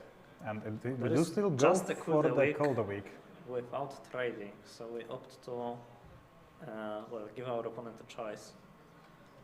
We don't know about the Kaisa, but the Kaisa there kind of makes me incentivized to sacrifice the Noxus Hopeful, even though it is. I agree actually with sacrificing Jadek here. Okay, can you walk me through your vision here about sacrificing the Apothecary? Opponent has 4 runes, 6 runes next round. So my idea is Hopeful here and then accelerate Kaisa on the other battlefield to draw 2 cards. And the worst punish is Singularity, which is rarely played in the aggro version. And even if they just skip a turn and you get to develop first, as you said, would happen if he took the other line. So I think we're ahead. Perhaps I even dislike a little bit the idea of walking with Honest Broker to the Zone Warrens there, because you do lose it practically for free, right? By putting this Noxus Opal on the battlefield. You would probably want to do it anyway, going to 2, getting on that ever so important even points. So here, talking about even points, any player decides not to accelerate the Kaisa and just develop on the board, saying, yeah, probably I can draw from the Seat of Power next turn anyway, because, how does Victor contest Noxus Hopeful with an empty board? So we hold to 3, we go to 4 on the... Well, those 2 drops look very meek in comparison to what the any player developed with their 6 mana, with their 6 energy, that being a Noxus Hopeful as well, very, very strong. Yeah, this is going Annie's way in a tremendous fashion.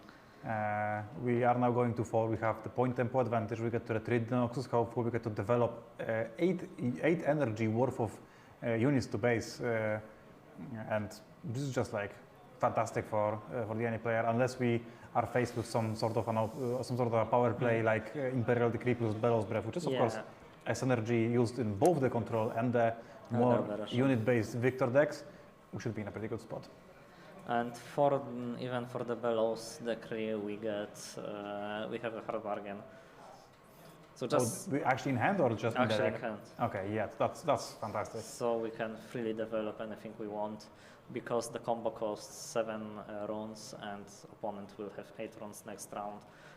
We only need the 2 runes that we read with the Darkchild Legend. You can even not risk it, right? Just hard bargain the decree itself, and only 3 runes are left over after that play. So I mean, because the Hopeful goes back, hard bargain, decree itself does nothing, and there aren't many ways for Victor player to reach the base. So you would just trade merchant for 2 of blue runes of your opponent. Yeah. Mm-hmm. So, but we opted into different strategy. We played Vex. Vex here probably mostly to protect us from Accelerated Watcher, and the Hopeful stays. Accelerated Watcher, perhaps some of the Sprite support cards from Unleashed, like Sprite Fountain or Sprite Burst, which are ever present in the Victor deck. Although that Vex is somewhat easily conquerable by the units from base. Although, well, it is a steep cost, as you have to just throw them in there, and if your opponent happens to have like a long sword, you kind of look like a fool for a second there. 6. It appears it is a Watcher though, and that Watcher Good read. without acceleration is also pretty decent here, right? Because the Yeah. Southern Battlefield now has just 2 might. Yeah, you So just a honest broker would trade with it, and then a plundering Poro could go up to the Conquer north Hopeful. battlefield. So that sounds pretty good, as well as especially when you couple that with the fact that the Watcher just stays around, right? Yeah, It's it's a just big going to be a problem. seven might unit. The only answer I see to that in any player hand is Rengar, but they elect not to defend with it. Maybe I've seen it wrong. I believe the hand is. It's Kaisa, but It's two Kaisa, different but the arts. different art Okay, Kaisas, okay. yeah. So that's So yeah, so this 1000 tail Watcher here is very good. And if a we very play, large punish, by the way. yeah, and if we play Vex to the battlefield, thinking about accelerated Watcher, maybe that's a mistake. Because Yeah, I believe they were just thinking about the sprites. the sprites, yeah. Yeah. Okay, token here trades with Hopeful. So that would not allow for a double conquer this turn in particular. Oh, Ooh, Bell's Breath. Bell's Breath, but We have the we hard have bargain. bargain. Yeah. But I was it's more thinking much- plundering Poro conquering top battlefield And then recruit moving bottom and draw a card. to draw yeah. a card. But maybe I'm just thinking a little bit too hard about. Maybe actually they don't want to conquer Zone Warrens because they have one card in hand and it's very good. Well, perhaps she should have ditched the Bell's Breath as it was countered anyway. Yeah. You know, you don't have the incredible power we have of No, perfect foresight, but you know. Now Annie has an easy way to go to 6 points and develop these 2 Kaisas, or even the drone. Oof, that's wow. That is Okay, what- amazing. what do you sequence of think- draws was amazing. What do you think about? That was a bit surprising. Okay, that caught me off guard. Why is there a flash in our graveyard? I guess you can Annie and pick up the flash. And still we Yeah, have to but some. wouldn't you? Okay. There's a hand. There's a flash. What are you talking about, bats? my bad. There's a flash in the hand. I don't see anything. Yeah. Not anything wrong. You wanted to end this turn with flash in hand, right? Yes. Is that it? Yes, I wanted to. Yeah, because I wanted to develop Kaisa and Forerunner. That was like a fantastic turn, by the way. Yeah, and flash the units back to base and conquer to 8 next turn. Almost impossible for the Victor player to combat such a board, unless they want to. They will have some sort of that explosive draw that we talked about previously. But also even that now with Ferrous Forerunner, They pretty difficult. still can have, I mean, they have 1 card in hand. Yes, 1. Do I see correctly? Not really sure. Might have been a couple. Maybe that's like 2. 2 cards. Okay, yeah. So it was 1 card. Okay. Pretty so miraculous if- for Victor to come back from this with 1 card. I mean, if we have exactly the combo, okay, that is not the combo, but it's pretty good. It's not bad. Mostly because it's a 7. Obviously, we know that the units will not die in combat as they are being flashed to base. Yes? I think, yeah, there's no need. And also the merchant triggers, discarding Noxus Hopefuls that... Which is fine. Like you don't really need to develop more units. You kind of would like to have a combat trick rather than the units anyway. So Well- I like this spot. Well, what quite a now? fair bit. Best card that we can have is probably a Hidden Blade. Yeah, just hide something. That looks like they Yeah, are it looks like going they for a hide. And they use the ugly rune to do it, which is Omega based. Oh yeah, I love the strategy. Like you have 1 non-matching rune, and like yeah, I'm gonna sacrifice this one to hide stuff with. So how much is that? 16, I see. 16 to 14 representing, and a hidden card. If Annie has any, oh, that is an action spell. I mean, it's a reaction spell, but you know what I mean. An action spell, but also on reaction. Yeah, It the can be second an one- action, right? Yeah. Can and play the it as an second action. one is I'm not entirely sure what the second card is, but I believe the Star-Crossed Star-Crossed is is enough. just far more than enough. I guess you could just like you go Ferrous and Hopeful on the top battlefield. They trade. You go Star-Crossed on your Noxus Hopeful on the southern battlefield, and you have 2 units that can conquer easily. Just get to filter your hand a little bit further. Yes. Give the Zam Warren's trigger. Discarding the other card. Or the it was an apothecary. apothecary, yeah. Hard Hard bargain, just to make sure that nothing bad happens, even though nothing was really likely to have happened.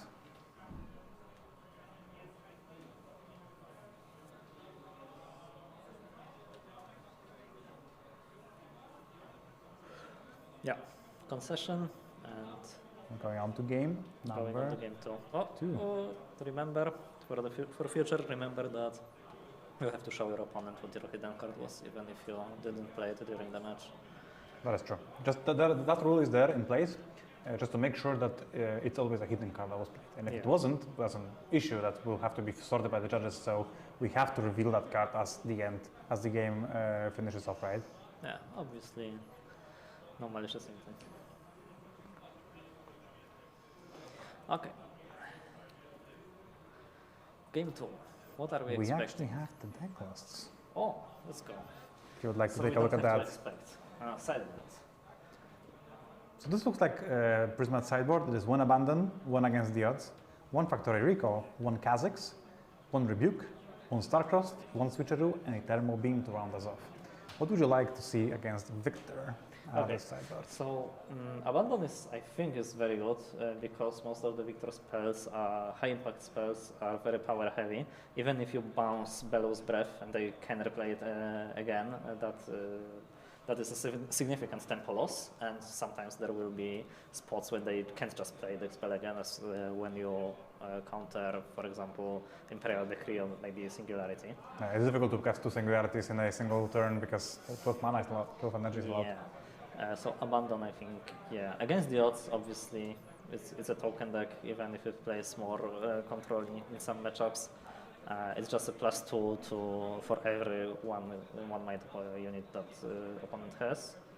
And other than that, we have, Factory Recall and Thermal Beam, no, you don't see any relevant gear in Victor. I think the rest of the sideboarding will be determined by how many weak cards any player finds in their main deck, rather than how many strong cards they find in the sideboard. Yeah, Kha'Zix is a serviceable card. You could put Kha'Zix in just as a unit. Another unit, yeah, it's a difficult 4, to it beat. dodges most of the blue removal that we have now. Although I think a lot of the main deck cards already do that, so, Yeah, so pretty light sideboarding here from the enemy side. But let's take a look at the Victor deck and how the sideboard of that one is constructed, and what potential cards might come in if we ever get to load the deck list. just give it time, I think. I'm gonna refresh. Might regret the refresh, but if it works, we're golden. Genius. And Okay, there it it is. worked. Oh, Okay. that's a very simple. sideboard, yeah. 2 Ash Focused, 3 Safety Inspector, 3 Salvage. That is much more interesting, I think, the decisions that we have to make. For example, okay, do you side in some copies of Salvage, expecting the longswords just so they don't blank your removal spells? Maybe. I don't love it. I don't like love it. yeah. But, It might be like a kind of a necessity thing rather than a strong play you would love to make, right? yeah. I think longsword is not enough to warrant that. Ash? I don't love Ash, It's not the matchup yeah. for Ash, and Anne is capable of holding with Ferrous Forerunners, and you don't And I have believe answers to those. Safety Inspector, not really the thing you were looking for. There's a lot of 2-drops in the any deck that will not be very impactful to kill with the cool to weak effect. So I would just resubmit the main deck from the Victor side. That always feels bad That when you lose game 1 and you run Yeah, it because back with the deck list. Sometimes you have that matchup where you don't really want to sideboard in it because you feel it's good, but then you lose game 1 and like, why did I do this? I should have some sideboard cards here, but yeah, perhaps not that bad of a matchup for the Victor. On the other hand, what would be the dedicated sideboard slots for Ami? The deck is very versatile It is, yeah. and attacks on, well, Many different axes. many different axes. Yeah, but we can jump back into the game as the Victor player starts off with a 1 activation of Herald the Arcane to create a recruit token, and then on turn 2 manages to conquer Zone Warrants to Yeah, discard against draw. some warrants, and obviously Arena's greatest, the best aggressive battlefield in the game. Dare I say, the best battlefield in the game, period. The most bannable? In a week. No ban talk, okay? No ban talk. But what? Well, unless... Less. Oh, Well, card sharp. coming Card out. sharp is a card Okay, that I love. Card sharp test. Does any create a gold here? No. I don't think there is a combination Yeah, of I think the card idea that I had about card sharp, and that I think I still agree with largely, is that if somebody opts to play card sharp in their deck, more than likely they will use the treasure better than you do. Yeah. There are some minor differences in terms of decks that do that, although I believe more often than not you do really want to be careful about it and not really expose your opponent to not give them another Yes, card. Victor is a deck that first of all uses power very much. It's a very power hungry deck, and second of all plays very well when he has a lot of runes. Yeah. So the gold, giving him a gold here is a hefty cost that you would you'd consider twice before giving it. For sure. I think like Aurora maybe gets the gold here and says, And on I the don't other hand, care. yeah. On the other hand, the Annie deck it's not really that power hungry, and it has a lot of cheap cards, so it doesn't really work.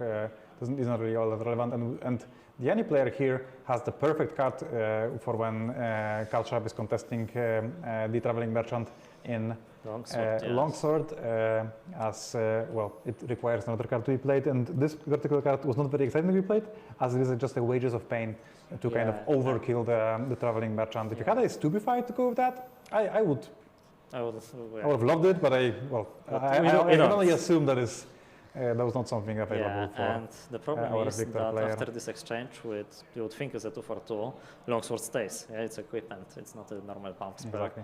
I really like not conquering any battlefields here with the recruit token, as it would be throwing away a token for free. Yeah, and you do 3 need points to is an F-tier number of points, as we say in our community. So you don't really want to go to 3 unless you have to for some reason, and I don't see any reason on the board here. It's not one of those spots. Yeah. But that also gives Annie... And this longsword is like so impactful. Like, you think about just walking in with Inferna to the northern battlefield and then just attaching a longsword to her. You have a 3 and a 2 against this board state. Count me in. Amazing. And on top of that, you can develop some. Oh, you can develop a Forerunner or a first Forerunner. Considering if the Kaisa accelerate onto the Anasgatis, perhaps is the better conquer here rather than Inferna, but I think Inferna equip sword is very Ops key. against it, yeah. This is just kind of that game of the minuscular advantages that will add up very heavily over the course of the game, and just putting your opponent in that spot where they have to use up a card to deal with one of your threats is very, very crucial in any game of Riftbound, and in this one in particular for sure. And the first Forerunner, I kind of like it too. Kind of like the idea of putting it together with the Inferna. Makes that conquer much more difficult. Saves you a rune, not really having to use the longsword at all. And if your opponent has like a Imperial Decree to try to trade with your board using the tokens, you also have, I believe, a flash in hand.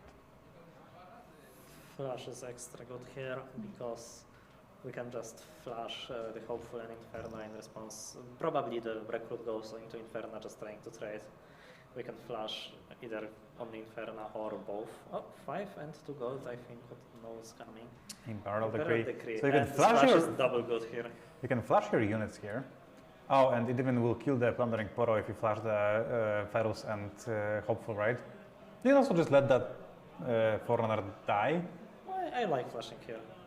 Yes, if we let Forerunner die and the recruit goes on to Hopeful, then we get absolutely wrecked by Bellows because it kills the tokens. Yeah, I guess yeah, playing around Bellows here makes a lot of sense. So flashing the Forerunner and probably the Hopeful while we're at it. Forerunner Hopeful flash here is... Yeah, flashing the Hopeful essentially makes your opponent have to. Okay, we flash Inferna and Forerunner. I would That's interesting. rather have Hopeful. I would prefer to have Hopeful, and also this Plundering Poro would have died. So essentially, like instead of killing the Poro, you kill a recruit and you kill your Hopeful rather than your Inferna. Yeah. I feel like that's not the best exchange I've ever seen. Yeah. Does it play around something that we don't think about? Maybe. me But the show you important really. thing here is that Forerunner is not split into two mechs, so removal spells are infinitely worse now. The bellows on the backline is not as impressive as it would be if this Forerunner was two mechs, yeah? For sure, the flash is definitely the biggest, the biggest blowout here for. Yeah, and played very We well do have around we it. do have the bellows, so he did play around all this sequence very well.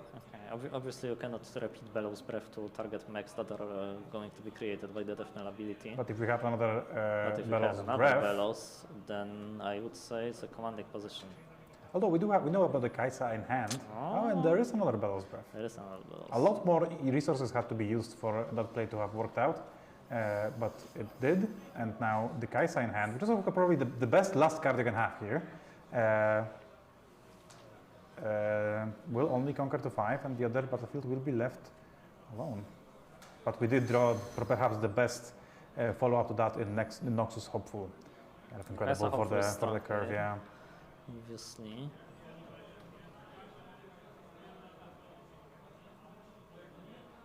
Why? Ah, yeah, because we want to draw a card with Zone Warrants. Strong sequencing, netting us extra cards.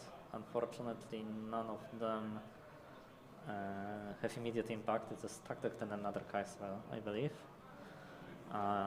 So yeah, we're ready to run. We equip the sword, yeah, equipping the sword. So now we get maximum punished by Singularity, which I've seen there are 2 of in the victor lists. Let's see if they have it.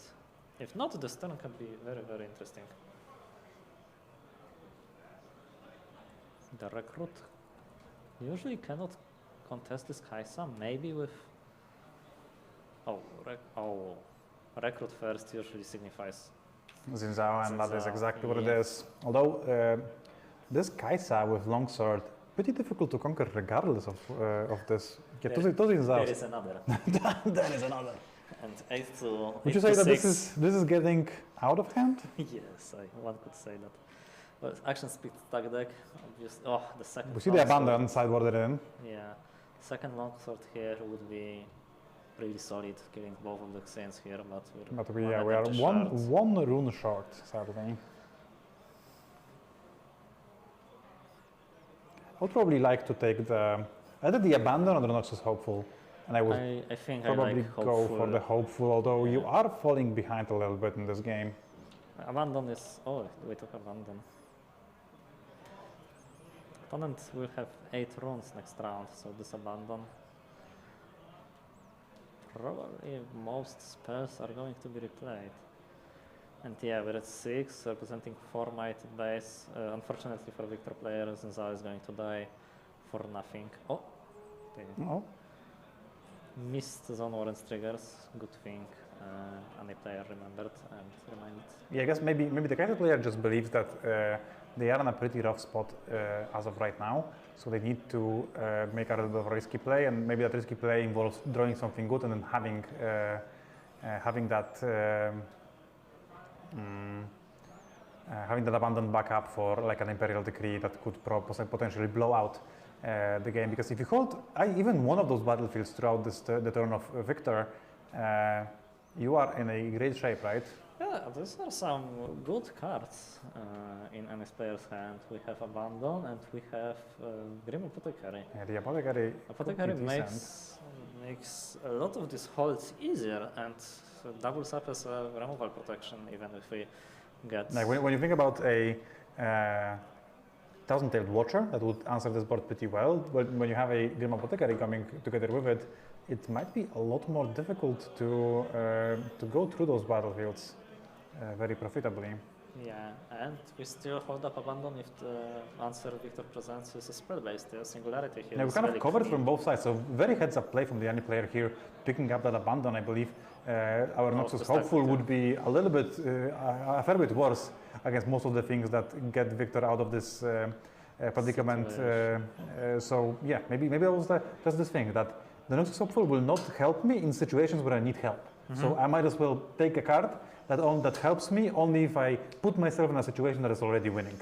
I really like that scenario because it really shows the pedigree of the player, knowing exactly how a game might be led in the following turns and how what cards would be particularly useful in those turns.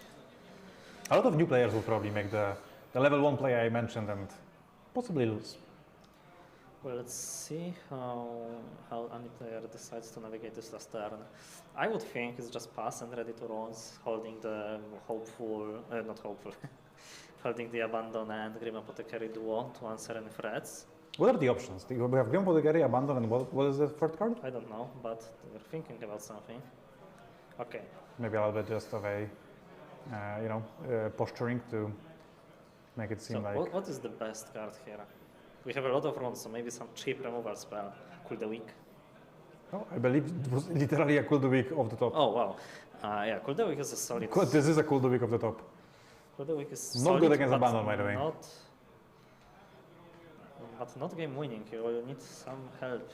So if you Cool the Week and the opponent goes Grim Apothecary, sounds good for you, not great for you, is it? Is it? What does he pick up? Or nothing, he picks nothing.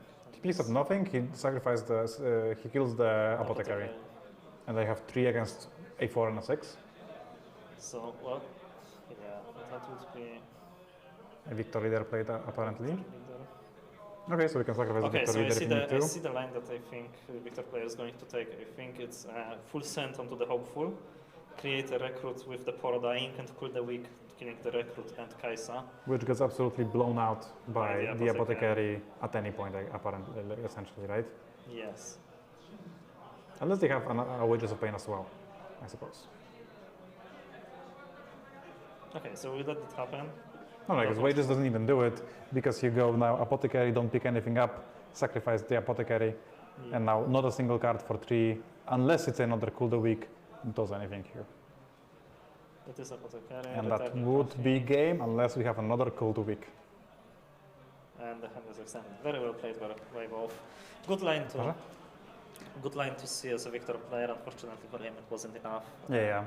Well played by both players, definitely. No, but definitely not quite enough to beat the onslaught of Annie. You know, I'm watching this Annie deck. It's a lot of fun. Yeah, I would like to. I honestly, I don't remember if I did I ever.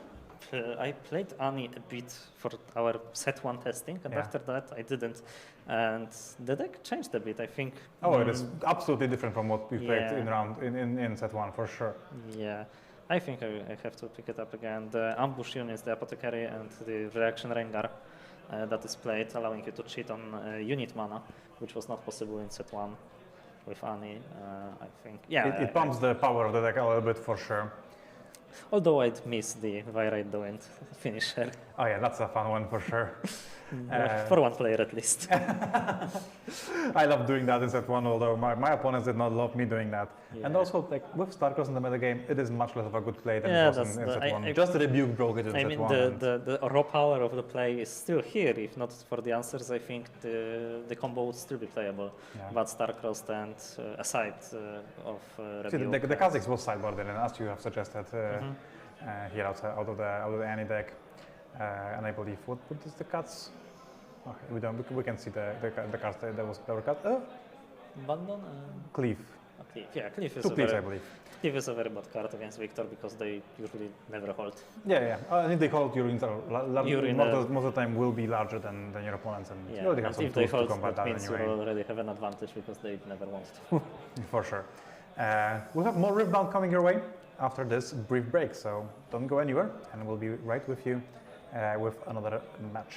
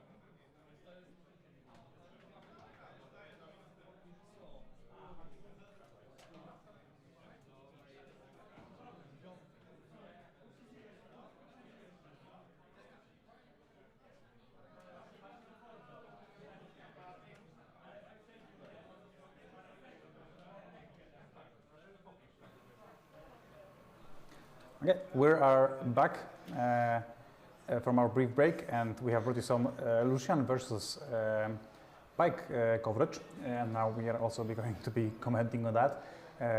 As far as we know, Lucian is right now up a game. Yes. It is 1-0 towards Lucian, and now we are seeing if the Pike player can pull off game 2 in order to put the match into the decider. What do you think the matchup is? I think it heavily depends on Pike's deck list, because the usual suspect control Pike using removal is actually, I would say, weaker to Lucian because of the amount of equipment that can be put on the units to. It's often quite awkward to. Yeah, make them larger than what Pike can remove. But if Pike plays, for example, a couple of acceptable losses and maybe even a Thermo Beam, the matchup can swing the other way, because Lucian usually plays a lot less units than normal aggro decks because of these equipments that you have to present. For sure, but like when you think about cards like that have been staples of the Pike deck, like Void Seeker, is definitely something that is very awkward when you have a 3-might chosen champion together with a bunch of equipment that give 2 might each. More, yeah. Void Seeker is Although here we really, have really awkward. a Fizz and a Falling Star to answer the only threat on Lucian's board. So maybe not hope is and it lost. seems that the Lucian player is empty-handed thanks to this perhaps Bewitching Spirit doing work for the majority of that player's hand, and now ready to conquer to 4 and perhaps control the game a little bit further. So yeah, that's the second scenario. Lucian just ran out of units. Pike managed to remove most of you the did threat. mention that just like seconds ago that the Lucian deck does play a little bit fewer units than you usually would see in a regular deck. And we see that here the Pike ability being used to get back the Fizz to perhaps not expose it to some hasty units like Kaisa. And now we have Pack of Wonders plus Treasure Trove, which is an excellent synergy here to help the players keep up with their rune pool. And I believe there's a Traveling Merchant at the end to make sure that the Conquer to 6 next turn is possible. I see the Lucian player top decks a. I mean, what's the best here? Kaisa? Kaisa okay. It gets you the 5th point. You can equip the 3-force for free using Lucian ability, but it's nothing. You just pass the turn. It is not a unit, and now thanks to this Bewitching Spirit that is in hand right now, we can make sure that that card, whatever it is not available for this turn. This is punch first. Yeah. Not really exciting against the Pike. Yeah, right? I you usually rarely are contested. sided out against Pike and Ezreal's, and You rarely are those type contested of in that matchup, right? so yeah, Pike goes here to 6. I want to make sure that as the Pike player here, we are accelerating Pike post combat here, just to make sure we are going to 6. I probably like also bouncing the Pike either with the Pike Legend ability or the Pack of Wonders here that resides at the bottom. Yeah, you pick up the Pike, you pick up even, I don't know if you pick up this, pick up everything. Pick up everything? Yeah, sure, why not? I mean, Next turn you can Pike, do the very powerful pattern of Pike accelerate on one battlefield, pick up Pike with the Legend ability, accelerate Pike on the other battlefield. There's 7 energy and 2 power to conquer both battlefields. And this actually plays very well versus Rengar. I don't know if Orange Rengar is a card that Lucian plays. It's in the color orange, so it probably yeah, that card is busted. But it plays very well because they cannot deploy it to hold. Yeah, so as far as Lucian's sideboard cards that we might see in the post-board games, which already one has been played off, is 2 action, 2 Falling Star, 2 Ferrous Forerunner, 1 Repulse, 1 Sabotage. The ones that jump out at me from the sideboard is definitely Ferrous Forerunner. That is the bane of control decks. That is excellent against removal. It is difficult to beat. Although Pike not only is a removal deck, It also is a Starcross deck, so And yeah, it's not only a Starcross deck, but Starcross plus discard deck. So because the usual argument I have about siding Inferus Forerunners against Pike was like this. Well, I side Inferus Forerunners because they're a removal heavy deck, but they have Starcross, so I don't want to start it. Yeah, but it comes back to your hand, so you can just replay it. But the truth is that between multiple Starcross and Physis and Pack of Wonders and the Spirits that discard your card, this Ferrous Forerunner may be actually detrimental because you just try to deploy it every turn, and in the end it just gets discarded, and the whole interaction always is negative on mana for you. yeah, I feel like There are some spots where it's good, and if an opponent doesn't have an answer, this is excellent. It's the best card in the matchup, but they usually they have it more often than not. So I am actually advocate of not siding in Ferrous Forerunners in this matchup. I think we've had a discussion on different matchups regarding Ferrous Forerunner already, and we've most of the time circled back to the fact that that card is just a little bit underwhelming against Chaos decks, and even though it feels like the idea of the matchup would favor having a unit that just generates a lot of power and is very resilient to removal, would be good, but in reality, because the Chaos decks are just always going to be Starcross decks, it is never really that efficient, so we just come back around to not wanting to play that card in the sideboard. But you can sideboard it. It's not trolling. It's an okay card if you manage to squeeze it in between the Starcrossed, or if you can protect it somehow. And with the repulse that was there, maybe if you plan on deploying them onto battlefield specifically, if you can repulse one Starcrossed, it's good. But I still... Repulse is also a serviceable card in general in the matchup, I believe, countering Falling Stars and Void Seekers at times, so I wouldn't hate having that card in the deck. And out of Pike, we have Acceptable Losses, Angler Beast, Downwell, Factory Recall, Gust, Mind Splitter, Piercing Light, and Starcrossed.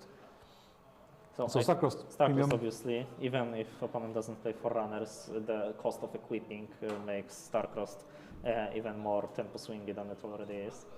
Acceptable Losses, obviously. Factory Recall is more of a combat trick than an actual answer, but combined with the Sprite pack combo, maybe I'd set it in. Gust is rather bad because most of the units are out of range when attacking, and Piercing Light is very good, I think. Piercing Lights are definitely acceptable, much like the losses that will be acceptable during this match. Actually playing, now that I think of it, playing Lucian with a lot of those flashy equipments in my deck against decks that main deck acceptable losses must feel pretty bad. Yeah, I kind of feel bad for the Lucian players. Oh, we played a free stack deck. Free deck. No, we just, no worries. There it is. Now we play a 3-drop. Now we play. Freeze replay stack deck. So the Anistard is here.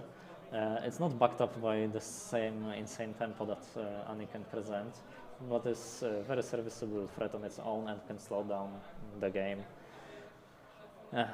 significantly. Especially considering that our Lucian player started with Doran's Blade, not a unit. And the Kaisa to base. Update of the layout for the feature. Thank you so much for that one. How do you answer this Kaisa? Because in the perfect world, this you don't give Lucian player untapping with this Kaisa. So I believe the best way you can go about this turn is probably just more development. Out of the timeout, see the Pike player conquer here, return the Noxus Hopeful to hand with Pike. Is it 2-2? Oh, and a list. 2-2 and a list. 2-2 and the list sounds great. Yeah. Okay, Kaisa? No, maybe you tell me. Okay, I'm gonna say Kaisa. Yes. I'm gonna say Void? Yes. Is it Devoid? Yeah. Okay, yeah, hell yeah. Devoid, I think that's it. Is Devoid? Devoid, yeah. Okay, so Void would be illegal. It would be accepted. I think we're past that. Is there something else? I think that's all. There is no human tag. Is there any more Void units in the Lucian deck? Probably not. What other Void units are in the game? Rek'Sai. Rek'Sai is from the Void, okay. So probably all the supportive cards for Rek'Sai, like Under Titan, are probably also void. Yeah, but you wouldn't find that in a Lucian deck. Not yet. Not with that attitude. Not with that attitude, yeah. Okay. Watch my set 2 Lucian deck from pre-release. Having some Under Titans. Oh, that was fun. That was actually possible. Yeah, that's Spirit really Force useful. pre-release was very fun. Although not very balanced, but A punch first is a hell of a drug. the orange color that just Lucian overall. equipping Oh, the sword. Actually, now that I think of it, maybe the last turn of Lucian equipping the sword would have been quite good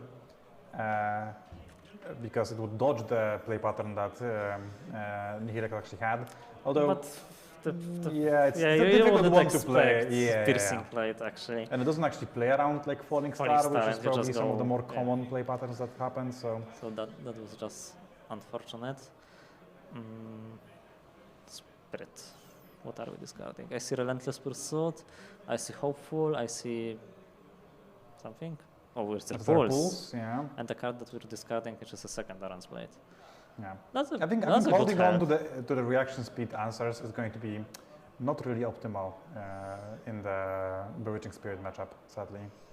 So perhaps I would prefer to see those discarded rather than a card you can actually play out to the board before your hand is stripped away by the Bewitching Spirit. But you know, it's always contextual. Yeah, and there is a question right now, what are we doing as a Pike player? I think Hopeful is the best, but you can also go back and play the Spirit again. I believe that is a question that is posed upon Helix, and Helix does decide finally to go for the Hopeful to have more of a board presence next turn, perhaps contest this first mate, which is quite important if you want to double conquer here as Kiba. Also, there is a Equipped Lucian that can conquer Sunken Temple every turn, netting us every card, extra card every time, so that makes the Spirit Loop that much more ineffective at stripping away the hand. So yeah, here we see Lucian is ready, we pay 1, we draw again. We go back, and I think we draw another first mate, so we can conquer to 3 for free, and play the first mate to ready that one. And just go to base. A play you can also make is because the Pike deck doesn't really play reaction speed, all that many reaction speed answers outside of Starcrossed. You could also hold up the Relentless Pursuit to grab another point at some point during this this match. Although the Void Seeker is particularly punishing at that. Yeah, I would like to have Repulse open with that for that reason, and here with only 2 energy, Relentless Pursuit stepping us out, I would not invest it here. We don't need 3 points, we can do it next turn. And Although it's going the to same 4 break point. is relevant. It's actually not the same breakpoint, right? No, but because if we do it next turn, we are at 5 and we go to 6, it's the same breakpoint, yeah? No, yeah. If you assume that those cards will be in your hand by next turn in a Bewitching Spirit matchup, I'm just trying to think of the ways that the player can use their cards while they're still there, right? Which is something you Yeah, have to but consider actually- when playing against Pike, I believe. If our opponent just spends the whole turn just going Spirit Bounce Spirit with that board staring at him, I still like the play that we did. I still prefer Hopeful to playing this Relentless Pursuit, especially since we are soft forcing our opponent to do entire turn without progressing the board in any way. So yeah, it's gone. Back. Is that a Blighted Battle Axe? So The we're Chinese axe? the Chinese axe. Yeah. And we still have a pursuit, and with our opponents essentially tapping out, because like what is the 2 energy action speed card that can blow us out here? Not much that I can think of. So this is a prime spot to use up the Relentless Pursuit here. I would either contest the empty battlefield just to be safe, or move the Hopeful and attach the Doran's Blade to him for maximum. Maximum might. Although the one card I would think of here is Cleave, which would make me kind of unexcited to. Yes, I guess Cleaves can still be in deck. Oh, for sure. You definitely want cleave against this deck. Not always do you see the Lucian deck actually hold battlefields, but it can, and it can, and it's gonna sometimes come it wants, with 3/4 especially. Okay, acceptable losses. Yes, acceptable losses here. You have to pay an energy for that. Yeah. Oh, Player. the longsword is maximum Longsword, punish. maximum punishment. Oh yeah. We just, That's the last card in hand, right? yeah. That was last and first, only drawn for this turn. No, it What do you depends. sacrifice? Do you want longsword or you want? I think you want Doran's Blade because you have more orange runes, I believe. But then again, you in- have punchers in your deck, so maybe trying to double dip makes sense here.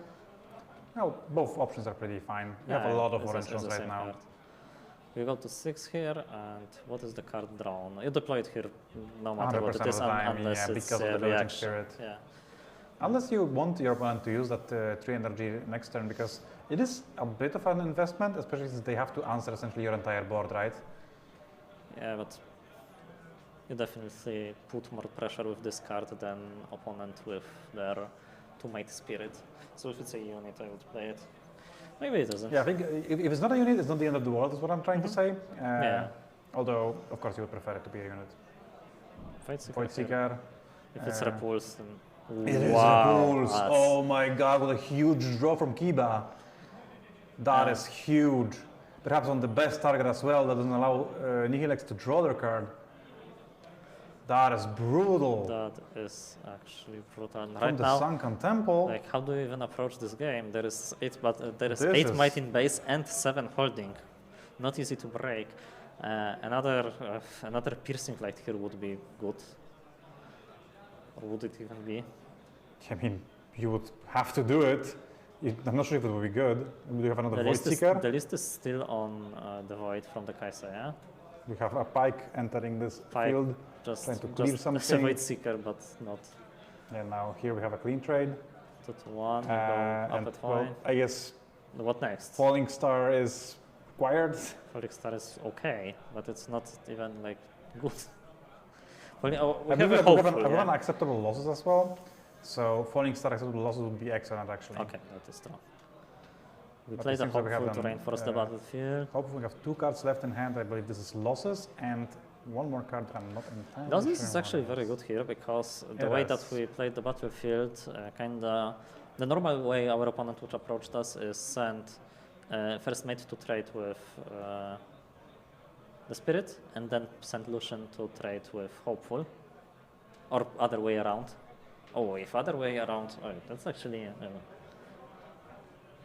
thinking about ordering here might be more crucial than it appears to be, because if you attack with Lucian first, which is kind of counterintuitive, you'd want your Lucian to survive. Especially like since the Second Temple Conqueror is very tempting because you get to draw an additional card, right? So that's Yeah. the level 0 play you would think of, and that is what Kiba is going for here.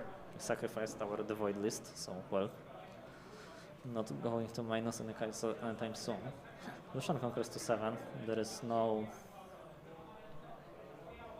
Like how does Pike even like come back from this? Even if Lucian just goes to hold the Sunken Temple with 2 units. Right Like now, of course, Falling Star but is amazing. What if else? Fizz just kind of ends the game as well. There's Do another we unit. have Falling There's Star in trash? something we played here. That is a Poppy. That's a Poppy. Poppy Holy. Paragon. We do not Poppy get covers experience. us against Falling Star for sure. Yeah. So now there needs to be a combination of cards from Nihilex to even remain in this game at this point. Gold in trash. Okay, so Falling Star is not it. Piercing Light is not it. Helps to rotate that Lucian to base. Not sure if I'm in love with that play. Is that a stack deck? Sounds like it looks like a stack deck Every good by the tempo of it was played at. Every I believe the good first card there is a Fez. Fizz repeat Piercing Light leaves Poppy at 1 HP. If we have anything else.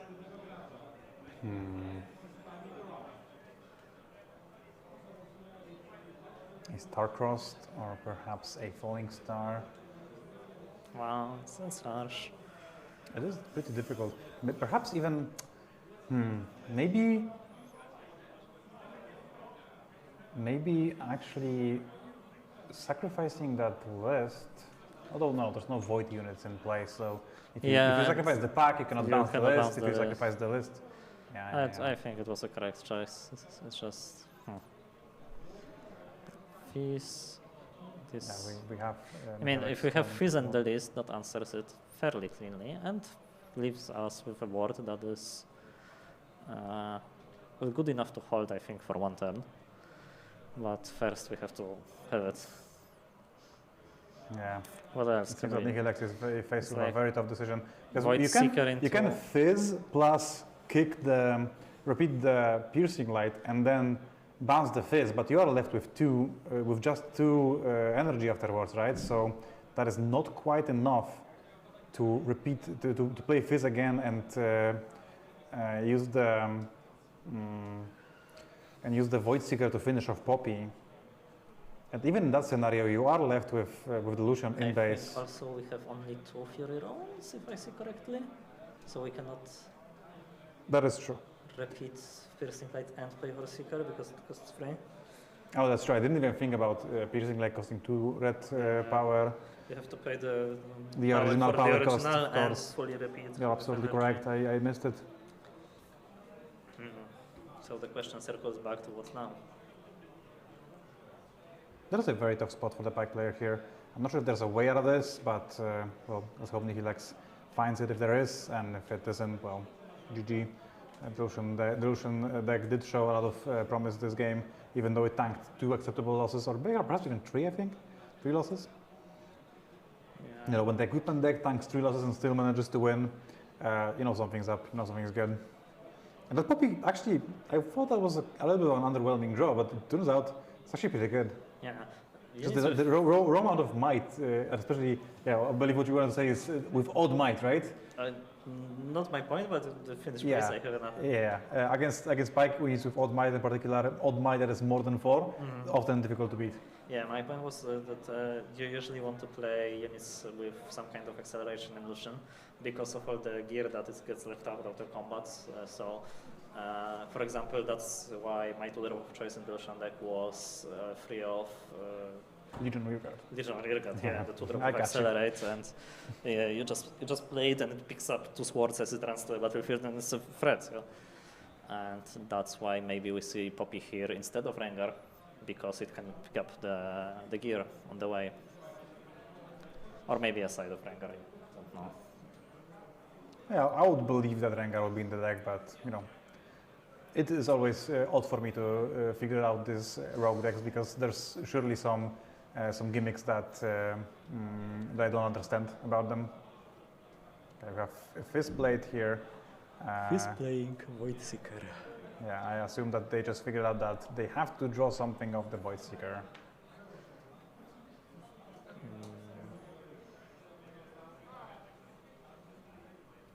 Yeah, 1 energy too much, I think. Yeah, we have 1 floating. No, just 1 more. Just sacrifice for the fun of it. Okay, and he does not have it. He did not draw the card he needed. Nihilex moves on to 4 and 2. Fantastic performance. No, sorry. Kiba moves on to 4 and 2. 4 and 2, not 4-1-1? I believe 4 and 2 right now. Yeah, it was a little bit of a downpaired situation here. Fantastic games. Some pretty good games coming in from some rogue decks. Excited to see those on the stream as well. Next round, round 7, we will be bringing you some exciting matches, but perhaps not quite from the off-meta decks, because we will be trying to bring you some win nets. There are many people at the top tables that will actually be able to draw into the top 8, but also many tables, probably like 3 or 4, will be playing for the top 8 slot. Whoever wins the match gets to the top 8. So we'll try to bring you some of those matches, as those are very exciting and very high stakes. As far as that goes, we will be back with more Riftbound after this short break, as the next round will be starting off shortly. From this spot, I would love to thank Ultimate Guard for supporting the event with some extra prizes for the best of categories. We would also love to thank LiveLab for allowing us to be visible here on stream. You can see our beautiful faces. We are snacks, aren't we? And also one thank could you, say that. thank you, Morigal, for organizing this tournament. It's been absolutely fantastic, and thank you to you, the viewer, for hanging out with us throughout this entire day and enjoying some fantastic high-level Riftbound. We'll be right back with you. Don't go anywhere for more high-level Riftbound gameplay from Riftbound Masters Cracow.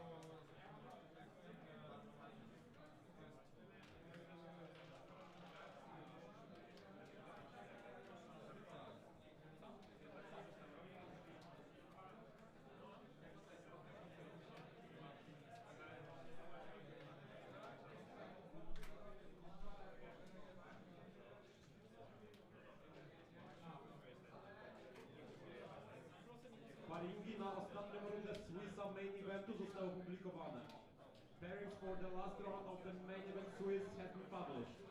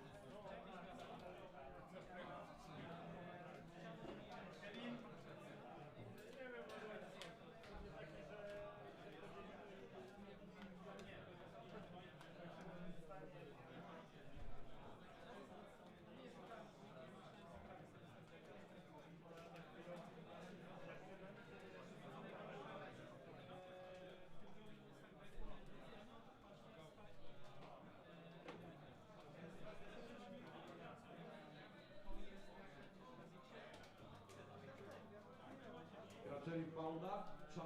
Czas w rundzie 7 rozpoczyna się teraz. Przypominam, że gra Riftbounda musi skończyć się grą Riftbounda. Welcome back to the Riftbound Master Series here in Cracow, beautiful Cracow.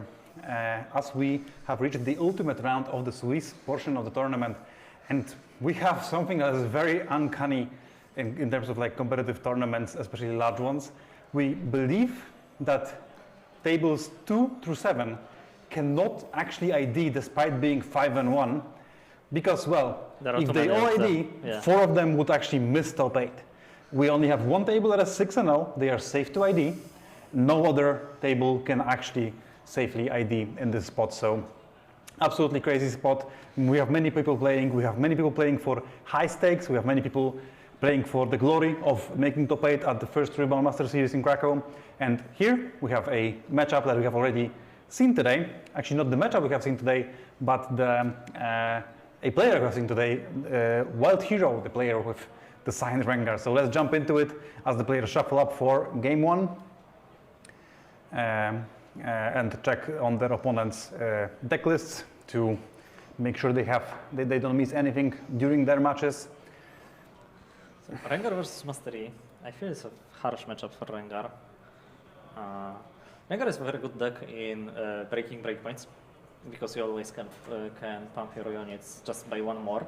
But Mastery gets 2 might on defensive every time they defend for free. You don't have to invest anything, and that is the main issue of the matchup. You as a Rengar player have to invest your units to beat Masteries, not investing into units and just developing on the board.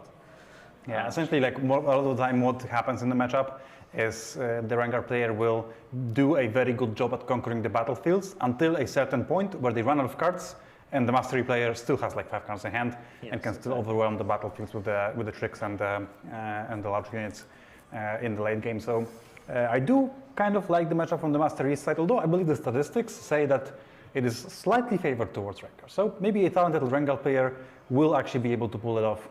Maybe it is a little bit dependent on the list. There have been lists that play no challenge in the main deck, and there have been lists that play 3 challenges in the main deck. Perhaps that card is a balancing act in terms of how that matchup functions. We can actually double check with the deck list to see how many of those impactful main deck cards the Rengar deck has. And I see 2 challenges in the main deck, which is a little bit uncommon, and also a Ferrous Forerunner, which is also excellent against Mastery in particular. Also very uncommon, and also one Brynhir Thundersong, which is a good card into Mastery, and can potentially choose out wins with Thrill of the Hunt interaction. There's also Rengar Pouncing. Not sure if that's a card that's usually played in the Rengar deck. That's the Spirit Forged any Rengar. French vanilla. As we say, any Rengar. No, any. It's the Spirit Forged. Yeah, it's the any Rengar. Okay. The fake ambush Rengar. Fake ambush Rengar. Okay. All of these cards are very good into Mastery, and that makes sense when you're so high in the tournament against so many Masteries at the high tables. You have to be prepared for the matchup.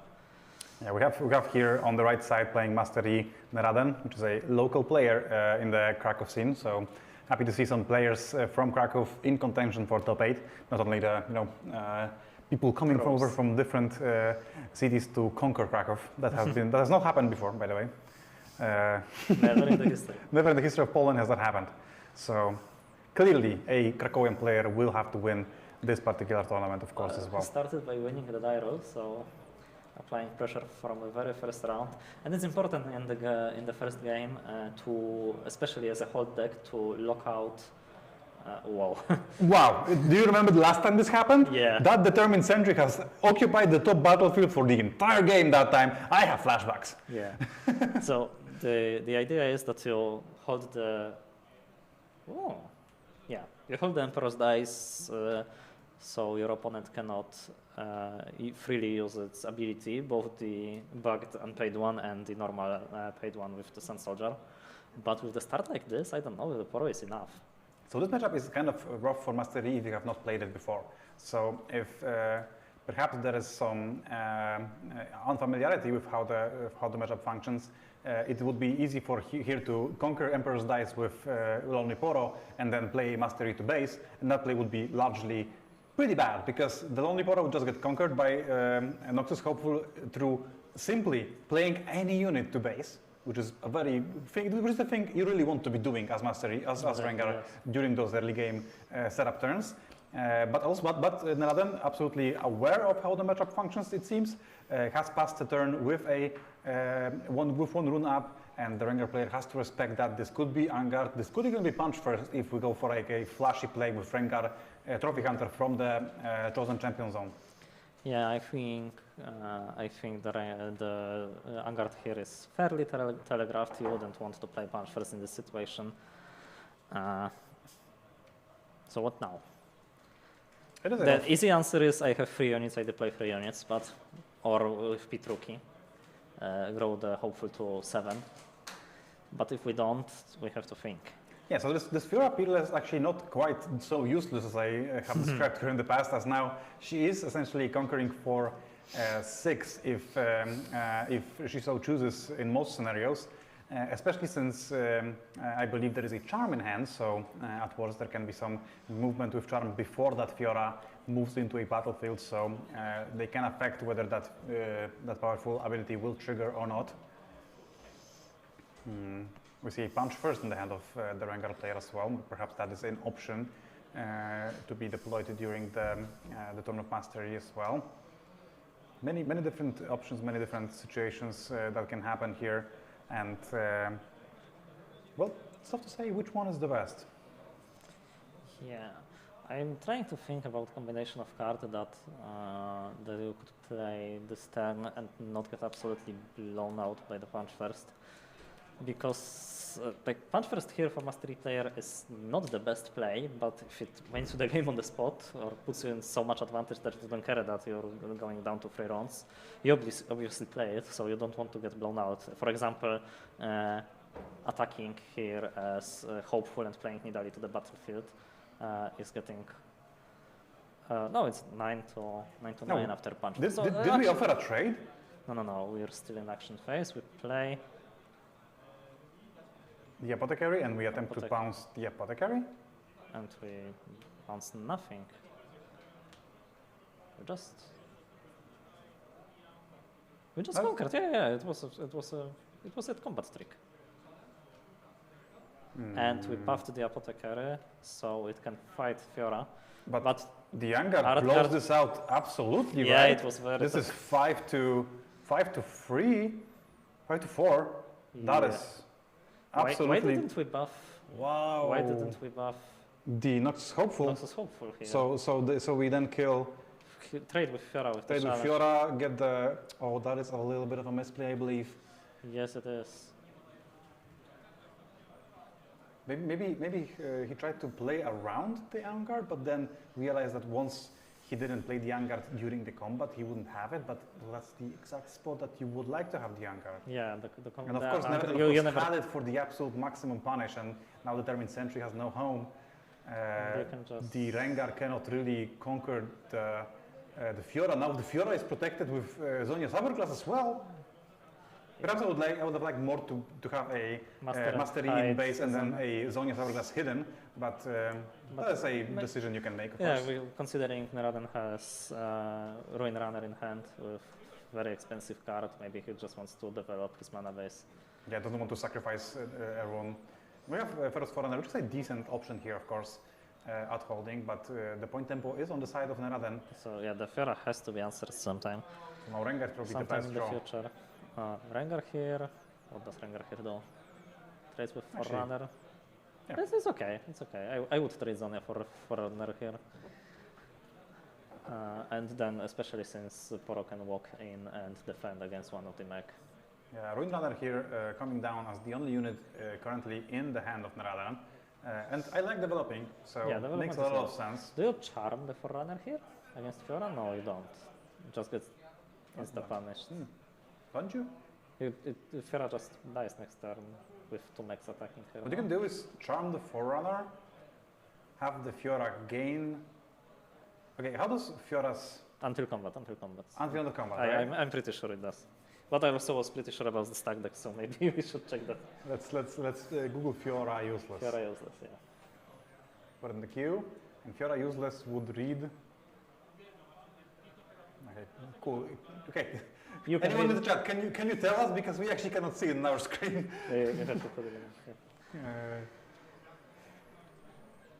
Fiora Peerless. We're searching on Bing, chat. Big deal. That's a problem. The Bing search for Fiora Peerless coming in. Okay, and Rengar player is in the tank, as we like to say. This turn isn't easy to navigate. Well, ideally, you have the challenge that you used earlier to break the Zonias. But if you don't, like, what do you do? You cannot easily develop 2 units to attack this Fiora. And even if you do, the Zonia is such a pain. And even without the trigger, Fiora defends for 5. That is not Yeah, insignificant. just the decks that don't really deal with Zonias very well in the main deck have such a hard time against it and from Mastery, because you need to put a lot of resources into beating a unit, and that unit stays around is just very, very bad for you. It's a blowout of epic proportions. Yeah, so I see it punch Although, first. perhaps I would like to see the Fiora retreated to base here, maybe, because next turn you could go, if Seat of Power is still occupied, you could go Lonely Poro, try to kill the Determined Sentry, and then Fiora to attack the First Forerunner one-on-one, perhaps with a pump spell or a buff from Pitruki. Oh, we develop Rengar to base. I like that because it shows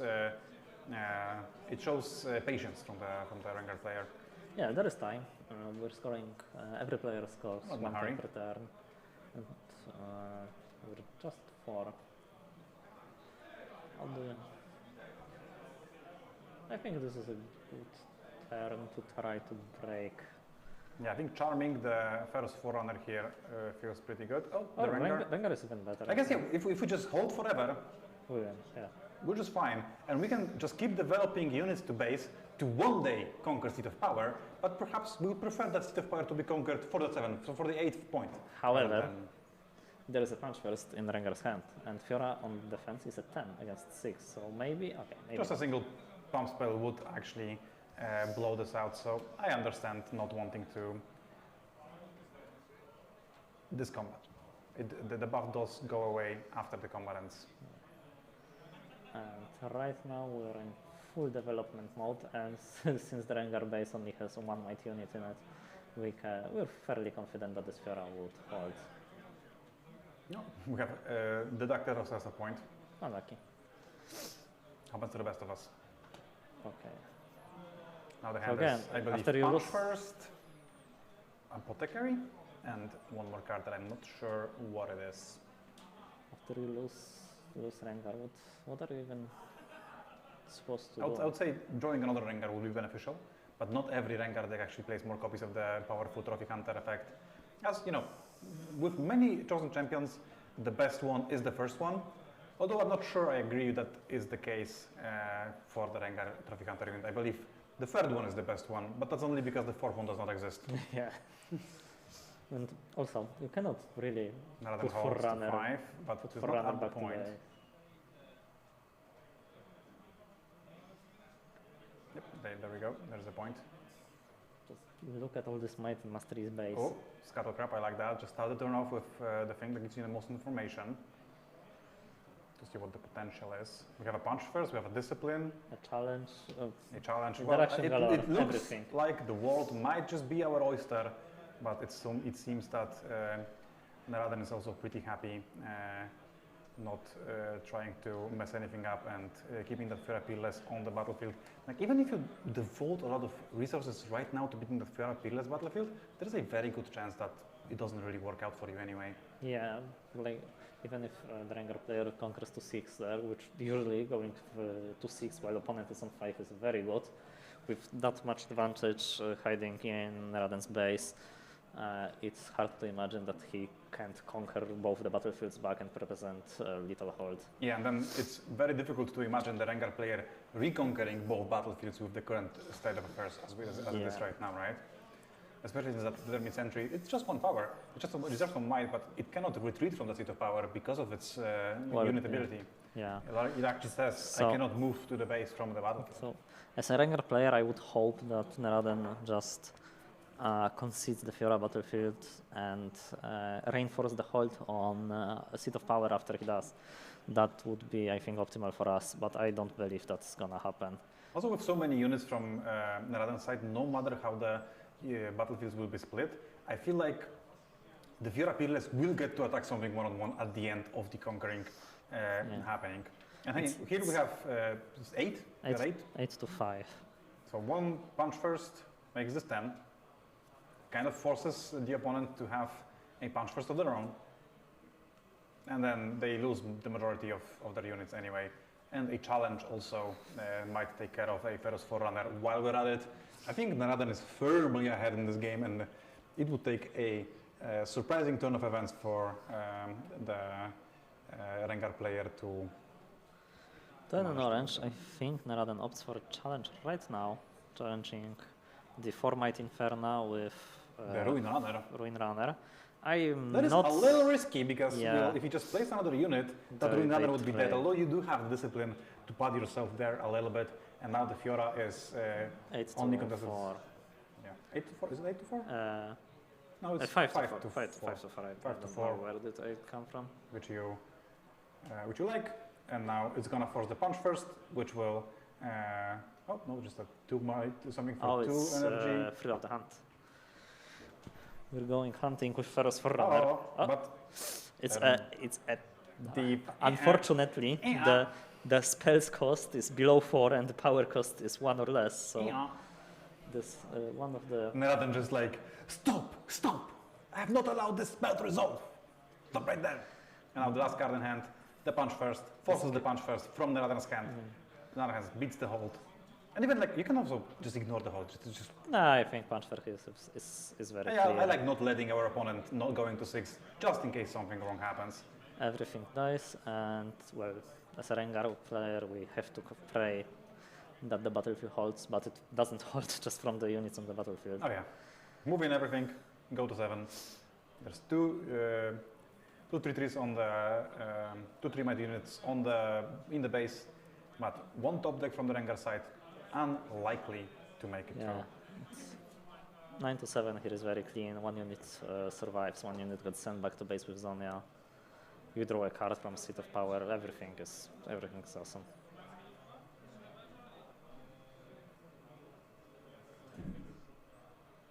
It makes sense to just kill the bigger power unit. Zonia is going to trash. Naraden. Zonia. I wonder what the triggers will be stacked from Pride Stalker. I bet 1 will be made a 5. One of the units will be made a 5. Oh, the Zonia has not been the Zonia is put still in the with us. graveyard. I believe they will figure that out. Oh, did he touch it? There is another. But This is there getting shouldn't out of be. hand. There shouldn't be another. Can we please? Oh, it's that. Yeah, It's that. Those didn't really matter. There's no point of calling a judge there. Yeah. The game has been called over. Yes, and that's even if there are no Zonias there. Yep, no Zonias, even if there's no Ruiner, no Zombie Poro, no Scuttlecrab, and perhaps no Fiora Peerless. Just the discipline and the mastery, enough. Fiora was impressive this game.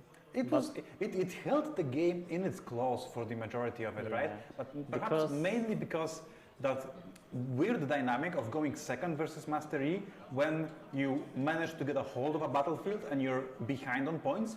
Moving out with that Ferrous Forerunner has been a huge cost for the Rengar player, and that didn't allow them to capitalize on the Fiora Peerless ability being turned off.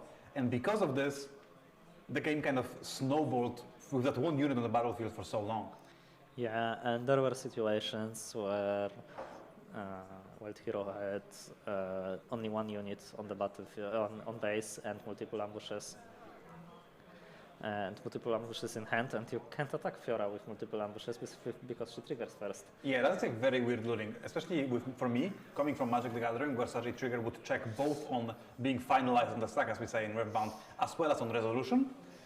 These triggers in Riftbound actually are checked only on finalization. So if the condition for the trigger to be put on the chain would be, met, then the trigger will resolve no matter what and will have its effect no matter what.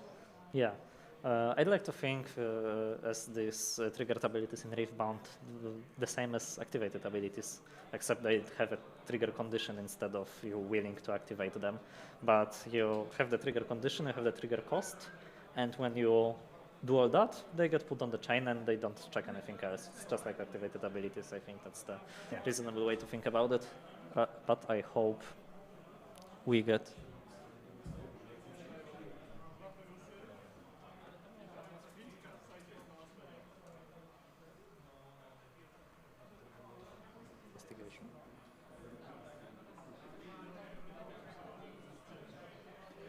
It seems that the table that we're watching just right now has decided that they do not actually want to play, and they decided to actually ID the game. And that's a legal thing you can do in Riftbound.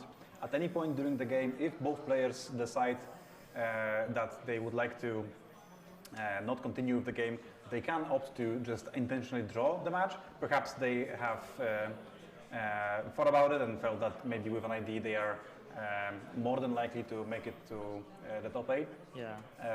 They are on table 2, which is the highest ranking table. So maybe they thought about it a little bit more and agreed to an ID, despite the fact that Neraden has won game 1.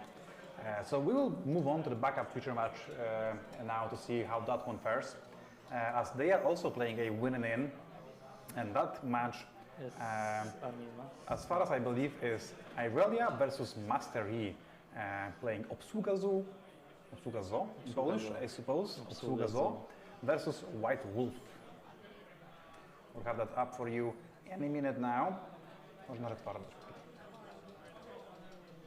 Yeah, now you get to watch our beautiful faces, smiling at you, perhaps sending a friendly charm check your way.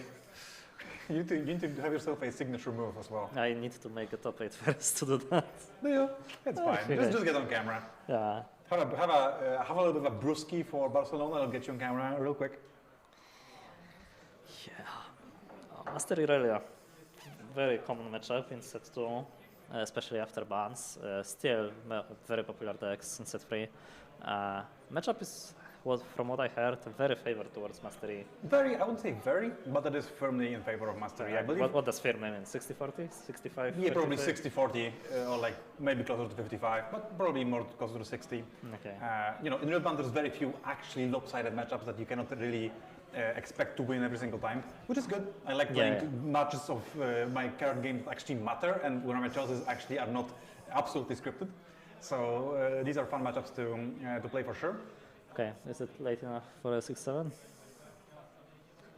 We have the score point is 7-6, and we have a setup hold by Irelia with hidden cards. You don't see it, Chad, but I am giving a death stare to bats. I'm getting it is murdered. way too early.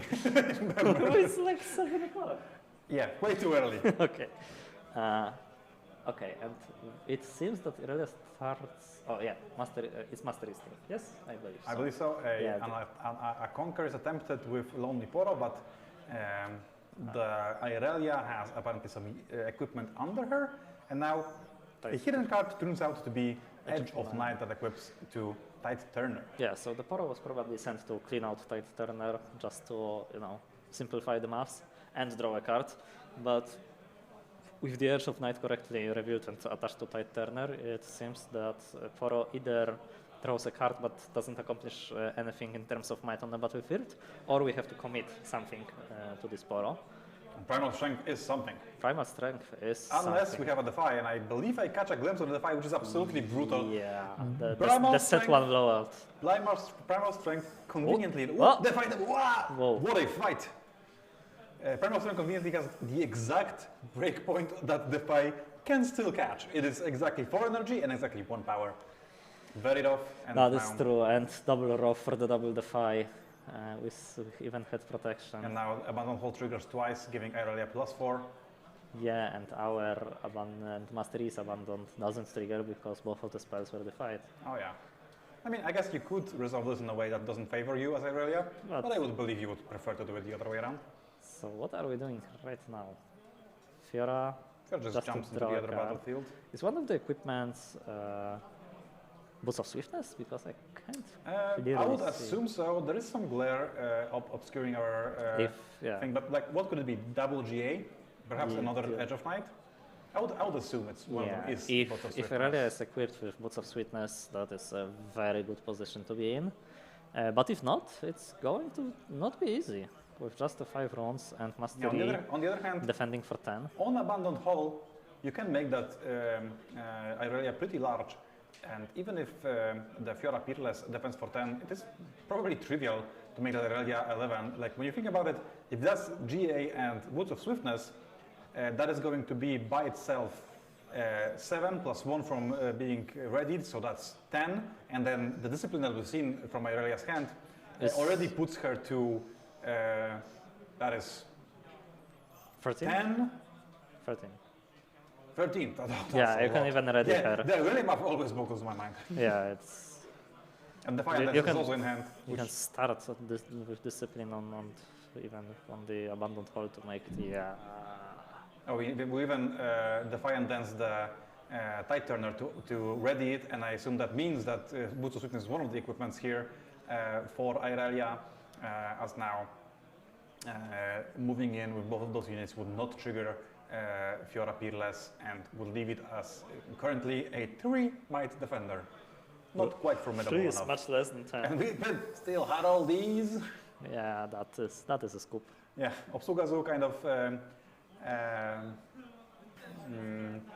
didn't need to see much more than was shown to them.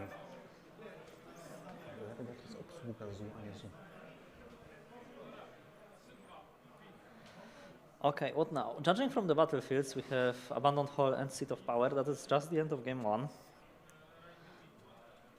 Yeah, I would assume so. I would assume that this was game 1, and we are moving on to game 2.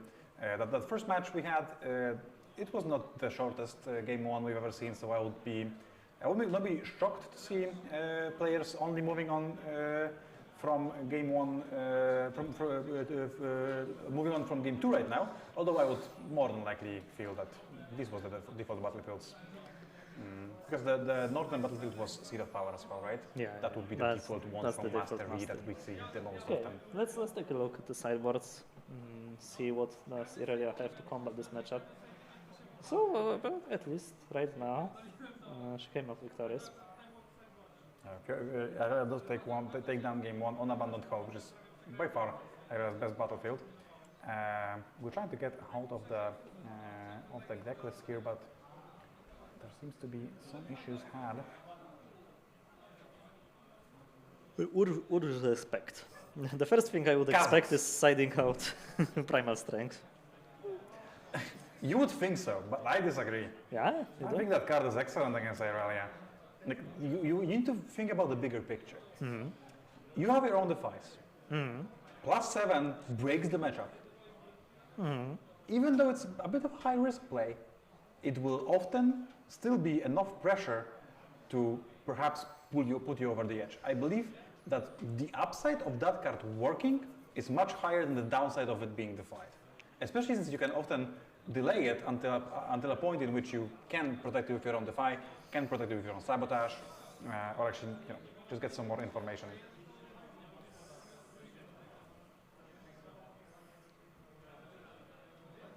So I expect the Irelia player to have some number of Kazakhs in the sideboard, and there is one Kazakh. As the sideboard reads, 1 Abandon, 2 Adaptatron, 1 Disarming Break, 1 Kazakh Mutating Horror, 1 Not So Fast, 1 Rebuke, and 1 Starcrossed. The Rebuke and Starcrossed also look pretty decent here. And other than that, I think I don't love any of the cards. Perhaps a Cheeky Abandon, but... Do you put in Gear Hate against Zonias? I would assume not. Zonia is not a premium card against Irelia either. And like even if it were to be drawn, it can often not be exposed to actually, slow speed conkers. So slow speed gear removal. So I would probably like to leave those on the sideboard. Yeah, but on the other hand, as a mastery, I think you put in every Gear Hate you have. Oh yeah. So You definitely the want boots, that. the Guardian Maybe not Angels. every single one you have, because it's easy to get flooded on that effect, but you definitely are in the business of removing gears. Yeah, Master plays a lot of the gear removal. 3 Disarming Break. No action. Maybe some in main? and- Do we have actions in main? No action in the main deck. Okay, so I think I'd put all 3 in. Yeah, I would like 3 Disarming Break in this matchup in White Flame particular. Protector. I would It's not like not to- this I matchup. wouldn't want this But- in this matchup because I wouldn't want this in any matchup, but that is a story like- for a different day. I like the Back off dragon. sounds great Back off to me. sounds good. Alpha Strike sounds decent, as essentially double the might of my unit. Yeah, it's good enough. It sounds decent enough when defending, and Ruin Runner probably not something we're in the business of because this is a might race matchup, and Ruin Runner is just a little bit inefficient. Yeah, we probably cut those from the main deck too. Yeah, I would like to not see any Ruin Runners in the main deck as well afterwards. Well, Arena's Greatest and Sunken Temple. So standard issued battlefields for both of these matchups and decks. Mastery on the play with Lonely Poro. I think that's the strongest. There one play for Master, especially in this matchup, and I think that's one of the weakest plays for Irelia. Perhaps, but also like this is fodder for Starcross down the line, right? Not sure if you want to get off on a pretty slow footing at the very beginning of the game. Although, you know, as far as Turn 1 plays for Irelia go, it is that or it is, I don't know, Tide Turner. Like none of those are very exciting. Okay, what do you think about waiting with stack deck until opponent attacks? What if they don't attack? Yeah, exactly. I guess then you're at one. They are at one on Arena's Greatest, so it'll be a pretty big downside. What if they counter with Defy and play Fiora? I'm pretty Is happy that with a that. good- Yeah, okay. I think I'm pretty happy with that. There's many more premium targets for Defy, like Charm, like Defiant Dance, like even Discipline. I would like to counter more than a stack deck, so that's not a big of an issue for me. Okay. And maybe there would be some thought about entering this battlefield with Poro if we have one energy up, just in case a Gust is present. But I would think Okay, that that's the upside. you would just walk in there. I would just fire that off. Just fire the stack deck off on my turn 1. Not really think about it too much, not worry about it too much. Yeah, and right now we have a very powerful play from the Mastery, just developing to drop into Mastery Chosen Champion. The crab is not a threat, and even if we think And of now, it as one, Do we conquer with crab? That's how we know the class of the player. They don't. Fantastic. I love that. I have had many IRL players conquer with crab on the Sunken Temple on this spot, and I believe they have lost games based on that. yeah, lot of the time. you're just losing unit for no reason. Getting to 2 is tempting, but as we said earlier, we need fodder for our Starcross, and the Irelia deck doesn't play very large amounts of units. Yeah, we have the crabs, we have the Tide Turners, but you don't want to send back Stellacron Herder or obviously Irelia with your Starcross, so you need to have that fodder. And the information that crab gives you is kind of useless this time of the Oh, for match. The shape of the hand will change meaningfully until we get to these late game spellslinging actions. And we see a Defy here out of the Irelia deck to not let that go through.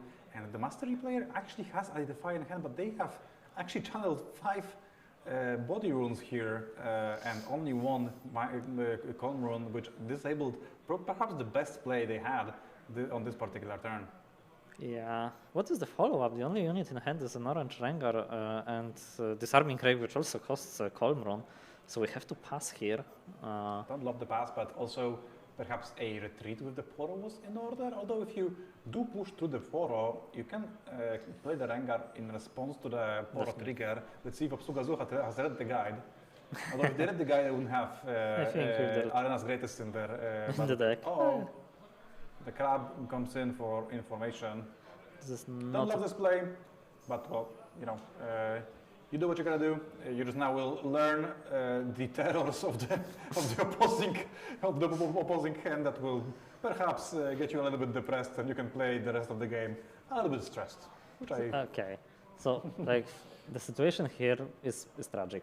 You have to commit anything for Herder to beat one of these battlefields, and when you do, you just get Rengar in response to the Death Knell trigger or disciplined once or twice on the Mastery.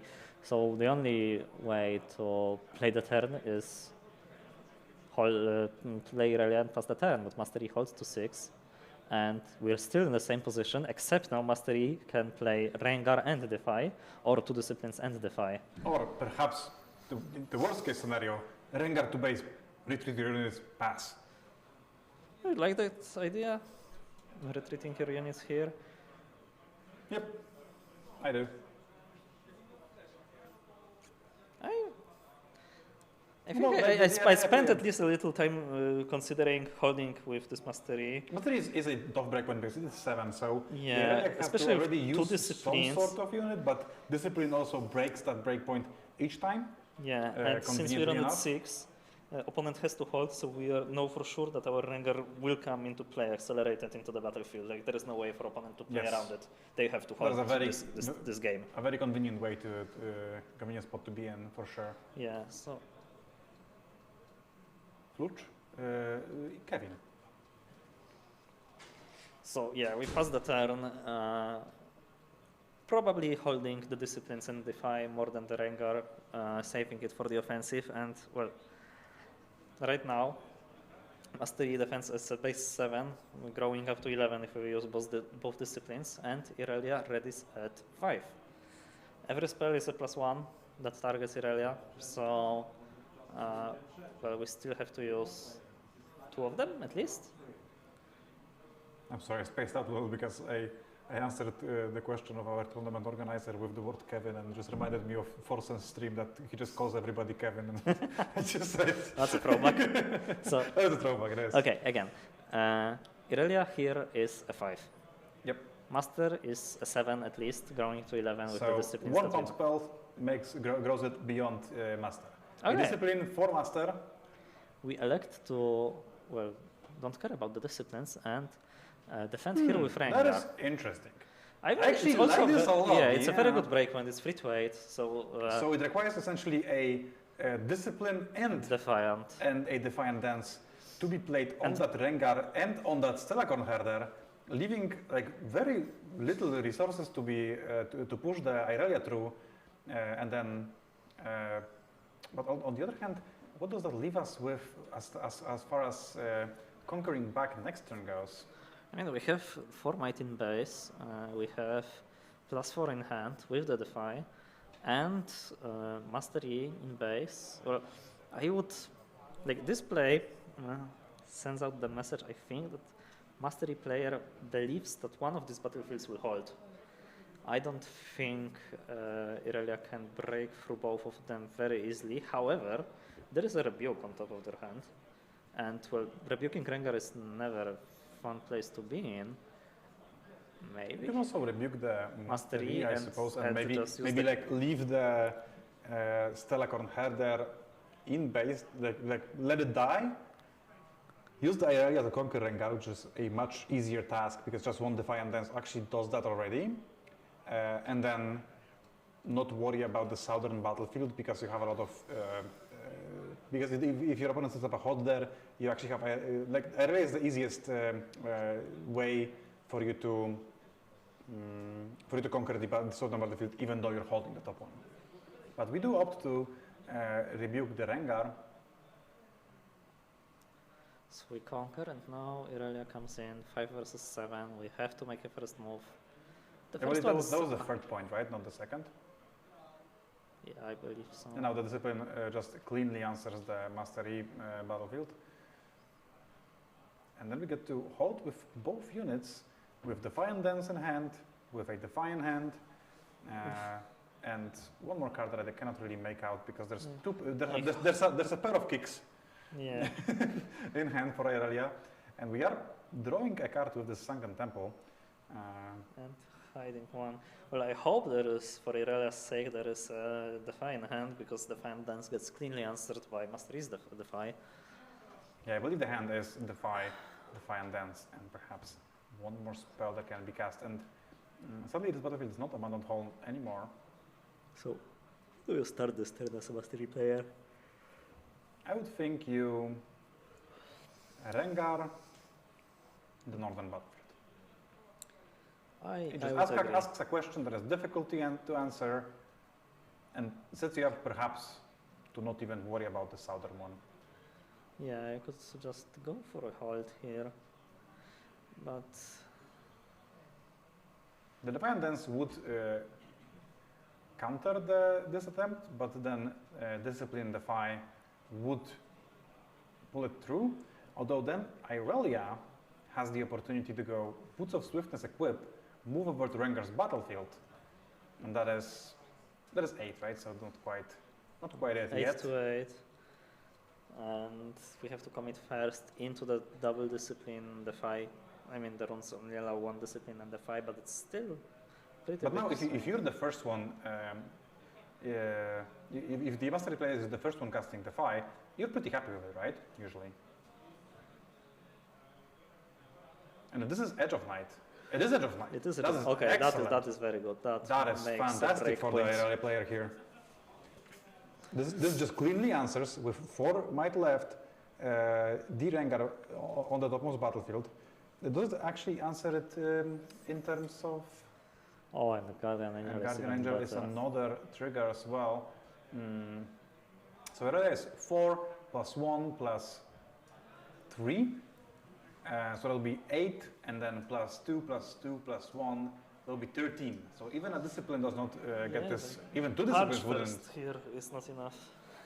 Yeah, punch first there is not enough, and then the other player still gets to pass with Defiant Dance and Defy. The game looks fantastic for early right now. That is crazy. I think that is that the play that playing Rengar last turn might be in the turning point, because well, we took a risk and the Rengar got cleanly answered. Right now we don't have much in our tank. Of course, we draw 2 cards per turn because like the champion he is. every conquer nets us another card. And now a tempting play would be to disarming wreck the Boots of Swiftness, but White Wolf actually has another copy in hand. And also, when you think about the way the Irelia deck functions, Irelia just kind of has Boots of Swiftness on their own, right? Yeah, thanks to the Blade Dancer ability. I would start with going with Poro, yeah, exactly. Just to draw a card and see what happens. Defy, another Defy. I think you still go for it. What else you have to do? Yeah. Make it, or maybe you break Guardian Angel and hope you beat her in combat, but you don't beat her in combat. That is very difficult to do right now with moves up, with the context of your hand being what it is right now. Boots It of is very low. Swiftness And are Boots of gone. Swiftness are gone, yeah. Unfortunately for our master player. Perhaps we could have played the card a little bit earlier to make sure we are not, like, I don't know, drawing a Rengar. It will be pretty good in this spot. But it's unlikely to matter all that much.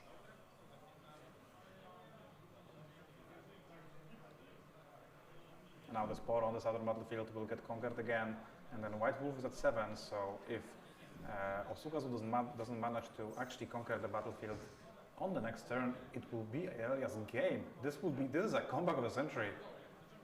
I absolutely love it, and now I believe a second Defy has been added to the hand with a draw step, which is absolutely brutal, as now we will be able to hold double Defy, Defiant Dance, and perhaps some more interactive pieces we still have in our hand very freely as we conquer this Poro battlefield.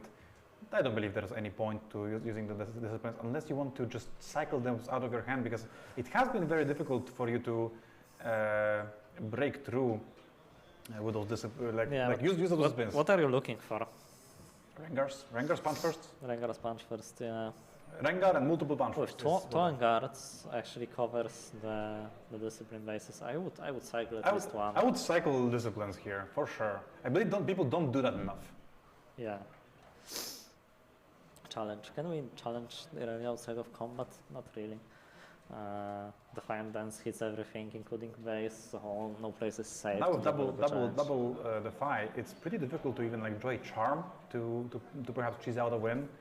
And Irelia actually goes super greedy and draws another card of the Sunken Temple. I guess the only cards that matter are really pump spells and defies, and he already has the best pump spell and 2 defies in hand anyway. That pickup was Charm, I believe. Okay, so that gives hope. Charm double Defy actually can be enough. Charm double Defy would be enough. Charm with a single Defy, not so much, however. Let's go with the Cracow, draw a card. Cracow goes north. And is that a Rengar picked up? That is it's a White Flame Protector. That's not a card I'd expect here, but it's good, no? I don't believe it's enough. Because now we defy this, Defies back. We have still one floating. That will be enough for just the white flame protector. Is there another Defiant hand? Yeah, I think it is. There's another Defiant hand. Oh Yo, my that's god! a steal. That's a What steal. a top deck from Obsugazu. That's absolutely insane. What a game! What an insane game. Yeah, that was the only out, I think. That was incredible. Holy. I was sure Irelia had it. We were at 7-1 at one point. And Irelia just took over the game entirely, and only double defy charm was the out for Obsugazu, and he actually had it. He actually drew the charm. He actually managed to get through to that defy. Even though he didn't cycle the disciplines on the earlier turn as we perhaps suggested, but that was incredible. What a swingy game. Exactly. And now we are going on the third battlefield. Irelia going first there. Yeah, really going first. I bet the battlefield of choice would be Targon's Peak. Targon's Peak is the standard one, although we can see some spies, of course. And for Mastery, the third battlefield is... What is even the third battlefield for Mastery? Depends in whether if you are a preacher of Barczek or a preacher of my biggest enemy. Who is your It's biggest either enemy? the other Mastery player in the world. There are at least 3 of them. There's a dozen of them, at least.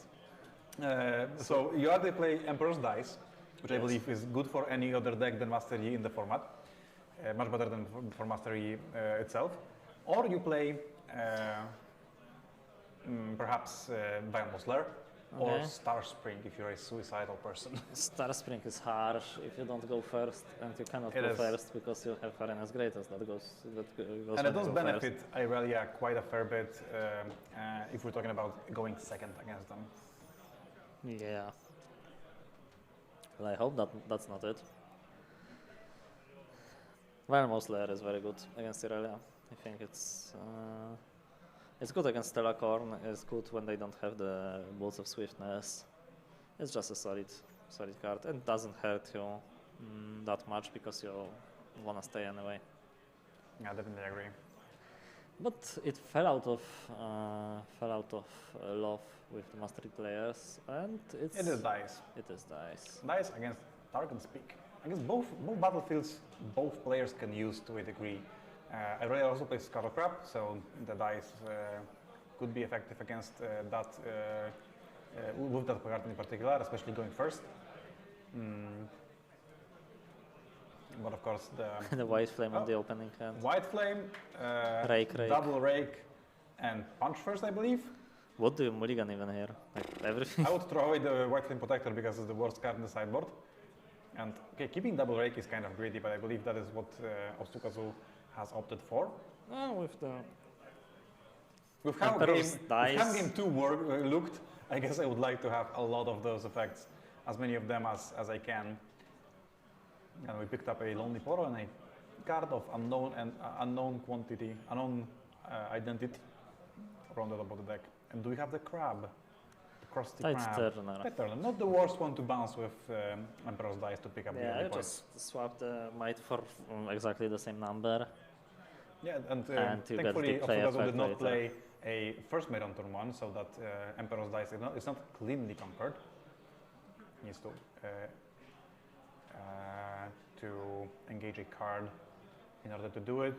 Although we did pick up a Stellacorn Herder, perhaps a good card to deploy here on turn number 2, although we also have Boots of Swiftness if we want to maybe get a little bit aggressive or set up a potential Irelia on the next turn. That would be, of course, very harshly punished by the disarming rakes of Obsugazus, but we do opt to conquer Targon's Peak, play the Stellacorn Herder and hold up some interaction. I see Flash in hand, which would be excellent against Charm in particular, right? Because you would get to draw 2 cards and still save your unit from certain demise. Yes, and how do you approach this as a Master player? There is a Pitruk, I think, in his hand, but putting buff on Poro and trying to conquer Tide Turner against Irelia is not the best idea. So I kind of like to play because it puts the onus on the Irelia player, and you also have a discipline in hand to try to work around the palm spurs they might use on this turn in particular. But it appears that White Wolf is going on the offensive and plays a gust on the Lonely Poro, trying to perhaps take an aggressive approach here, and it resolves, and they play out a Mastery. Very So good I cast. don't love Mastery's side here. It has been a pretty big blowout. This is a huge tempo loss for them. The Mastery coming in here, you can safely retreat your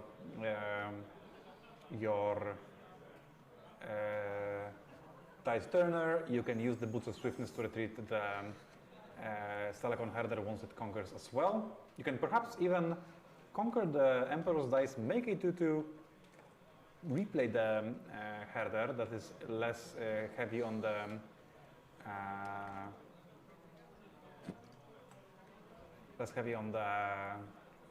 Rune base. the rune base, yeah, on the runes. Although I would probably prefer. From what I see, this hand is pretty spell heavy, except for the boots and herder. It's only combat tricks. Do you deploy the second herder here, only leaving 2 runes up with flash? 2 runes with flash. I would even. Oh, that's an aggressive, It is an aggressive play. aggressive divination, as we could say, Although retreating 2 units here at 2-0 without using the flash. without Maybe using it's the correct. flash sounds pretty good. Although, I guess without a 1 energy way to protect the Irelia, I don't love playing out Irelia to the base. So maybe waiting here is preferred. There is an angle. Although we will have to. Is there an anger? I think didn't so. know this. Yeah. I bet there's a flash. It's not a flash. Oh, maybe. Okay. Yeah, the boots safely deployed to the base. Those will, of course, meet the. I apologize for that. Will more than likely meet the demise due to the disarming rakes in Obsugazu's hand. But we'll have to live through this turn to find that out. Mastery immediately conquering on the southern battlefield. That Targon's big peak will trigger on the end of turn here. And Rake destroys boots as correctly predicted, and we just develop the Poro to the base again. I leave out Mastery with 2 runes, with 4 runes with the Targon's peak. Is that a playset of Punch First in Mastery's hand? No, it This- seems that we have missed the Targon's peak trigger, sadly, not allowing us to play Primal Strength this turn. Yeah, that can hurt in the long run because you usually don't want to invest punch first that early. Oh, we remembered. Is this allowed? The rules say it's up to your opponent. The Yeah, I believe judges. at this point we are in the missed trigger territory, so it would be up to White Wolf to see if that trigger would resolve or not. It appears that the game is left with the runes on top, so White Wolf being a good sport about it. I respect it. You know, it's a trigger. It should have happened. If we were living in an utopia, that trigger would have happened. So I like the idea of just having it happen anyway. Okay, Tice Turner swap with Stella Cornherder generating more and more card advantage, while also being ahead on points is a very solid place to be as an Irelia. You're gonna have believe to I start see to a- think about how do you approach conquering these halls with Mastery and larger units that will come down the line. But with 3 points ahead, you can take turn 2 to level up. It's always very difficult for Mastery to get out of these spots when Irelia doesn't actually feel pressured enough to deploy the Irelia unit itself early on in the game. Because, like, if you're losing to anything else than the Irelia unit as Mastery, you are in a very, very rough spot. And now with the point disadvantage that Mastery is sporting, it is looking like a pretty losing proposition. And so once you use a lot of your cards in order to try and regain that advantage back, and your opponent is left with an Irelia, that is a pretty bad spot for you. Yeah, he will see Poro committed with Discipline to cleanly go over it. Do you swap here for Sun Soldier? I don't believe you do unless you don't have anything else to do. I believe if you wanted to, you would do it with Disarming Rake, right? Yeah. Prefer to have that one in hand rather than the Lonely Poro. Oh, it seems we are attempting a challenge. Between For, Port as a format and a herder. Yeah, I believe there's a defy in Aurelia's hand. It kind of depends if they want to hold that up for a potential protection of Aurelia, and I think I like that idea a lot more than attempting to save this one of these two Stelacon herders. Perhaps he has drawn enough cards and is ready to move on to the mid-played game with Aurelia. Yes.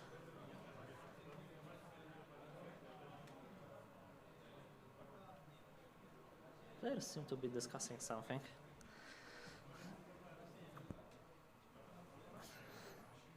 Mastery is ready. We go in with the rake. Okay, ready to mastery mid-turn. I mean, it's You know, okay. we all You know don't what have it to do is.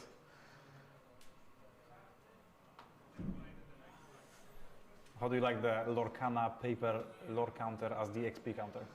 Same amount of liking as the Volcana deck box, or was it Flesh and Blood deck box? The World Championship Flesh and Blood deck Yeah. box. That was, okay, World Championship deck box, a tier higher, I would say. Okay, it's like an actual winner. This deck box is No, not the World Participant. Champion, just attending a World Championship. It's still very, very, very, very, yeah. Very big I'm not accomplishment. playing it. I haven't done the World Championship for any game, ever, so...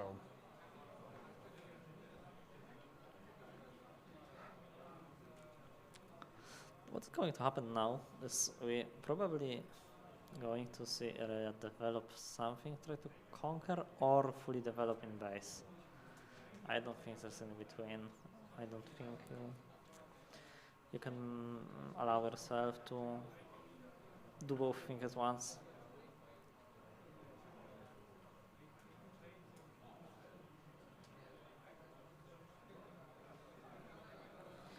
A charm. Charming, what were? Mastery to the battlefield, maybe? I believe the Oh, rake disarming to rake sideways. to the northern battlefield. And moving in with Stelacon Herder. Drawing a card. Drawing a card. Ready to runs. Maybe now is the triggering- good time for developing Aurelia. Mastery We have a answers the Defiance, herder. we have a But we have a flash Vanguard, still. we have a Defy. Oh no, That seems to be, yeah, I believe you might be right. I think you might be right. I think I saw a flash, but it was merely in my imagination, and that is in fact a Vanguard. So a rough decision here for White Wolf, and I believe they have not yet scored the point from this turn. Should we call on that? if it's a 5th point, then it changes the landscape of this game significantly, because the conquering here with only mastery at base means that we threaten little next turn. Yeah, maybe you can hop on this code and give them a call that White Wolf has not added this. I don't have it. Oh, you don't have the phone. Okay, that's fine. It's okay. Oh, they added the point. That's Yeah. fine. But they got it. They got it. heard us. They heard us. Yeah. Okay, so we're developing Aurelia to base and pass, or aggressively wake up Aurelia with a legend and try to go to 6. I think I like passing. We have the advantage of the points. Yeah, I don't like being at 5. I like pressuring my opponent, but Although, like, but when you think here- about it, Guardian Angel is an excellent card here, or it seems to be. Although, because of the disarming rake in hand, it is not as good as one might think. So we can choose to ready the Aurelia and attempt to conquer this northern battlefield, but because of the discipline in hand and the punch firsts, this will not work out for you very well. And even if it would, you would probably lose the Aurelia as a result in that process. So I don't love this. This is going to... Oh, okay, this is not... I was thinking that it's readying the Aurelia. It was merely hiding the a card there, so... Yeah, that is okay. That is fine. That is fine and dandy.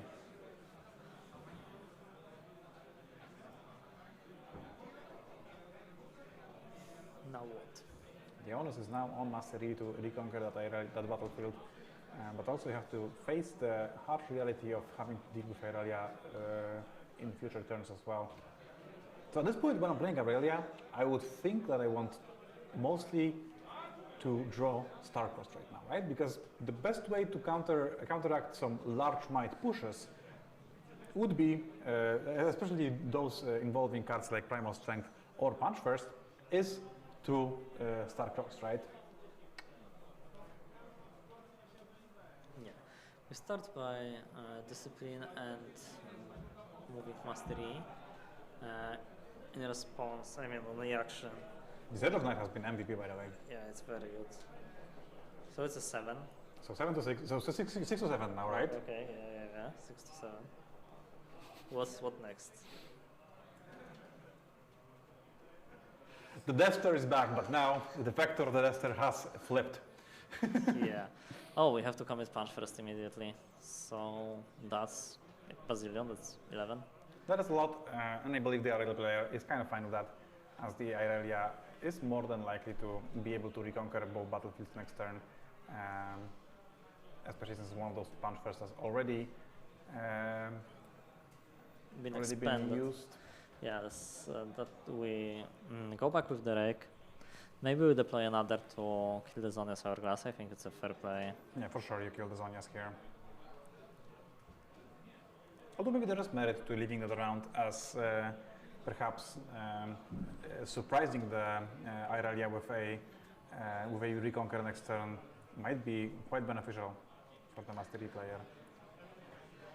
Yeah, and do we have anything else? Mastery. It seems Oh, that it's a a charm. Attempted here.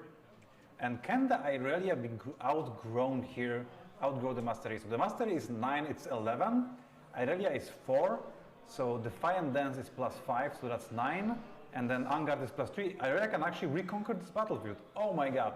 Irelia can win the game. Yeah, with Boots of Swiftness. With anything. Yeah, with anything. With a card that targets Irelia.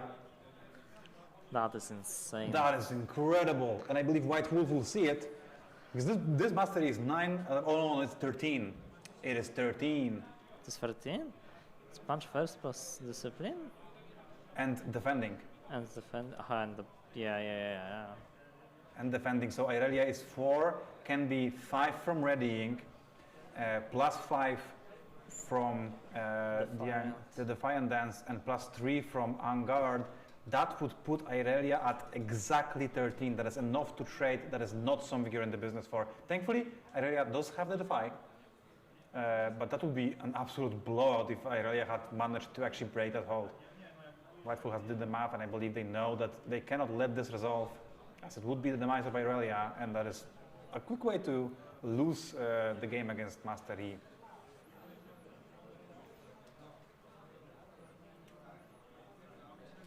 That was insane, but by 1 might as well.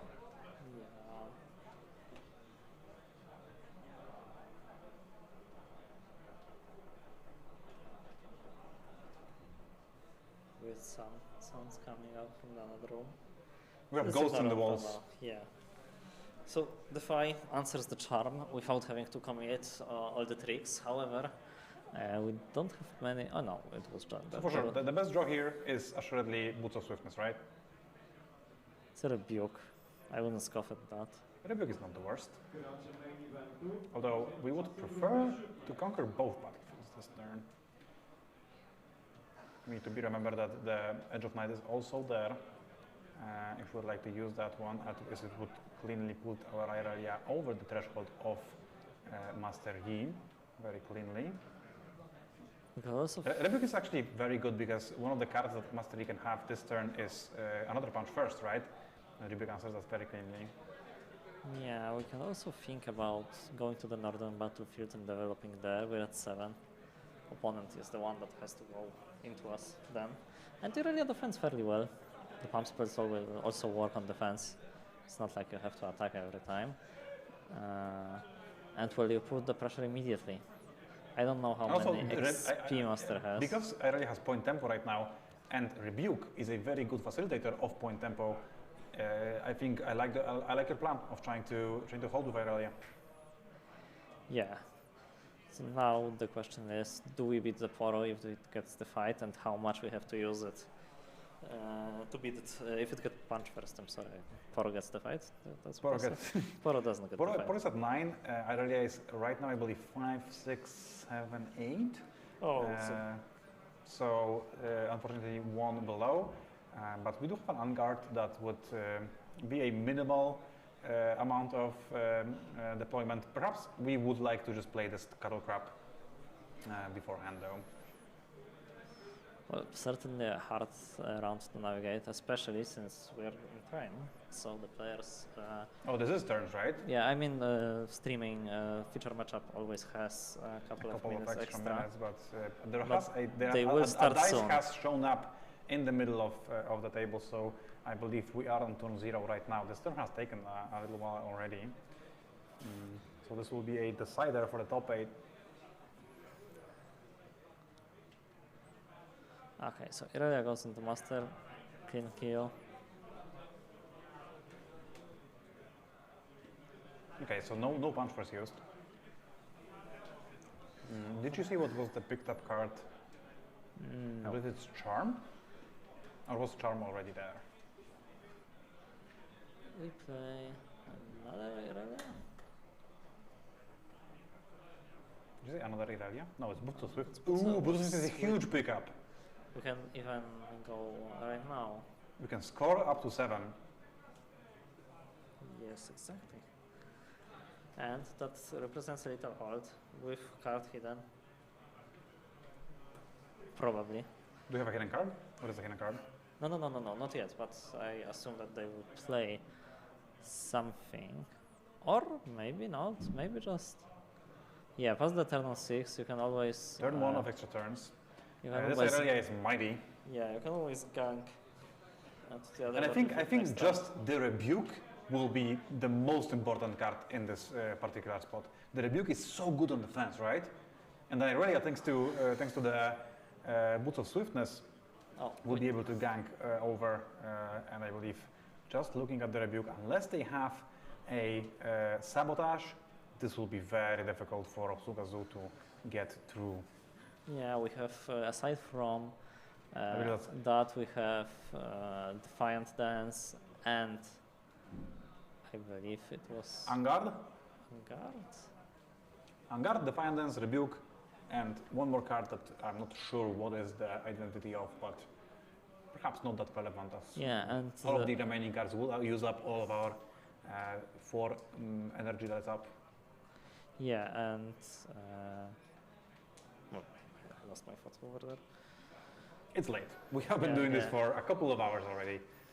9 hours and 50 minutes to be exact. That's crazy.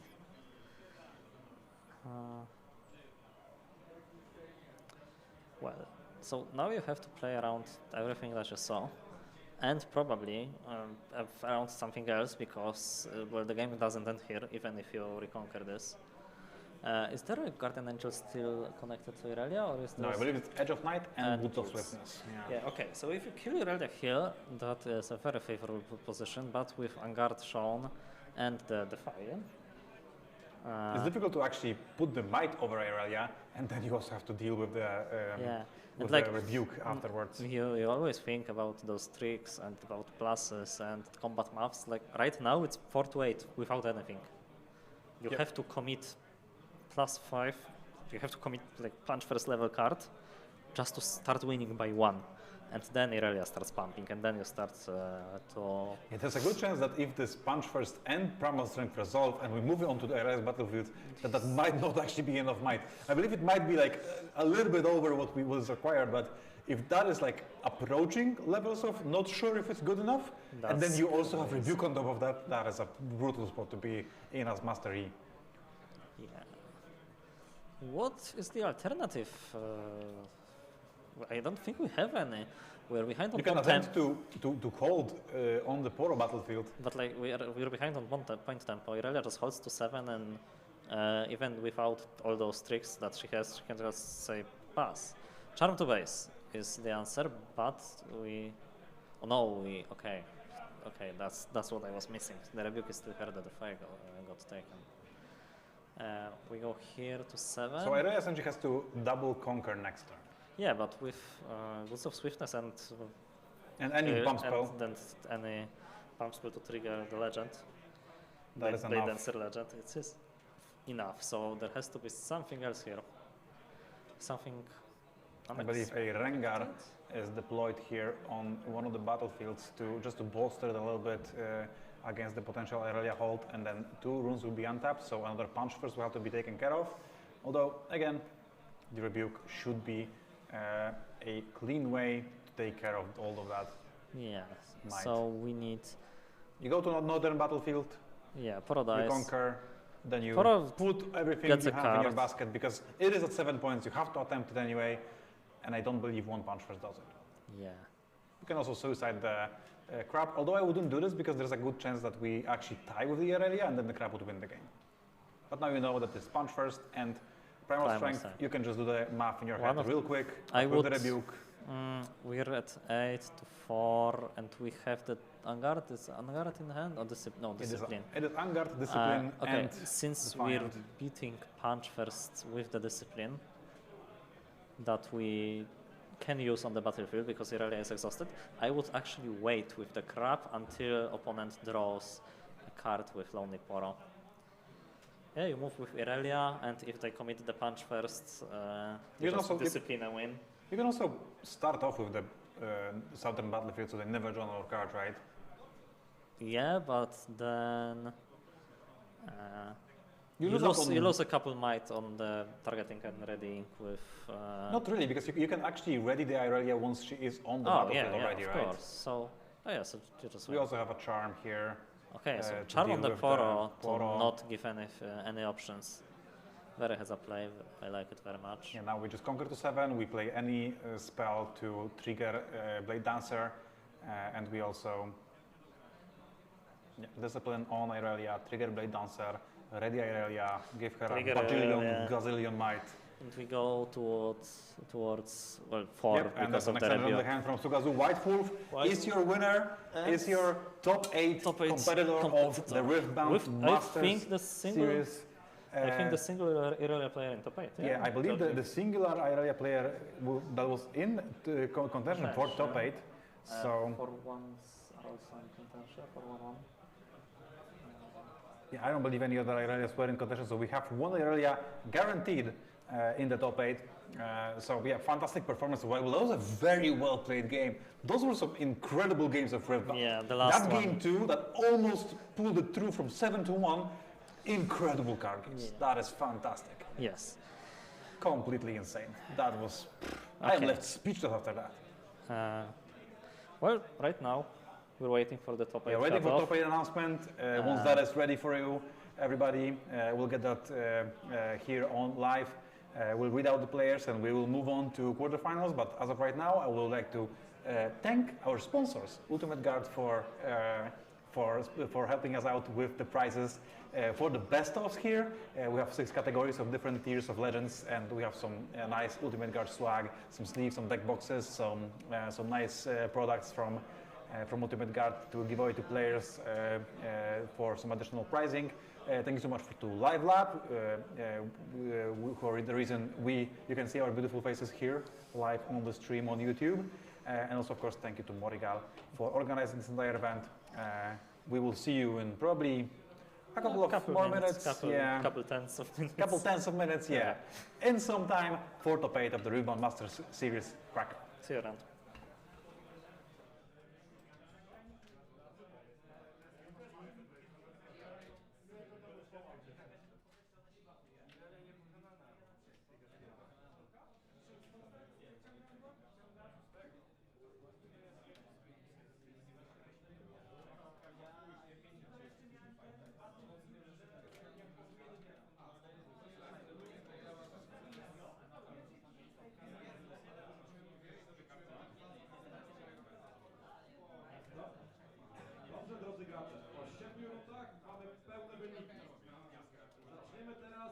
Zanim ogłoszę to bosie, od bezdomu. Bierze piątkę. Wygrywa Szymon Urban.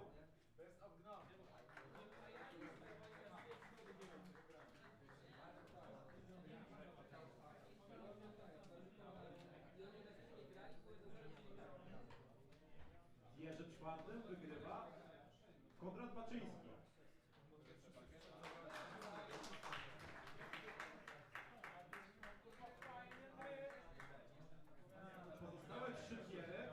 Muszą jeszcze poczekać na wyniki Tobosie.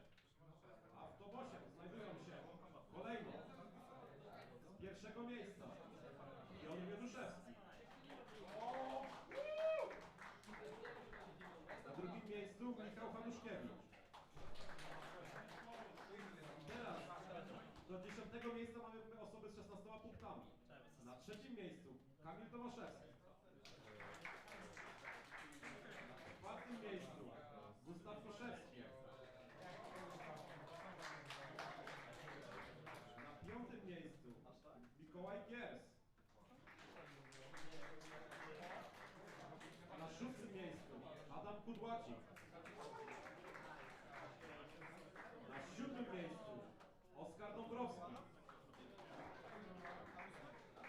I na ostatnim 8. miejscu Hubert Majdański.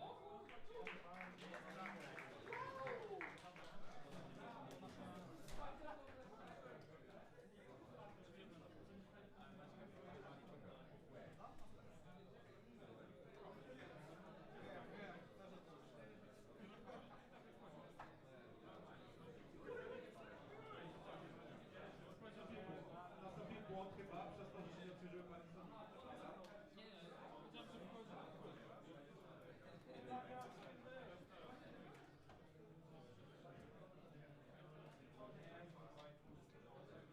Mogę prosić Huberta Majdańskiego do...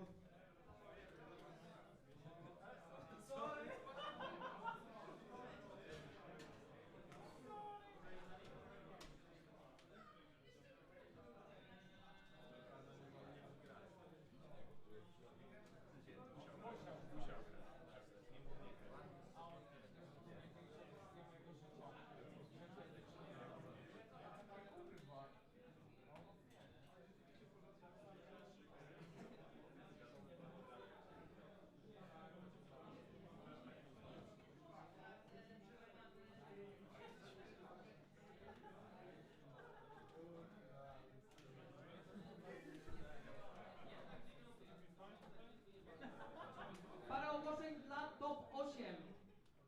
Top 8 bym poprosił na wspólne zdjęcie. Jeśli chcecie, to możecie wyjąć swoje legendy. Będzie ładniejsze to zdjęcie dla top 8. Dla top 8 też zrobimy króciutką przerwę, żebyście mogli chwileczkę odpocząć, pójść ewentualnie po jak śpicie i tak dalej. Z ważnych rzeczy nie ma limitu czasowego dla top 8, więc możecie sobie grać na spokojnie. Może nie. I to tyle z moich ogłoszeń, więc jeszcze raz prośba o całe top 8, które się zostało, do mnie, żebyśmy zrobili wspólne zdjęcie. Się cieszę, jak będzie on dziś, to nie czytał znowu, ja po prostu tego rocznego i tyle.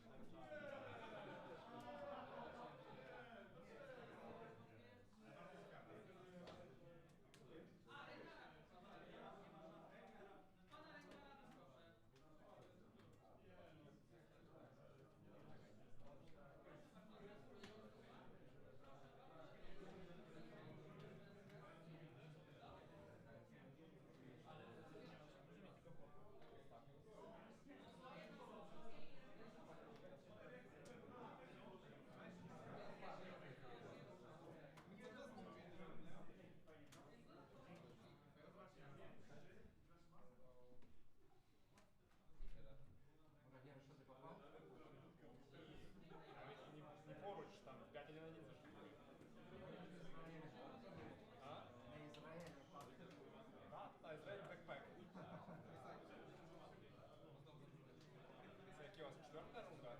Chociaż też... No co loży, co loży. Zmazli zabójstwo.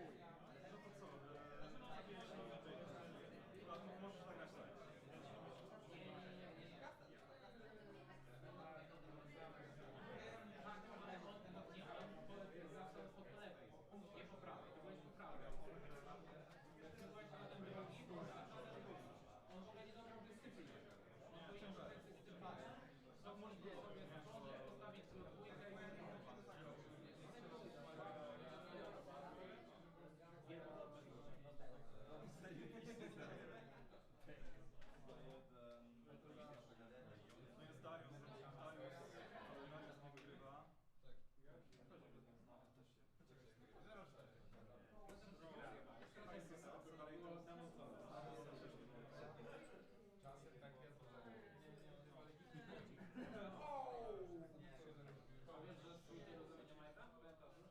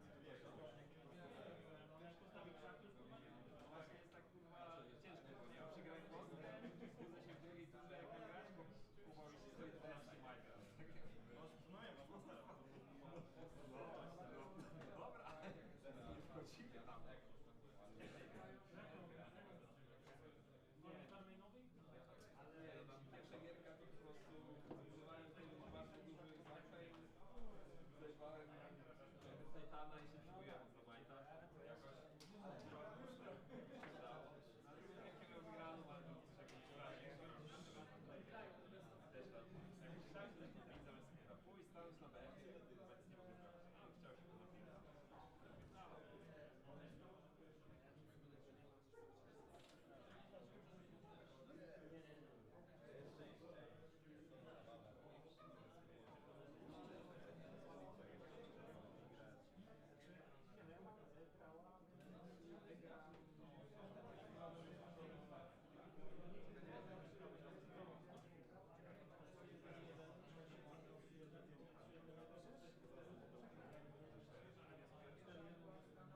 chciał się go napisać.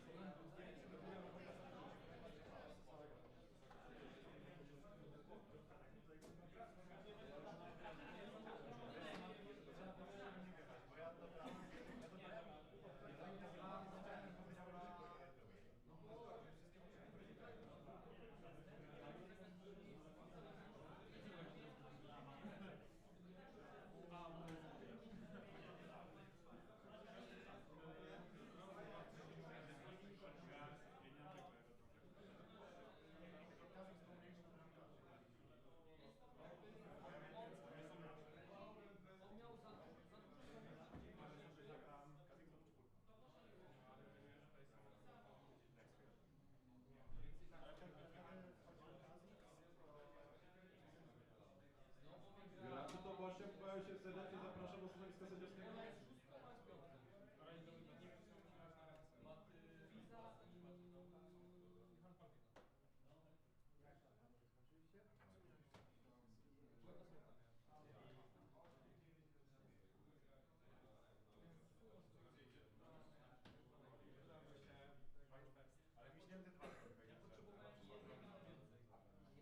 Jeszcze raz, gracz to Bosie, serdecznie poproszę do stanowiska sędziowskiego. Tak.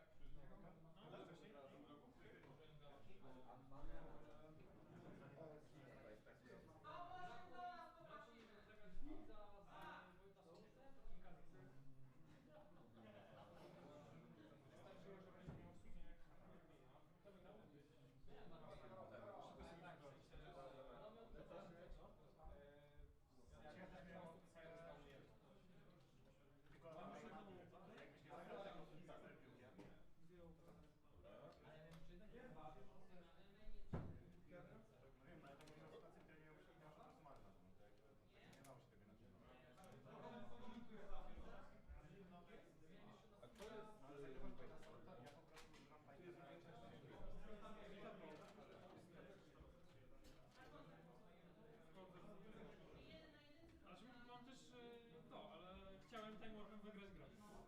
Ja, ale niestety albo masz zbroję Bersta, albo wygrywam grę. Time Warpa.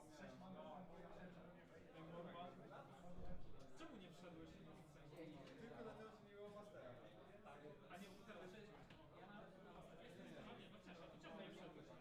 A, bo musiałeś zbroją jedynkę.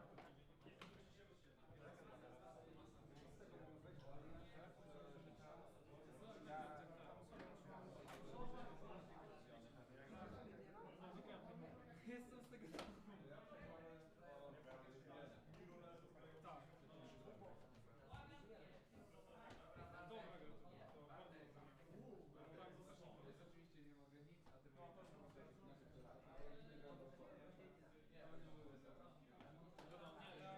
Ja teraz na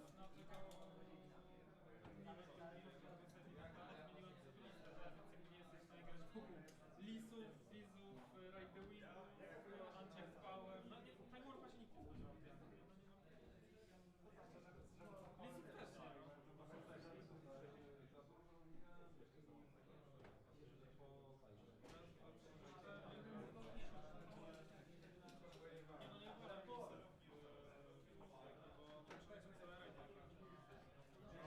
Lisów też nie. A występujesz spakować od tych filmów na pole? Ale na mnie dwie gry próbowałeś, dlatego założyłem, że też tak będzie takie będzie zakończenie.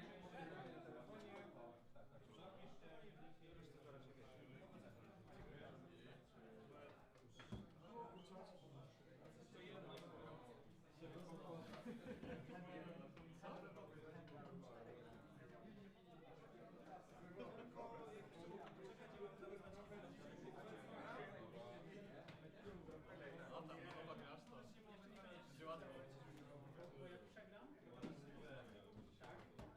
Jak przegram, tak, jakby było kolejne 4-0, to było wszystko idealnie.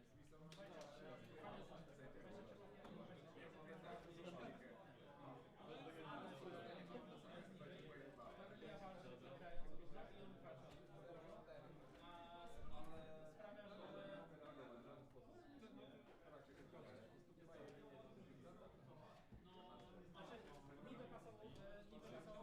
ale nie mówię o zajściu.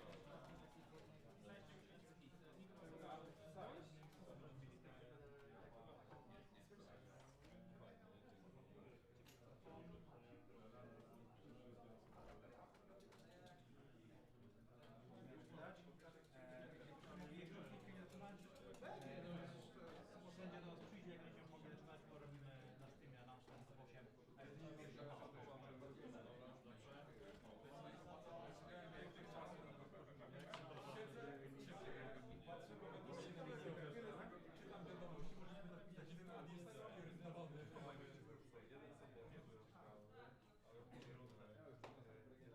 Riftbound event, kwalifiki na rundę piątą i ostatnią są opublikowane. Przypominam, że gra Riftbounda musi przejść gra Riftbound.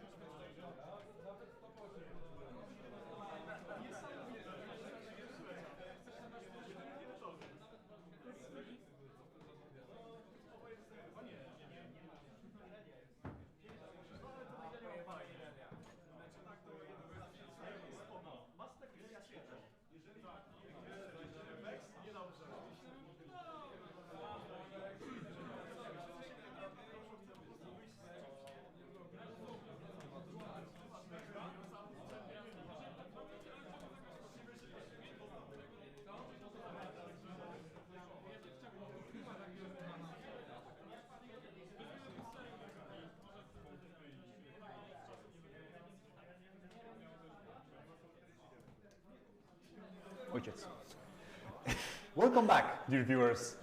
I am Barczek, and together with me is Bats, and we have the greatest pleasure of bringing you the top 8 of the Riftbound Masters Cracow event.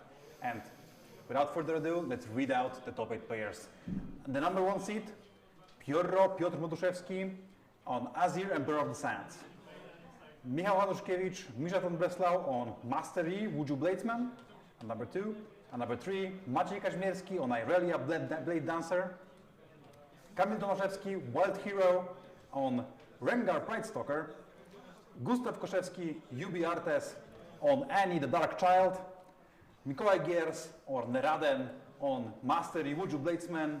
Adam Kudłacik on Mastery, Wuju Bladesman. And rounding out the top 8 is Oskar Dąbrowski, also on Mastery, the Wuju Bladesman. So, fairly even top cut, a couple of wild cards, and the only repeating legend is Mastery, I believe. But it is very repeating. It's 4 copies of Mastery and then 4 different decks. Yeah, there is 1 mirror and, okay, we're guaranteed 1 Master in top 4. We're moving on. We're moving on to the first match of top 8 that we will cover tonight, and that is going to be UB's own Artes playing Annie, the Dark Child, up against Wild Hero playing the Pride Stalker Rengar. That looks like it's going to be a very exciting match. I'm very excited to get into it. I have no idea who is favored. Those 2 decks, I believe we have not tested internally that matchup whatsoever. Maybe like a couple of games against one of our teammates just to test out the Rengar matchup. But it is a wild ride. I don't know what's going to happen. I'm very excited to see these incredible players. Both of them we have seen on stream. The Rengar player, Wild Hero, we have seen on stream actually twice just today, and of course Gustav has been a mainstay of the Polish scene, of the streams we have seen from different events in Poland, so super excited to see how that will work out for them. And of course, in the top 8, please be reminded that the players do know who will be starting the game off, because the higher seed is the one that chooses who starts. There's no die rolls made prior to the game's beginning, so we see that reflected in the Battlefield's choice, yes. Arena's greatest game 1, usually a troll pick, but here, of course, as Wild Hero knows he will be starting, he elects to play it first. And what do we think about the matchup? I believe that both of these decks are great at attacking, similarly great, but Annie has more First Forerunners and more answers to opponents' First Forerunners, because if I remember correctly, Wild Hero plays 1 in the main deck and additional 1 in the sideboard. So that might be the game changer of this matchup, because in this hyper-aggressive attacking decks, the card that allows you to hold to break the point tempo and attack from the different axes might be your key to victory. Other things we should watch out are obviously the development into double conquer and flash from Annie to just score 2 points without endangering your units, and the same thing with Ride the Wind and Thrill of the Hunt from the Rengar's side. So it's going to be a very tricky matchup. I believe we'll finally see the developing turns that I wanted to see from the beginning. Every time I start talking about it, one player immediately attacks a battlefield. So, well, I'm gonna try one last time. I think we're gonna see developing. One last chance. Yeah, couple turns before we get. Oh no, we're on Arena, so we have to attack. Oh, okay, not my day. Players are definitely incentivized to get on the offensive on Arena's greatest, because that point tempo is definitely swapped a little bit around, and I see a sneaky, I believe a switcheroo out of Artes main deck. That is a spicy pick, and I believe that's going to be pretty good against Rengar itself. Yes, against Rengar, and I mean against switcheroo is very good into these attacking decks, because you defend for far less. Not only because of the Rengar triggers, but your assault cards like Inferno defend for only 1, and hiding switcheroo with Inferno that could represent a lot of different things in Annie. Yeah, what can you hide in Annie? You can hide Red Pike. I don't know if Annie plays Red Pike. I'm pretty sure most Annie lists don't, but then again, I believe switcheroo is also not quite common. So maybe there's some spice to be had here. Yes. So okay, Fairfox start is obviously amazing, one of the best. And we see, of course, Gustav with the best choice of runes. Your choice of runes. Of course. That's why it's best. Of obviously. We have a flurry of 2 drops to choose from right now. So against the Faithful, we cannot develop Inferno, it just dies for free. So we have to develop Merchant. And it more than likely will die for free as well. Which I mean, is kind we of wrong, read the although 3 runes. Oh, yeah. But yeah, defending But is I not guess as- because Inferno can be played on the battlefield as well, just in case we need to. So definitely some options Let's- going to be had. Let's see how players approach. Because that can for sure be also a developmental for Rengar. I don't know if we see any Kaisas here. I think it's a double red Pike and Nidalee. Oh no, it's Jadek, the Grim Apothecary. So we can actually do Faithful attack, bring Merchant, and then Apothecary to that battlefield, buff it, bounce Faithful, and if everything goes well, we trade with our Formate unit. We don't trade, we kill with our Formate unit, we kill the Merchant.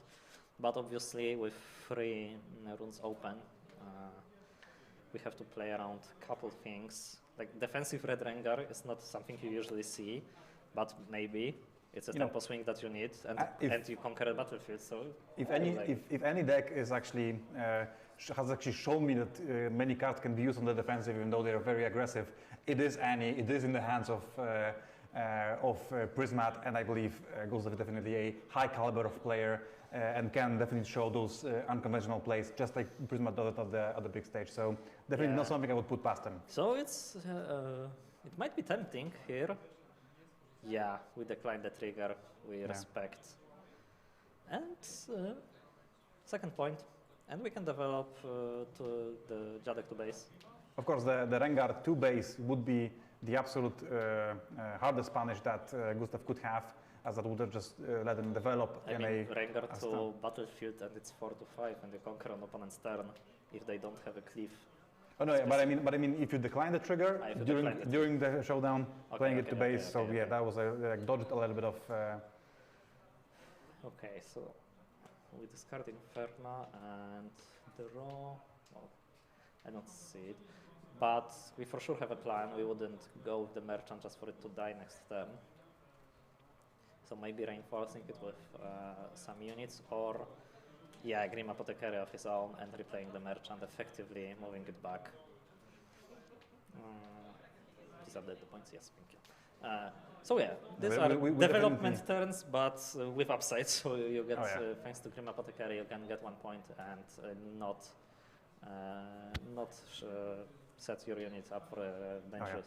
I really love Grim Apothecary. I think that's a very sweet card. It wants you to, you read the card and you think that it wants you to ambush it on the battlefield and then still bounce something on the battlefield, but you can just as easily play it to your base without using the ambush keyword, return a unit from your battlefield, replay it, get it out of harm's way. It's a fantastic card. Yeah, it's very interesting as well. Very interesting card, and showcases the difference between Riftbound and other card games, where if in other card games you'll put a unit back to your hand, it's just tempo loss, but in Riftbound it's actually protecting it, because on battlefield they are much more endangered to anything that opponent might throw at them, especially their units. Okay, we're using Annie's passive here to play a stack deck essentially for free by using the 2 ready runes, and well, Rengar is going on to aggression. Yeah. Even points, very important, and also draw from the seat of power.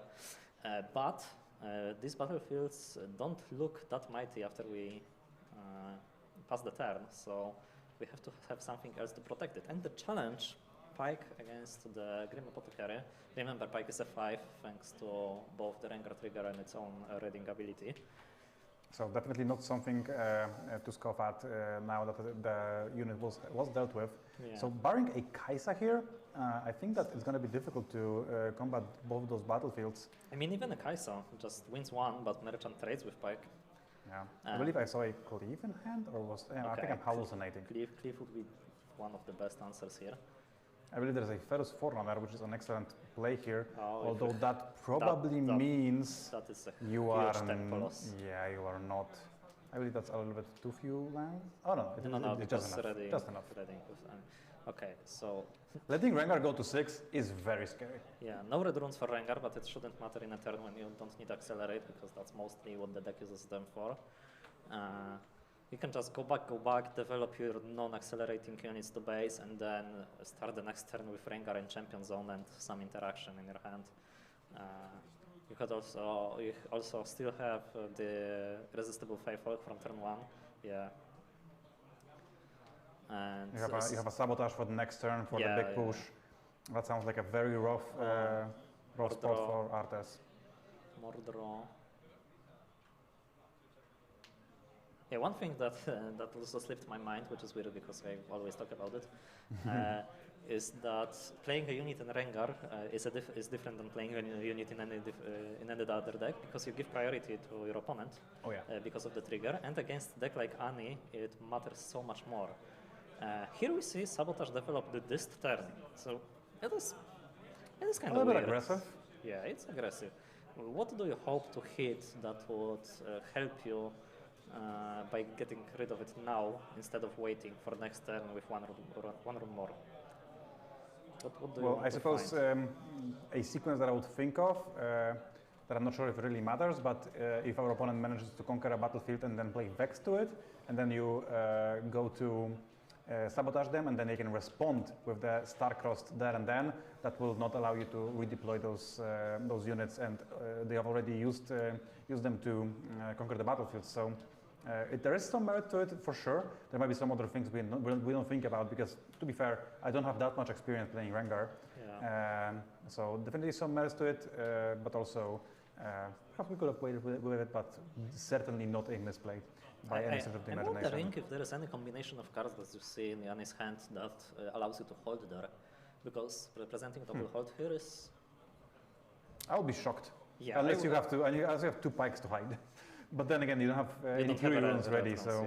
Yeah, just wondering. Okay, so we're, as any player, we are in a bit of a trouble, but we developed quite a big number of 8 might developed on these battlefields in a second.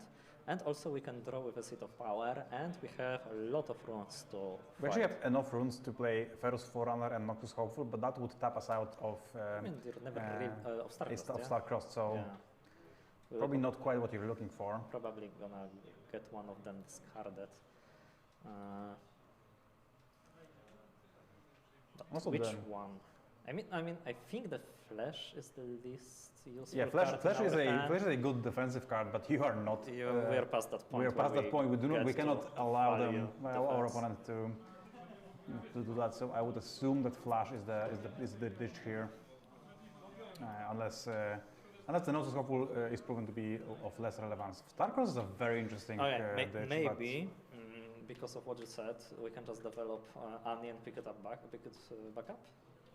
I don't know if that's... So Kaisa picked up a little bit late for that, although it might come up in future turns as a speedy unit.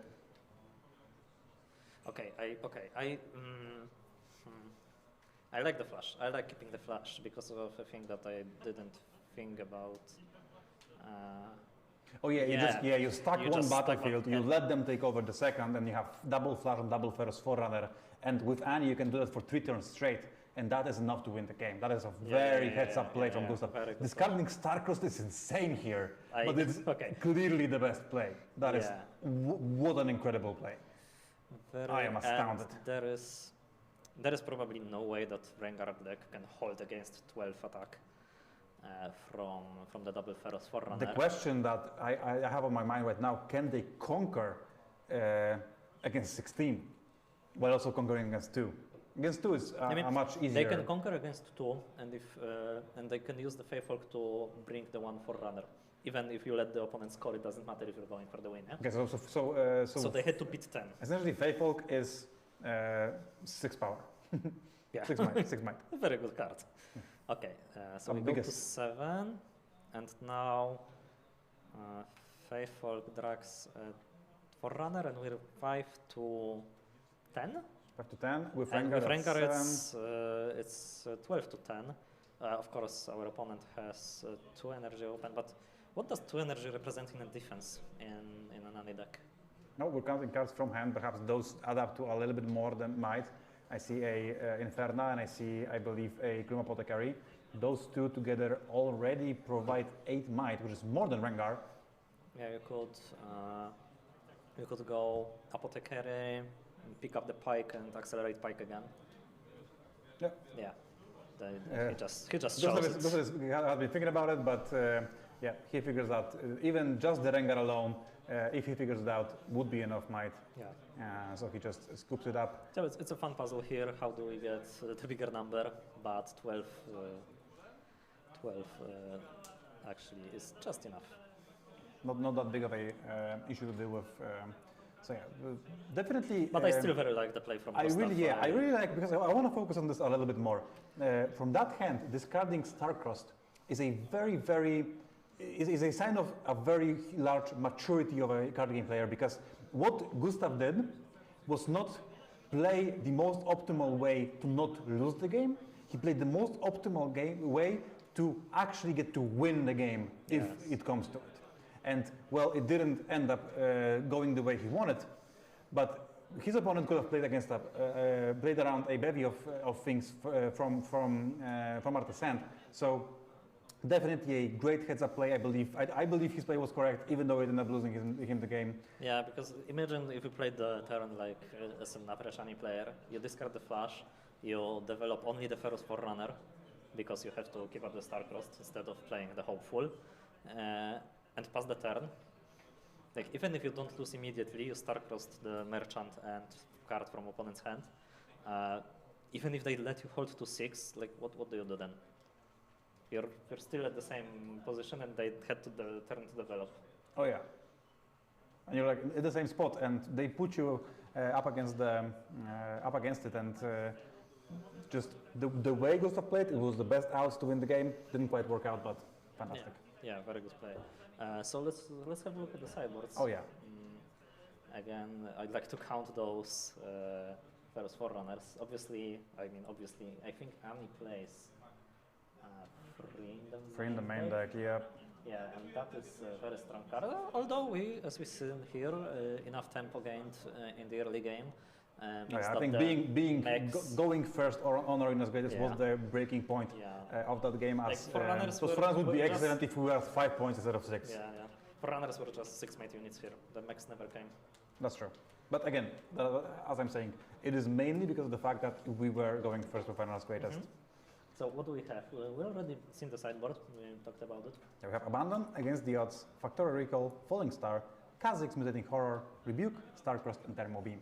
Okay, so I actually like Against the Odds. I think it's a good card. Yeah, a lot of the time you will be facing multiple units from the Rengar deck, and since the Rengar deck operates on a breakpoint so much, they usually go +1/+1 just over to beat you.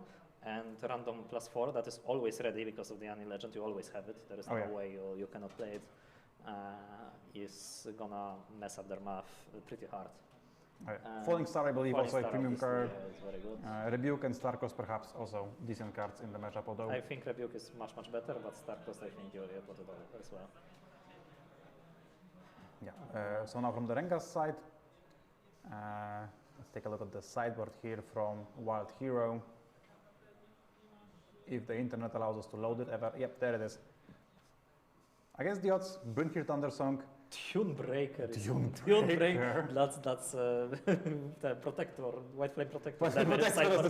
As we say in Poland, kibic. Kibic, yeah. 1 Falling Star, 2 Ferrous Forerunners, not quite for this matchup, I suppose, although maybe Wild Hero has a different idea, and 2 Sabotages. So that 1 Sabotage being played in game 1 was the sole Sabotage in the main deck.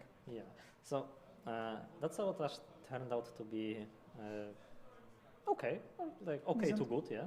Decent is a good word. I don't know if I'm putting all 3 in, maybe another one. They're good in these final rounds when you have to play around everything, and just knowing and discarding the best card from your opponent on this final push is very good, but it's not like any deck needs its spells and gears to win the game. It's perfectly good with units. I wouldn't sideboard Ferrous because of the Starcrossed. The argument is the same as against Pike. With the addition of that, Annie doesn't need to discard your Ferrous. It just bounced once, and the tempo swing is so insane that the game just ends before you get to play it. Falling Star is very good, although most of any units are 4 might, but it's still good. Killing 2/2 drops or removing Ferrous Forerunners or the mechs from the Ferrous Forerunners that you just killed in combat is a good follow-up play. I don't know why the Dune Breaker is here.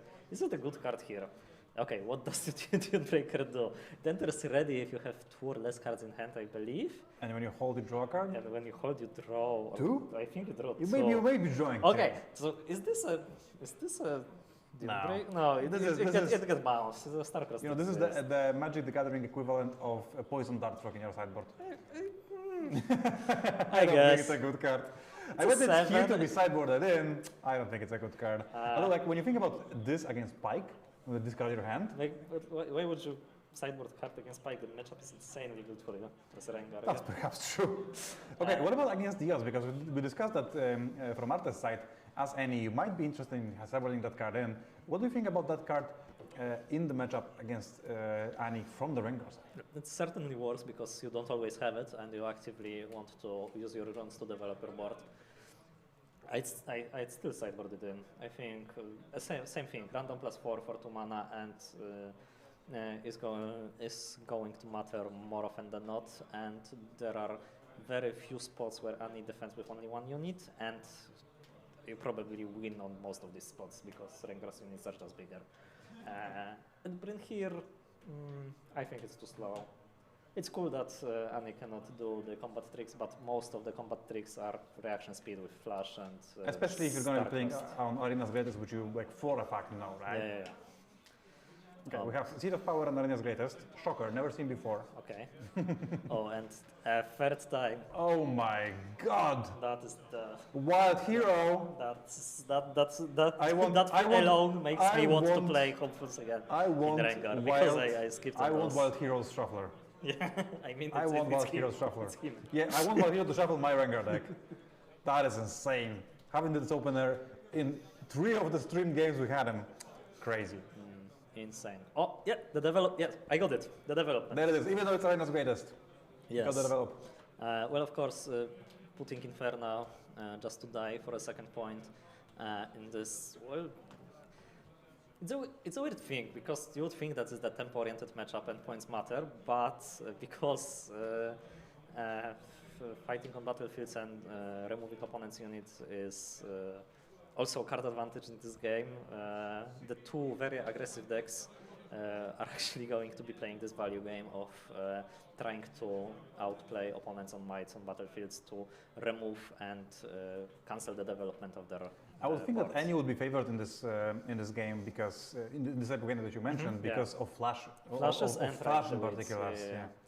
I believe that they play very little right the winds. I'm not sure if Artes has any, Okay. but yeah, flashes just do the trick there very, very well.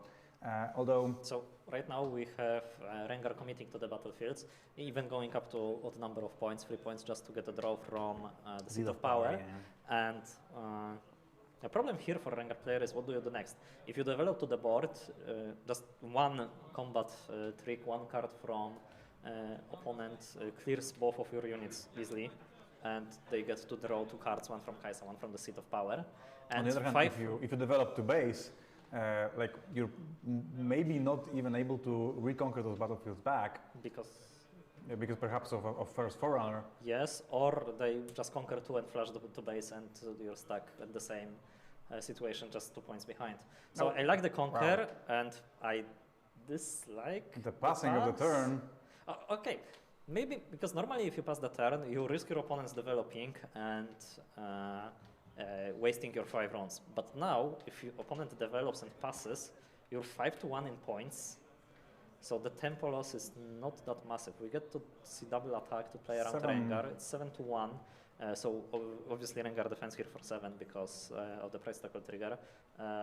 That means for sure Gustav has something in hand to beat those. He wouldn't just attack into death. I believe I spotted a star-crossed. So Although this probably means that the Noxus Hopeful will not be contested this turn, right? Yeah, and that's why I'd like play. Oh, we go for the Rengar. I've seen Rengar the on, Grim Rengar on Apothecary. Hopeful. Yeah, I love this. Okay. I love this. So I This was is a decent thinking play. about Grim Apothecary to pick up the 1-drop, but maybe it's less relevant than just developing the 6 might unit. Yeah, Well, what the was 6 choice? might unit, of course, a little bit mediocre against Starcross in particular, and against Vex, I suppose. But Okay, and we got to yeah, and Varus. I called the Ferus Forerunner. Yeah, Ferus is good here, but we're 2 points behind, so we have to get Flash very, very soon, or leave this battlefield completely and allow Rengar to conquer it to 6 next turn. Yeah, this is not the game you want to be playing on your own Arena of Greatest, right? This feels like it's slipping away from Arthas a little bit, but he does have a full grip, but so does the Rengar player now. And we see the Bryn here. Maybe it's the one from the main deck, because if I They remember do have correctly, they one. did have a main deck one. I believe I see 2 though. Is that 2 Bryn Hears? Okay, King King Ku Ku, is insane here, just King Ku development buff Rengar. plus. And Fiflock. Fiflock is... Fiflock is kind of great here as well.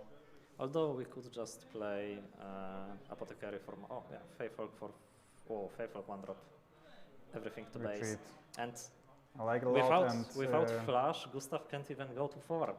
It's a very awkward spot to beat him, to be in, because you retreat now, and your opponent goes to 6. You're kind of screwed. You don't retreat. You you don't really meaningfully develop. Yeah, and even worse, your opponent can go to 6 with very little investment, because they still have 15 might in the back, like 12. A Vex was picked up, but with this formidable board already from the Rengar player, it's kind of rough to keep a Vex on the battlefield, right? Yeah, Vex is a nightmare for a Rengar player, but in this situation, they have a lot of tools to clean it up before you get to conquer. And if you develop Vex to the seat of power and try to bolster it with everything that's there, maybe going back with Inferna, there is nothing stopping Rengar player from just conquering Arena's Greatest, going to 6 next turn from holding. Developing some more, and then going for a Bryn here turn, going to yeah, exactly. For large swings for the winning point. So, how do you approach this as Gustav?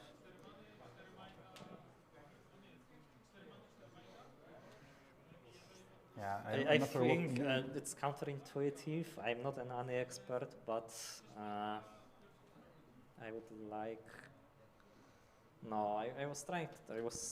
I was meaning to say just go back and develop, but the 3 points are so stinky here. And it's not only 3 points; it's also a free card thanks to seat of power. So it's very rough to put yourself in that spot. Yeah. But on the other hand, can you really imagine holding this battlefield? Okay, so with Vex, I guess that's possible. Maybe we get to we pull out Inferno goes back. That's obvious. It's only 1 might here and 3 on attack, so it's better in base. Kaisa maybe. I'm thinking if we want to go with hold with Ferus with Vex, just represent 10 might here and force our opponent to invest resources into reconquering if they want to go to 6 points. And if they invest those resources, the Ferus Forerunner obviously splits into 2 mechs, which allow us they help with reconquering. Even for now, leaving the Kaisa there, Prismat style.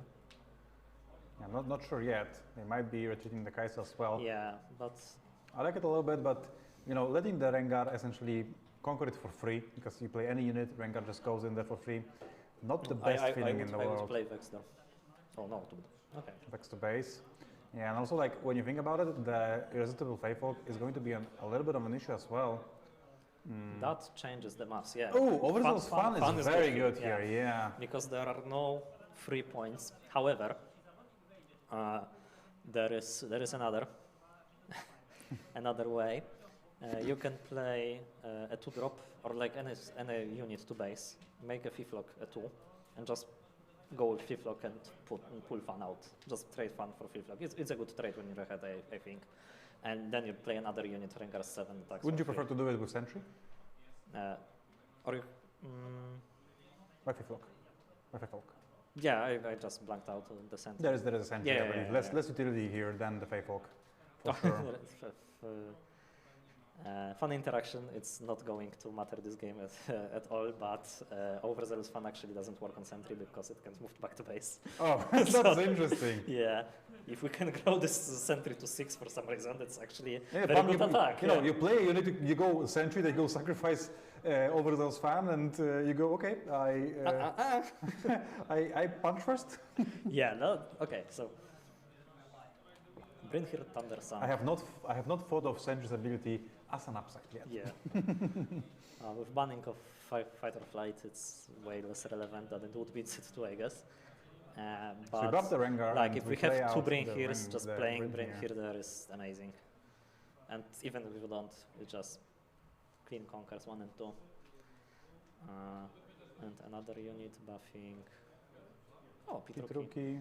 Buffing what? Buff on The trigger on Sentry to and buff. clear the No, buff on the Rengar because fan it survives, but the and stuck the with trigger trigger. on Sentry. Yep. And now we move in here. Overzealous Fan triggers. Doesn't really matter if you sacrifice it, it will just die. Oh, unless we have a longsword. No. Oh, we cannot play this longsword because Bring Here has triggered this turn. So now Rengar goes in to conquer. I would prefer to conquer the top battlefield to draw a card. No, because how is Bring Here worded? I can play cards. Cards, okay, so the tokens are allowed. I believe so. Yeah. Oh, we have some foil Agu makes tokens. Gotta love that, supporting Foil, local artists. nice. And for our non-Polish speakers here, that might be a kind of an odd mech token, as here. Mech is also the word for moss, and those are just poros covered in moss. Yeah. So why not conquer the Arena's Gators first if you're gonna do it anyway? Just draw a card of Seat of Power. Yeah, no reason. I believe no reason. Just a little bit of a mishap here for the Rengar player. It has been a long day, so there? not that big of an issue. Although Okay. you could have had one more card here. How do you approach this as the any player? Rengar is fully tapped out, so that's an upside. You can just the turn becomes a math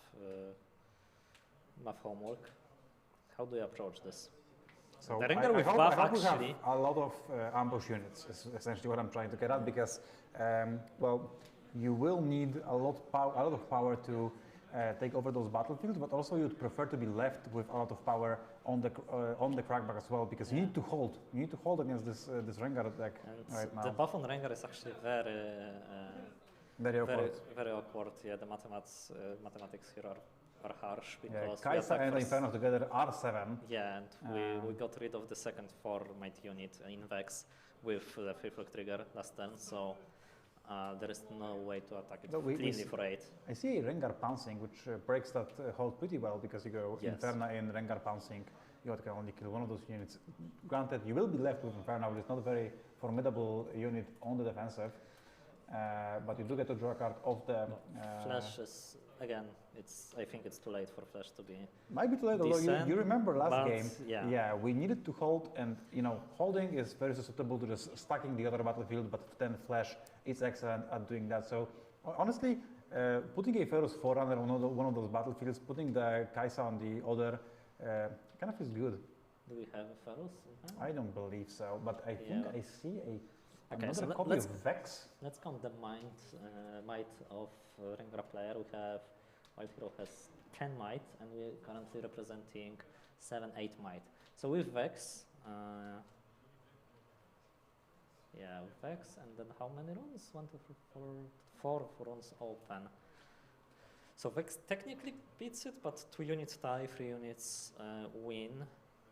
And that's granted, Rengar has no cards in hand that are relevant, and they do have 3 cards in hand, so they're more than likely relevant. Most would be relevant with Vex, but again, we're in such a stage stage of the game that you just throw a unit there to kill the Vex, yeah. Vex hopefully is very good. Yeah, Vex hopefully is decent. Large number is good in this stage of the game. Although you can just walk in with Bryn here, deal with the Vex, and then use your ambush units going forward. So that is definitely a rough spot for our Rengar player here. And I do spot a Apothecary and a Kaisa, I believe. Nidalee. Kaisa, Nidalee, and I believe Rengar pouncing, as we've seen the spice from this Rengar deck. So, how do we approach this? We have to count carefully because there's 8 might, there's 15 on top. So I think we actually sent everything. You wouldn't want to waste a might. So you don't want to. My intuition is Pete Rookie on State of Power will deal with that. But can you beat the the North battlefield Actually, with that much accelerate. prior to that? Again, what are two runes in Ani representing defensively? Not much. Perhaps Switcheroo, Switcheroo Rebuke, and Longsword? Not much, you're right. okay, that's something. We'll do some math. We'll do some math. We've whipped out the notepad. Yeah, this turn would You be. hate when that happens as the opponent, right? Yeah, this turn would be easier for Rengar player with Thrill of the Hunt, but I think they can manage to win without it. So my first instinct was to just send 10 might top to clear 10 might. And then you accelerate the Kaisa to cleanly win with Hopeful. And even if you don't have anything else, and you just hold the arena, and the only thing that. But then, if that happens, that's just my first instinct. yeah, that happens. You cannot really conquer the Seat south of power. battlefield, Yeah. the seat of power. And can a flash mess this up in any way? Because there's 15 might on top, and you send 10 there. Let's say you just go flash on Kaisa, and there is a full trade up top. Or rather, not even a full trade. You just lose by 1. You can send 8. Yeah. Is No, that better in any way? I believe so. Because then the flash is not an option, and you will deal with 2 units anyway. Yeah, sending 8 is. Sending 10 doesn't matter, right? Sending 10 is yeah. exactly the same as sending 8, except for Longsword. Longsword is kind of an irrelevant card if you send 10. I mean, if you send 8, it's still okay. You just kill the unit with a longsword and the Poro, the mech. Oh, it's mech. It's free. mech. Yeah. It does mess this up a little bit. Yeah. So, yeah, these turns in Riftbound are so difficult. You have to think about every option and. Yeah. So everything that I said is wrong because for some reason I thought it was a 2 might unit. Yeah, I think sending 8 makes sense because of this. Yeah. What 2 might unit would be a token in any? Sun Soldier from Seat of Power. I don't know. I just. Yeah, that's fine. That's fine. I mean, the Poros are very nice, but they also look similar to each other. Yeah. And, most of players locally use the Poro tokens as Sun Soldiers. That's the token I've seen the most amount of times. So Yeah, so I like going in with 8 here, trying to deal with the Vex. Yeah, just try to kill the Vex. There is some merit to maybe playing out a unit before this attack to buff one of those units to potentially outplay a longsword on Vex, so you can still kill Vex plus a mech token. Here, kill Kaisa and Vex. Now your hand is open. Now it's defending for 7. So you go 4-2, and you okay. add a Nidalee in there. Yeah, I think you. Oh. Okay, yeah, accelerate Kaisa plus Nidalee is. Okay, that is a risky play, although we do have a lot of things to. This just kind of forces the. Forces anything that. Forces anything, and then you can perhaps still get on top of things afterwards. So trying to play around probably Rebuke and Longsword, right? Yeah, and Switcheroo. Switcheroo here feels extremely bad for Gustav, so. Here we have a Kaisa coming in, perhaps together with a Nidalee that is enough to conquer the topmost battlefield. Kaisa buffs herself, so it's an attack for 10 against 7. Even a Longsword doesn't do it here. It's 10 against 7.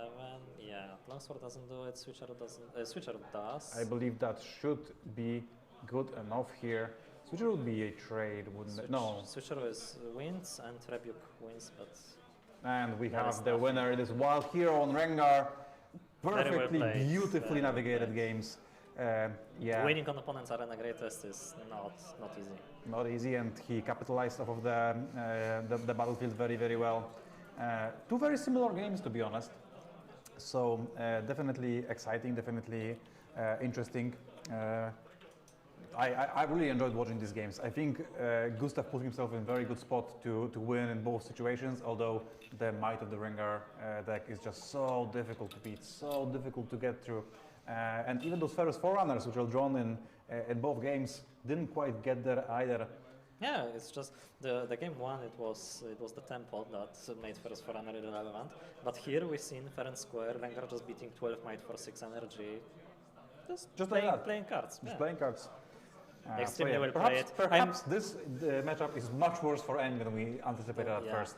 It looked very difficult. It looked very difficult. Not again, not every day you lose on your own arena's greatest. Especially like he didn't miss a 2-drop, he didn't miss a follow-up. He had 2-drop into Kaisa, into Ferus, I believe, or like there was no bad luck here, just skillful play from all players. Yeah, we're gonna try to bring you the other match here, the other quarterfinals, where Pyoro is faced off against Oki, playing Master Yi, and Pyoro is of course on Azir. We're gonna try to figure out what is the score currently in that match.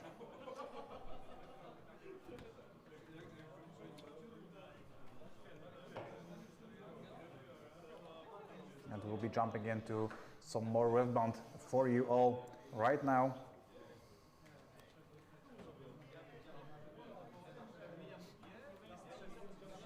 I'm gonna have it for you shortly.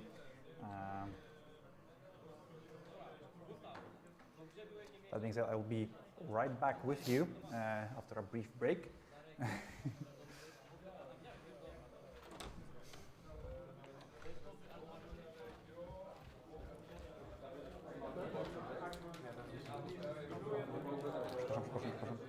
Sorry. Kiedy pchasz na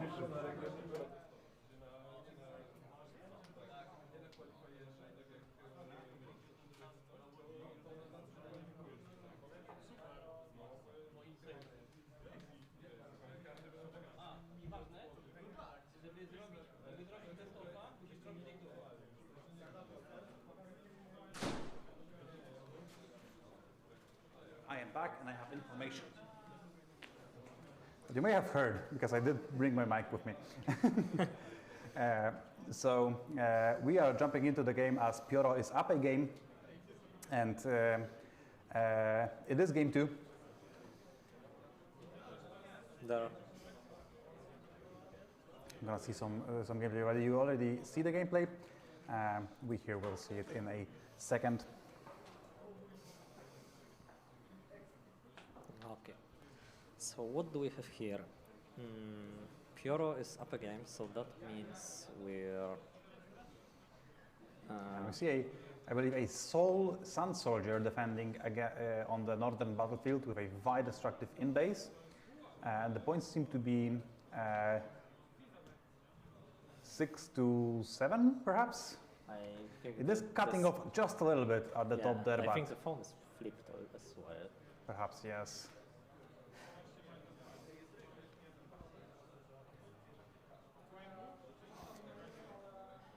So, I can't quite make out what is the board of the Mastery paper. It's a lonely board on the battlefield, a first mate in base, as well as a disarming rake in base, which is probably the reason we see very few permanents on Pyoro's board. Yeah, very few permanents on Pyoro's board. Those crucial equipment are not there right there for him. So, usually when Mastery doesn't have control of both battlefields or like easy access to both, you could say that he's behind, or especially with Vi Peacekeeper in base. But well, we have Pyoro on one battlefield and we have base. That is good in contesting the other one. But judging by the Pyoro going back to base, I could assume that the opponent is not at 7 points. So yeah, we're gonna get that fixed. I hope really soon. And right now, Mastery player is just developing Oki playing Rengar, I believe, just to base, just to get some more might points. It is scary to attempt to conquer that northern battlefield with a card hidden there. Although, what can Pyoro have in hand if they have not played any card last turn? It's kind of Kind of scary. Maybe combat tricks or Rise. Rise is completely useless here, just making one token. Makes one token, yeah. Well, let me just pay 6 and a rune and mortgage for one Sun Soldier. Yeah, I believe the score is now 5-5. Oh no, 6-5. Yeah, 6-5 is perfectly makes perfect sense with the way Oki has played. So right now Pyro has to hold, has to conquer the second battlefield and has to hold at least one. If he holds 2, he wins. If he holds 1, he has to have a way of getting off that one battlefield and attacking the other one, because, well, Oki is not just going to stand and watch. Of course, Azir Sovereign would be a great way to do it, but that seems to have been lost during the game at some point, as we believe Pyro had to use it at some point. Now the Vibe Peacekeeper, of course, attacking without any units defending, which is a little bit rough. No, not really the best. So, what do you think happens here? Do we get...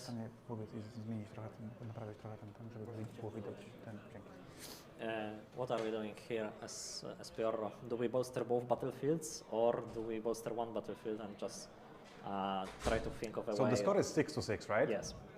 And Pyro scores both, so he cannot go to 7 this turn. Yeah, I believe I would prefer to put my eggs in the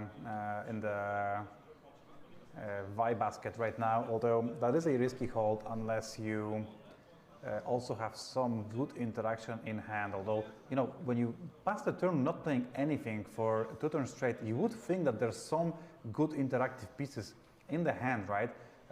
And we see Death Grip, which is actually very relevant, and as you've mentioned, Arise is also one of the cards here. Do you play Arise here just for holding? Because Arise is worded in such a way that you can put the soldiers anywhere. It's not like the legend, which forces you to play them in base. Yeah, so we can play Arise here and put some soldiers on battlefields, and then Death Grip is still up for Pyro, and Death Grip here is essentially a +7 to any unit. So if Oki makes a bit of an aggressive play with going to the battlefield where Vi resides or the other units reside, we can use some of the power, some of the might of those units to actually bolster the other battlefield. So definitely a tough choice, tough nut to crack here for Oki. Not the easiest. That many units in base, you have to feel like Oki is advantageous here, especially since he can just send a Poro into the battlefield trade with Sun Soldier and draw a card, which he's going to do right now. It's a free trade, equal might, but you get the card back from it. Slowly chipping away. And then again, break points. As I have said previously, when playing against the Azir deck, it is so difficult if your opponent is just very, very skilled at... Okay, that's a very good play. I'm sorry to interrupt you, but here we have guards with Sun Soldier equipping Doran's shield, which has tank, so the Poro is not equal trading, it's just suiciding for a card, which is not where you want to be. Definitely not what you're looking for. Do you invest something to protect the Poro, get it to trade with things, or do you just accept it and draw a card and hope that right now with... well, if that happens, you get blown out by the Death Grip as well, right? It is like, again, what you interrupted me very rudely with is the skill in playing Azir mainly is to put your opponent with the breakpoints that you can manipulate very freely in such an awkward spot that they will not be able to conquer your battlefields, and that is exactly what's happening here. Now, Oki had a plan with the Lonely Poro. That plan got squandered by the guards hidden there from Pyro's side, and that is a thing that happens all the time in the matchup, and that's the thing that happens all the time when playing against Azir with any deck really. So. Yeah. Discipline here also doesn't feel that good because you draw a Poro to 4, but because of the tank you deal only 3 damage this combat, so you're essentially wasting one might in a matchup in which every might counts. Let's see if it's going to force some response. Oh, we have the discipline as well. So we're tapping out. We don't even need to kill a unit to do the discipline play here, and that means that we have a lot of might here. Yeah. So disciplines both resolve, and well, if you have any other trick, you should play it now. Yeah. Second Another discipline. So essentially the same thing here happens, but well, you shortened tapping Spioro, down you now. shortened an opponent's mana or runes there.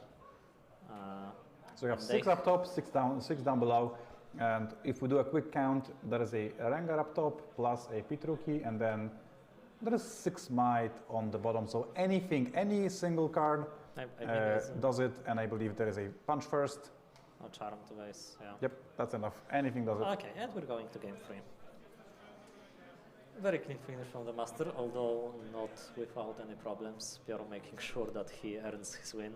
Oh yeah, for sure. So going to game 3, a decider in the quarterfinals here with the boy wonder, Yubi Pioro, up against Oki 9155.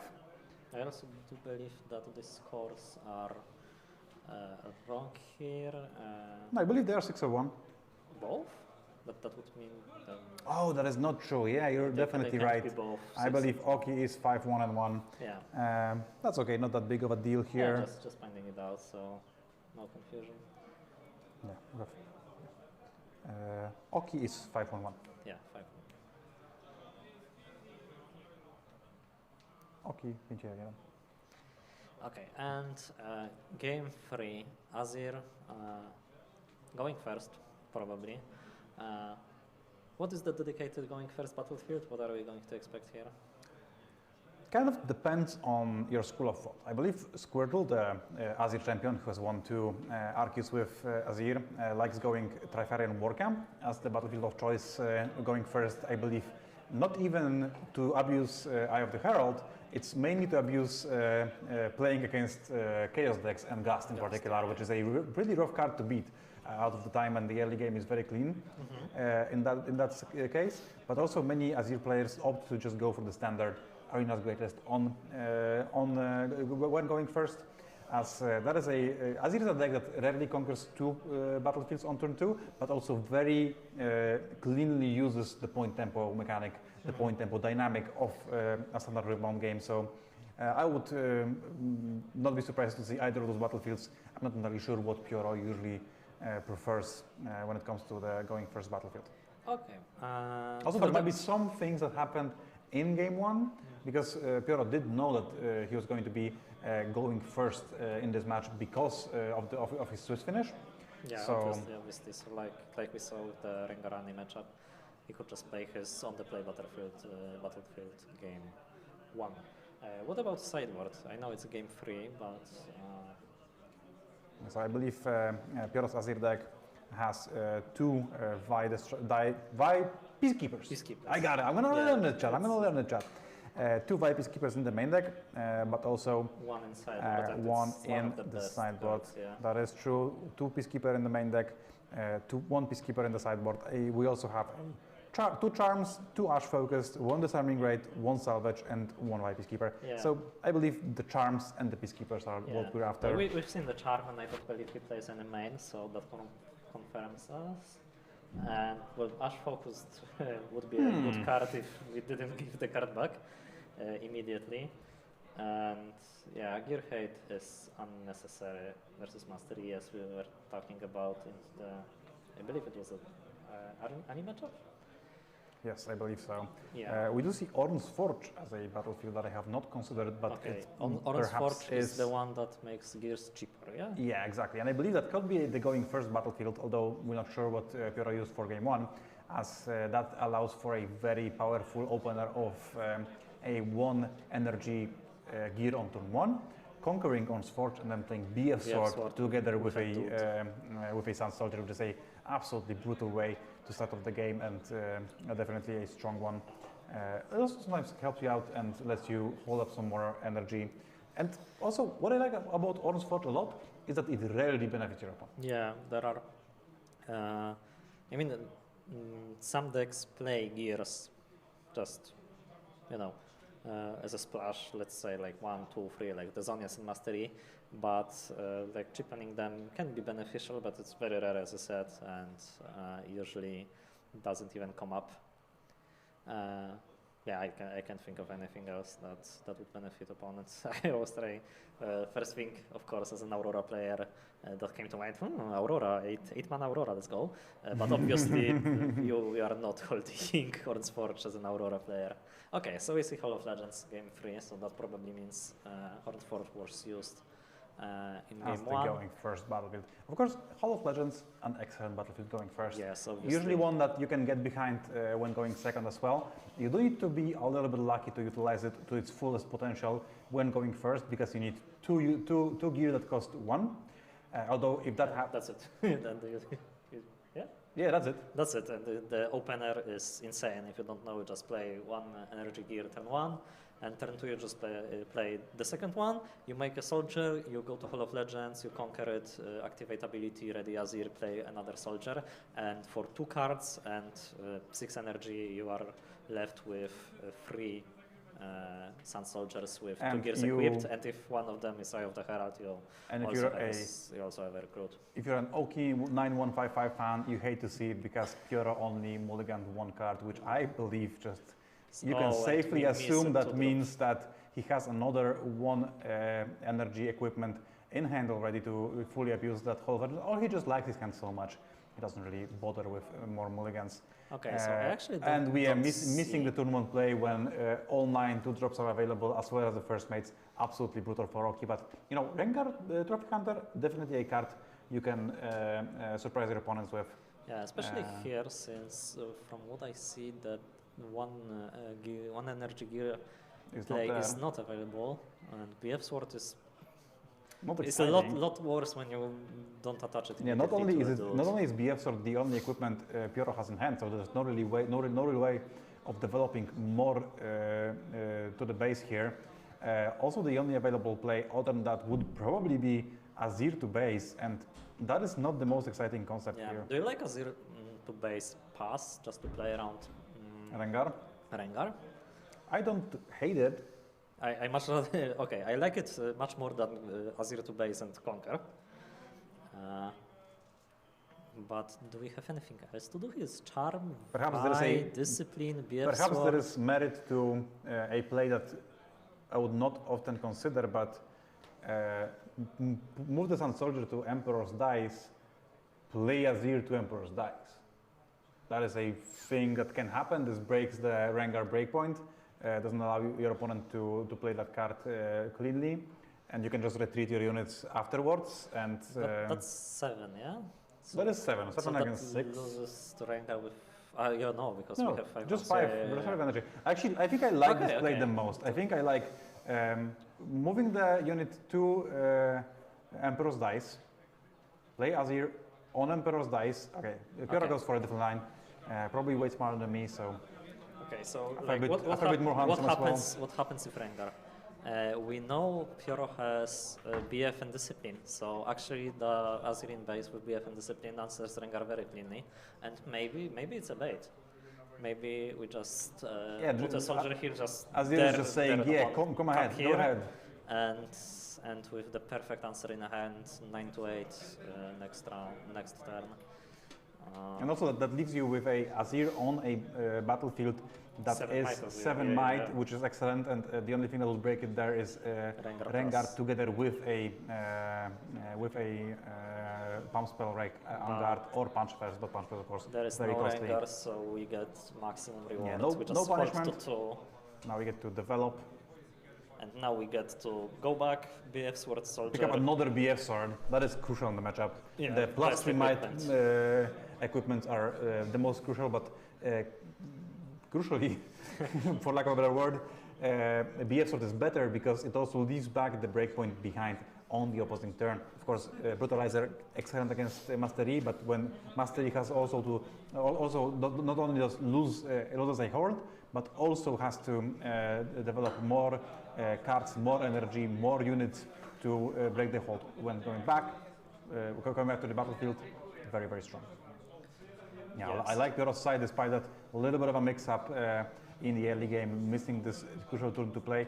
Now Azir, not the worst, right? Yeah, it's a 4-mana 4 energy unit in the champion zone that Yeah, we will can't really go wrong with that yeah, one. it's a Sometimes good, it's always a solid play. It is a very good, very crucial part of the deck in general. So, you know, leaving it freely in base is not always great, but it has that crucial ability that charming it will not be very, very good. Yeah, exactly. Mainly because it can just bring more units together with it, and that's why challenge is like the only very clean way to answer it. So, yeah, Mastery here, conquering Hall of Legends just to prevent Pyoro from using it well, maybe in next rounds, because, well, obviously you're way behind as the master player, so we don't want to bounce it for value. And how do you approach defending this Mastery? Because, like, if you develop here, You hold up a bunch of energy and Pyoro just opts to develop, you don't love it. that sucks.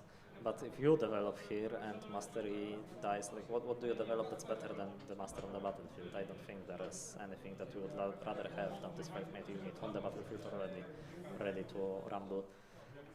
Perhaps the only thing that you would be a little bit worried here if you're Pyoro is perhaps a Rengar. If you opt not to try to contest Mastery's battlefield, I'd rather go to Emperor's Dice, but I believe still even Rengar is quite easily beatable if you can go BF Sword, perhaps equip and move in as 8 to Emperor's Dice.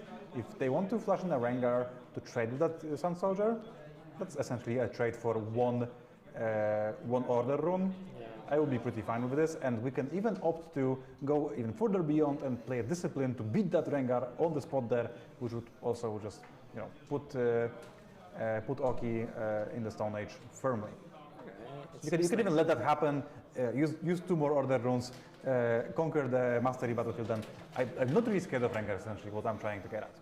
Yeah, especially if I believe we still have the VP Skipper. Okay, it appears that we have a judge call regarding Azir Sovereign.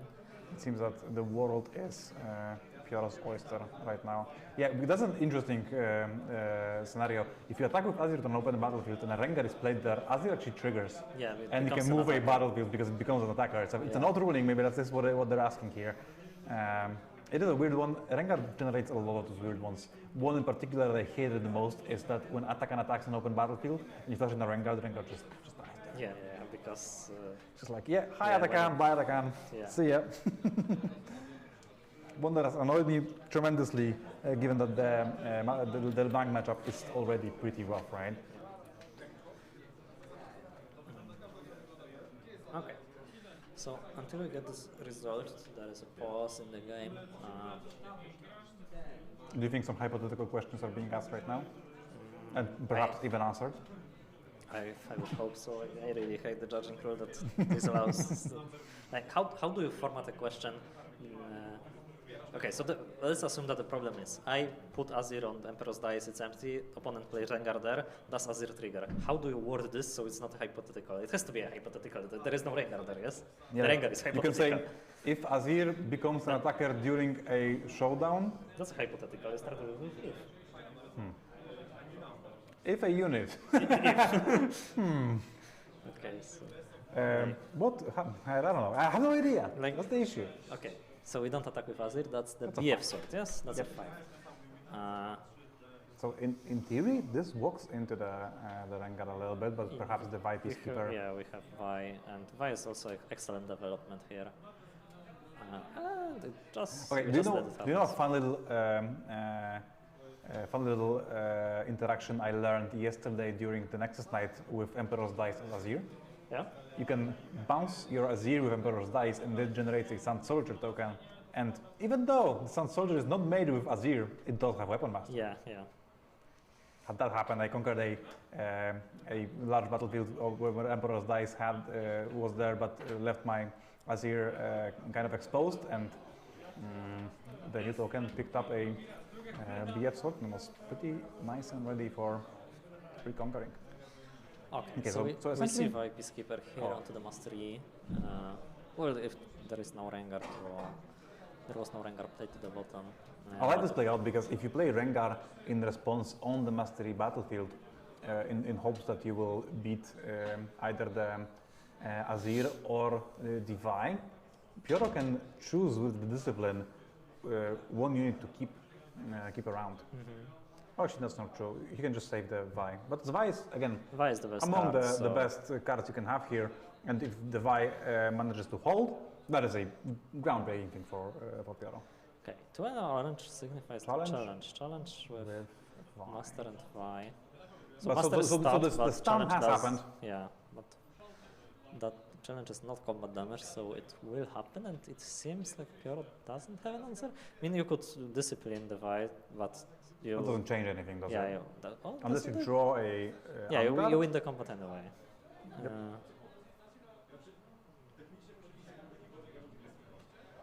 Okay, now Mastery is obviously damaged. 5 damage going to Master E's way. I guess even a punch first doesn't do it here now because of the 5 damage from the Vi challenge. Just let it happen.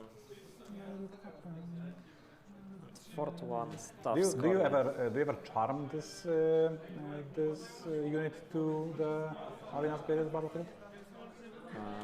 appears that I don't think so. I think yeah, the Herald just being played to base. You're both ahead enough that you don't have to go for this, let's call it risky plays, and also you represent enough might in the base to just contest even buffed Pitruki, buffed with the mastery ability. And again, back to my point about difficult breakpoints. 9 here on this battlefield, very difficult to beat. A Rengar with punch first would do it cleanly, but I wouldn't call going down 3 rounds clean answer. And yeah, especially then when again, you're so behind. With the board that Pyoro already has, with the BF sword and 2 units in base, that Rengar is very easily answerable. Okay, and that doesn't even account for the Vi Peacekeeper in Pyoro's hand. Yeah, like if Oki closes his right eye, there is a very good play of conquering with Pitruki, making Sun Soldier, buffing the Sun Soldier that defends for 5, and you still have energy to protect it from the base units, but the top battlefield is the Thorn in our side. We have to deal with it somehow, because if we don't, if the units just recall, the conquering of southern battlefield is inevitable, and from 6 points, with that little development that is on the table as a mastery player, it's going to be hard. Yeah, I don't like this spot, because what I would like to do as mastery in those kinds of spots is just to develop as much might as I can on my battlefield, but then again, Pyoro's board is just so excellent, and they will probably be able to reconquer the battlefield, the southern battlefield, regardless of what I do, and then I will not have the resources needed to prevent the conquer to 8 afterwards. Yeah, the classic sabotage to just see what, like, what's gonna screw you up next turn. You see 4 cards, you can take 3 of them. Each one of them is amazing against you, so, and the 4th one is even better. Yeah, and you even can't take. It's so rough. Let's not call it. Let's not call it.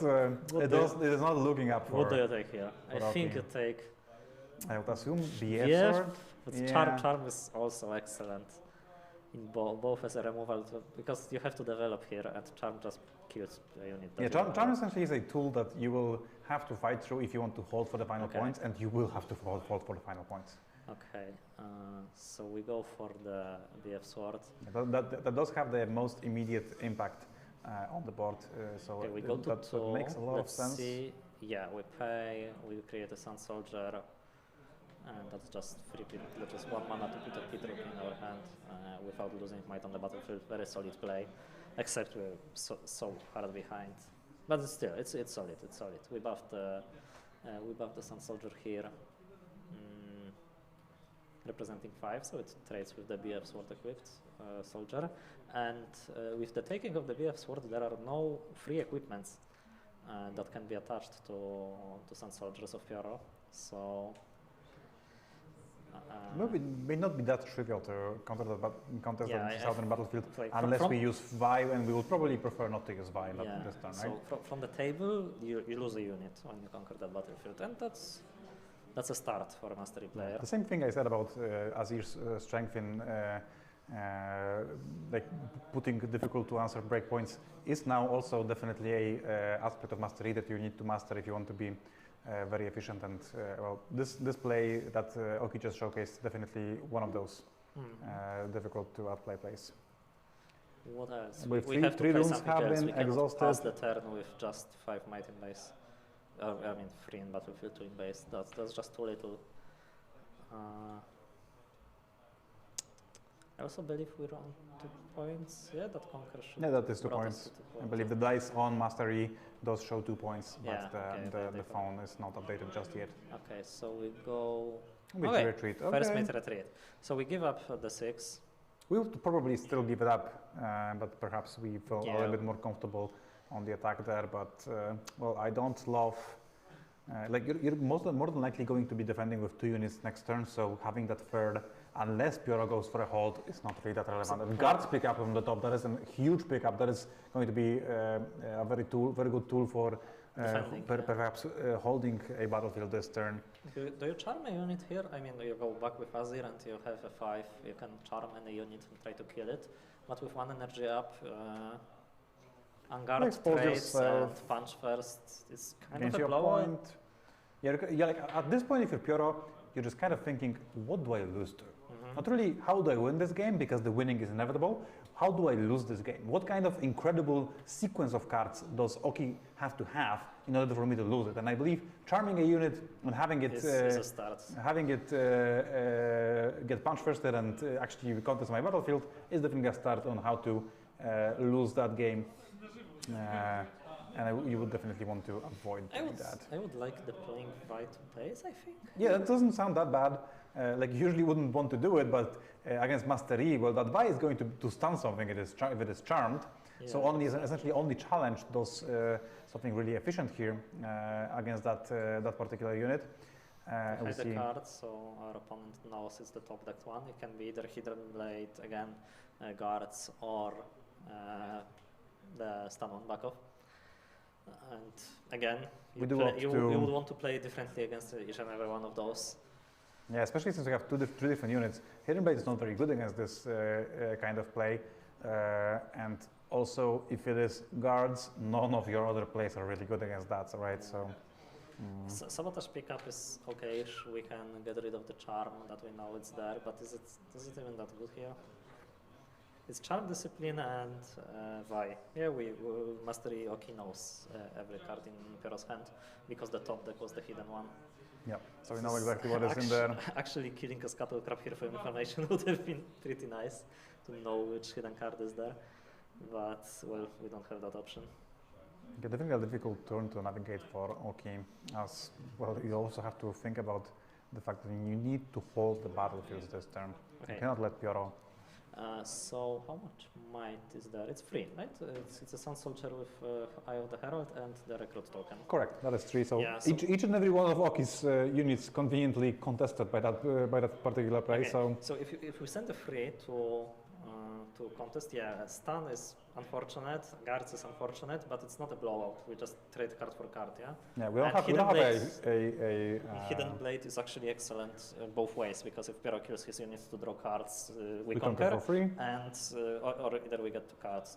So I like the attack. It's just forces the trade, and Pyro just shows the guards, and I think we have a response. There is a Defy in hand, although you might be interested in holding that up for some other defying this, because like you don't like defying it, but how do you like beating a 5-might unit on this battlefield? Because I don't love that either. I mean, I have to assume that Oki has something. Yeah, I believe there's this Sabotage that we've seen, as well as a Defy, but I don't know many. Rengar beats 5 cleanly, but the 5 leaves BF Sword behind. It's just so and tough. Also the 5 with BF Sword with a known discipline in hand. Not quite. Yeah, but we know the entire hand, and that's why I like keeping Defy, because we not only win the combat, but also deny the draw. True. If we have Rengar, that is. I believe we did. That's why I'm saying it. But maybe it's there is a full-out card on slot number 3, right? But does Master play any other epics? We wait for protector. Okay, we defy the I don't guards. actually believe so. Uh, Do manage to defy so it, okay. 3 to 3. But like, what if our opponent here plays discipline on the Sun Soldier? We just Well, kill the I should hope that we have a trick then. But then again, we are using those cards, using those tricks, using those combat aids in order to conquer this battlefield where we really need to be holding. Yeah. Discipline on the 2 might unit here makes a lot of sense. Yeah, exactly. You just Do you have another define? Perhaps a discipline of his own. perhaps a sabotage prior to this discipline was prior to this attack was in I mean, order. we know Oki knows every card in his in Piero's hand, and he elected to not play this sabotage. So I assume he knows how to navigate around the cards that he knew about. Yeah, the only unknown part was. Discipline here is a good response. Yeah, I agree. The only unknown cards was what is the hidden card, Yeah, and I believe there's. and sabotage doesn't help with that. So Yeah, definitely. okay, so 5 to 5 right now. Let's see if Pierre got any help from the top of his deck. What is the pickup here? I believe that's a defy. Yeah, that's a defy. That is a really good one. That helps, but not in the showdown. I think you're passing trade Full here. trade. With both battlefields empty, that allows for free conquers 1 and 2. And holding up sizable amount of energy for interacting during an opponent's turn. But then again, you have 2 Sun Soldiers, both equipped. You have, okay, so now it's sabotage after the draw. And it gets here's the defy. defy. So the charm is saved by the top deck defy. And it's definitely, well, a strong swing. You just This is bounce going the to be a stronger nightmare unit. for Oki to hold. The charm and the Vi. Charm, Vi, Like and probably what well, is and a the best strong case play. scenario is like Rengar punch first. That Yeah. doesn't do anything. That loses to Vi. That loses to Uh, anything essentially. yes, So Piero will probably take his sweet time here on the perhaps ultimate turn of the game, as it is important to make sure you play around every single combination of cards that your opponent could have. Although I believe he will arrive at a answer that he's satisfied with. We also see the Pitruki not being bounced, so clearly we have something to defend yeah, with. that I think signals Rengar. Because, well, But like, even if the we can signal- afford to bounce the Pitruki, but it doesn't do. if it signals anything. Rengar, that's just +4 to a battlefield, right? Yeah. Because you cannot really let your opponent kill one of your units because they will never trade with them. They will always attempt to go over them. conquer. So you never. So they either score the point, and then you play Rengar there, which it doesn't matter because it's the ultimate turn of the game, Yeah. or you just That add would 4 be might. a very good play if it was for the 6-point. Oh yeah, exactly. But we're past that. And Piero picked up and Doran's Shield. Not the biggest pickup, but of course we can cascade it into multiple +1s, or just play it And and, also we- equip it to attack with Azir. We have Azir Sovereign like on our board right now, so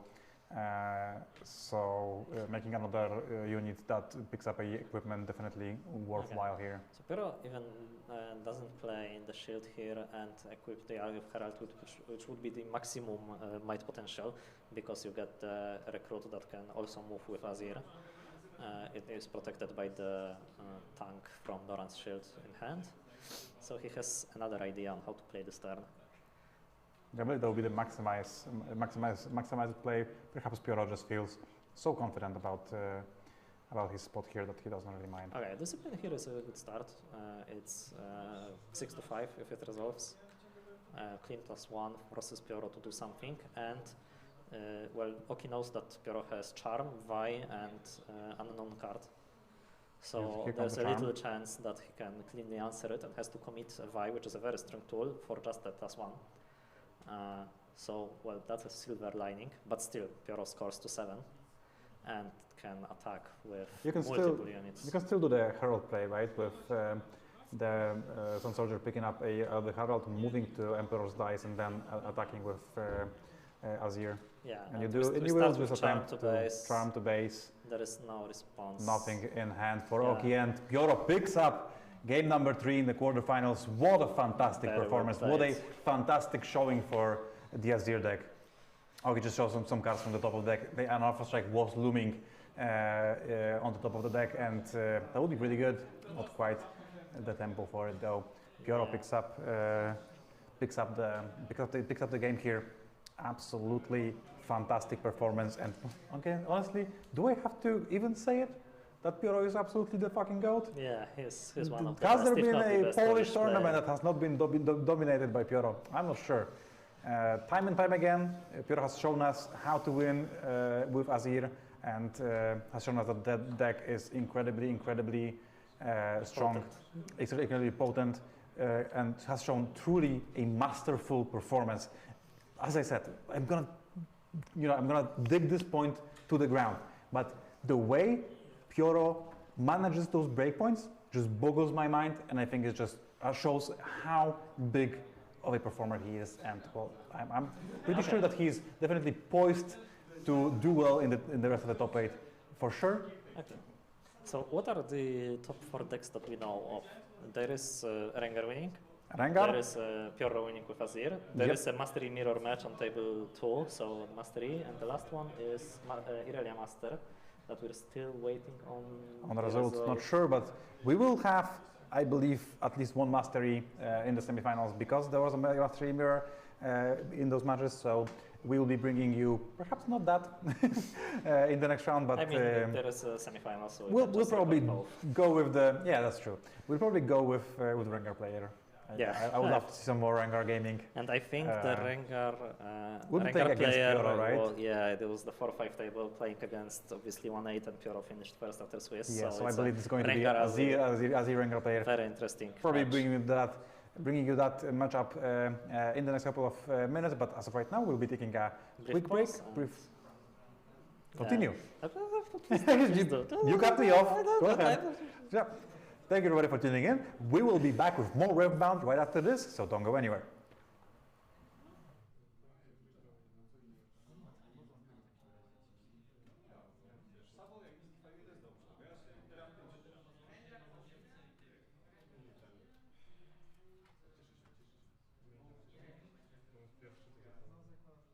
Czy my gramy na pierwszy?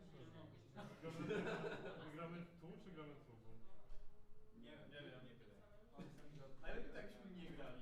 No ale nie możemy. Możemy. Tak, masz się krzyczyć do maila. Ja się do ciebie jak kolega z Rengaru.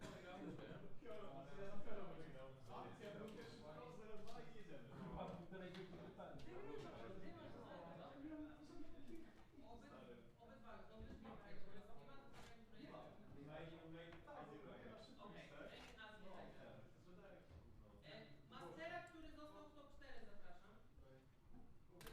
Jedyny Mastera.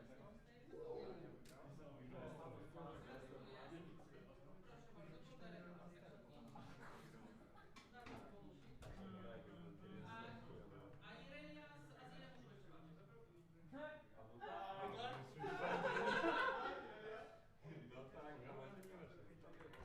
Jak się spotkacie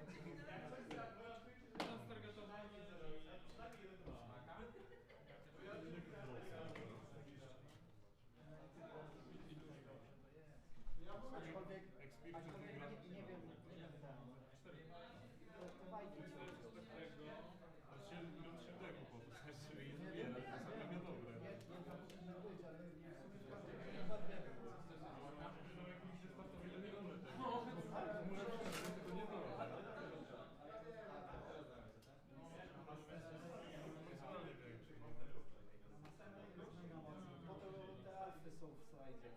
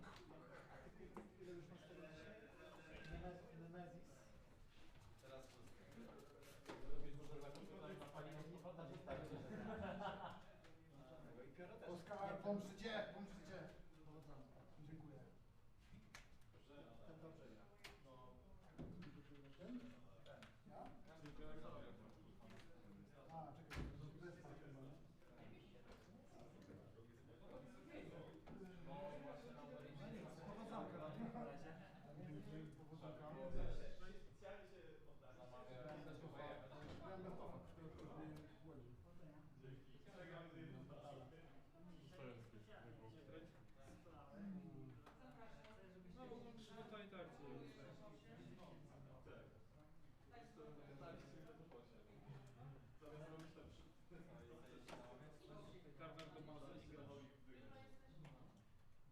Do 6.